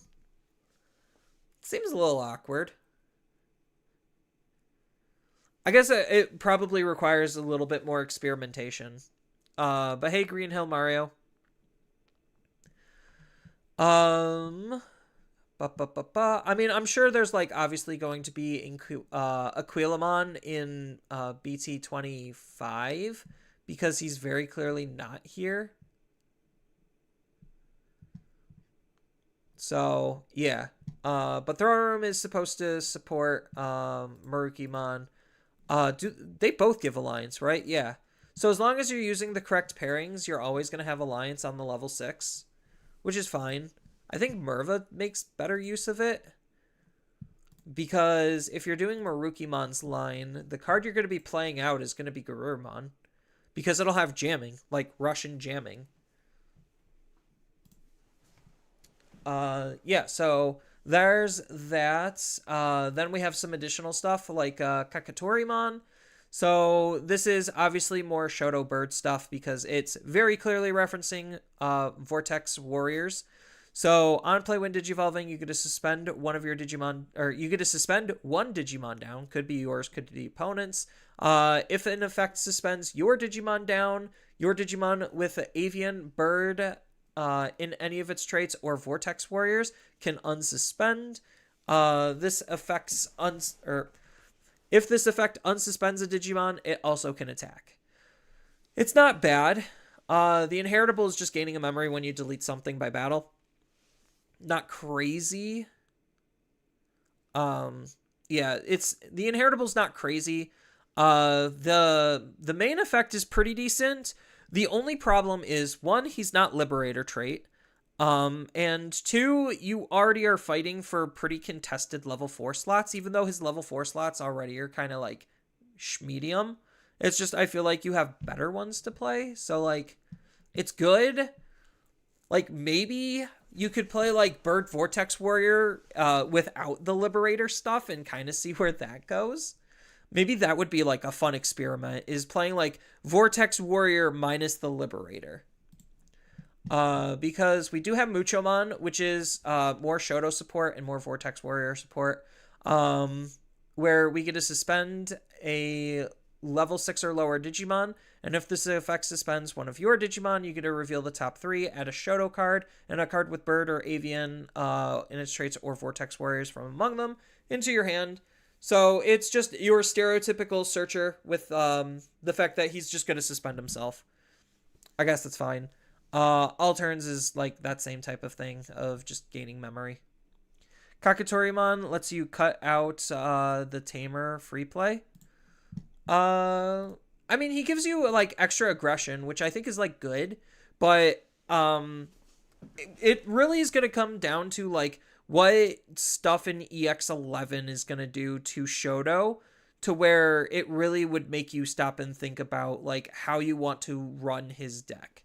Because obviously he's not like held and like forced into just playing all Liberator stuff. But usually like their best stuff is the Liberator stuff. But maybe this will change things for like a set or two. I don't know. I know the level 4s haven't really been like super great, but we'll see. Then we also get another Shoto support card. It's technically more Bird support card in general, but Shoto is like the Bird character, so I just am lumping them together. This technically is also a Digimon in Time Strangers, but it doesn't have the Time Stranger trait, so that's what makes me think it's just more Shoto stuff. Let's be real, we all know birds are gonna win because we have Medieval Gallant as a non-liberator. You got me there, Empire. You definitely got me there. So we have Daramon. So this has blocker. It has on play when digivolving. You get a hatch in your breeding area, which already is pretty strong. Having quick recovery at your raising area lets you make better reactive plays. So that's definitely not an effect to scoff at. Again, level 5 space being contested for the deck, but I digress. Then one of your bird or avian traded Digimon in the breeding area can digivolve into a level 5 or lower, which is pretty decent. So that way you could hatch and then evolve right away. And then if any of its traits in its hand, you get to pay the cost, or yeah, you get to do it for free. So yeah, just being able to reset your raising area off this card could be pretty decent. Then his Altern's ability is when you delete an opponent's Digimon by battle, you get to unsuspend, which is just more classic green inheritables. Anything spicy. The level 5 becomes competitive after the Sakuya structure deck. Yeah, like Vortex Warriors definitely has a lot of flexibility in terms of what it can run. So it's just finding the optimal combination of cards in terms of what you're going to run. But I don't think this is a bad one. EX11 might change how the deck plays if yeah, it depends on the Zefika. Like, and the level 7, or we already know the Zefika. It depends on the level 7. Like, it feels like EX11, not to like try to go sidetracked into EX11 territory. But it's mid spoiler season as we're recording this. But EX11 100% is power spiking the ever living shit out of Liberator decks. Like shoring up a lot of their weaknesses and deficiencies in order to be actually competitively viable, which is like both good and scary, considering EX11 probably has more hype card wise, like what the cards are actually doing, than BT24. Because like so far I'm reading a lot of these cards and it's just like these cards are like fun to try to figure out things to do with them. But ultimately, if they're not closing out games fast enough, none of what they're doing on a competitive level actually matters. And it feels like EX11 more specifically is just like, yes, so you know that one thing the deck was lacking? Now here it is. And now the deck is like, I don't want to say like tier 1, but it's above tier fun. We'll say that. Now we get to go into some more black cards. Oh, Caramon X Antibody. This card's so gross. This card's so good. It's probably the best Diaboromon support card he could have ever hoped for. So he Digivolves on top of Caramon because he's an X Antibody. When Digivolving, you get to play a Diaboromon token for free. Insane. Absolutely insane. Because you could pair this up with like the inheritable of on delete play a Diaboromon token, and then just get 2 Diaboromon tokens while dealing a security damage if you're trying to take a more aggressive spin with your low level Digimon, or you just get a Diaboromon token and you could use that Diaboromon token to Digivolve into a Diaboromon a little bit quicker using the Infamon that lets you sacrifice a token to Digivolve for free.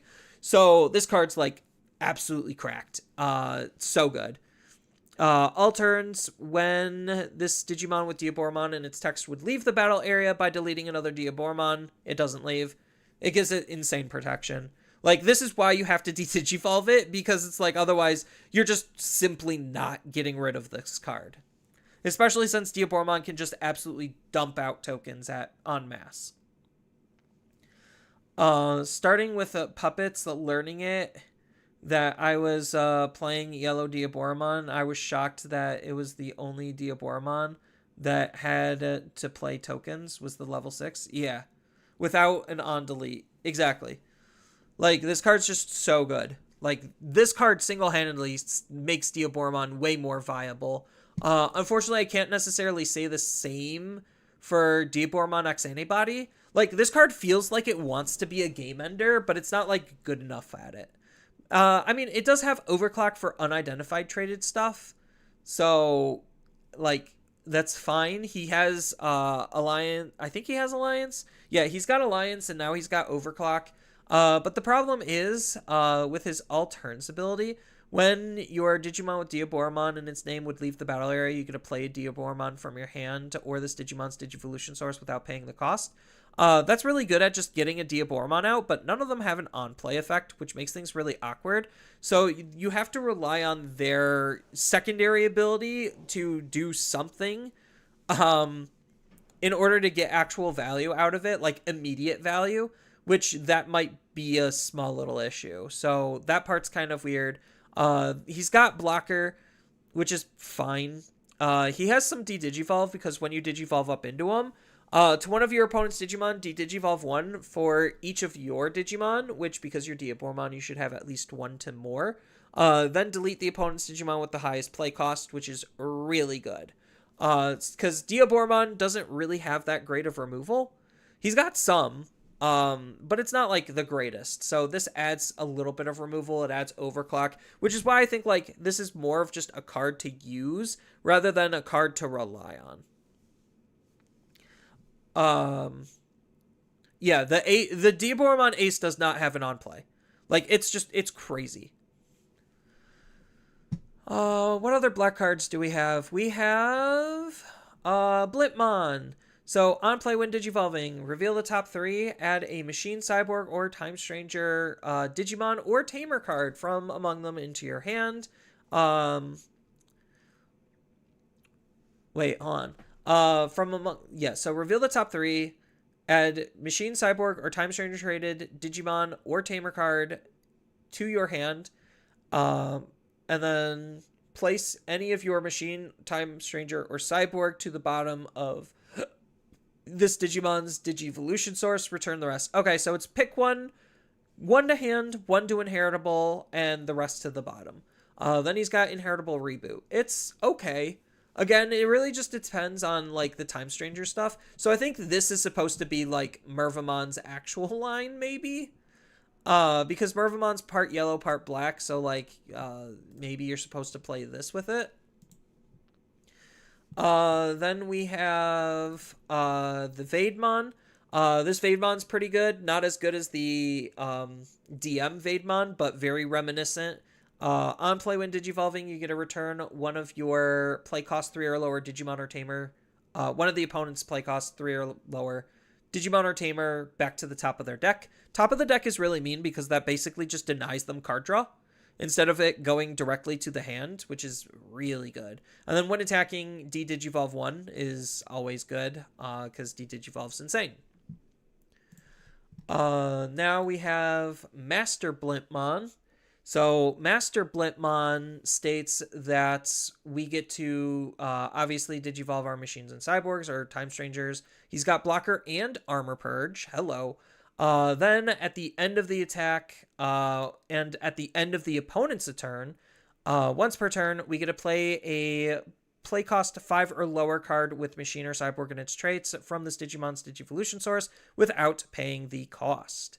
So this is more field spammy stuff. The weird part is at the end of the attack. So if you're trying to do this with Mervamon, you have to swing with this card.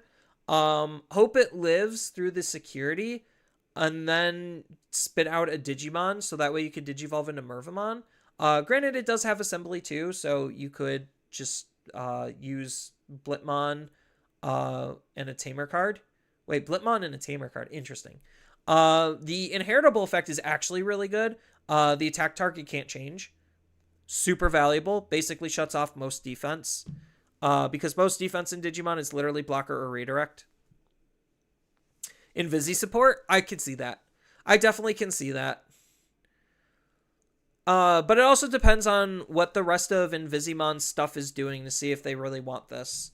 Because Invisimon is more dedicated towards flipping security face up, and this doesn't unfortunately do it, but it is just generic machine and cyborg support.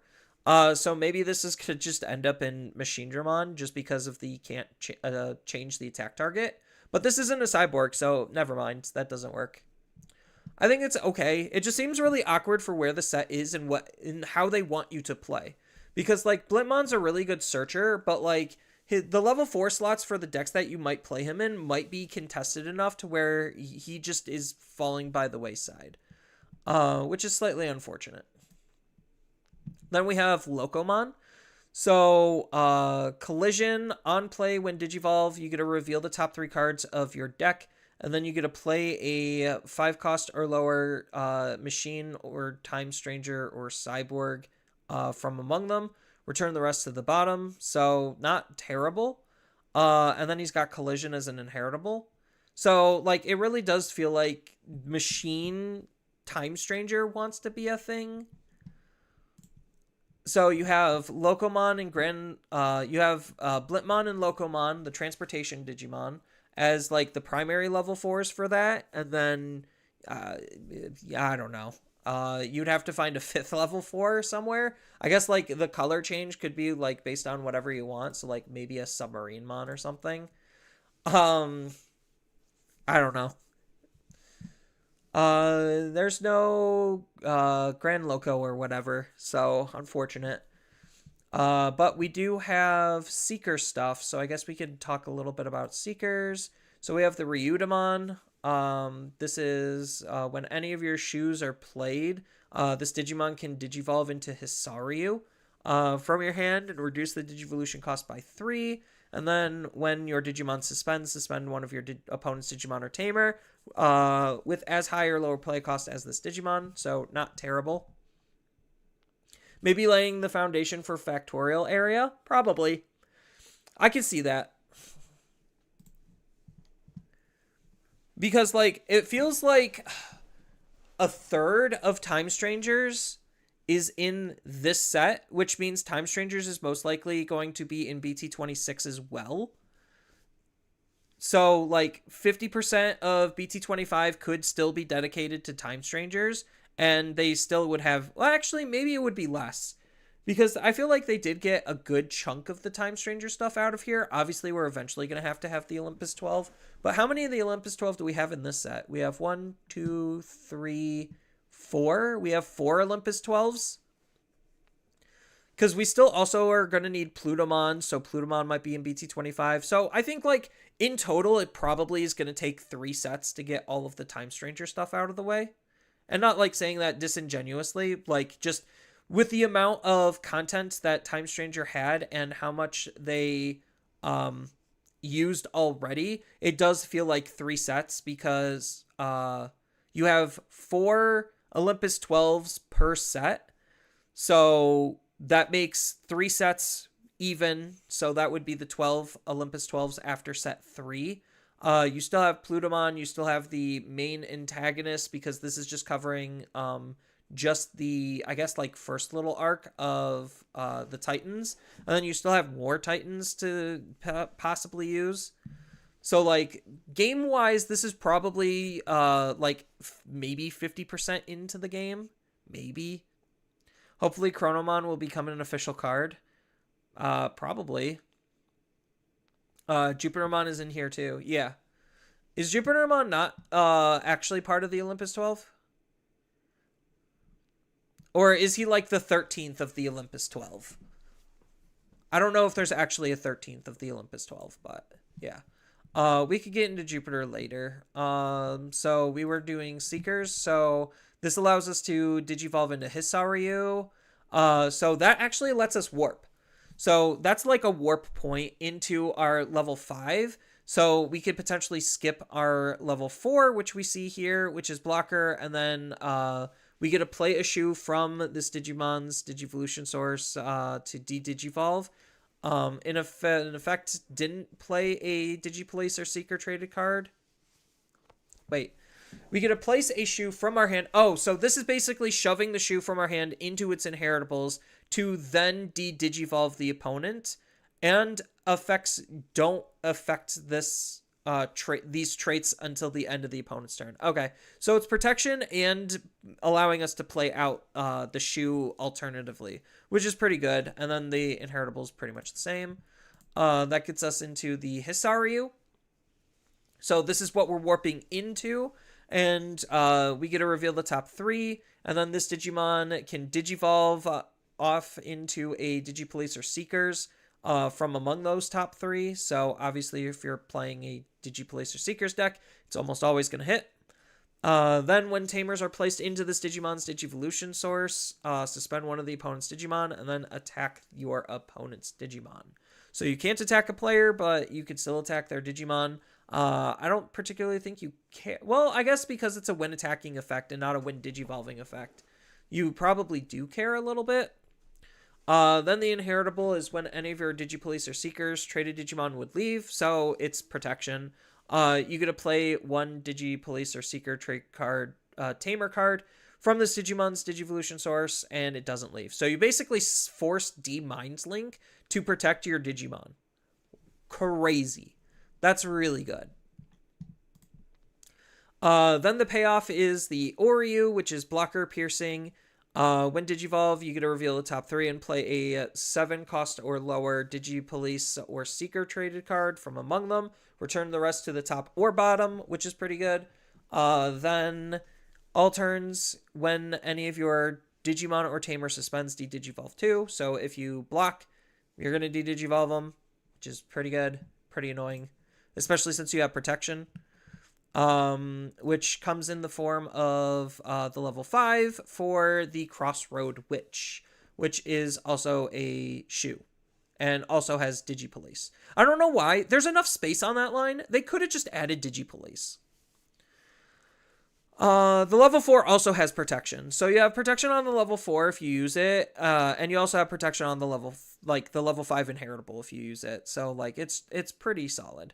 Then this card is just another classic Mind Link card, so its inheritable effects for when it's shoved underneath your Digimon is Alliance and Reboot, so that's kind of where the Reboot blocker combo comes in. It's just split between the Digimon and the Tamer.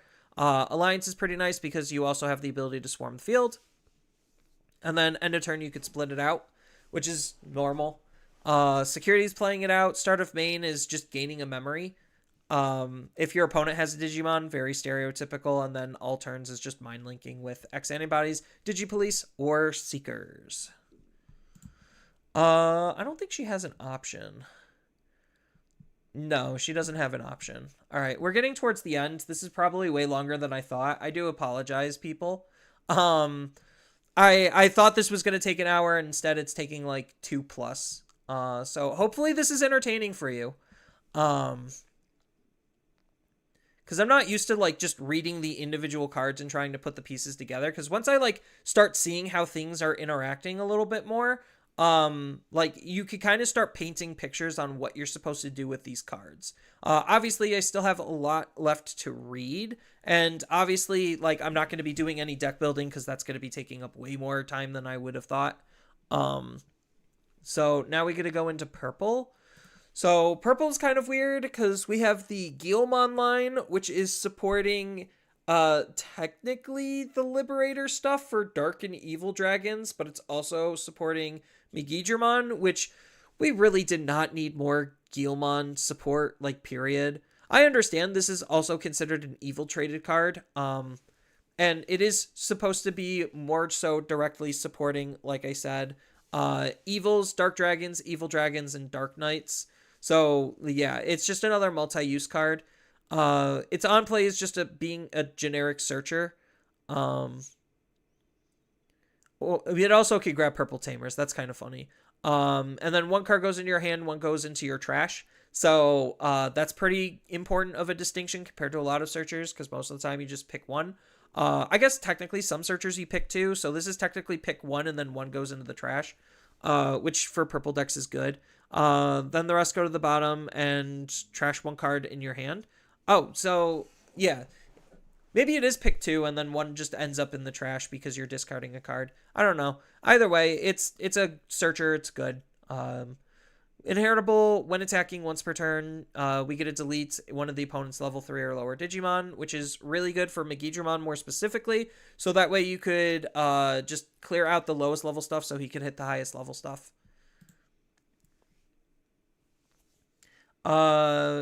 It's because it's before she joined the Digipolice. Yeah. So there's like a whole side story dedicated to Shu, and this is the card iteration of that. Most people probably wouldn't know because Seekers did not do very well at all. And like the ending was kind of just rushed and not well thought through, and then they added the side story which really didn't do much to help Seekers at all, and the whole light novel, web novel type thing was just not very well done, especially since most of it was like machine translated, so it's like, I'm sure the story was like good, or like fine and serviceable, but Seekers just did not grasp me at all. I started trying to follow it, and then I just gave up because it was moving too slow, and I stopped caring. Not that I have a small attention span. I read about half of it, and then I just watched a YouTube video explaining the other half. So maybe I'll catch up and actually have a YouTube video explain her story. But going over more evil support, we have Devimon. So this is just another searcher. So reveal the top 3 for Evil, Fallen Angel, and 7th Grade Demon Lord. So I think this is one of the few direct searchers for 7 Great Demon Lords. So you could technically play this inside of 7 Great Demon Lords because it could hit actually a decent amount of targets. Then one goes in your hand. The rest go to the bottom, and then you trash one card in your hand, so it can help set up your trash. When attacking once per turn, trash the top card of both players' decks. That's fine. It's Creepymon support, obviously. Speaking of Creepymon support, we have Vilemon, where you get to trash one card in your hand, and then your opponent trashes one card in their hand. If they didn't trash, then you mill the top two of their deck. So it really tries to force the opponent into bad decision making, but most of the time this is pretty unimpactful. And then during all turns, when an opponent has 10 or more cards in their trash, Creepymon stuff, this Digimon gains blocker and plus 2,000, so it's fine. When attacking, trash the top of both players' decks. Again, more creepy mill. Then we have Growlmon. So, on play when digivolving, if we have 4 or fewer cards in our hand, so this is why it's supposed to be more specific to Dark Dragons. We get to play a Purple Tamer, which is really good, with a play cost 4 or less from our trash for free. And when attacking once per turn, delete one of the opponent's level 3 Digimon. Pretty basic, but pretty effective. Now we have some more Titan stuff. So we have Skull Greymon. On play when digivolving, trash one card in your hand until the end of the opponent's turn ends. One of your Digimon with Demon, Shaman, or Time Stranger gains, or Titan, gains blocker and retail. So the annoying combination of don't touch me.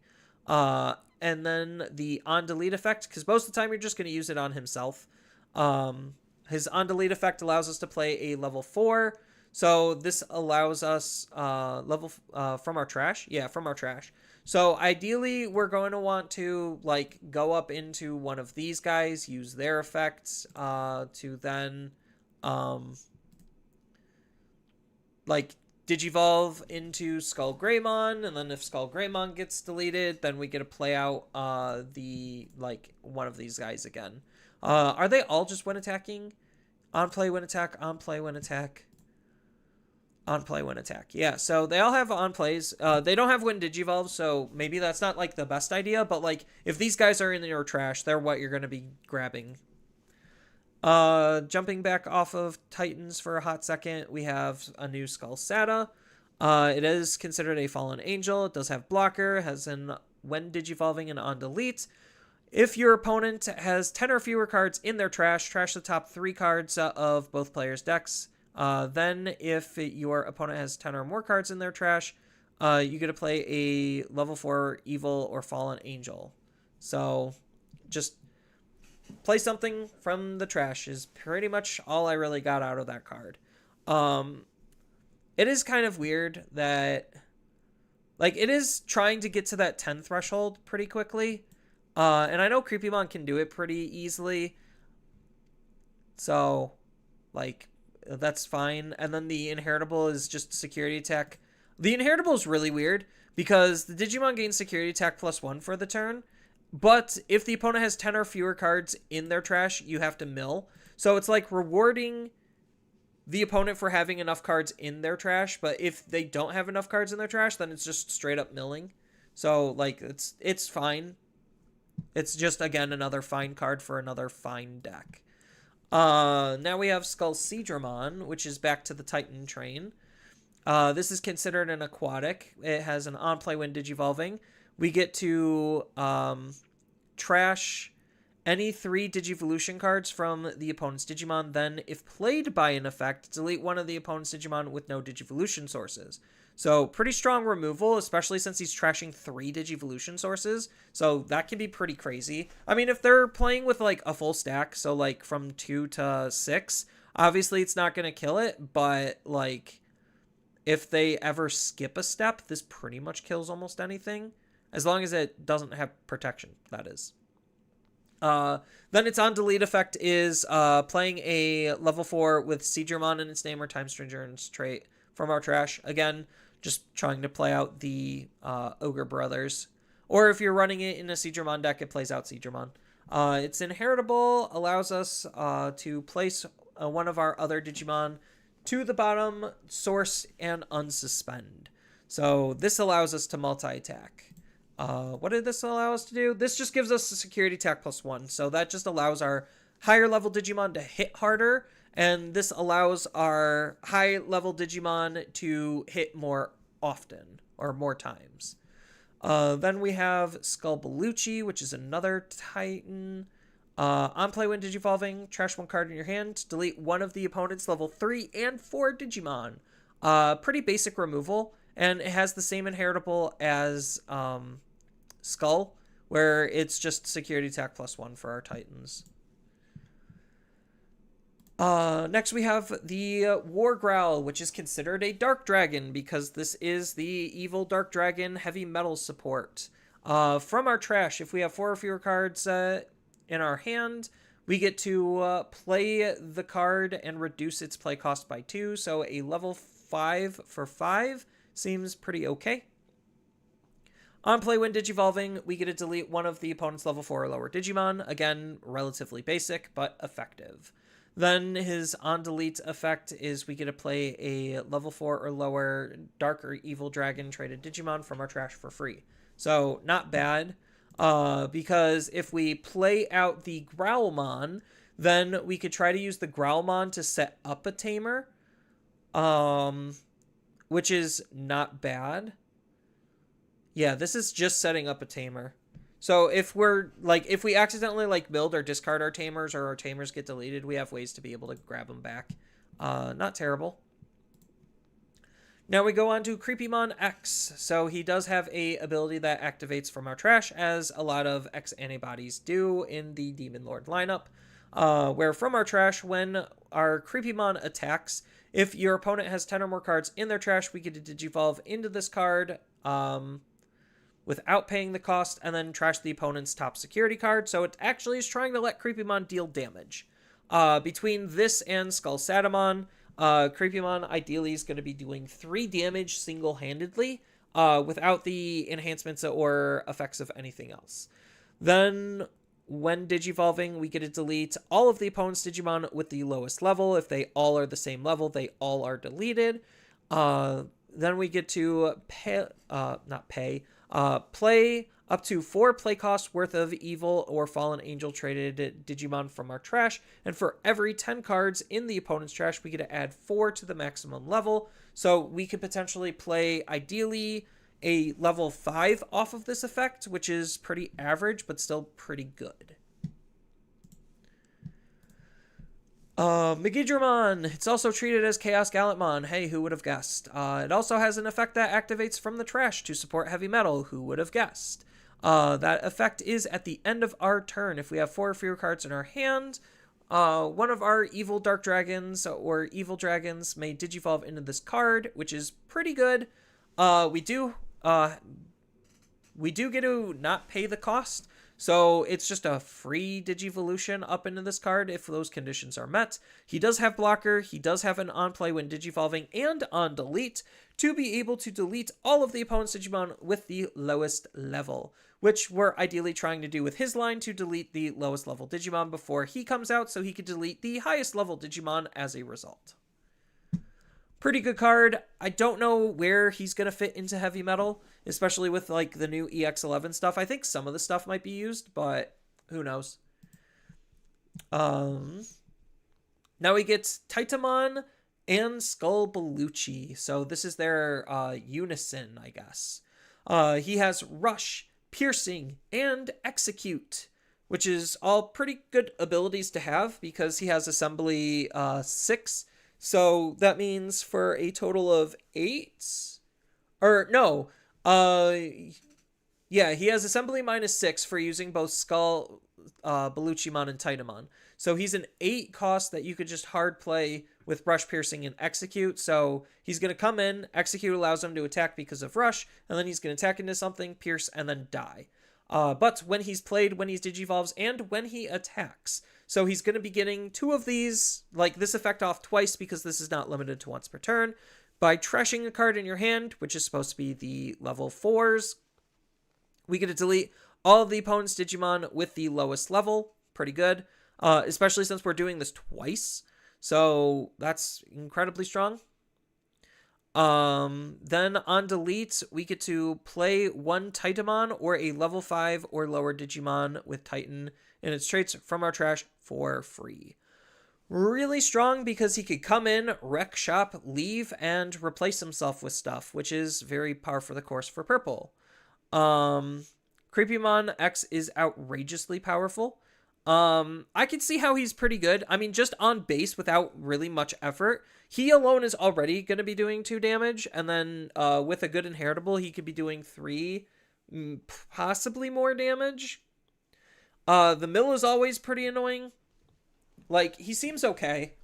I don't know how strong he's actually going to be, because people were super high on Creepy Mill, and then it just did absolutely nothing. Most important thing to complain about is, why is there no main set Titamon? There isn't? I guess there isn't. Yeah, it's to sell the promo. That's why. We could go over the promo Titamon in a second, because I think, like, that's kind of the whole gimmick is, like, they're probably going to have Titamon in the next set, like BT25.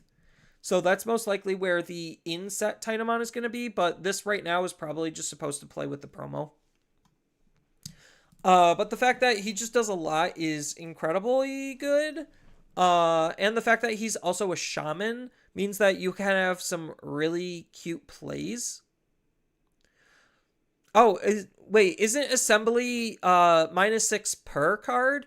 So wouldn't this just be a 2 cost if you use Titamon and Skull Bellucci? Then that's really good, actually.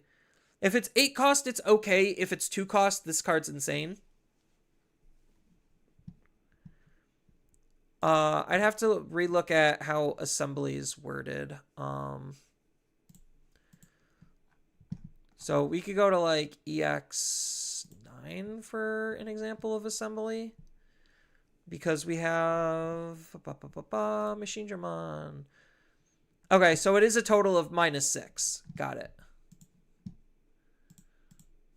So he is 8 cost on base.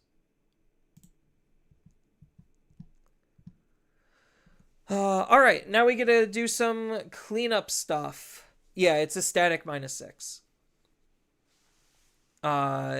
It can be less than 8 cost if you draw your Anubismon. Yeah. I think, like, that's probably what most people are going to end up doing is just dogengine.titamon.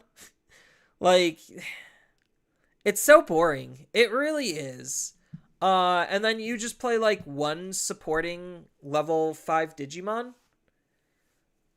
And that's kind of it. Whether it's going to be Skull Greymon or Skull Bellucci. No, you're going to be playing Skull Bellucci. So you just play Dog Engine plus Skull Bellucci, Titamon, and this card. And then you have Anubismon. And then the deck kind of just builds itself. It's so boring. We already talked about Owen, so now we're into some of the Time Stranger Tamers. And then we have some minor options also to look at. And then the secret rares. So Haruko. So start of your turn if you have 4 or less memory. By returning this tamer to the bottom of the deck, you get to play a Haruko or a Time Stranger traded card with 5,000 DP or less for free.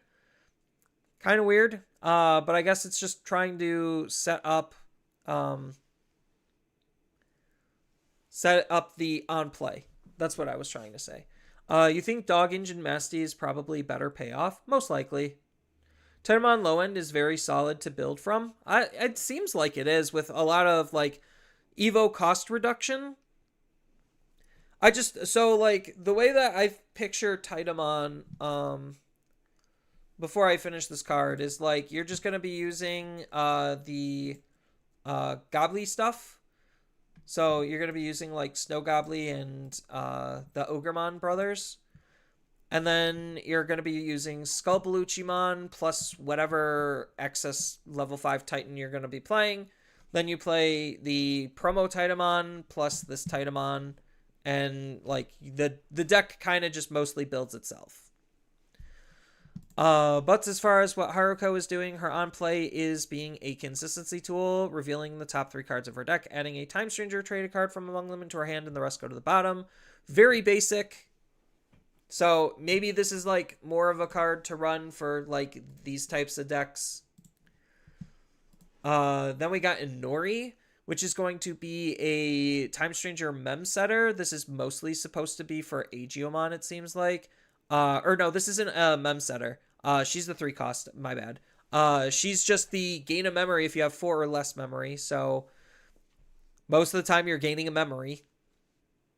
Then during all turns, when a security stack is removed by suspending this, one of your Aegiomon can digivolve into an Aegiokusmon from your hand for free. So just again, she's going into the Jupiter deck. So pretty fine. Dan and Kana. So same type of ability. If there's 4 or less memory, we get a gain 1.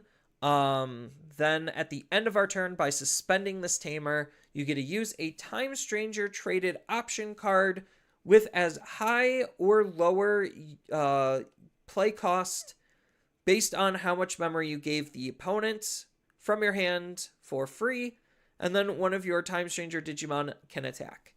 The bottom line is probably the most important, because obviously to use the more expensive options means that you have to give the opponent more memory, but there's already a decent amount of like mid to low tier options where this is probably pretty decent, just because you could use options for free, which, shocking, the best way to use options is to not pay for them. Who would have guessed? So this card's pretty good. But I do think the end of turn attack is like incredibly valuable. It's been proven to be like really strong and super important. Then we got Asuna with no 3 Musketeers cards. So that's obviously going to be coming in a different set. But start of your turn, if we have 4 or less memory, then we can return this tamer to the bottom of the deck and play out another one. Or a level 4 or lower Digimon with Time Stranger 3 Musketeers and its text from our trash. So being able to play out a Digimon from our trash is pretty important, because, you know, we could make more use of them. On play, we get a discarded 3 Musketeers texted card or Time Stranger traded card from our hand to draw 2. So the dichotomy of, are you going to search or are you going to discard and draw? That usually seems to be the case with a lot of like rookies and whatnot, and it looks like these tamers are following suit. We saw Abyss Sanctuary. We saw Central Throne. We saw Sonic Shot. So we have the Temple of Beginning. This card's kind of like really good for the Jupitermon deck. So we get to add the top card of our security to our hand and then recover 1 and then place this card to the bottom of, and then place this card into our battle area. And then when a security stack is removed, which could happen when the opponent is attacking us, then our top card of our security gets placed at our Aegiokusmon or Jupitermon. Then we get to place the top security card of any of our so this allows us to basically like de-digivolve to recover, essentially, which is fine. It allows us to manipulate our security, which is the important part. And then its security effect is we get to play a Aegiomon or a Lekmon from our hand or trash for free. Pretty decent. We have Plasma, Shock Plasma. So this is doing the same thing as Sonic Shot, except minus 6,000 DP. And it's when attacking Link effect is minusing another 6,000 DP. Title Stream. This card's actually kind of insane on how good it could be. Because it's like really effective removal, especially if you're playing it for free. I mean, granted, you have to give the opponent 5 memory to use it for free, but it's still pretty good. Where you get to return all of the opponent's lowest level Digimon back to their hand. Then if this effect returned one of your Time Stranger traded Digimon unsuspends. So if this returned anything, you get to unsuspend, which is good. Then you get to link this card, and its link effect is when you attack, you get to return one of the lowest level Digimon back to their hand, so it's constant removal. Very good. You get to play out scope off of her and then attach to gain a memory. Yeah. No, I think like she's pretty good. Like she's pretty decent for Three Musketeers, but Three Musketeers really desperately needed it. We have Seventh Graviton. So, it's the classic X antibody. If you digivolve, you get to put this to the bottom to use its main effect, and its main effect deletes one of the opponent's level 6 or higher Digimon. And if nothing was deleted, mill 3 off the opponent's deck, which is pretty good. Soul Fear. So this is another removal type card, similar to the blue option that we just saw, where it's deleting one of the opponent's level 6 or higher Digimon, and then we get a link, and its link allows us to delete level 5 or lower. Invasion of Titans. So this is the big Titan option card that they want us to use for the Titan deck, where we get to draw 2, and then this card goes into the battle area. We also have to trash 2. Keep in mind that. But trashing is never a bad thing. It's always funny because they think it's a bad thing, but it's not. Then during your turn, when any of your Titan Digimon are played, which is most likely going to happen in a lot of instances, we get a delay, and and then if the opponent has 5 or more memory, we get to play a level 5 or lower Titan traded Digimon from our trash for free. So that's pretty strong. For a 3 cost, being able to technically play out a level 5 Digimon is really good. Yes, it is on a delay, but you get to control it, so it's pretty good. Especially if you're using it in combination with like Titamon. So like the idea is you're going to play Titamon, and then Titamon's going to do his whole rush execute play out another Digimon, and then you're going to play out another Digimon off of Invasion. So that's very strong. Then we have the In-Between Theata. This is Time Stranger Memory Boost. Nothing else here. Just Time Stranger Memory Boost. Alright, now we get to go into the secret rares. The most important cards in the sets that are going to be worth the most attention. Even though I think that's probably a lie. That's probably a lie. I think these cards are good. Jupitermon has 2 different Digivolution conditions. We could Digivolve on top of a Time Stranger level 5, or we could Digivolve on top of an Agiokusmon for what? 1 for each of our security cards. So the lower our security is, the cheaper this card is to Digivolve into, which is like fine. It just allows us to effectively try to climb back up into them.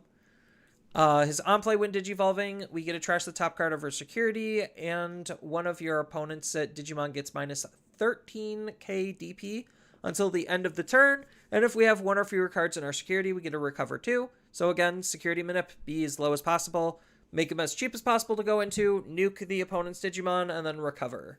During all turns, when your security stack is removed, trash your opponent's top security card.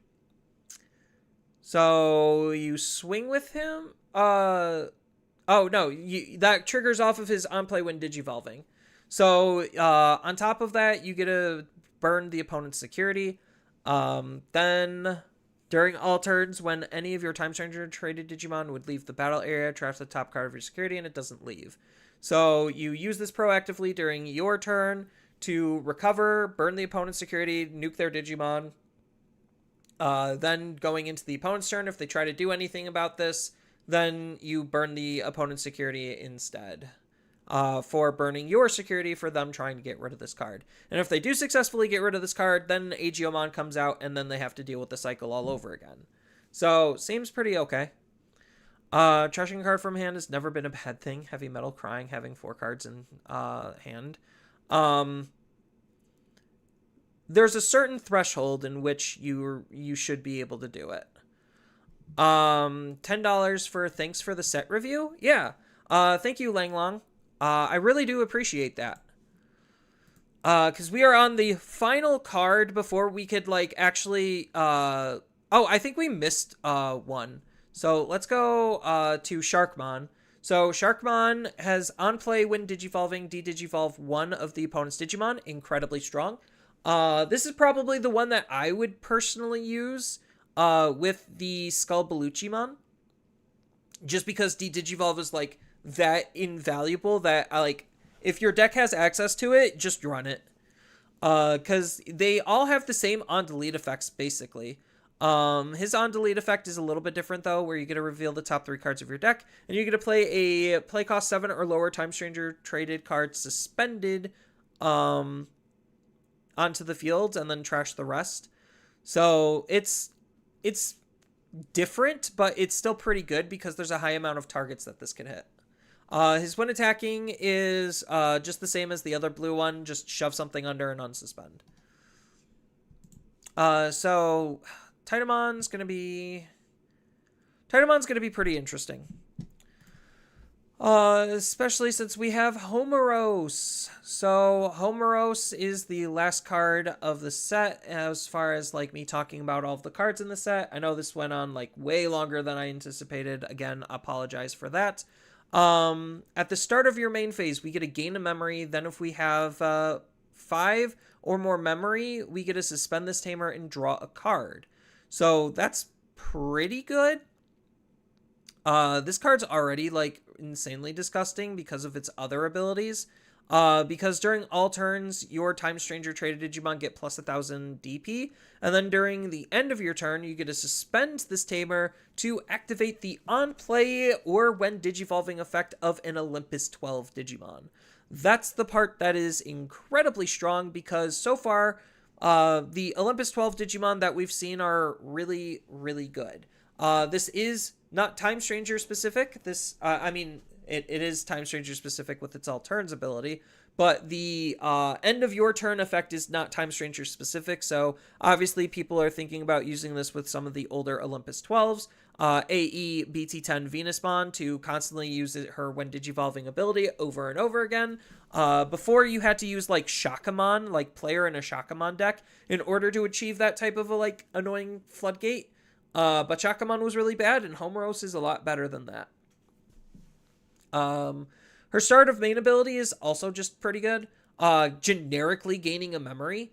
So, like, the way they want you to set things up is you're going to have a mem setter. Then you're going to have one of the cards that's just generically going to gain you a memory if you're under 4 memory. And then Homeros will gain you another memory, and that'll allow you to then draw a card.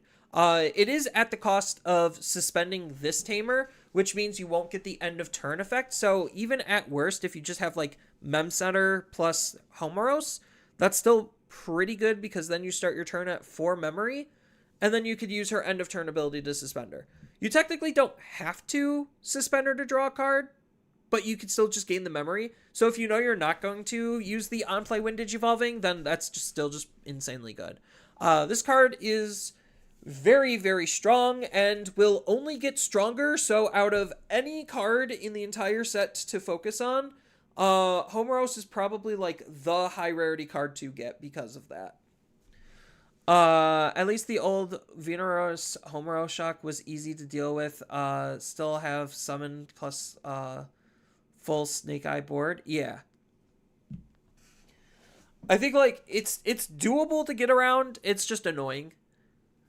That's the big thing is it's just annoying and people don't want to deal with annoying.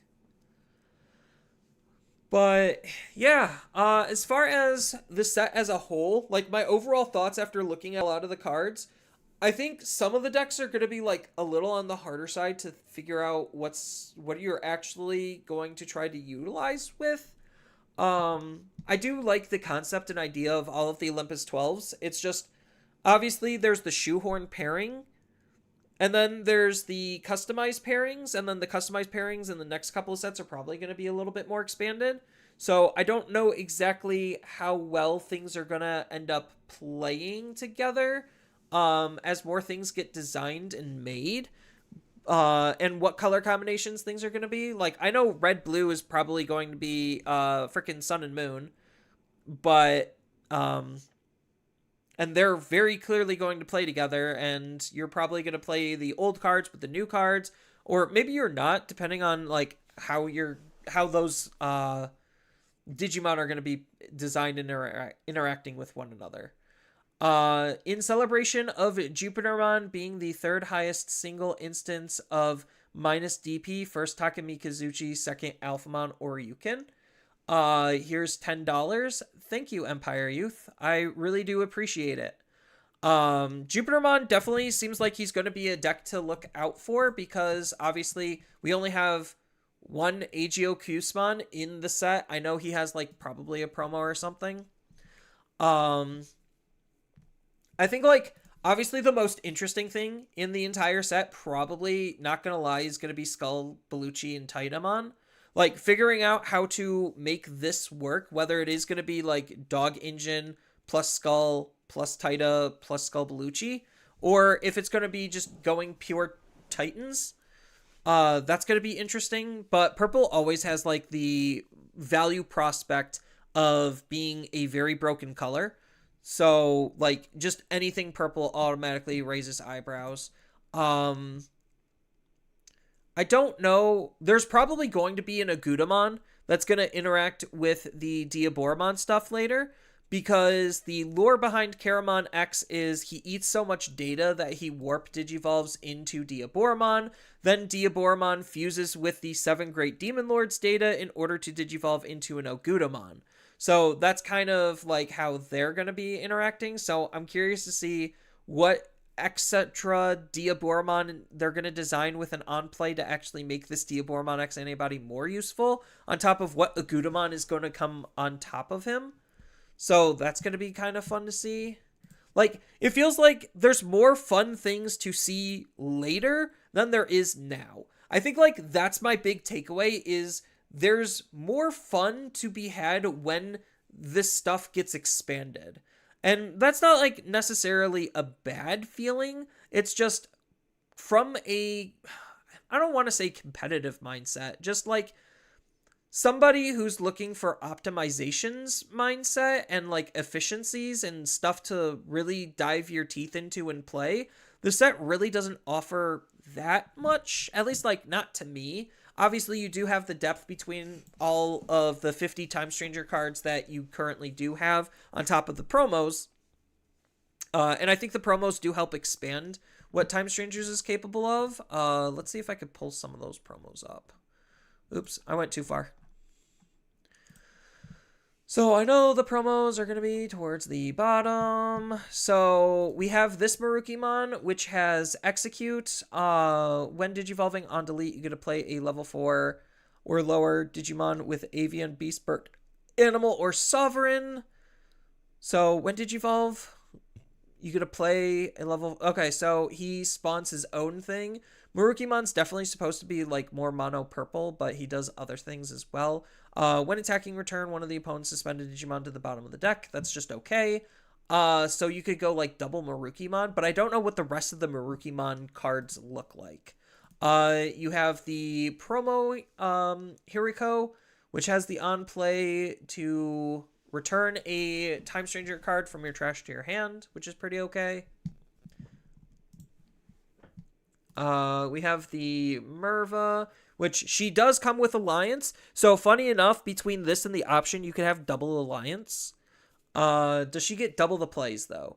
So she's obviously interacting. She's interacting with a lot. Why is she interacting with avians and birds? So avian, bird, beast, animals, and sovereigns other than sea animals.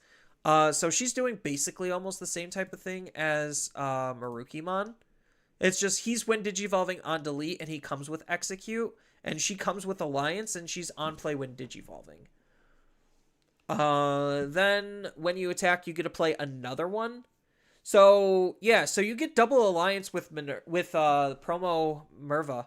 So maybe her deck is just figuring out what to do to get into Merva, because you could use this Merva to swing and then Alliance, and then the option Alliance with the Digimon that you played off of her when digivolving.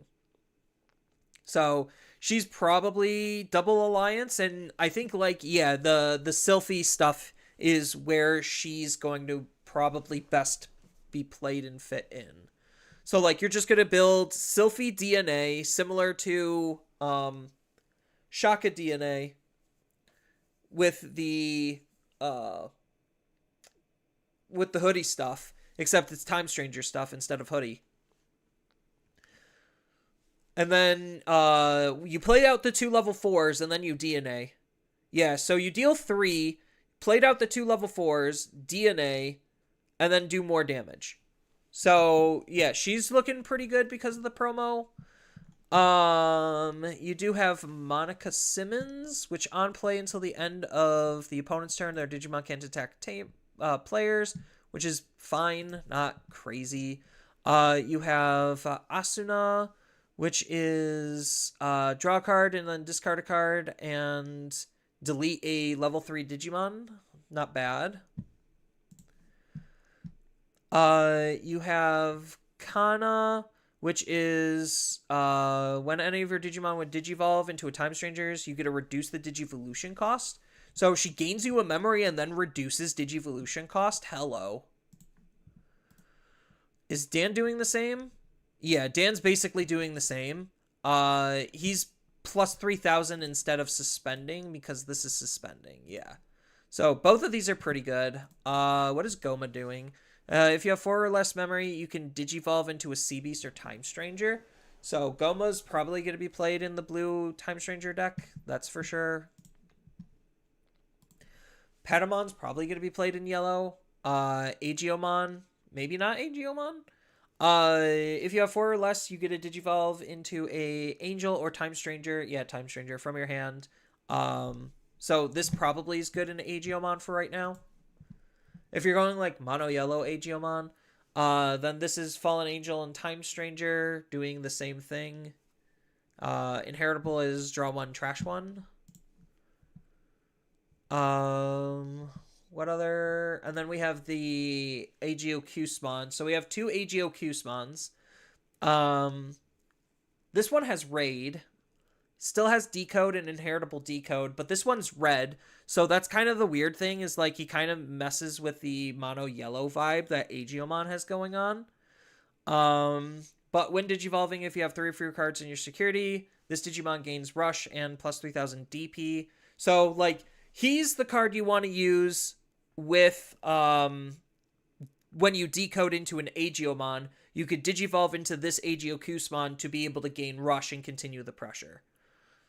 So that's kind of the idea behind this card. So pretty good additional Time Stranger support.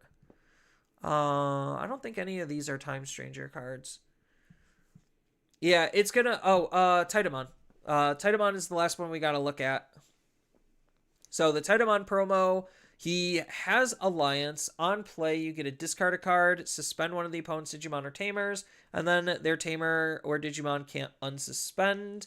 All turns, when your hand is trashed, so when you discard a card, which you just did off of his when Digivolving ability, you get to play a level 4 or lower demon. Okay, so basically just play one of the Ogremon brothers. So that's pretty good. Yeah, so you play him off of the skull, then the combo, and then he plays out another body. Yeah, that's pretty good. And then you trigger a whole bunch of on plays. So yeah, that's for the most part the Time Stranger set. It's kind of interesting that this set is not power creeping the game, but it at the same time, like, it's leaving... I feel like it's just leaving too many doors open.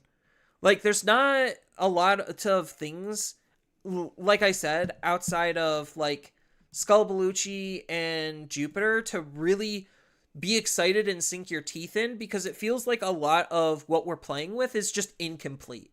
And incomplete doesn't necessarily leave the best taste in players' mouths, which is, like, kind of weird, because I think it'll sell because Time Strangers did well, but at the same time, I don't think the set's going to do that good, because we're just waiting for, like, a lot of the stuff that's formed here is just in the waiting room for more support. Millennium onwards are BT24 box toppers. Yeah. Like, I know there's a lot of box toppers and then additional promos and stuff coming out. I hate promos. I really do. Titamon promo is the only one with is the only Titamon with an on play. What about Titamon from the EX set? What is this Titamon doing? He has an on play. You get to play a level 4 or lower DM traded card from your trash for free. So you just have to be playing DM. There, easy. Play DMs in your Time Strangers. I don't know. And then all of your level 4 or lower. So, like, okay. You could run a DM engine using Titamon and Skullbaluchi. Play a deck with execute. Play an ace in a deck with execute. I know. I'm just teasing. Nobody's actually going to play, like, DM Titamon in a Time Stranger deck. Like, no. But yeah, so, like, there's a couple of things that are interesting, but again, it's just in the support room. And I feel like that's the unfortunate reality of the set is, like, there's nothing really to grasp and gravitate towards. There's stuff to prepare for, but you're preparing for the future support that's going to be coming out. And I feel like that's probably the big thing this set's doing is it's a setup set. So setup sets are basically, we're going to start establishing stuff. Nothing is really formed or founded, and it's up to you to try to hodgepodge your way to something. And meanwhile, the things you're actually waiting for are going to be coming out later. And I feel like that's the big thing that is with this set. So, like, I don't know. The only, like, real complete thing is, like, Atmons. Like, that's, like, the only actual complete thing in the set. Because Seekers is not going to be playing the Crossroad Witch. I mean, they could just to flesh out the Seeker title, but, like, I don't know if you do that. Like, the deck's already tight on space because of the 2 separate Digimon they're already supporting. So, like, theoretically, you could throw this in. I don't know how good that's going to be. Digipolice technically gets an upgrade with this, but this really isn't making Digipolice any more powerful, in a sense. Like, it's not adding much power. It's just giving it more tools, which isn't adding power. Unlike EX11, which is directly and deliberately adding power. Like, there's a difference between giving it meaningful support, giving it middling support, and then giving it, like, powered support. And you could tell that they just threw some of this stuff in here. Like, it just feels too hodgepodgey. And I feel like that's because they wanted to separate and spread out the Time Stranger love a little bit longer. Obekamon Digipolice? No. God, no. So, as cool as the set is, it just feels like a lot of setup. So, if any of this stuff is interesting, I'm not saying it's not good. I'm just saying in order for it to be better, you're going to be waiting. So get it while it's probably on the cheap before the future support comes out. And then everything is going to not like skyrocket, but there's going to be more attention on it. And it's definitely going to get a little bit more expensive. So that's kind of my overall advice. Do I think Hoodiemon is still going to dominate the meta? Probably. Do I think, like, the other decks from BT23 and the current meta are just going to be functionally better than what is in this set? Most likely. So it's definitely a weaker set, but again, that's because it's setting things up for something else in the future. Don't worry, I'm gonna get my Medusa stuff. Yeah, I 100% would get, like, if you're interested in literally anything from the set, get it, not necessarily, like, ASAP, but it's better to not wait until the thing that you're waiting for actually comes out. So that's about the best thing I can say. There's a couple of things that I'm excited to try. I'm gonna be excited to try apps. I'm gonna be excited to try like messing around with the different Time Stranger decks and figuring out what's good there. So like it's gonna be some fun experimenting, but competitively, this set does nothing. This set literally does nothing. Which is not necessarily a bad thing. I think like arguably the most competitive thing out of the set might actually just be Medusamon, and that's because it's getting support like literally the next set. So I think it's gonna be fun, but it's not power spiking the game. It's not a must buy set. That's for sure. So I think this is probably a good place to end the YouTube video. So thank you all for watching. It really does mean a lot to me. If you enjoyed this type of content and you want to see more, feel free to leave a like and subscribe. Don't forget to hit that notification bell so you can stay up to date when I upload or go live next. And with that, I hope to see you all in the next video. Later. Alright, I probably should have timestamped that. Let me go grab some water and run a quick advert. And I kind of just missed dinner doing this review because it took way longer than I thought. So I guess I could just continue. But let me at least get something going. So be right back in just a second, chat.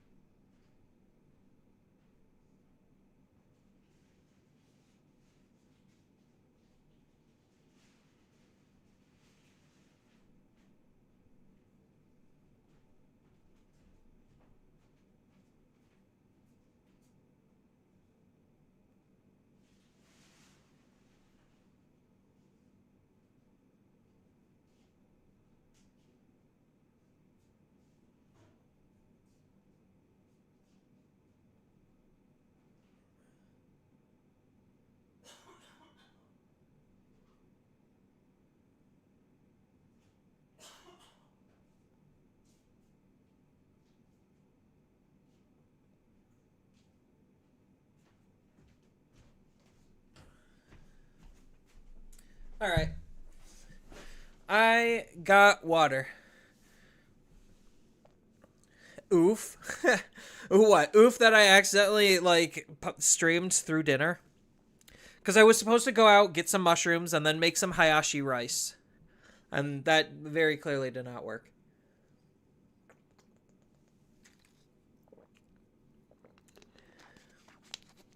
Ugh.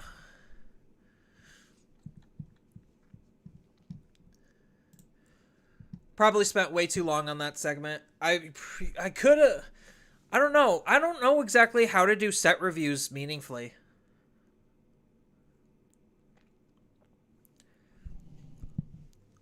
Like, there's some people that go card by card, but there's 100 cards to look at individually and discuss and figure things out with.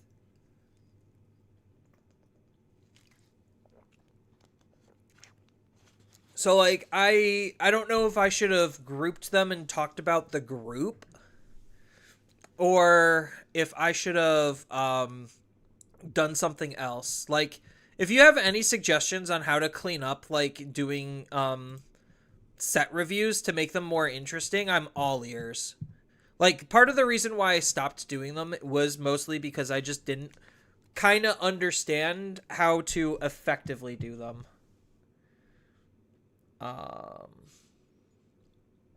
Let's go ahead and swap models.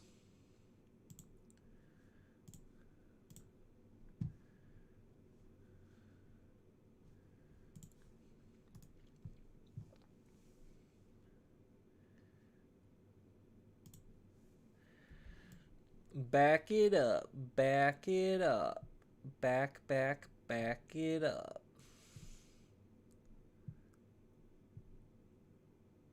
Boop. All right.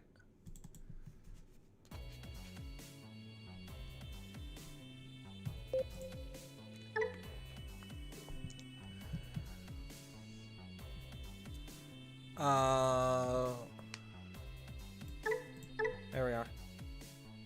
Oh.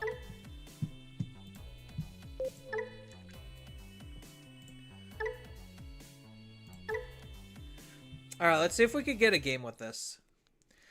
I mean, I know some ways that you could have made it faster. If you group cards that could have, that are slightly interchangeable. Like how the purple low end is. Yeah. I think we mulligan. Not exactly the best mulligan.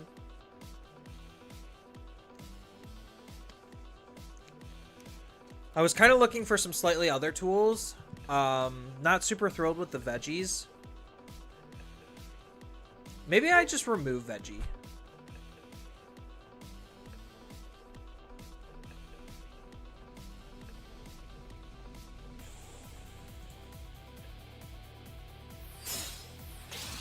Yeah, I know there's like a lot of redundancy cards. I need to find a training. It's not a training.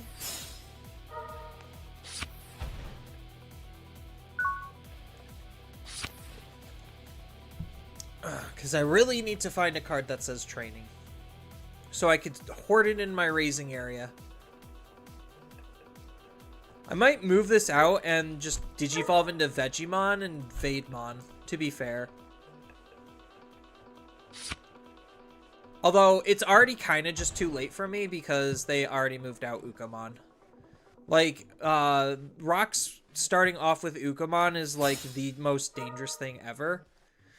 Oh, they're giving me a chance?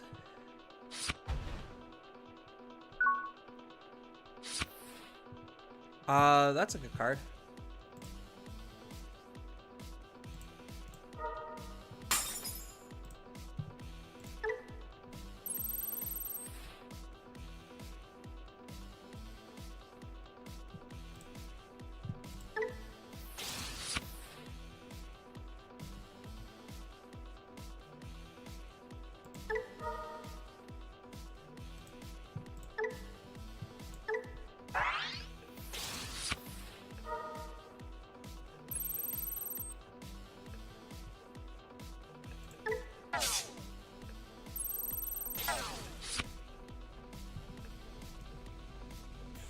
I guess we punch.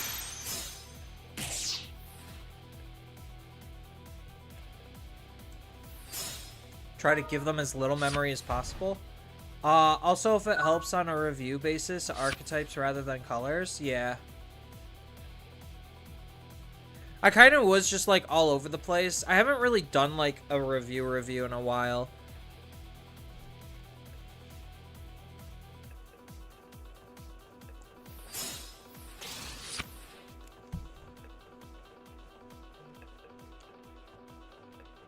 I didn't like put a whole lot of thought into it. I probably should have.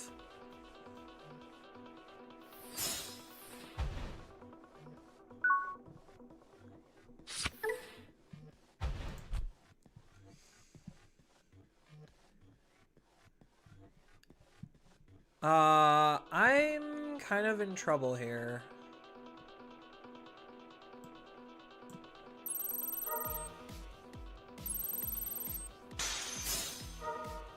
Oh, I'm especially in trouble now.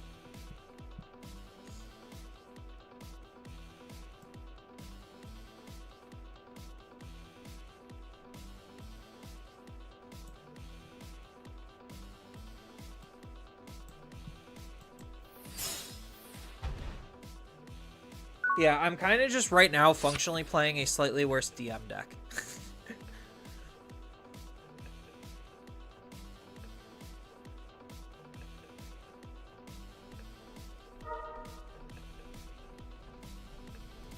I mean, at least I have a single fragment.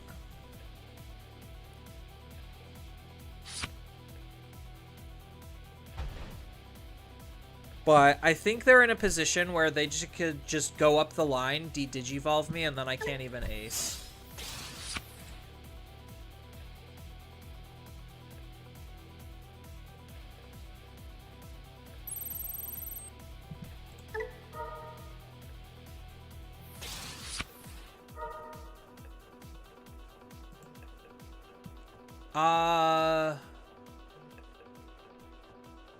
Do I get rid of the close or do I get rid of the Sunariza?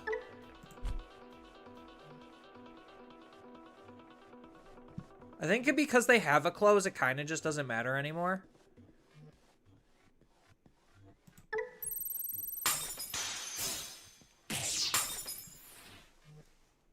So I'll get rid of the Sunariza to kind of just try to limit some of their options, I guess.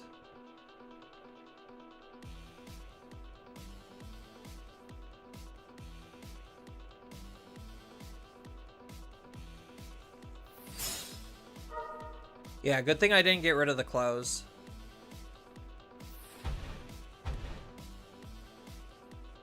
Oh, but the mem setter close is kind of a big deal.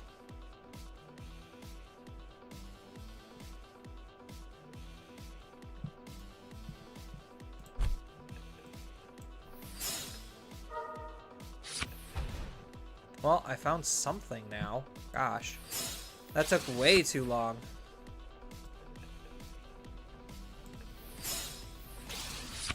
Oh, I forgot to attack because this has reboot.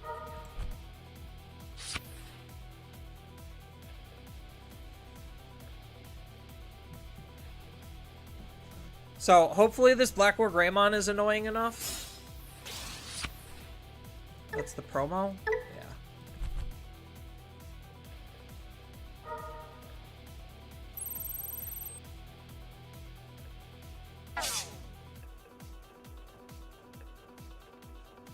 Really, they're playing this? Rocks kind of just stopped playing this after a while.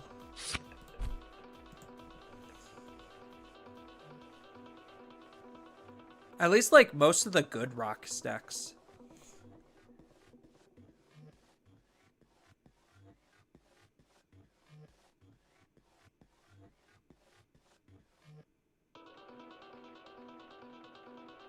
Yeah, I might just scrap, like, trying to split that out and make a video on it, and I might just try to do a separate video based on, like, the notes from there. Like, I could leave the review portion as, like, just the review portion of the stream.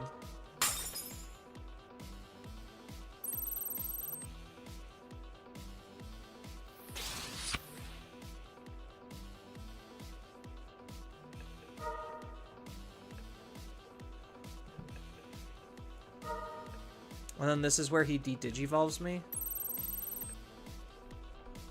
And then I get overflowed. Yeah. That's not even worth playing out. Alright, I think this deck is just not going to be good. I have a sinking suspicion that the deck is just not going to be good.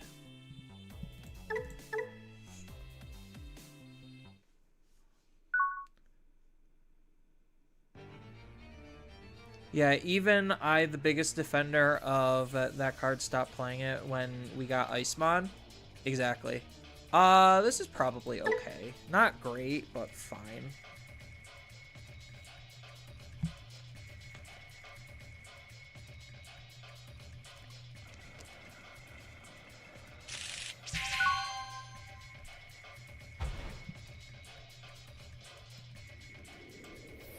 Best turn one in the game.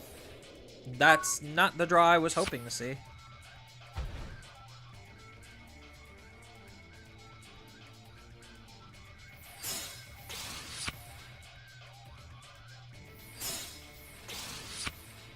What?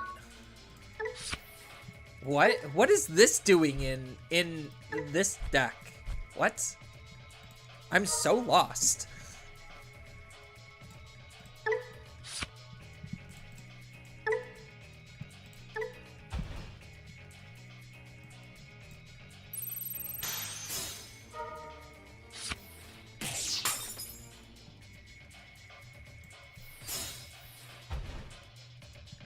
Oh, I forgot to put one in raising. Oops.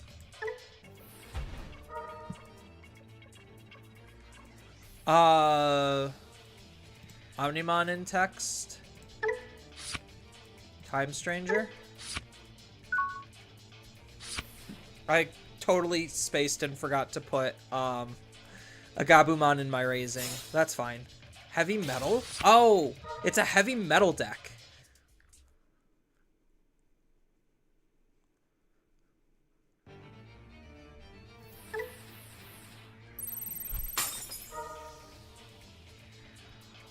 Does this deck even do anything to me?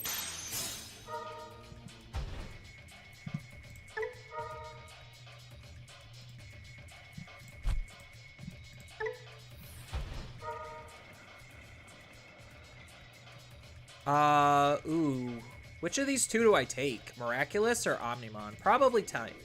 So we'll take the Omnimon in text and Tamer. Or CS.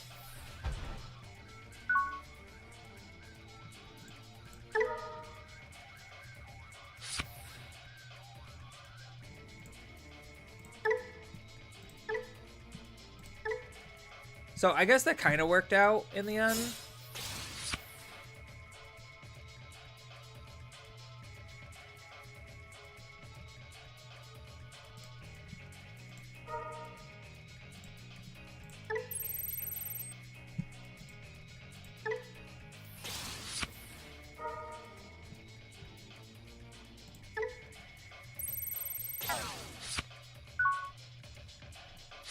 Yeah, a little bit unfortunate there, but that I couldn't bounce the heavy metal. But as long as they can't just, like, discard cards, I think I'm okay.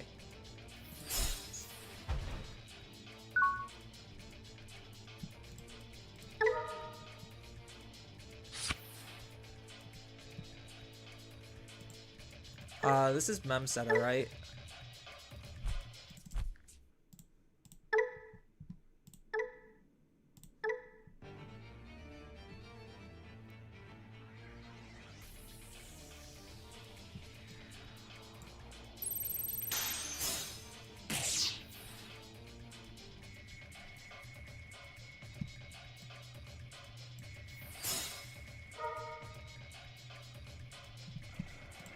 Well, we found our Wargray.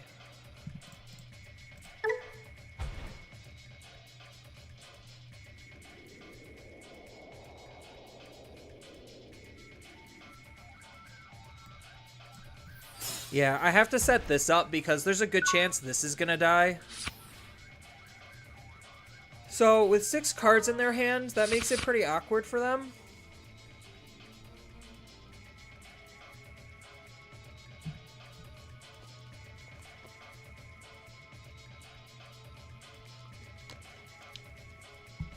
Honestly, I do think this bounce really messed them up. What does this do? Oh, gain a memory, and if you have 4 or fewer cards, you could digivolve. They currently don't have 4 or fewer cards, chat. Wait, did they have retail? Yeah, they do. Okay.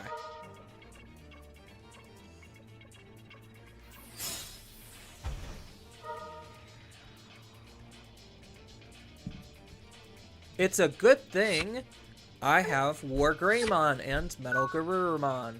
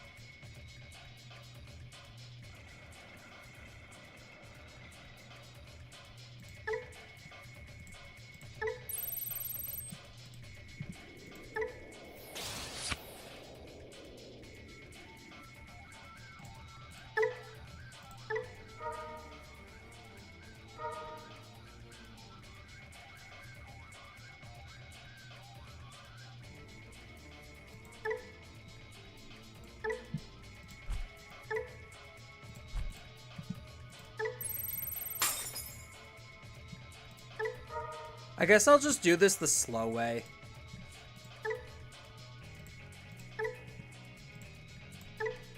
I mean, it's heavy metal. Like, their deck really isn't going to do that much.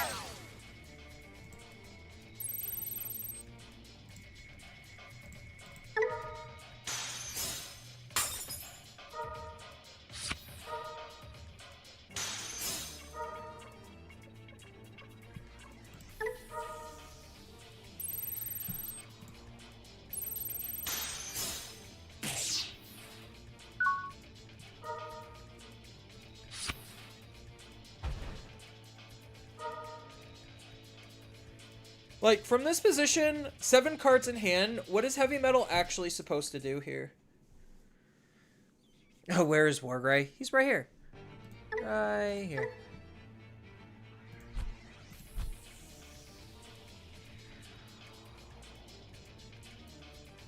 Like, I think this game's just kind of over.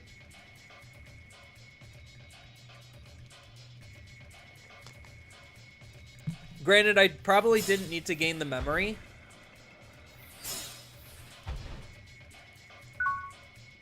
A 10 cost Nidhogg play. Ooh. Oh, that's so rough.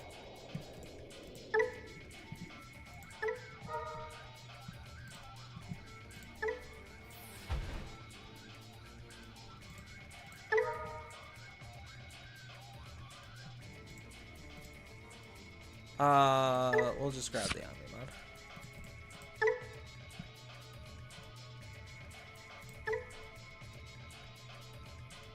So rough. Yeah, I'm like, you gave me 10 memory willingly. What are you actually going to do?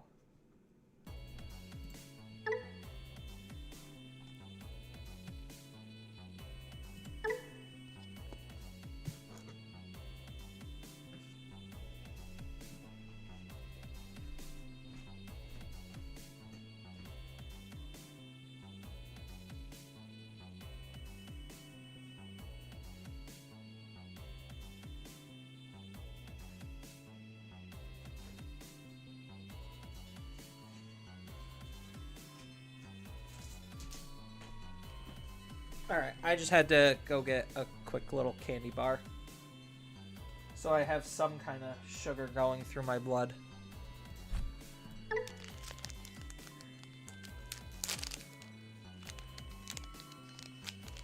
Ghost was meant to give. Yeah, the best you could have done is Heart Slam the Ace. And go into a blocker with no protection.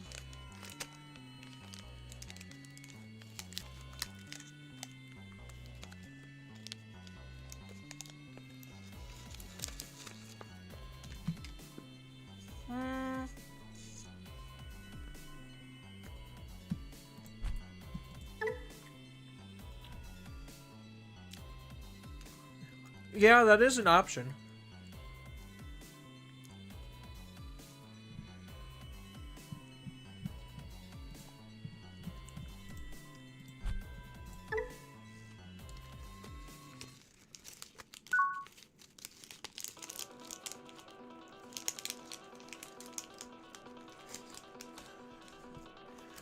All right, what do we got here?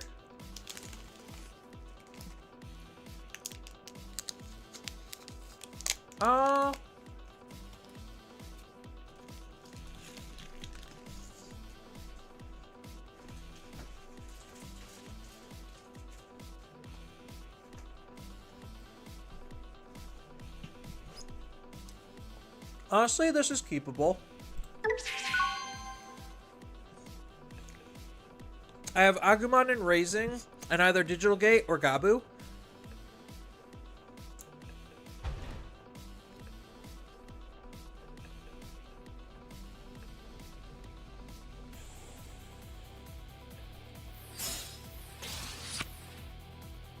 So this means I'm playing Gabu out.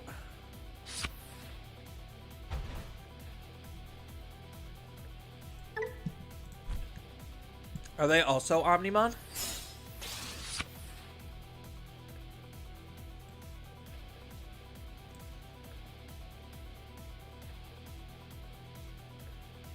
Actually, I'll just Digital Gate here. So we're gonna take a Digimon.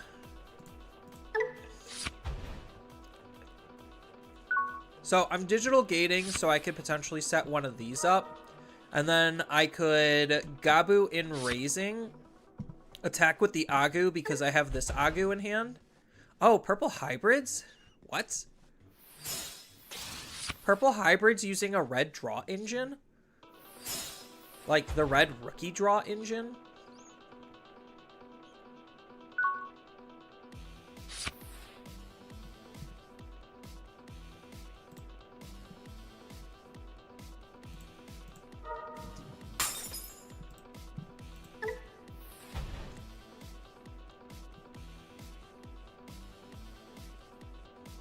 I mean, unfortunately, I can't punish it.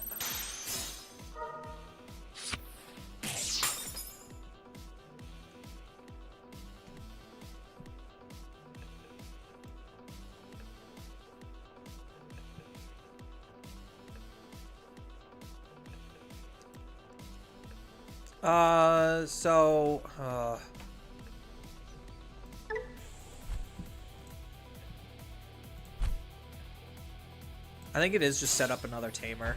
Like, as unfortunate as that is. Also, perhaps I'm being pandemic. I feel like green really needs better debuffs than suspend lock, considering yellow's DP minus, black is D-Digivolve, blue is Source Strip, and stun. Like, can't suspend.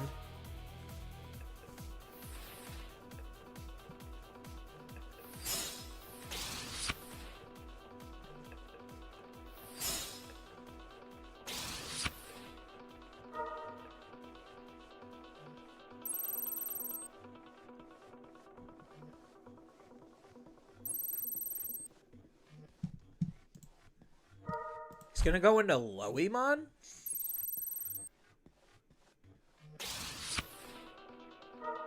I mean, I guess that's a play.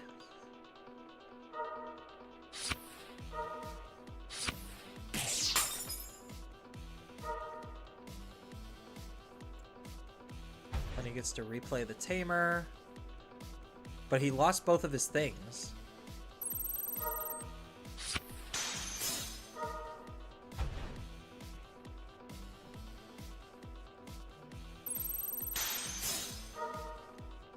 That's huge.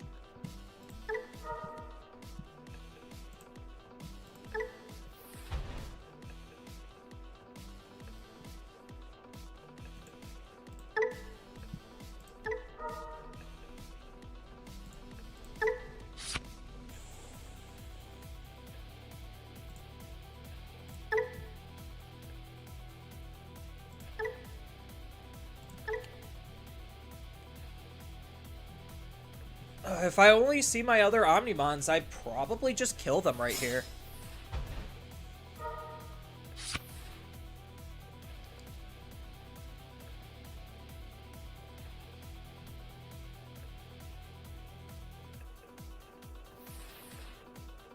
You have to go. Hope you have a great remaining stream.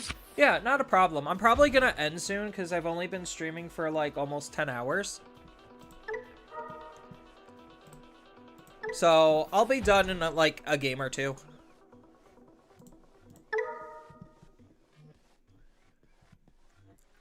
Omni and text, CS trait. But I hope you have a good night, Empire.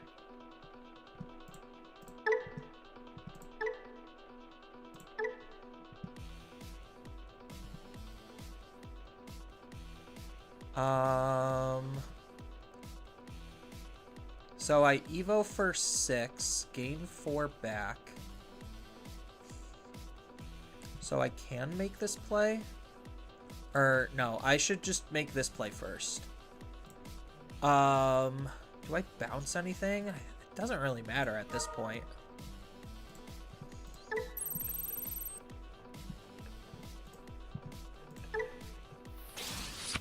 Okay, second Omni. We're cooking.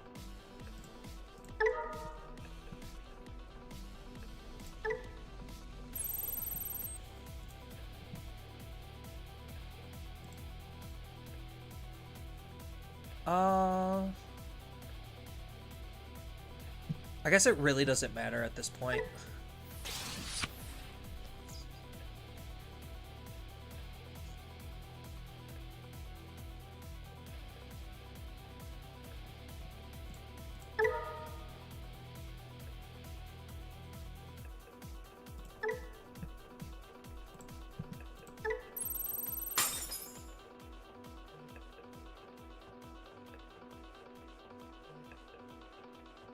So now we get a gain 4 memory.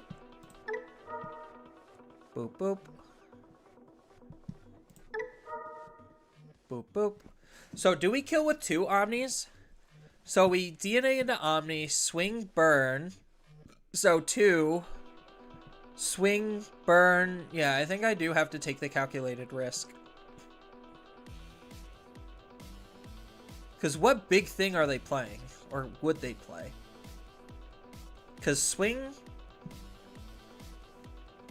burn. So now they're at 2. Oh, no, I think I just DNA anyway. Because I unsuspend. That's the big thing.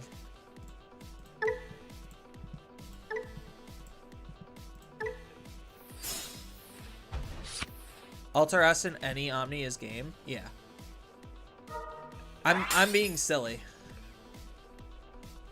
To avoid Hammer Spark.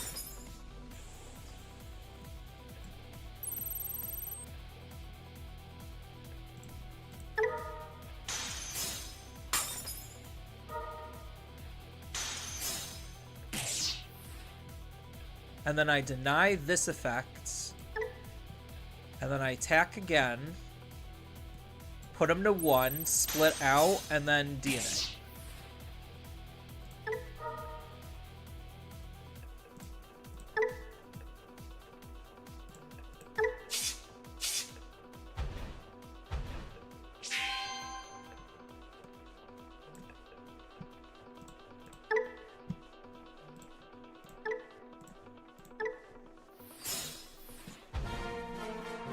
Yeah, with War Greymon from 5.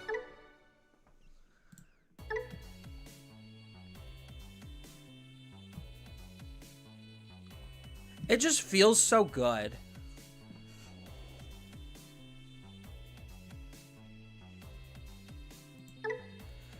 Like, there's just something rewarding about when Omnimon works. Hammer Spark, Jackraid, Ice Wall, all in security. I could see that in purple hybrids. Jackraid, maybe. There's an argument for Jackraid.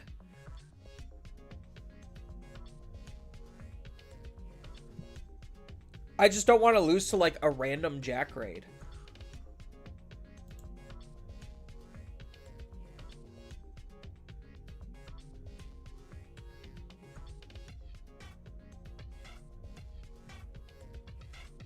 We probably mulligan. Oh, so rewarded.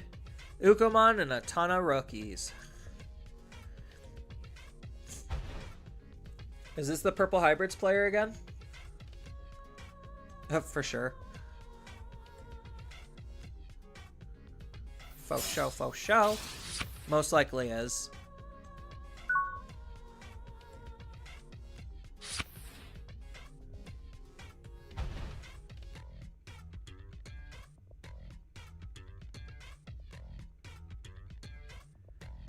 Alright, so here's the ultimate question. Do I Evo down here and Uko? I think I do.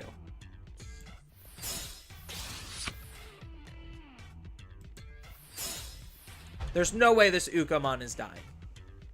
There's no way.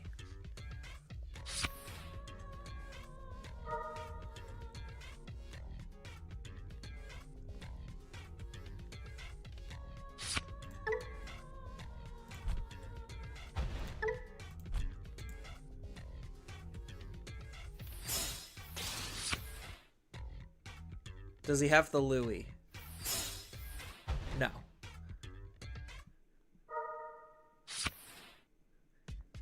Discard Nidhogg, gain a memory back? Nope.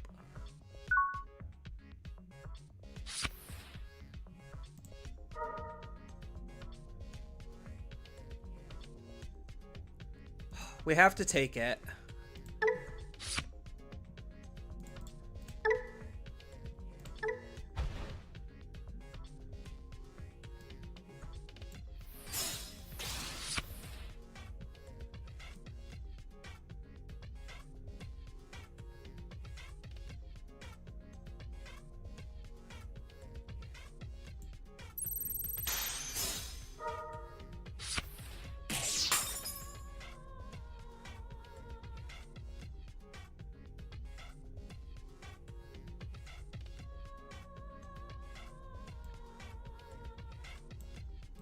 No, we have to do this. I hate it.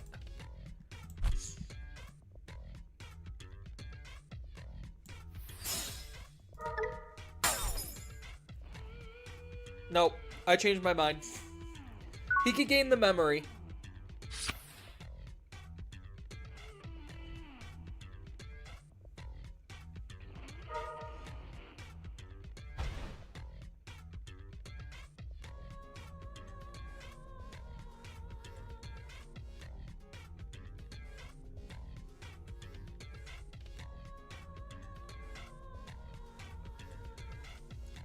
The correct answer was probably Nokia, but because I have another Crimson Blaze, I'm like, I could probably just throw Crimson Blaze out.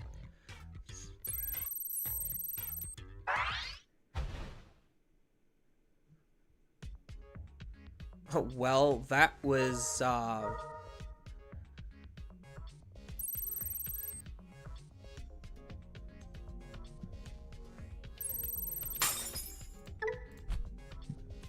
does this card just hard screw me?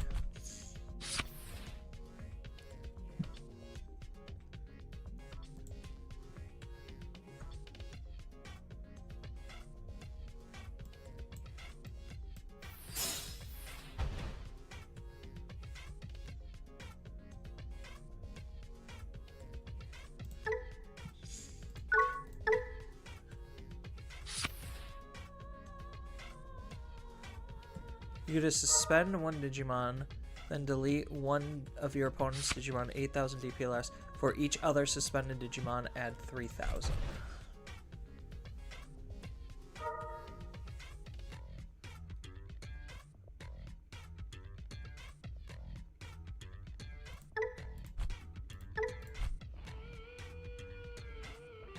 So he just kills 11Ks almost no matter what.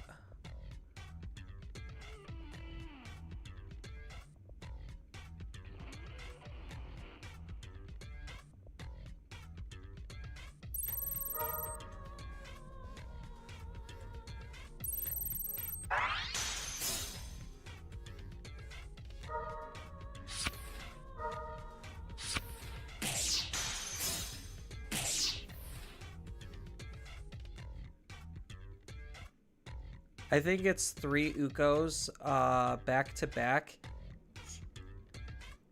That's getting you not the medievals. Probably. Medieval definitely makes things significantly harder.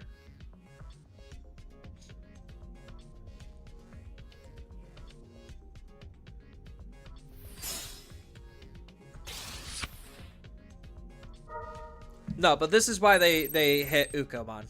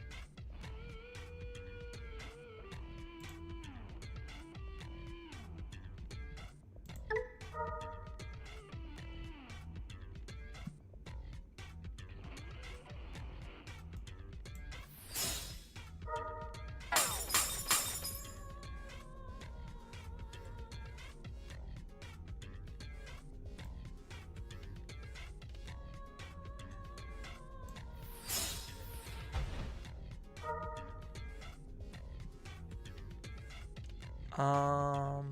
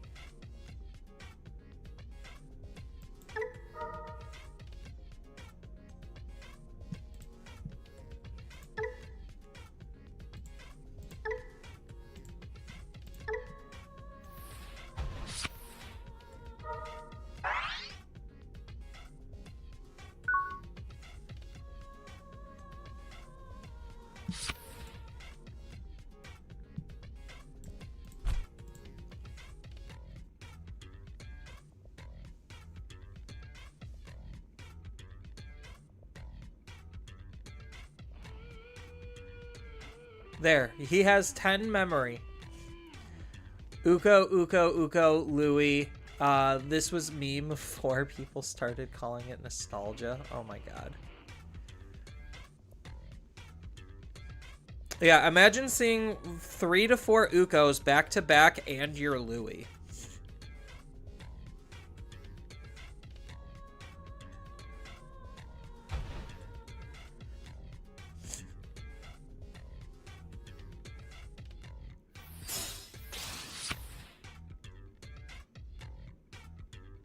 I forgot if he took his Rush Gallant.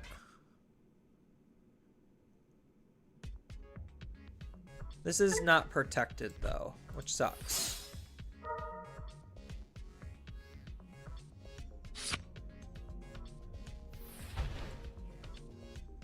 But he can't swing, so that's okay.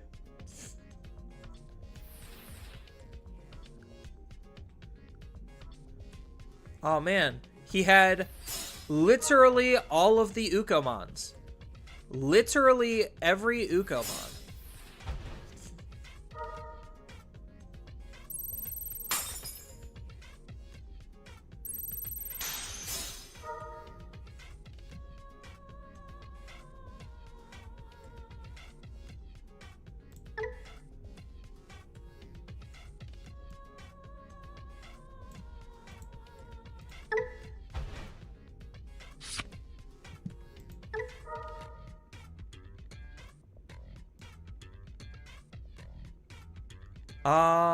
I think I need this Gurumon.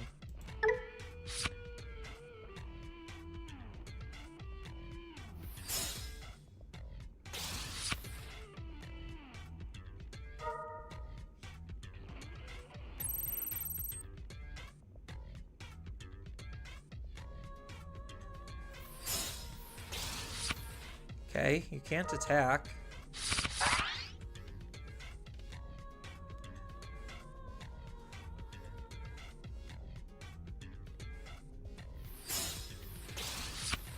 Still can't attack.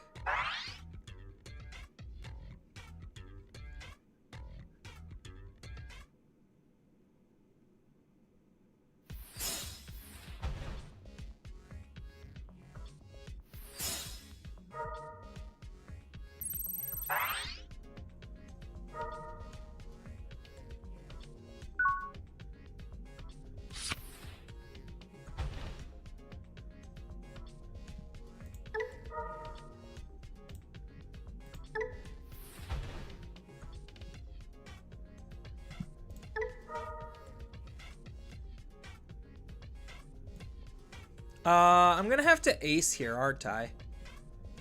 Like, I'm just gonna functionally have to grab an ace, right?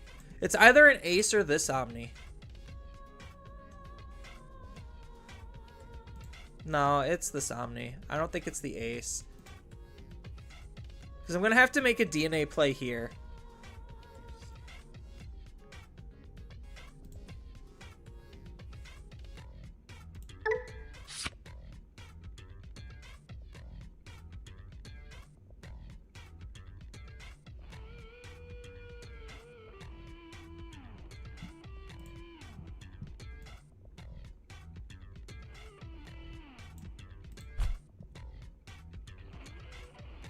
Ah, this sucks.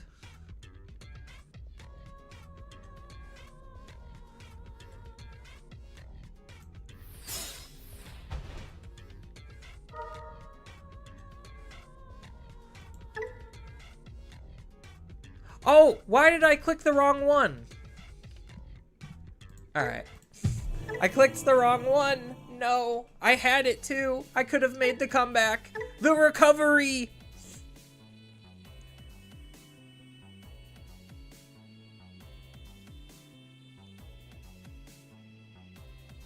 No, I think, like, seeing all of those Ukomons just rushed me down way too hard.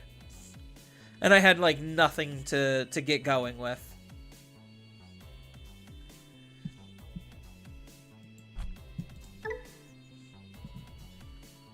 Unfortunate. It happens.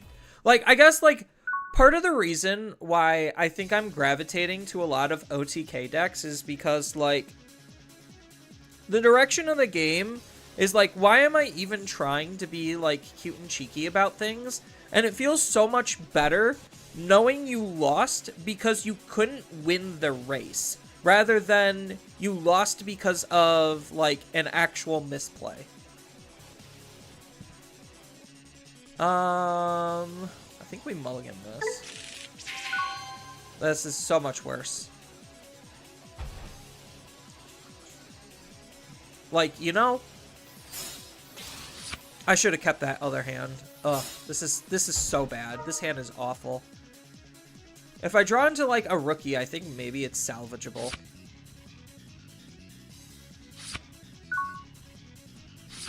Nope.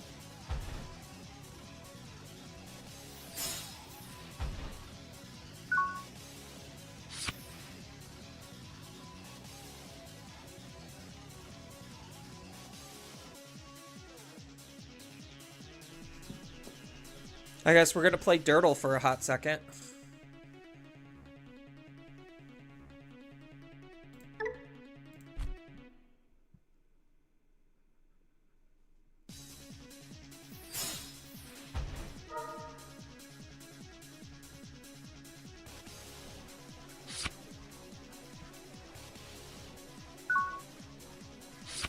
There's a rookie.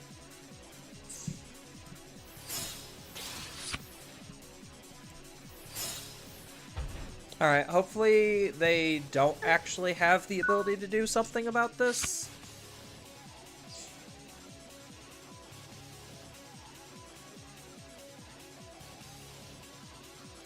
They ideally shouldn't at this stage.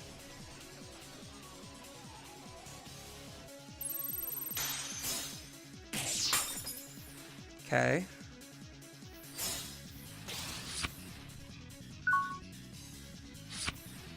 Good, good. Another Agumon. Literally the best card I could have seen.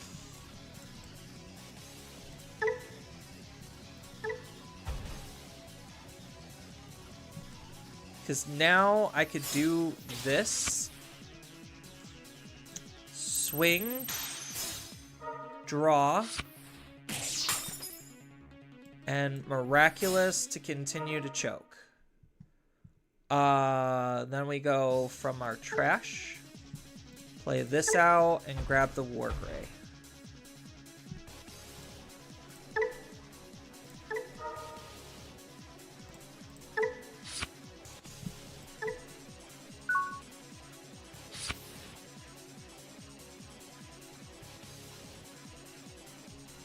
Does the Tau DP minus?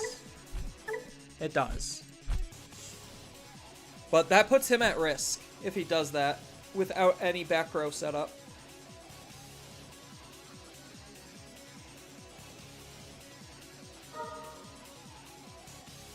Okay, so he's gonna do it anyway?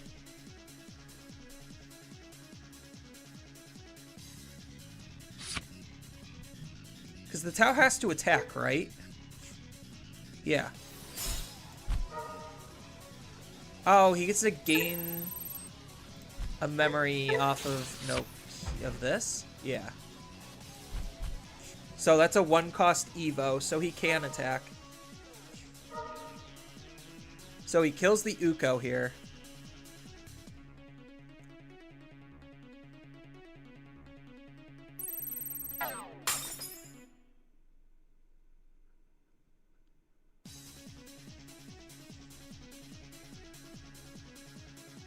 And then he could swing, use an option for free, Digivolve for free.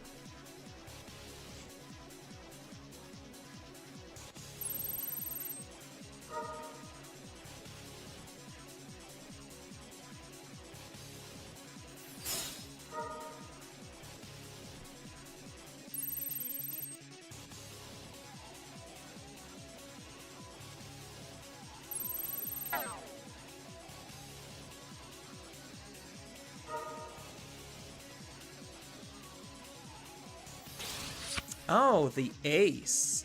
Does he have the Amethyst Mandela? Otherwise, he's putting himself at a huge risk here.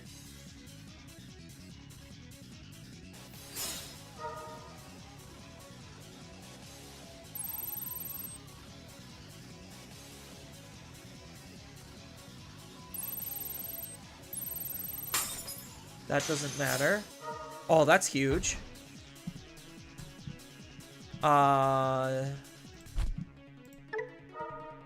I'm actually going to play this Agumon out because I don't know if insecurity, there's going to be anything in my trash.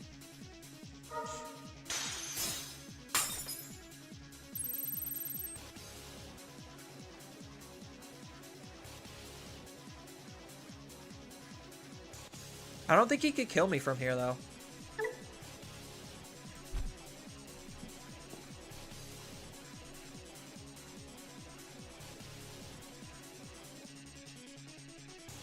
I think their setup was just too poor.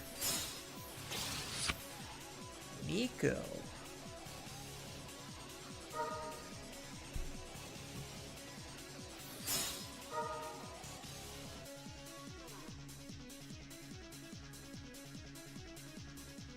So he's gonna stun this tamer so I can't gain memory back?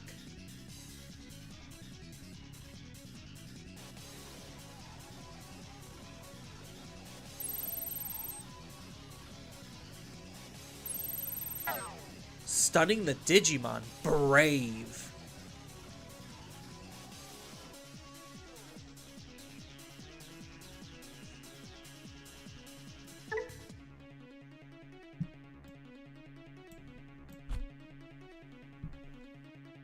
I don't think anything they did here was great. None of their plays seemed anywhere particularly fantastic.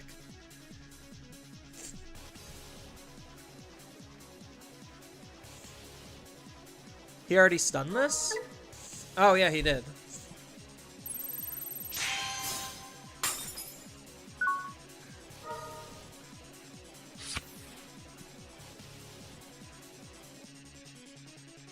So I move out, I play this for 8, go to 5, so I go to 1.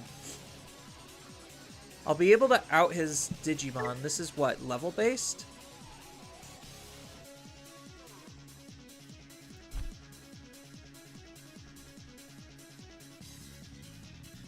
Because this is DP based.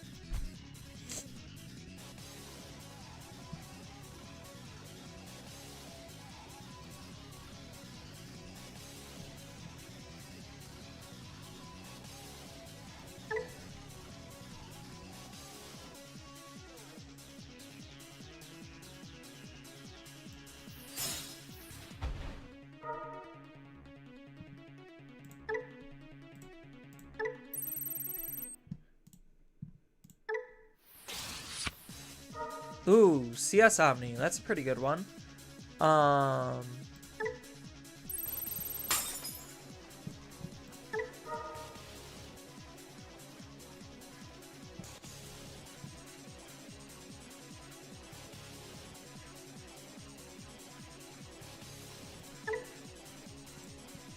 think based on my field, I go into Alter S because I split out and I have Miraculous.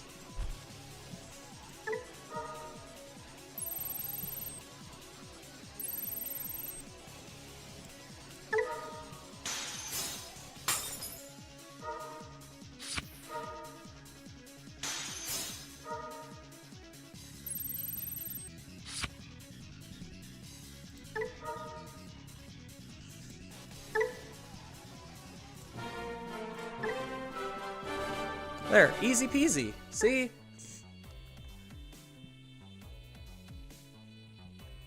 It's not hard.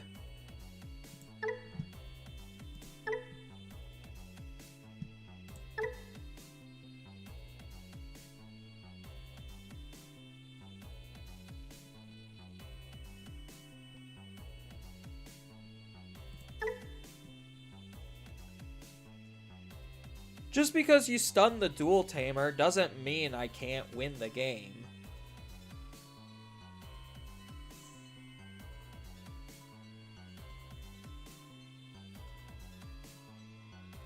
Silly gooses.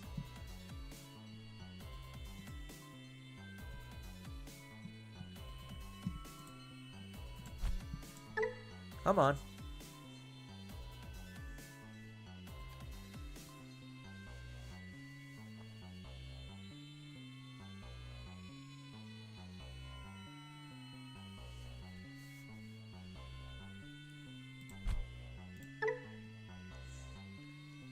I like this deck, but I do understand there's a lot of consistency issues with it.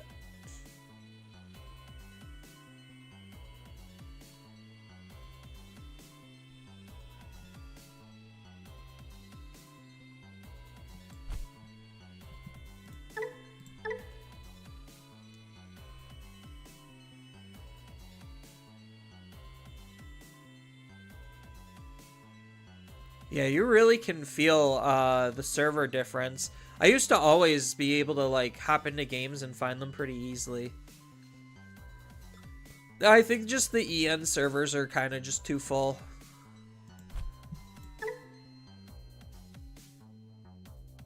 There we go. Now we're into matchmaking.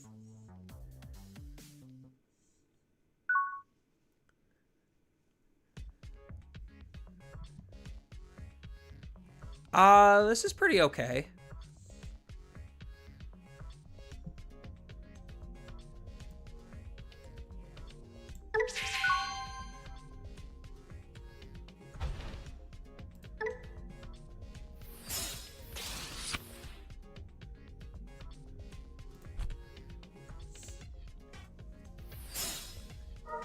Ghosts?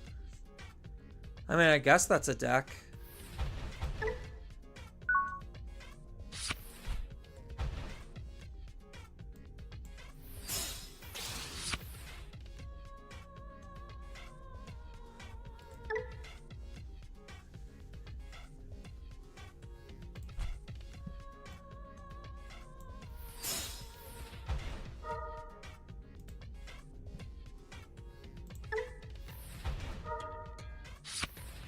Oh, he's got Mem Setter. I'm stupid.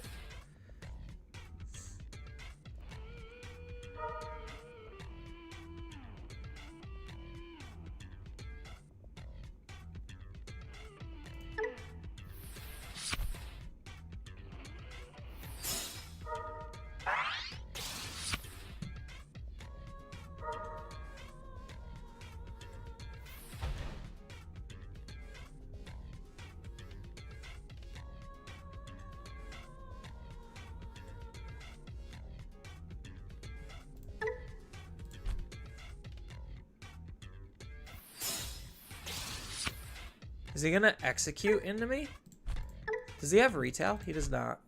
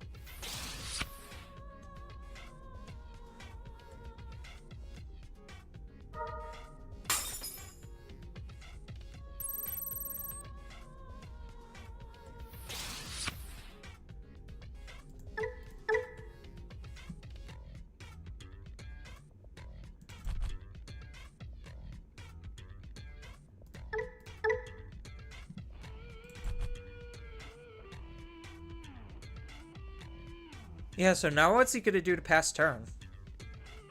That's the real question. Because Chitose will give me a memory, right? Yeah. So I'll have 4 memory to go into Hoodie.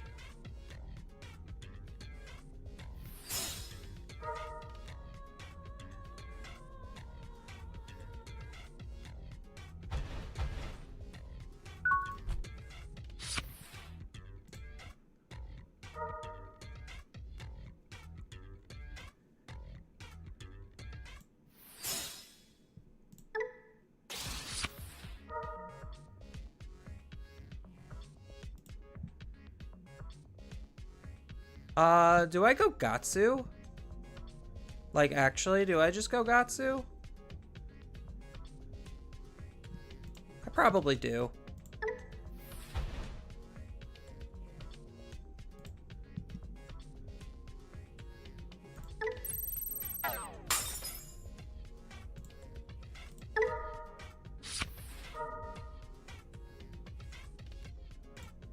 Ankylo's a good pickup.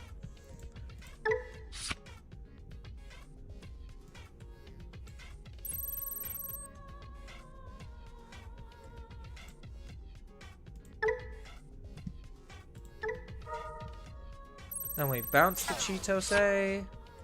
Then we play the Chitose.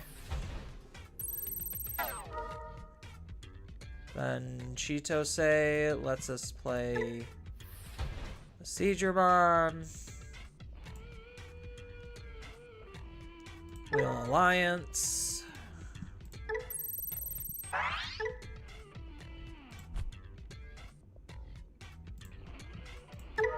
We'll draw a card.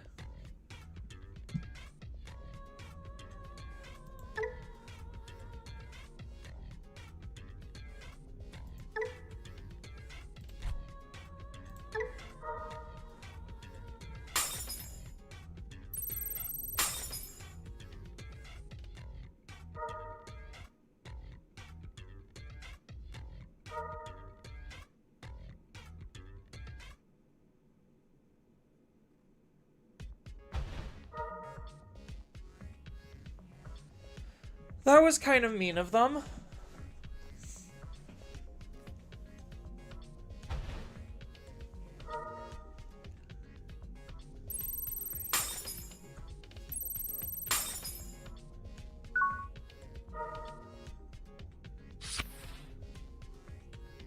That was really mean of them.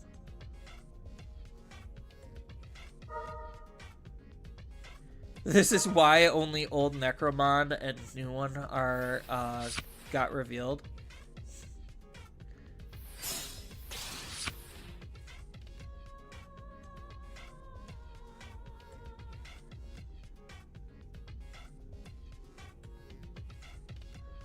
I mean, it's only a good play if the deck has against Hoodie, or it's only a good play that deck against Hoodie cut him some slack. I mean, so far he managed to stall out. Like, 4 cards in hand doesn't really give him a lot of options. And I could just very easily reset. I guess the emblems give him enough play space for the ghosts. Oh, that's not even the Searcher Ghost. Oops. I guess he can't dig for more cards. Pokemon. He could discard a card to delete my Gatsu. Sure. I mean, I'm just gonna, like, Terrier and Detective Agency.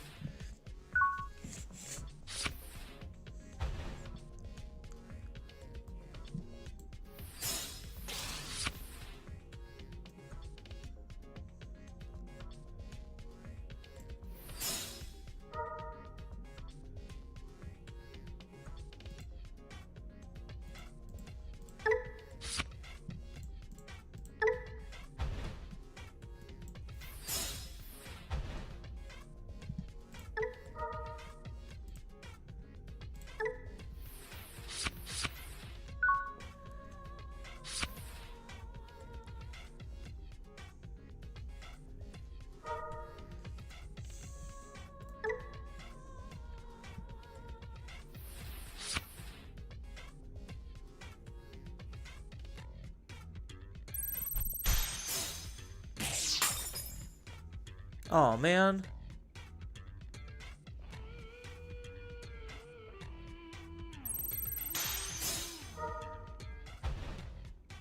Okay.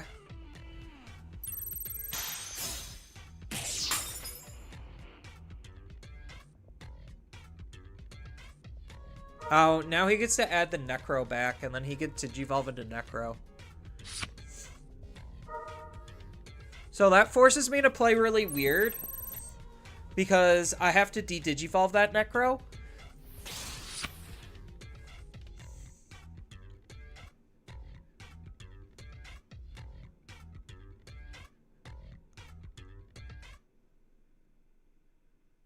So, does he really think that's gonna stop Hoodie, though?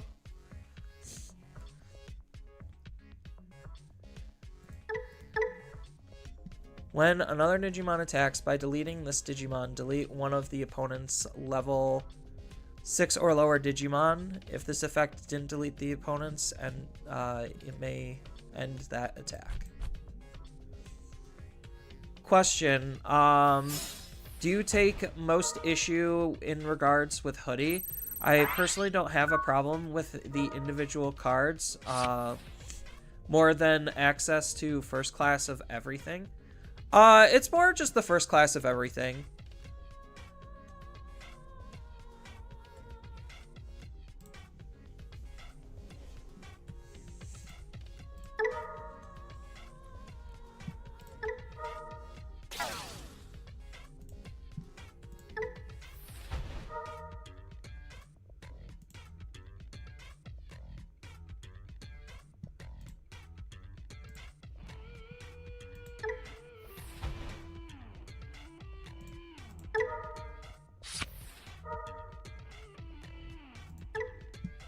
So he's got one inheritable in there?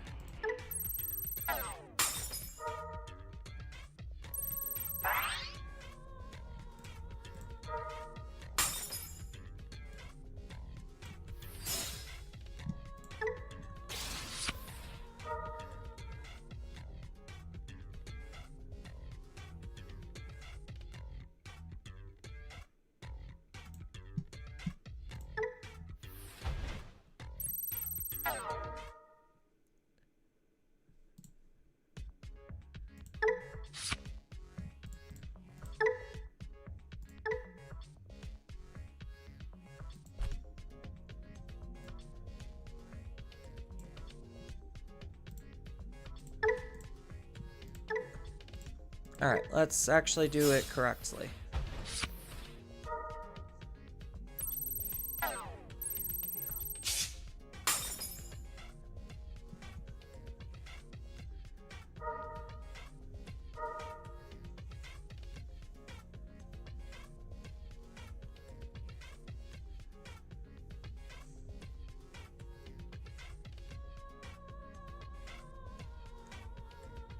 So, it sucks that I have to miss out on some damage, but this is arguably the safest thing I can do.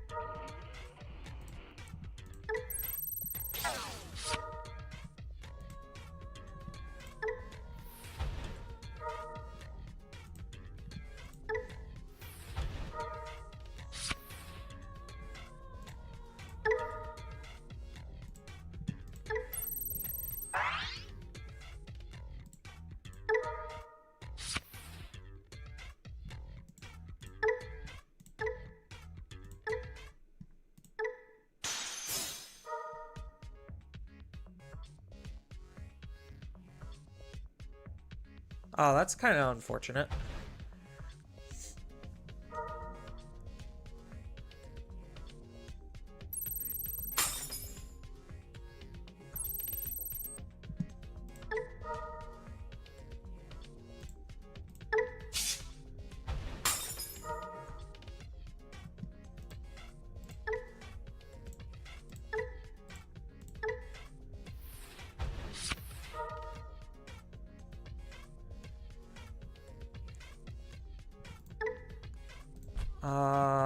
Hmm.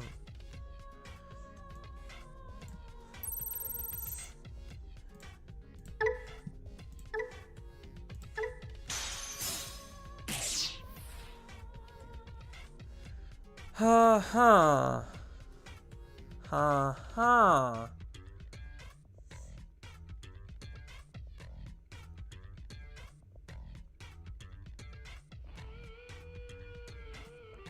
Do I just throw this out?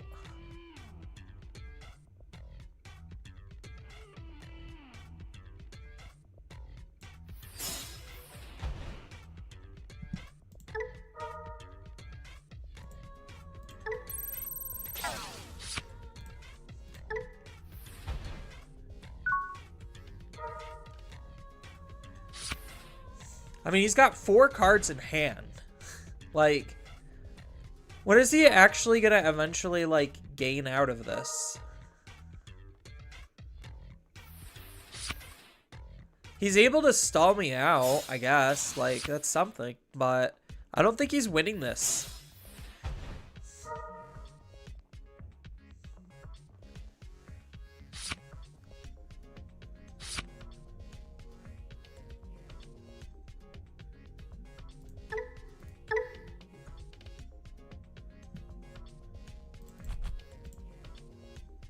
He's got 5 cards in hand, though. That's an improvement.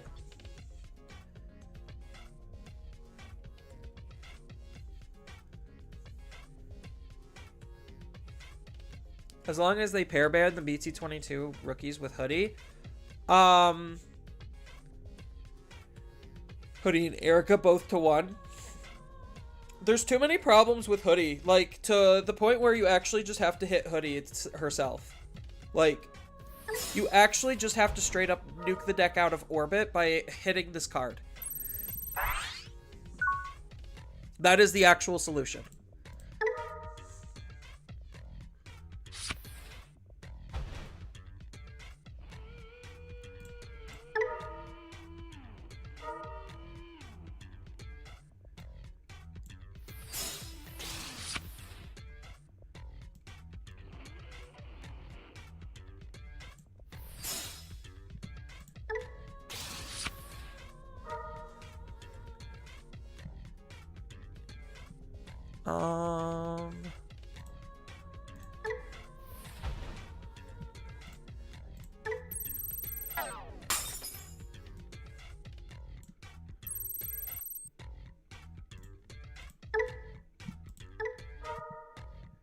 Yeah, there's no way they're living this turn.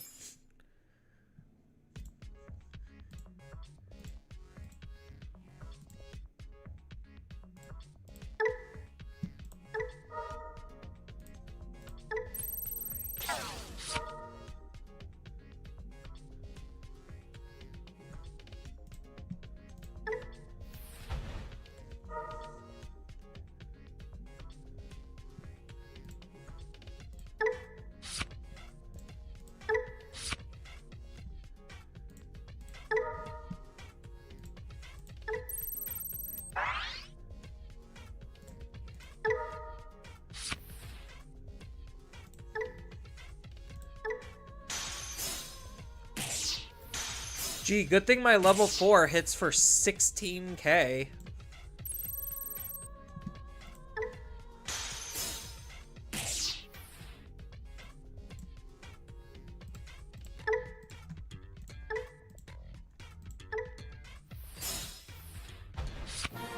Yeah. They didn't have an option unless they gave you the middle finger. I mean, like, that's just a showcase where it's just like, even when I mess up, because I probably could have played around the Necromon better. Like, that first Necromon. So even when I mess up, I am still dramatically farther ahead than most other things. Mind you, actually think Hoodie is a good design jack of all trades deck. If I had to, like, actually label the type of deck that Hoodie is what's known as a snowball deck. Where, like, once you start setting up the tamers, then things get incredibly fucked incredibly fast. Because my tamers will just accrue me more value than anything that my opponent is gonna do. Because my tamers all come with, like, insane levels of just memory generation and value generation.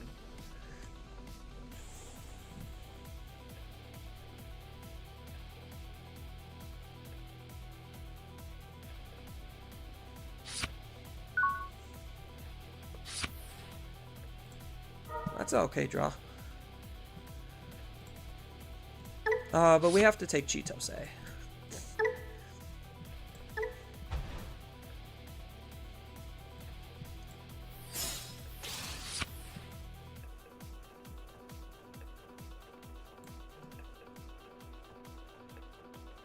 I think I have to attack with Uko, otherwise I just lose out on value, right? Yeah, because they have stuff like Delta to just easily deal with me.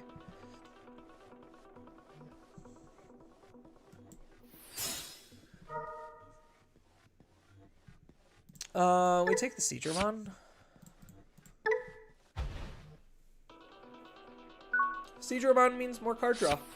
More card draw means more good stuff.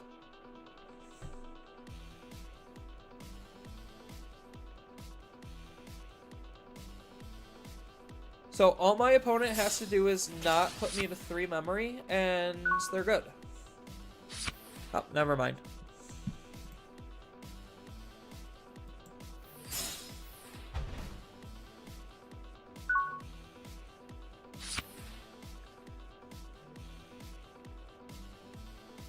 Alright, now they're gonna not be able to play around me.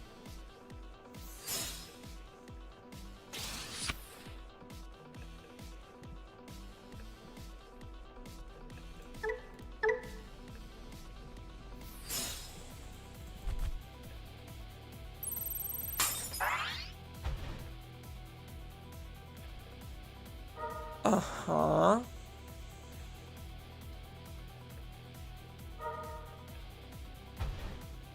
Uh-huh.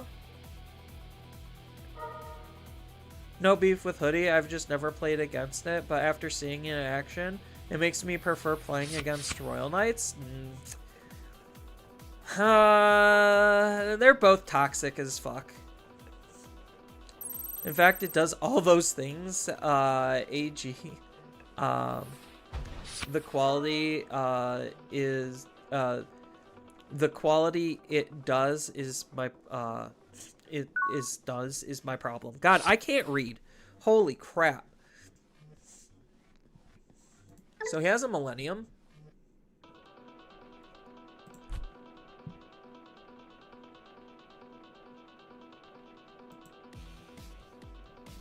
Does this thing do anything? On delete?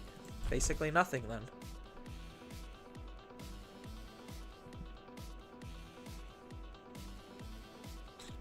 Does he gain any memory? I don't think he does.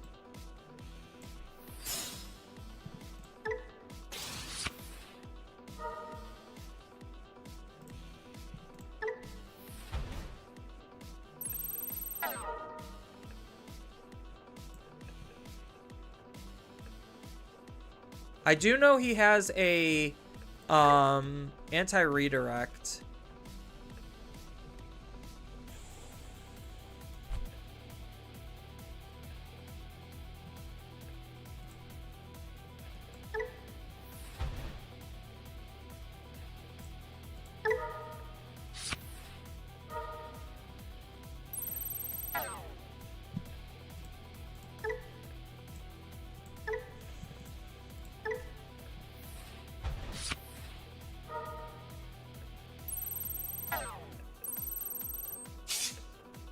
Barely an inconvenience.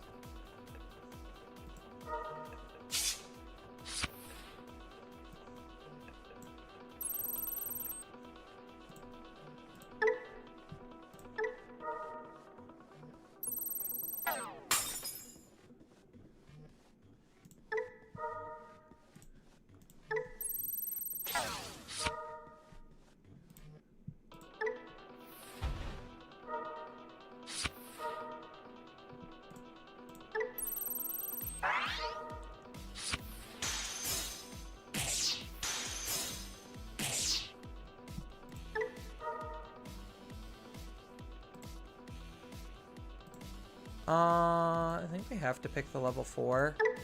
I have spare level 3s.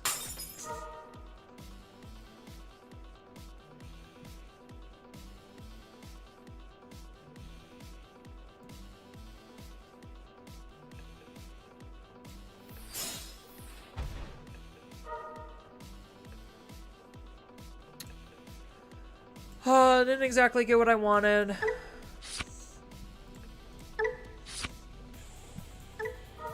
Yeah, this card's kind of insane too.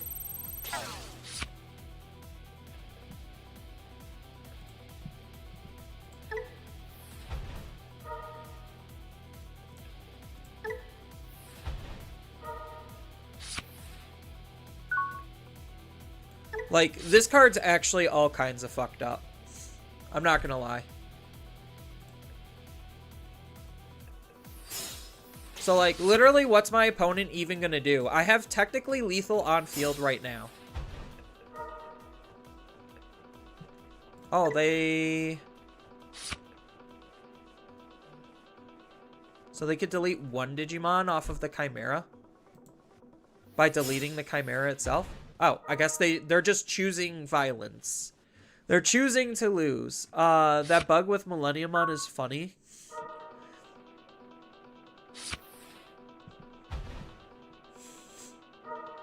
I didn't realize there was a bug with Millennium.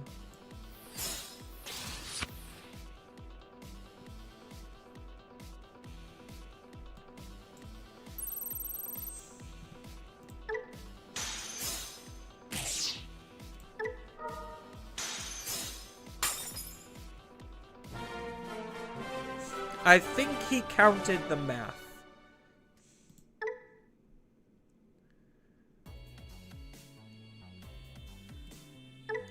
Yeah, so that's kind of just Hoodie in a nutshell. Like, it's able to play around pretty much almost everything in the entire game. And there's different variants of it that also cause slightly different matchup spreads. So it's, like, incredibly hard to navigate which version of Hoodie you're playing against.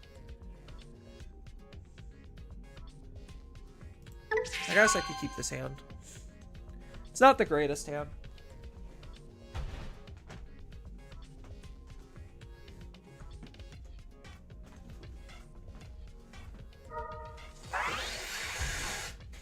Dark Masters, gross. Dark Masters is kind of an annoying matchup, not gonna lie.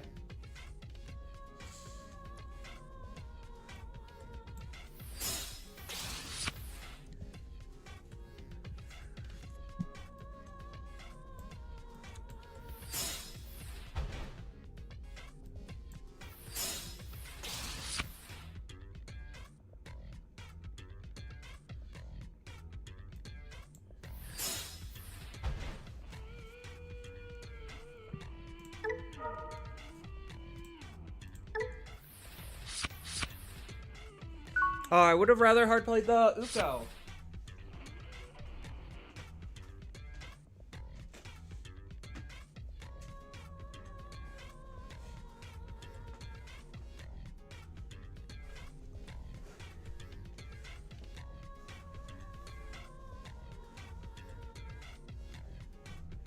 How much memory is he going to give me now?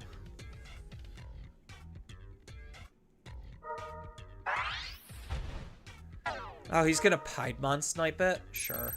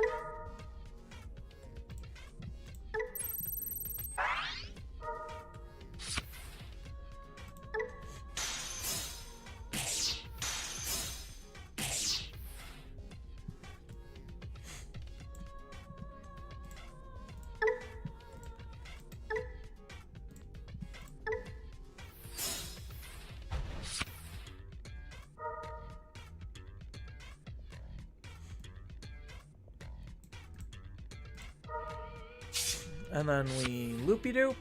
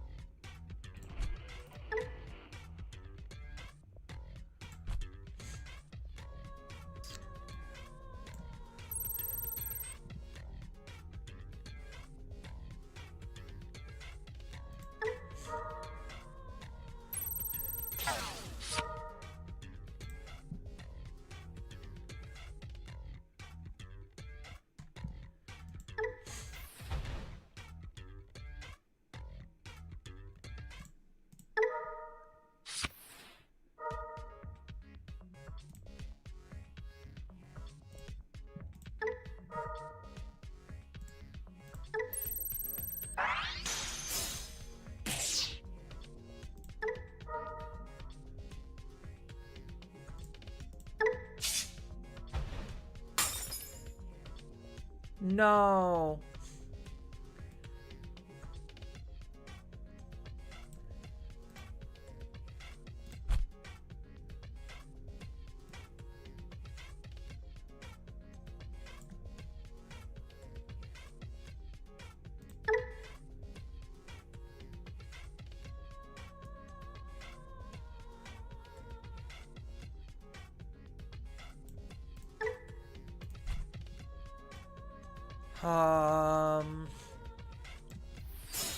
Yeah, I think I just do this. It's just simple. Oh, nice.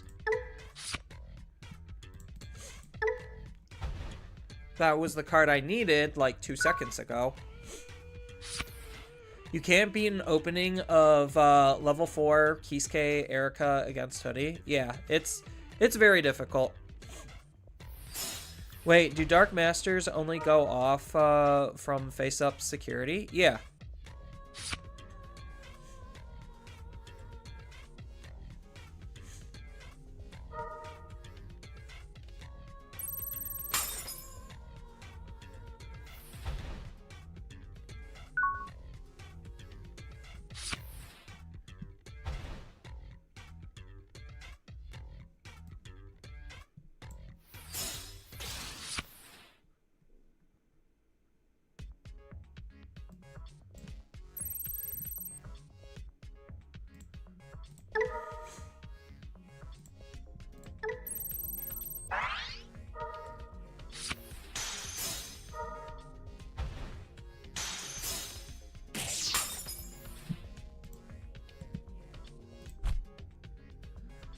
Okay, so that leaves his 2 cards in security.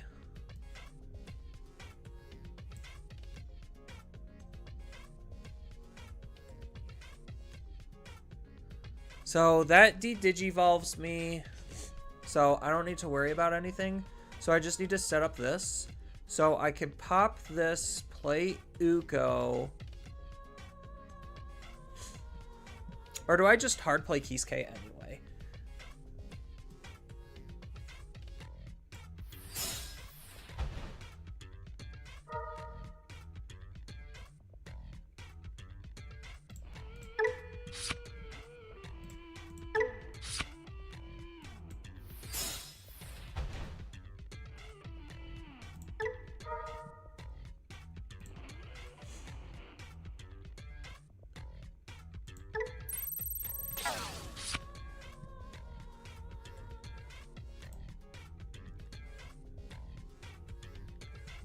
I think we just set this up, the Mirai.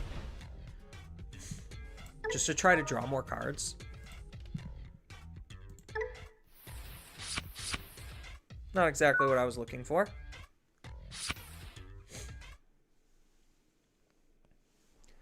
Yeah, Dark Masters is kind of annoying.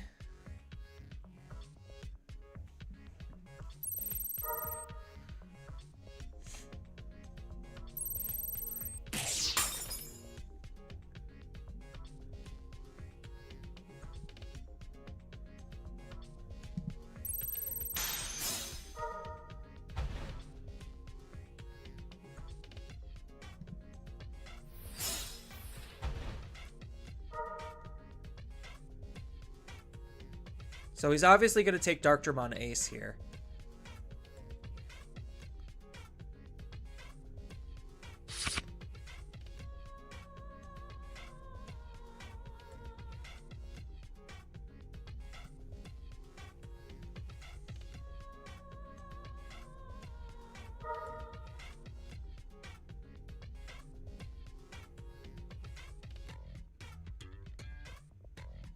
Yeah, my big problem is I'm not very well experienced on Hoodie to navigate around this shit.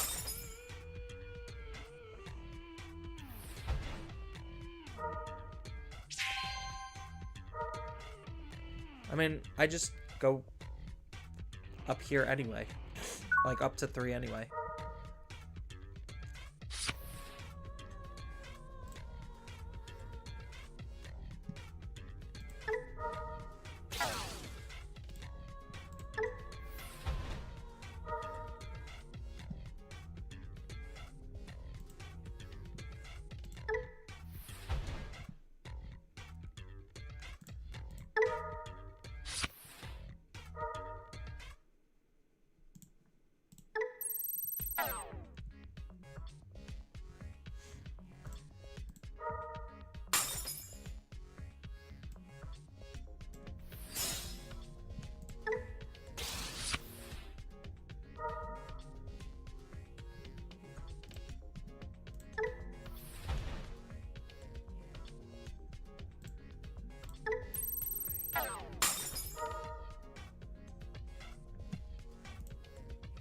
Do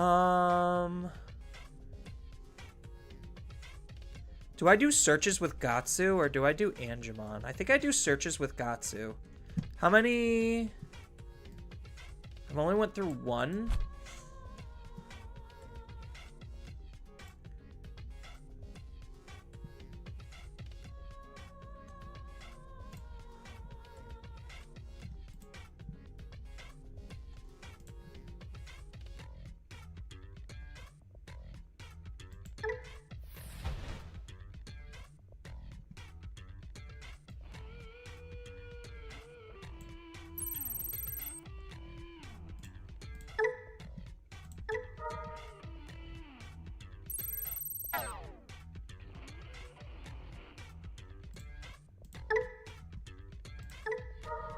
And then we do this to kill this, so there's no aces.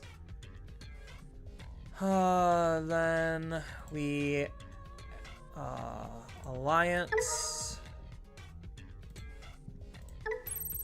So we could draw a card. Then we bounce the Chitose. To play out Gatsu.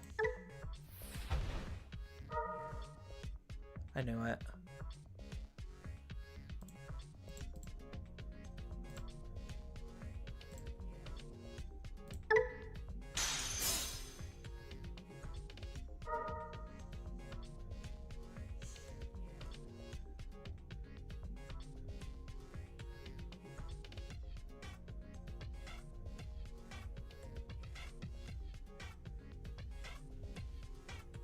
So now he gets to bring out Warumazne, right?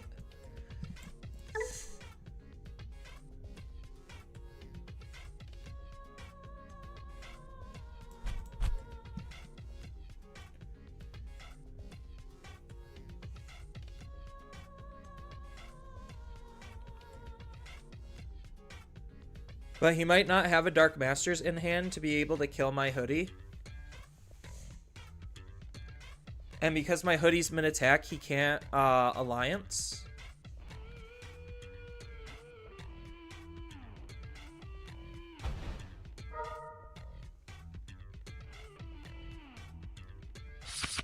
Oh, I guess now he finds it.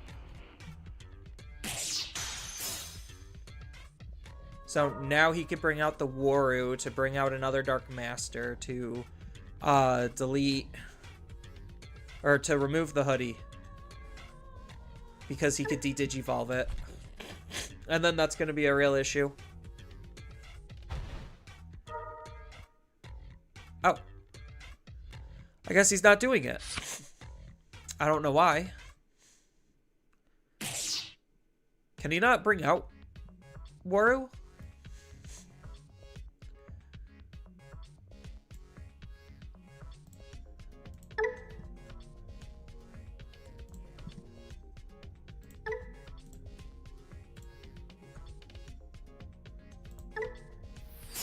Oh, I fucked up.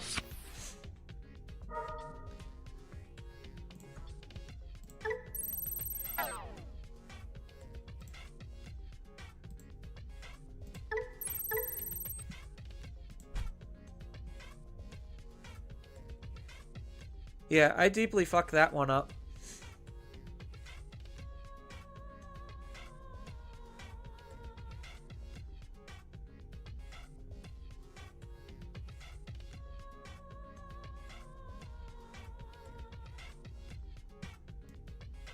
So he's gonna go to 3 anyway.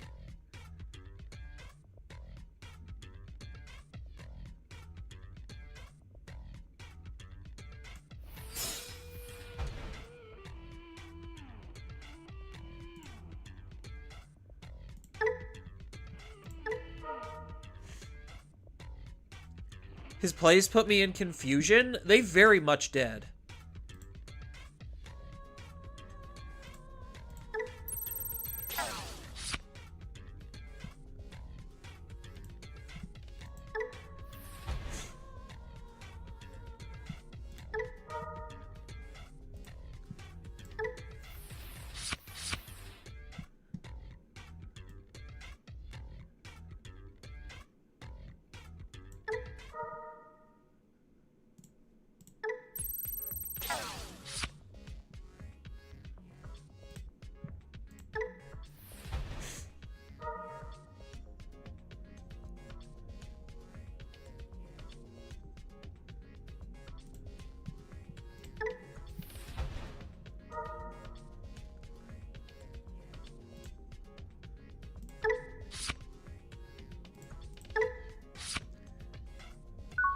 Yeah, I think I just royally messed that one up. That was not a good turn.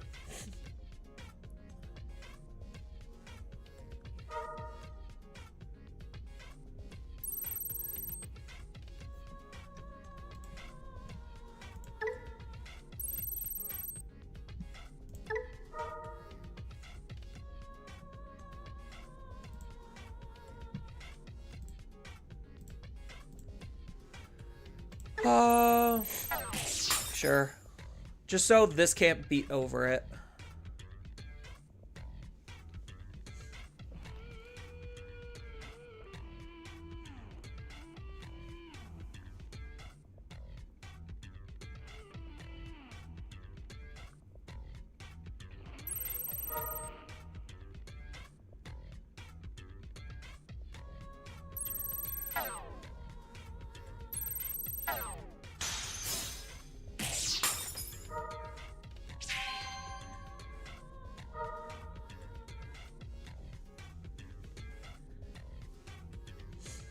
Okay. Darkdramon Ace. Wow. He gets to de-digivolve me. And delete the Digimon he's stunned. So now he could beat over me? Yeah. I think that was a very bad play.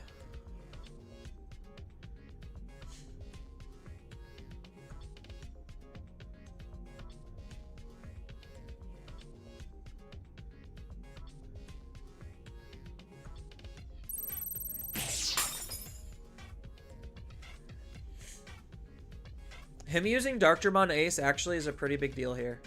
Because it could just give me, like, so much unnecessary memory.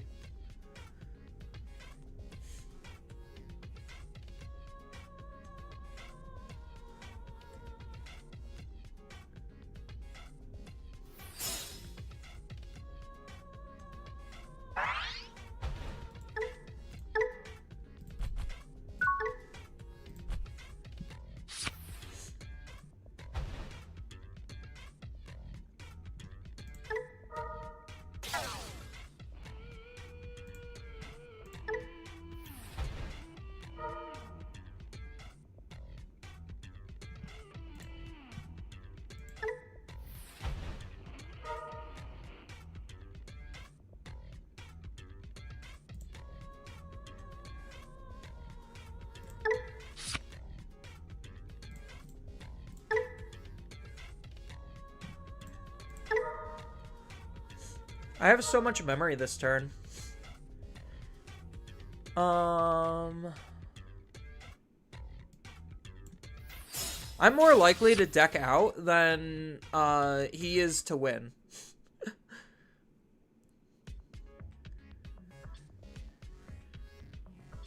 How many sixes in his grave to potentially mill you out? Yeah.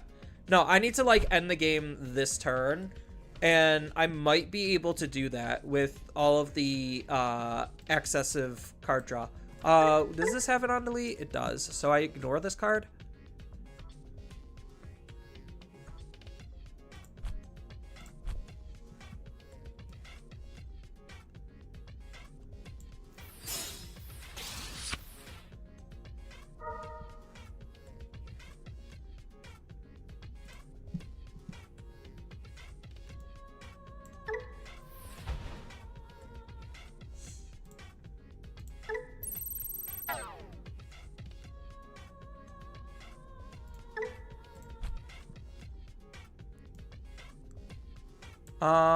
Do I need blocker or barrier? I think I need barrier.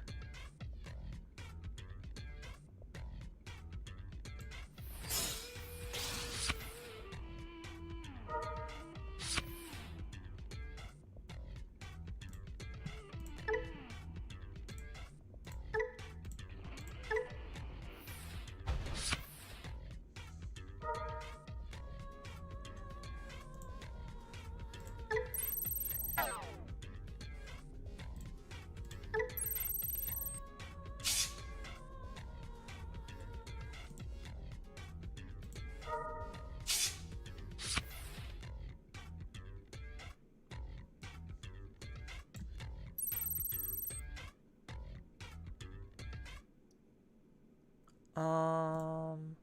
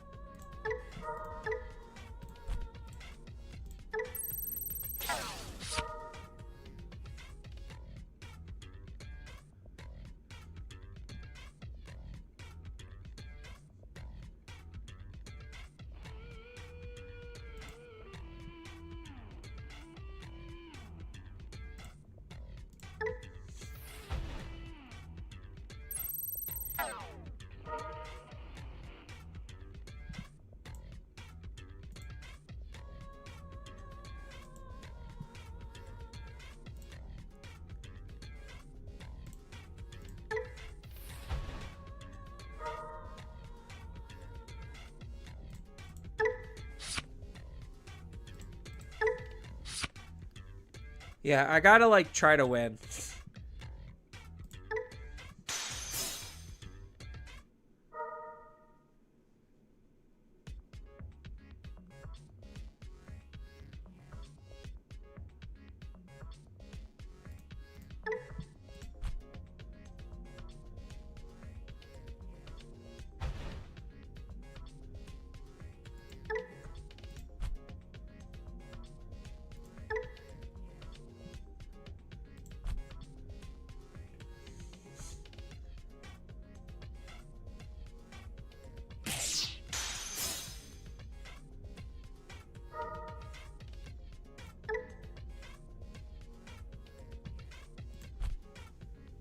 Okay. I'm slightly confused. Sans a misplay should have been this turn. I understand. This is how Hoodie plays. It's disgusting. Hey, look, he added the mill APOC, but I'm gonna obviously try to win the game before that.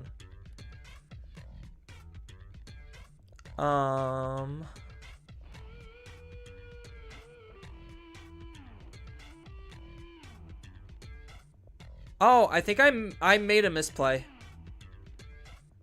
I can't digivolve using this. I played it out by Gatsumon by mistake too early.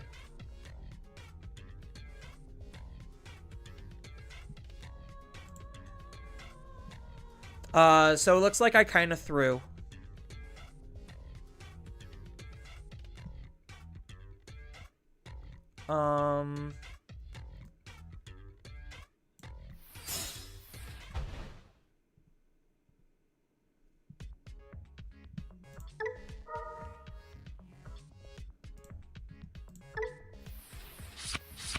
Oh, never mind. We're good.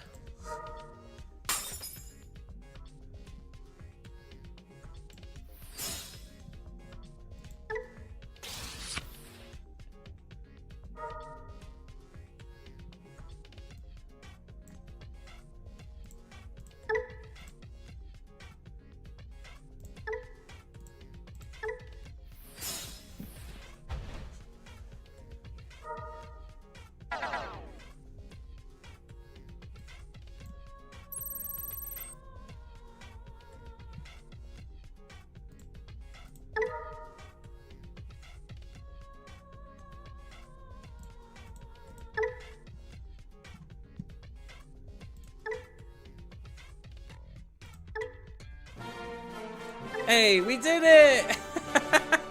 Alright, I know that took, like, way too long because it's Hoodie. Like, so it's moments like that where the complexity of Hoodie is just so unnecessarily high that it, like, bogs down the game and slows it down to a crawl because of how many stupid things you could do in a single turn because your cards don't effectively cost anything.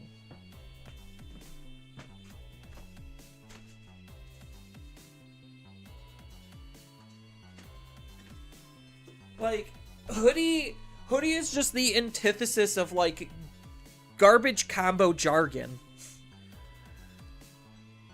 So, I think I got, like, maybe one more match in me. Because it's almost 11 and I've been streaming for almost 11 hours.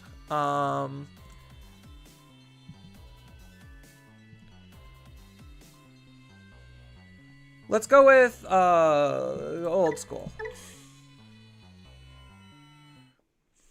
Why are we overcomplicating things, people? Dark Masters is not a real deck. This is a really good hand, actually. Holy crap. Dark Masters is an annoying deck that kind of just, like, beats a good amount of OTK decks, just incidentally because of, like, the nature of putting shit in security, and it's just so annoying.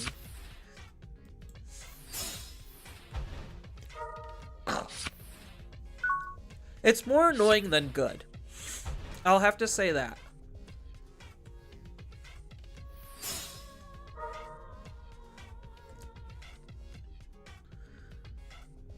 Oh, we're facing Dorbic. So this is an OTK race.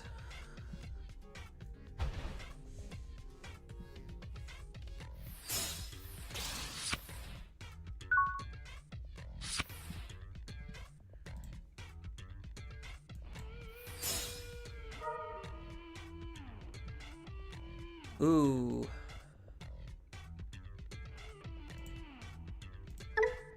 No, I think I take the memory boost.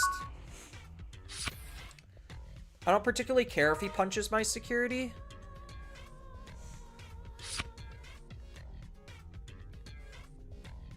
Bottom decking 2 fireballs is okay for me.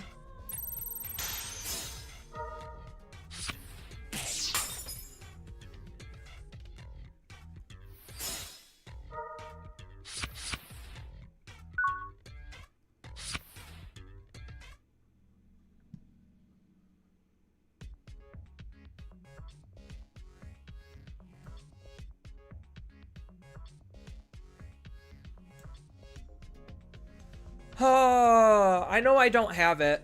I know I don't. I'm just debating if it's worth the risk or if I wait one more turn.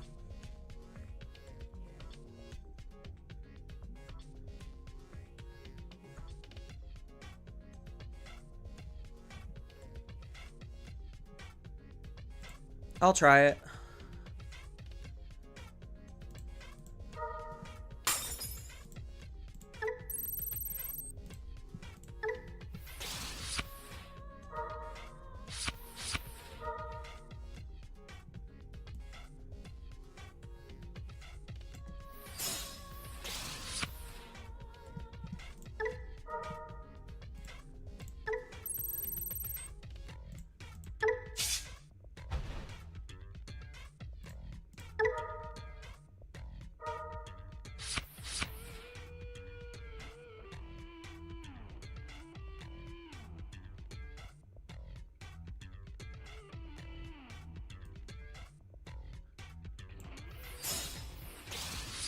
I chickened out.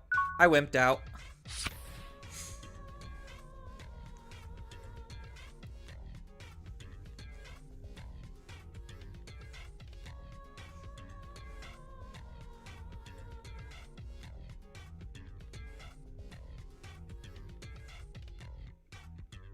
I couldn't bring myself to it.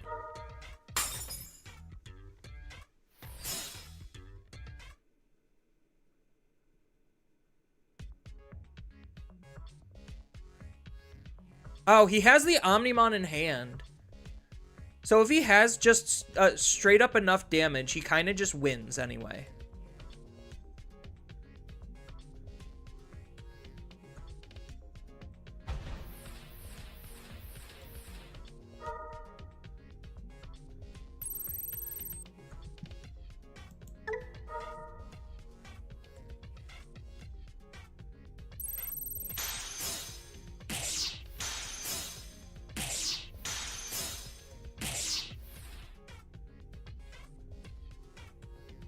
Okay.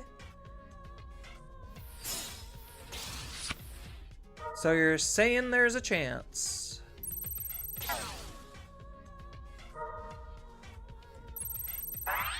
Oh, he could just kill my Digimon, though.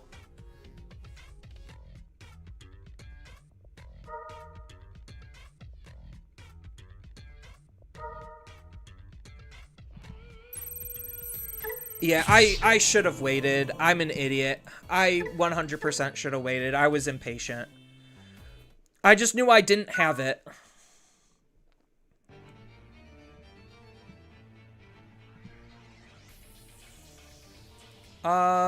It's not a great hand, but we could keep it. Yeah, I was 100% impatient. I should have waited, because, like, it's either you have it or you don't type of situation.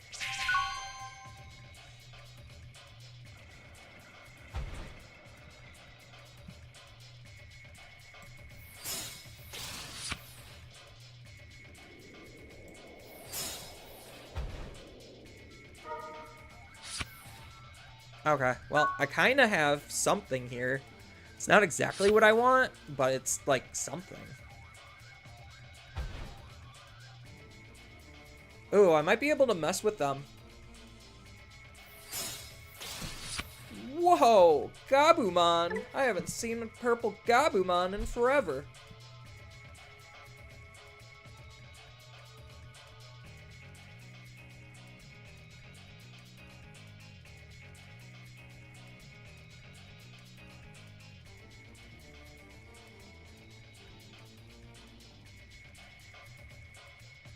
So what's the play, Stan? What's the Stan play? You played a fireball for free for them? So I could have had it. But I think I was like I miscounted my memory. Because the other the Mirage this one would have costed me 3 memory. So I was off by 1 memory, so I would have given him 1 memory. And then he basically cracks and does the same type of thing.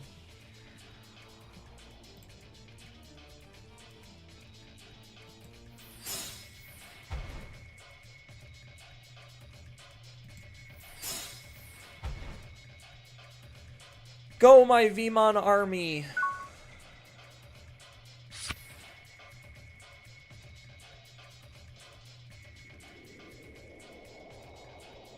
It was... So, the correct play would have just been to try to wait. Like, wait 1 more turn. Use Memory Boost to dig a little bit deeper and hope that he doesn't actually have the ability to kill me. So, that was before any of the access card draw.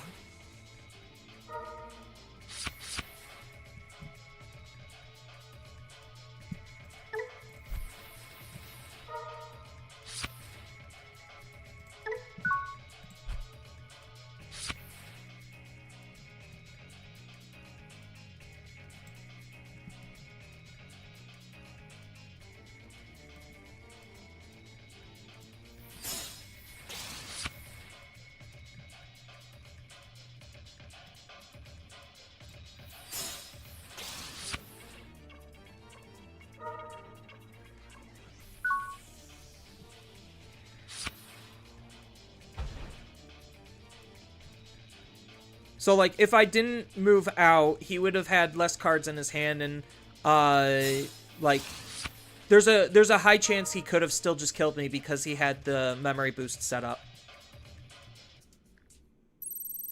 Because no matter what, I would have to put him to 1, and then he pops the memory boost and goes to 3. I have nothing on my field, so he just security attacked multiple times at me, and I don't really have any good recourse.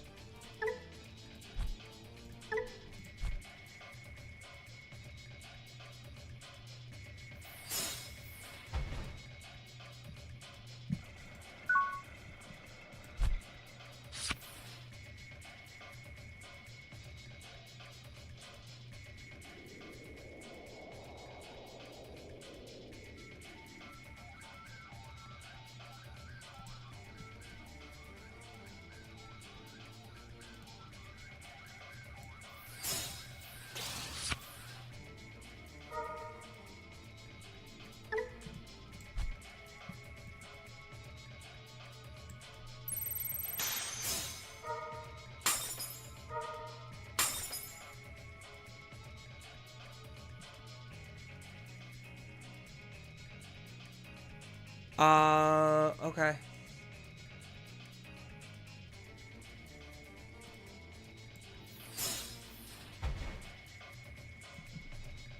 I guess attacking there was a mistake. Oh well.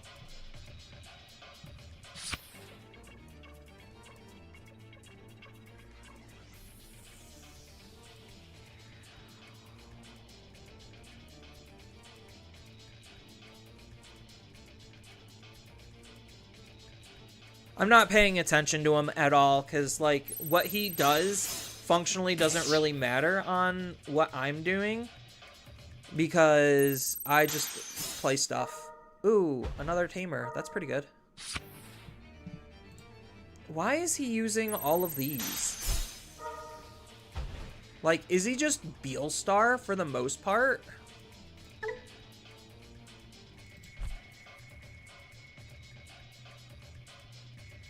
Because, like, I know he just can't deal damage. Like, he can't finish me off.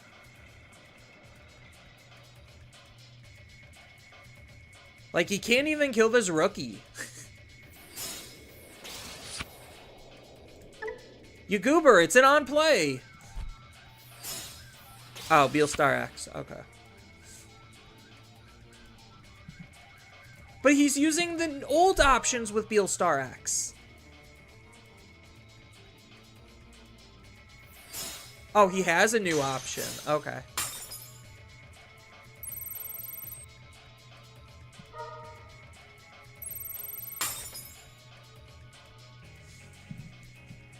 What the heck is this madness?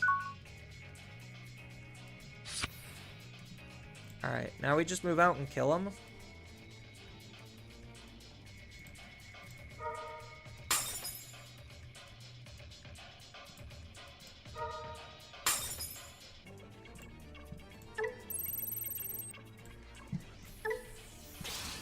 Let's commit war crimes against card games.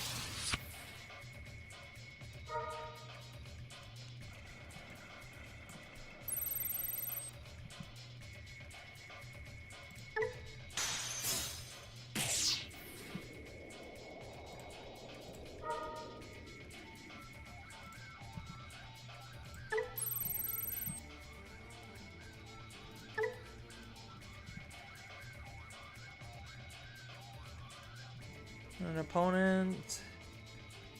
When opponent's Digimon is deleted, play purple level 4 or lower.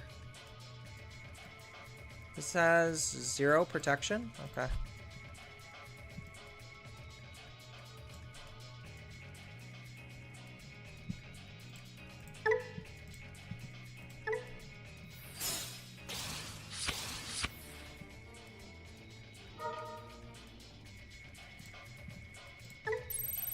I'll take that sick...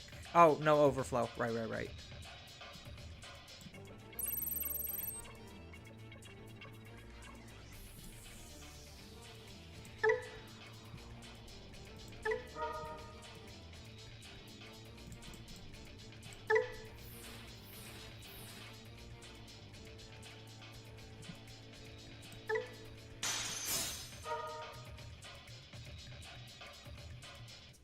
Oh no! I goofed.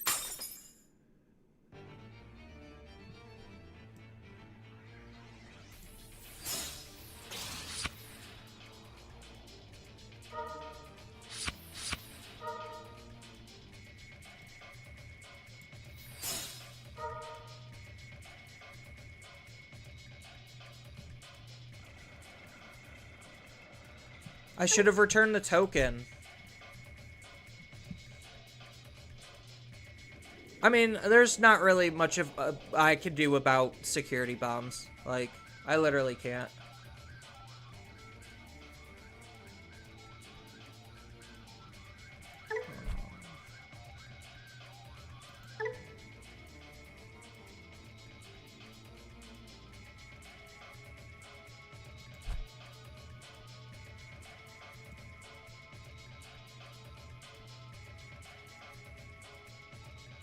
Is this gonna gain me any memory?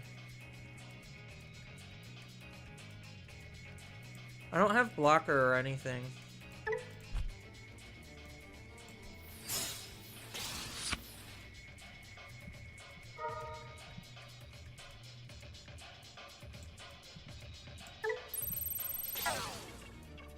Oh, well, I guess I do have that.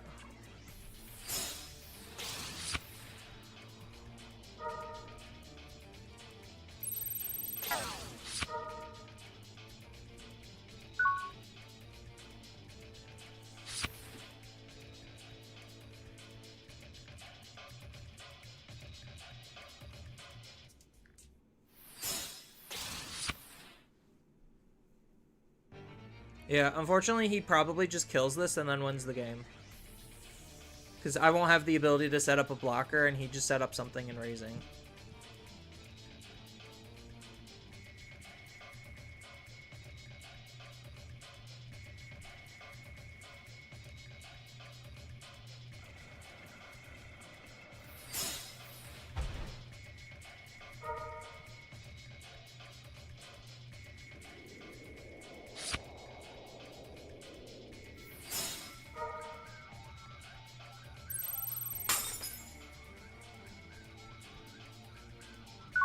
Hoping Beal support being BT24. Yeah, so I just, wow. I'm not going to go out on that. I'm really not. That was so pitiful. Lose the race to OTK versus OTK and then run into the most nonsensical Beal star player just having the, like, time of their life chipping at my security as I wait and build into an OTK that can't win because he has security bombs. And it's not even a good Beal Star deck. That's the problem. Like, he was using, like, New Age Beal Star with Old Age Beal Star, and it's just, like, it doesn't work because your options are inconsistent then. Like, what? You hold in reserve the 1 Three Musketeers traded option, and everything else is the 7-cost ones? I think we have to mulligan this. What's that? This is really bad. Oh.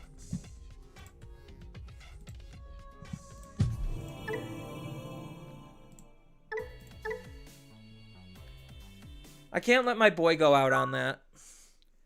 That absolute nonsense clown fiesta of a deck.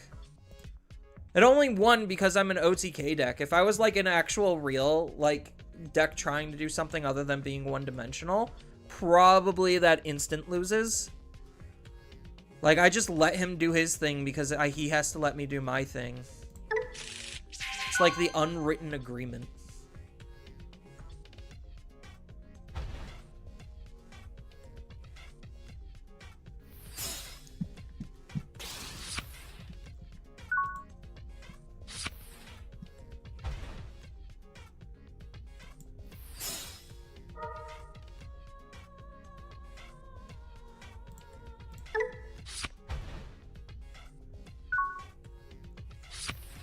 No, you go out sad? No, you never go out sad.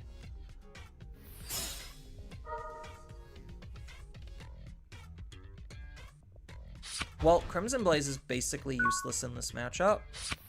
Oh, there's my rookie, finally.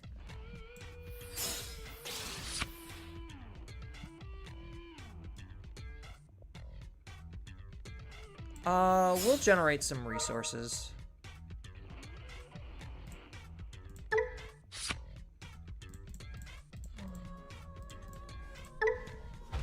Alright, now I just take a turn or two, set up my tamers, hope to find, Mirage on the way. Or not Mirage, whatchamacallit, Burst Mode on the way.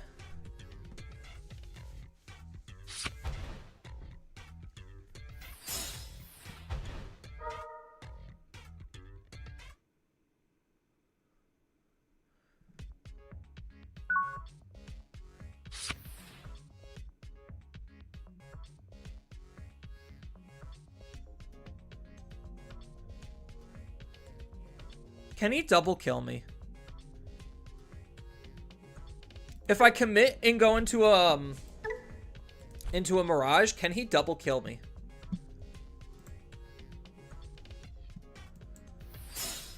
I'll just play it safe and say no. Or I'll play it safe and say yes. Because he could always use a ability to try to delete me. And then after that, he can probably just attack me. It's not worth the ever so slight tiny bit of anti-tempo.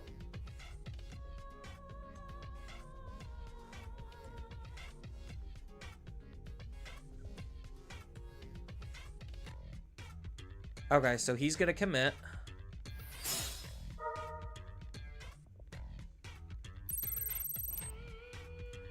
The big question is, can he kill me?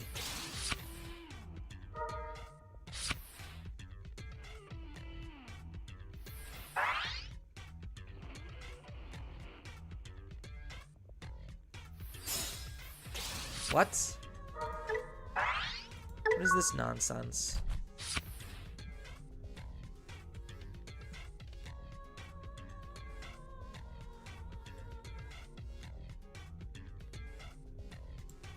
I might be able to do it.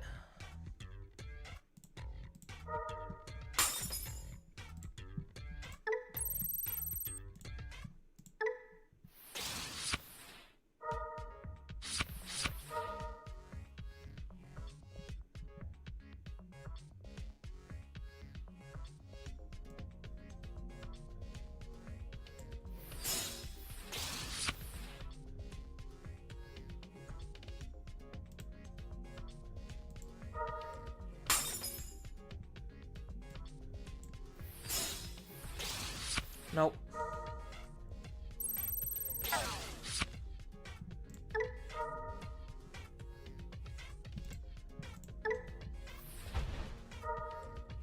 Oh. We got there right at the very end. So what does this do? 6,000? Does he have any range increases?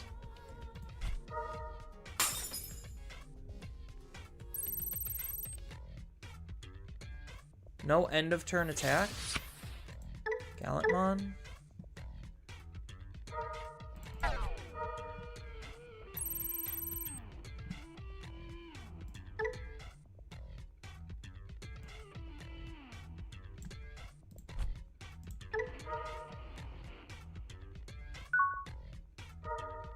Okay.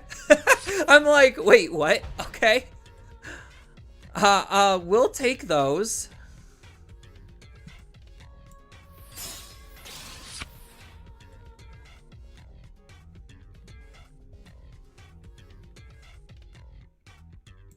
What are the chances he actually runs Crimson Mode Ace?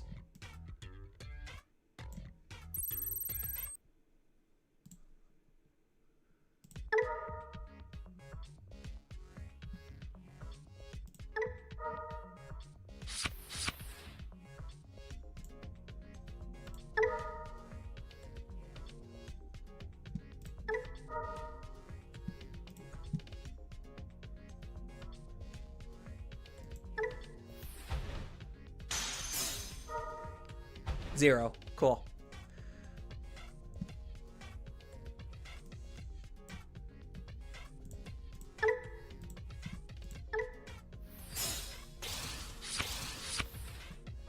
And get out of here. Oh. Well, okay then.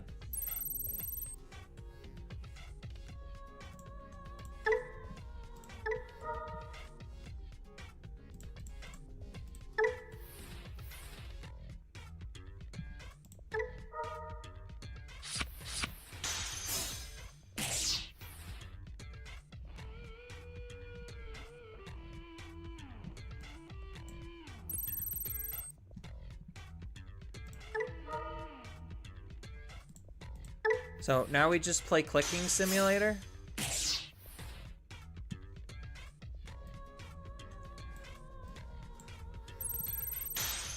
As my opponent just slowly dies.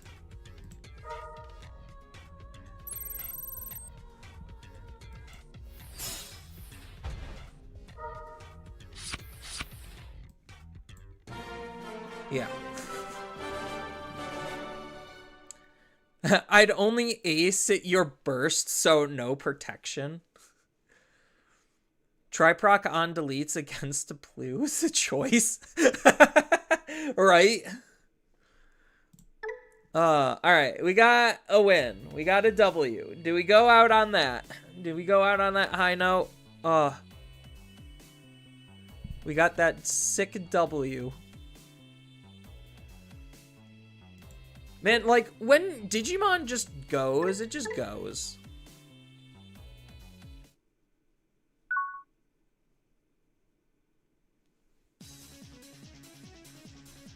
Going first. I think we mulligan this. Definitely the right choice.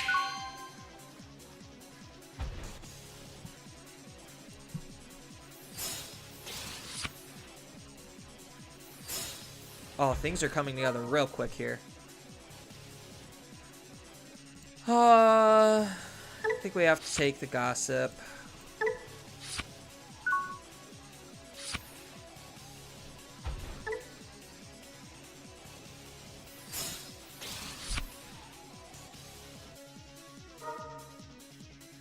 DM. I'd only ace your burst mode, so no protecting. So good. Like, what are the actual chances that they would play a burst mode?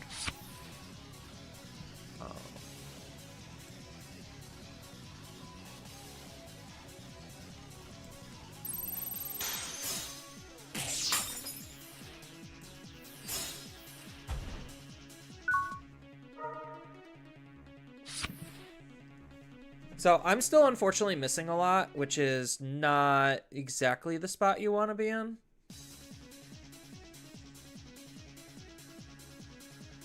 But depending on what they do, I might be able to make like some power plays. Like, this is probably as good as gone. My favorite OTK deck is Wargrey. I was playing Wargrey earlier. And Ultigarga.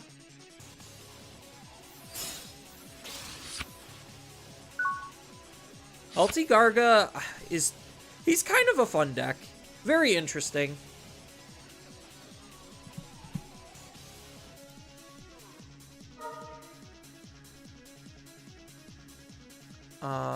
Let's... Yeah, I think I'm gonna have to commit to something here. Oh, such a good draw.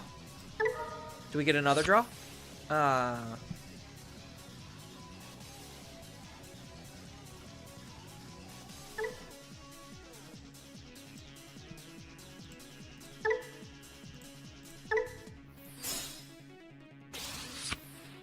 Ooh, Haru came just a tiny bit too late.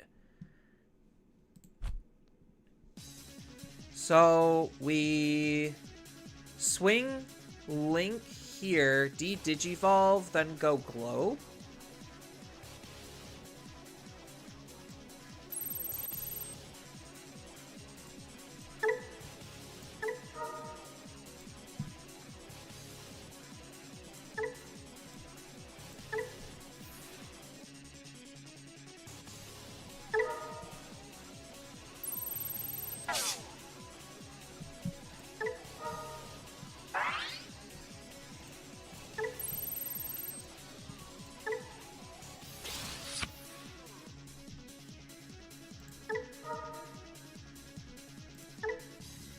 And then the card we're going to be linking is to draw card.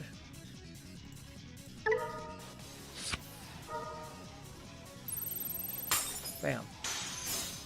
1, 2. Oh, interesting. I wonder if Vatemon loop so you don't get tamers.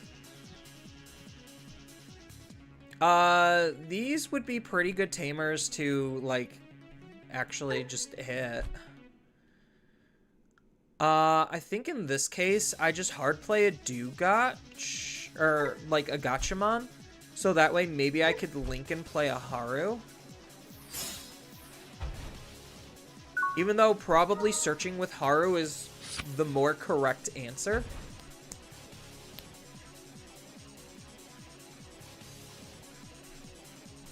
They're playing Alter S. So, like right now, this presents lethal on field. Yeah, it's DM Omnimon.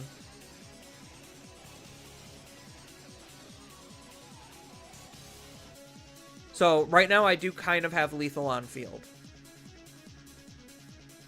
I wouldn't if I didn't play the Gachamon out.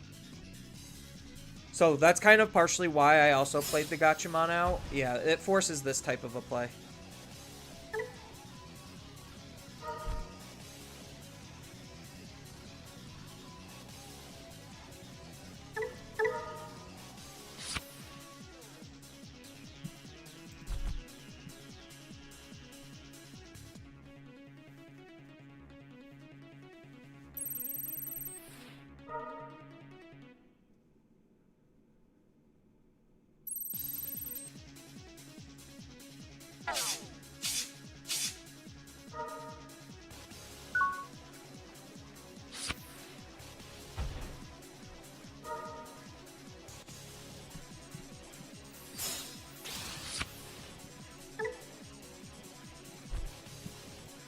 Ironically, I could just do this.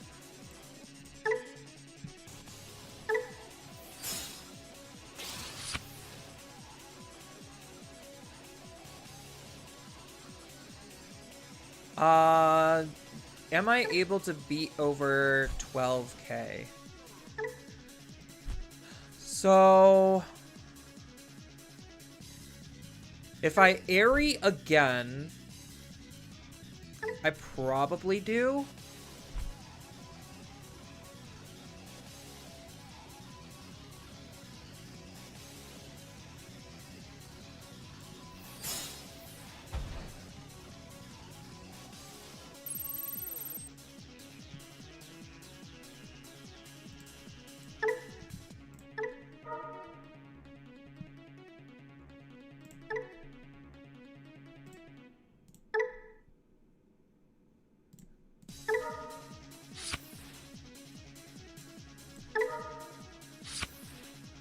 Didn't exactly get what I wanted.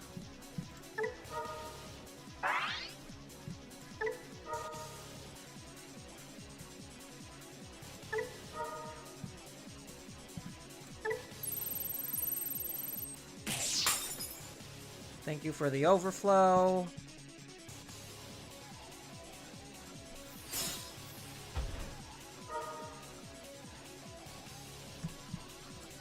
I'll take a Gaiamon.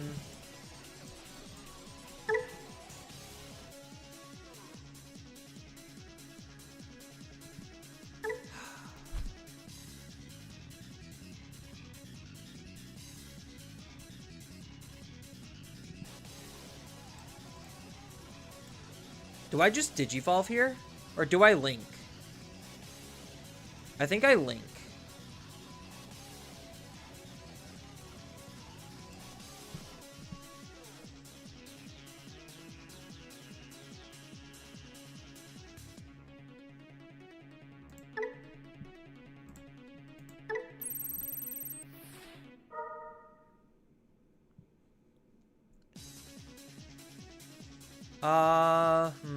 This is tough.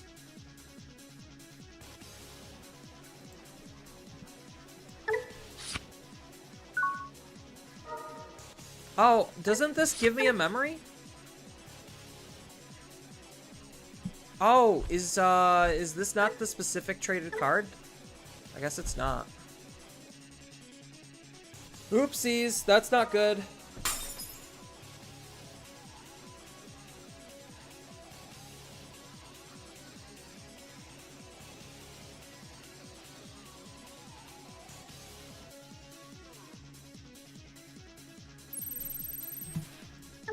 What is this, then? Social? When any of your Digimon get linked with Social Navi Tool, suspend this tamer, gain a memory. Yeah, why didn't I gain the memory? That was like half the whole point of the play, right? I want to get friends into the Digimon TCG. Do you want to try to protect... do I want to try Project Drazel or DCGO? Both are really good. Is the stream still going on? You're impressed? Yeah, I don't know if, like, the longer the stream, the less people will end up watching it, like, rewatching it.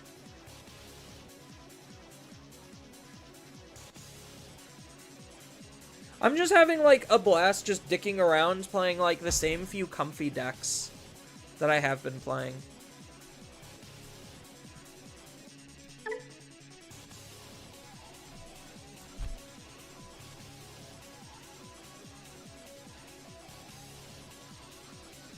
But to answer your question, either's fine.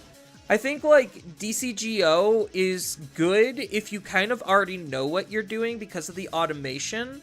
Otherwise, like, you could kind of get confused where it's just like, okay, so why didn't I gain a memory for linking here because I had this Haru on the field? So it's small stuff like that where it's just like, okay, what are we actually kind of doing here? And I think, like, with a manual sim like Project Drazel, like, there's a lot more stuff that you could leverage.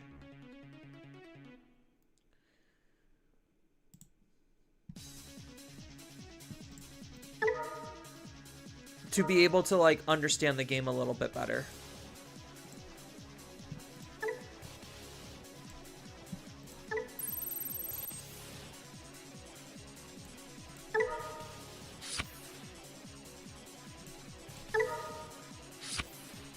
Ooh, Karasmon's pretty good pickup.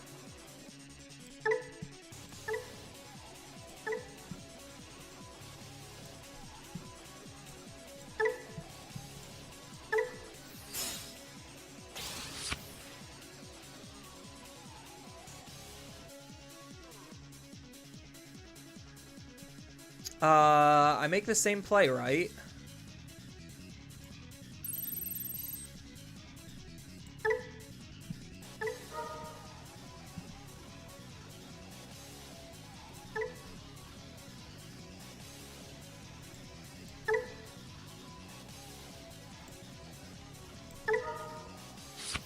Nope. Didn't get there.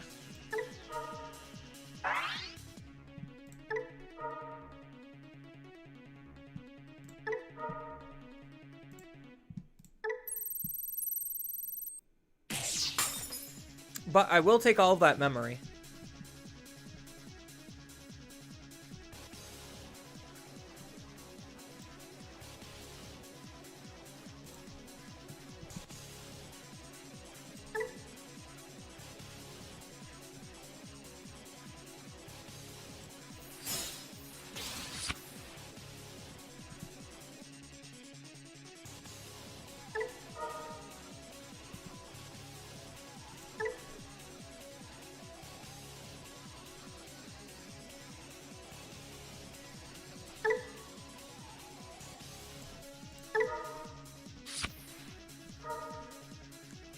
Yeah, this is just very sloppy gameplay, I will have to say. I don't know why this Haru's not triggering.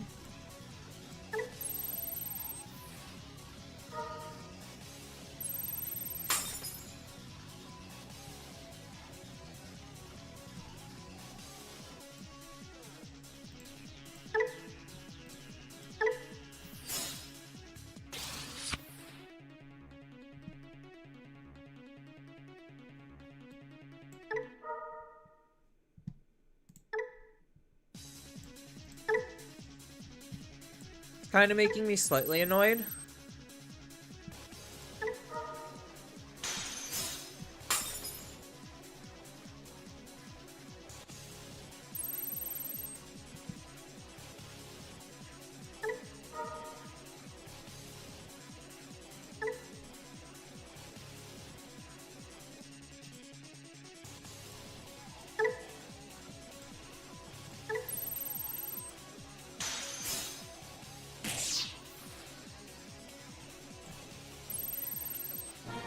Apps is OP! I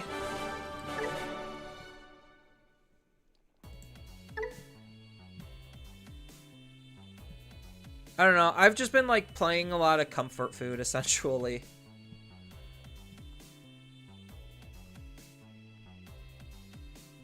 Alright, I guess now I got some wins in. Now I should probably end it here. So, yeah, this was a lot longer of a stream than I thought it was going to be. So, I hope everyone had a good time watching it, because I had a fun time just dicking around in the simulator. The set review was kind of interesting. Apps is fun. Like, Gaiamon is just so fun. Like, the dynamic of this one card, like, literally, it's mostly due to this one card. Just changes the complete dynamics of Appmon. It's insane. It's actually insane. But yeah, so, it's a long VOD in case anyone didn't watch the full 12 hours, so feel free to skip around for what you want. Don't know if I'm gonna actually splice the video, that, like, I attempted to record. I think it was just too long of a session. So I might try to, like, summarize it, I think. But, yeah. So, as far as,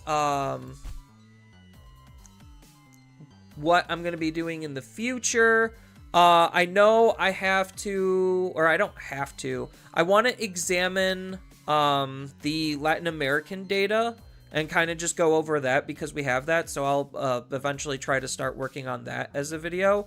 And that's probably the next big video on the docket, outside of maybe an actual review. But I don't know if I'm gonna be able to, like, confidently do that. So we'll have to see. But thank you everyone for tuning in. It really does mean a lot to me because, like, I just respect all of you guys for tuning in because there's so many other things you could be doing, but you're watching me play some Digimon. I had a lot of fun just trying to figure out some old OTK decks. Some work, some don't. Some are, like, lost to time and unplayable because of bans and restrictions. But it was just a fun little experiment, and it definitely helped teach me a little bit more about myself as a player and my own player preferences. So, yeah, I just want to thank you all for watching, and I hope to see you all in the next stream or video. Later.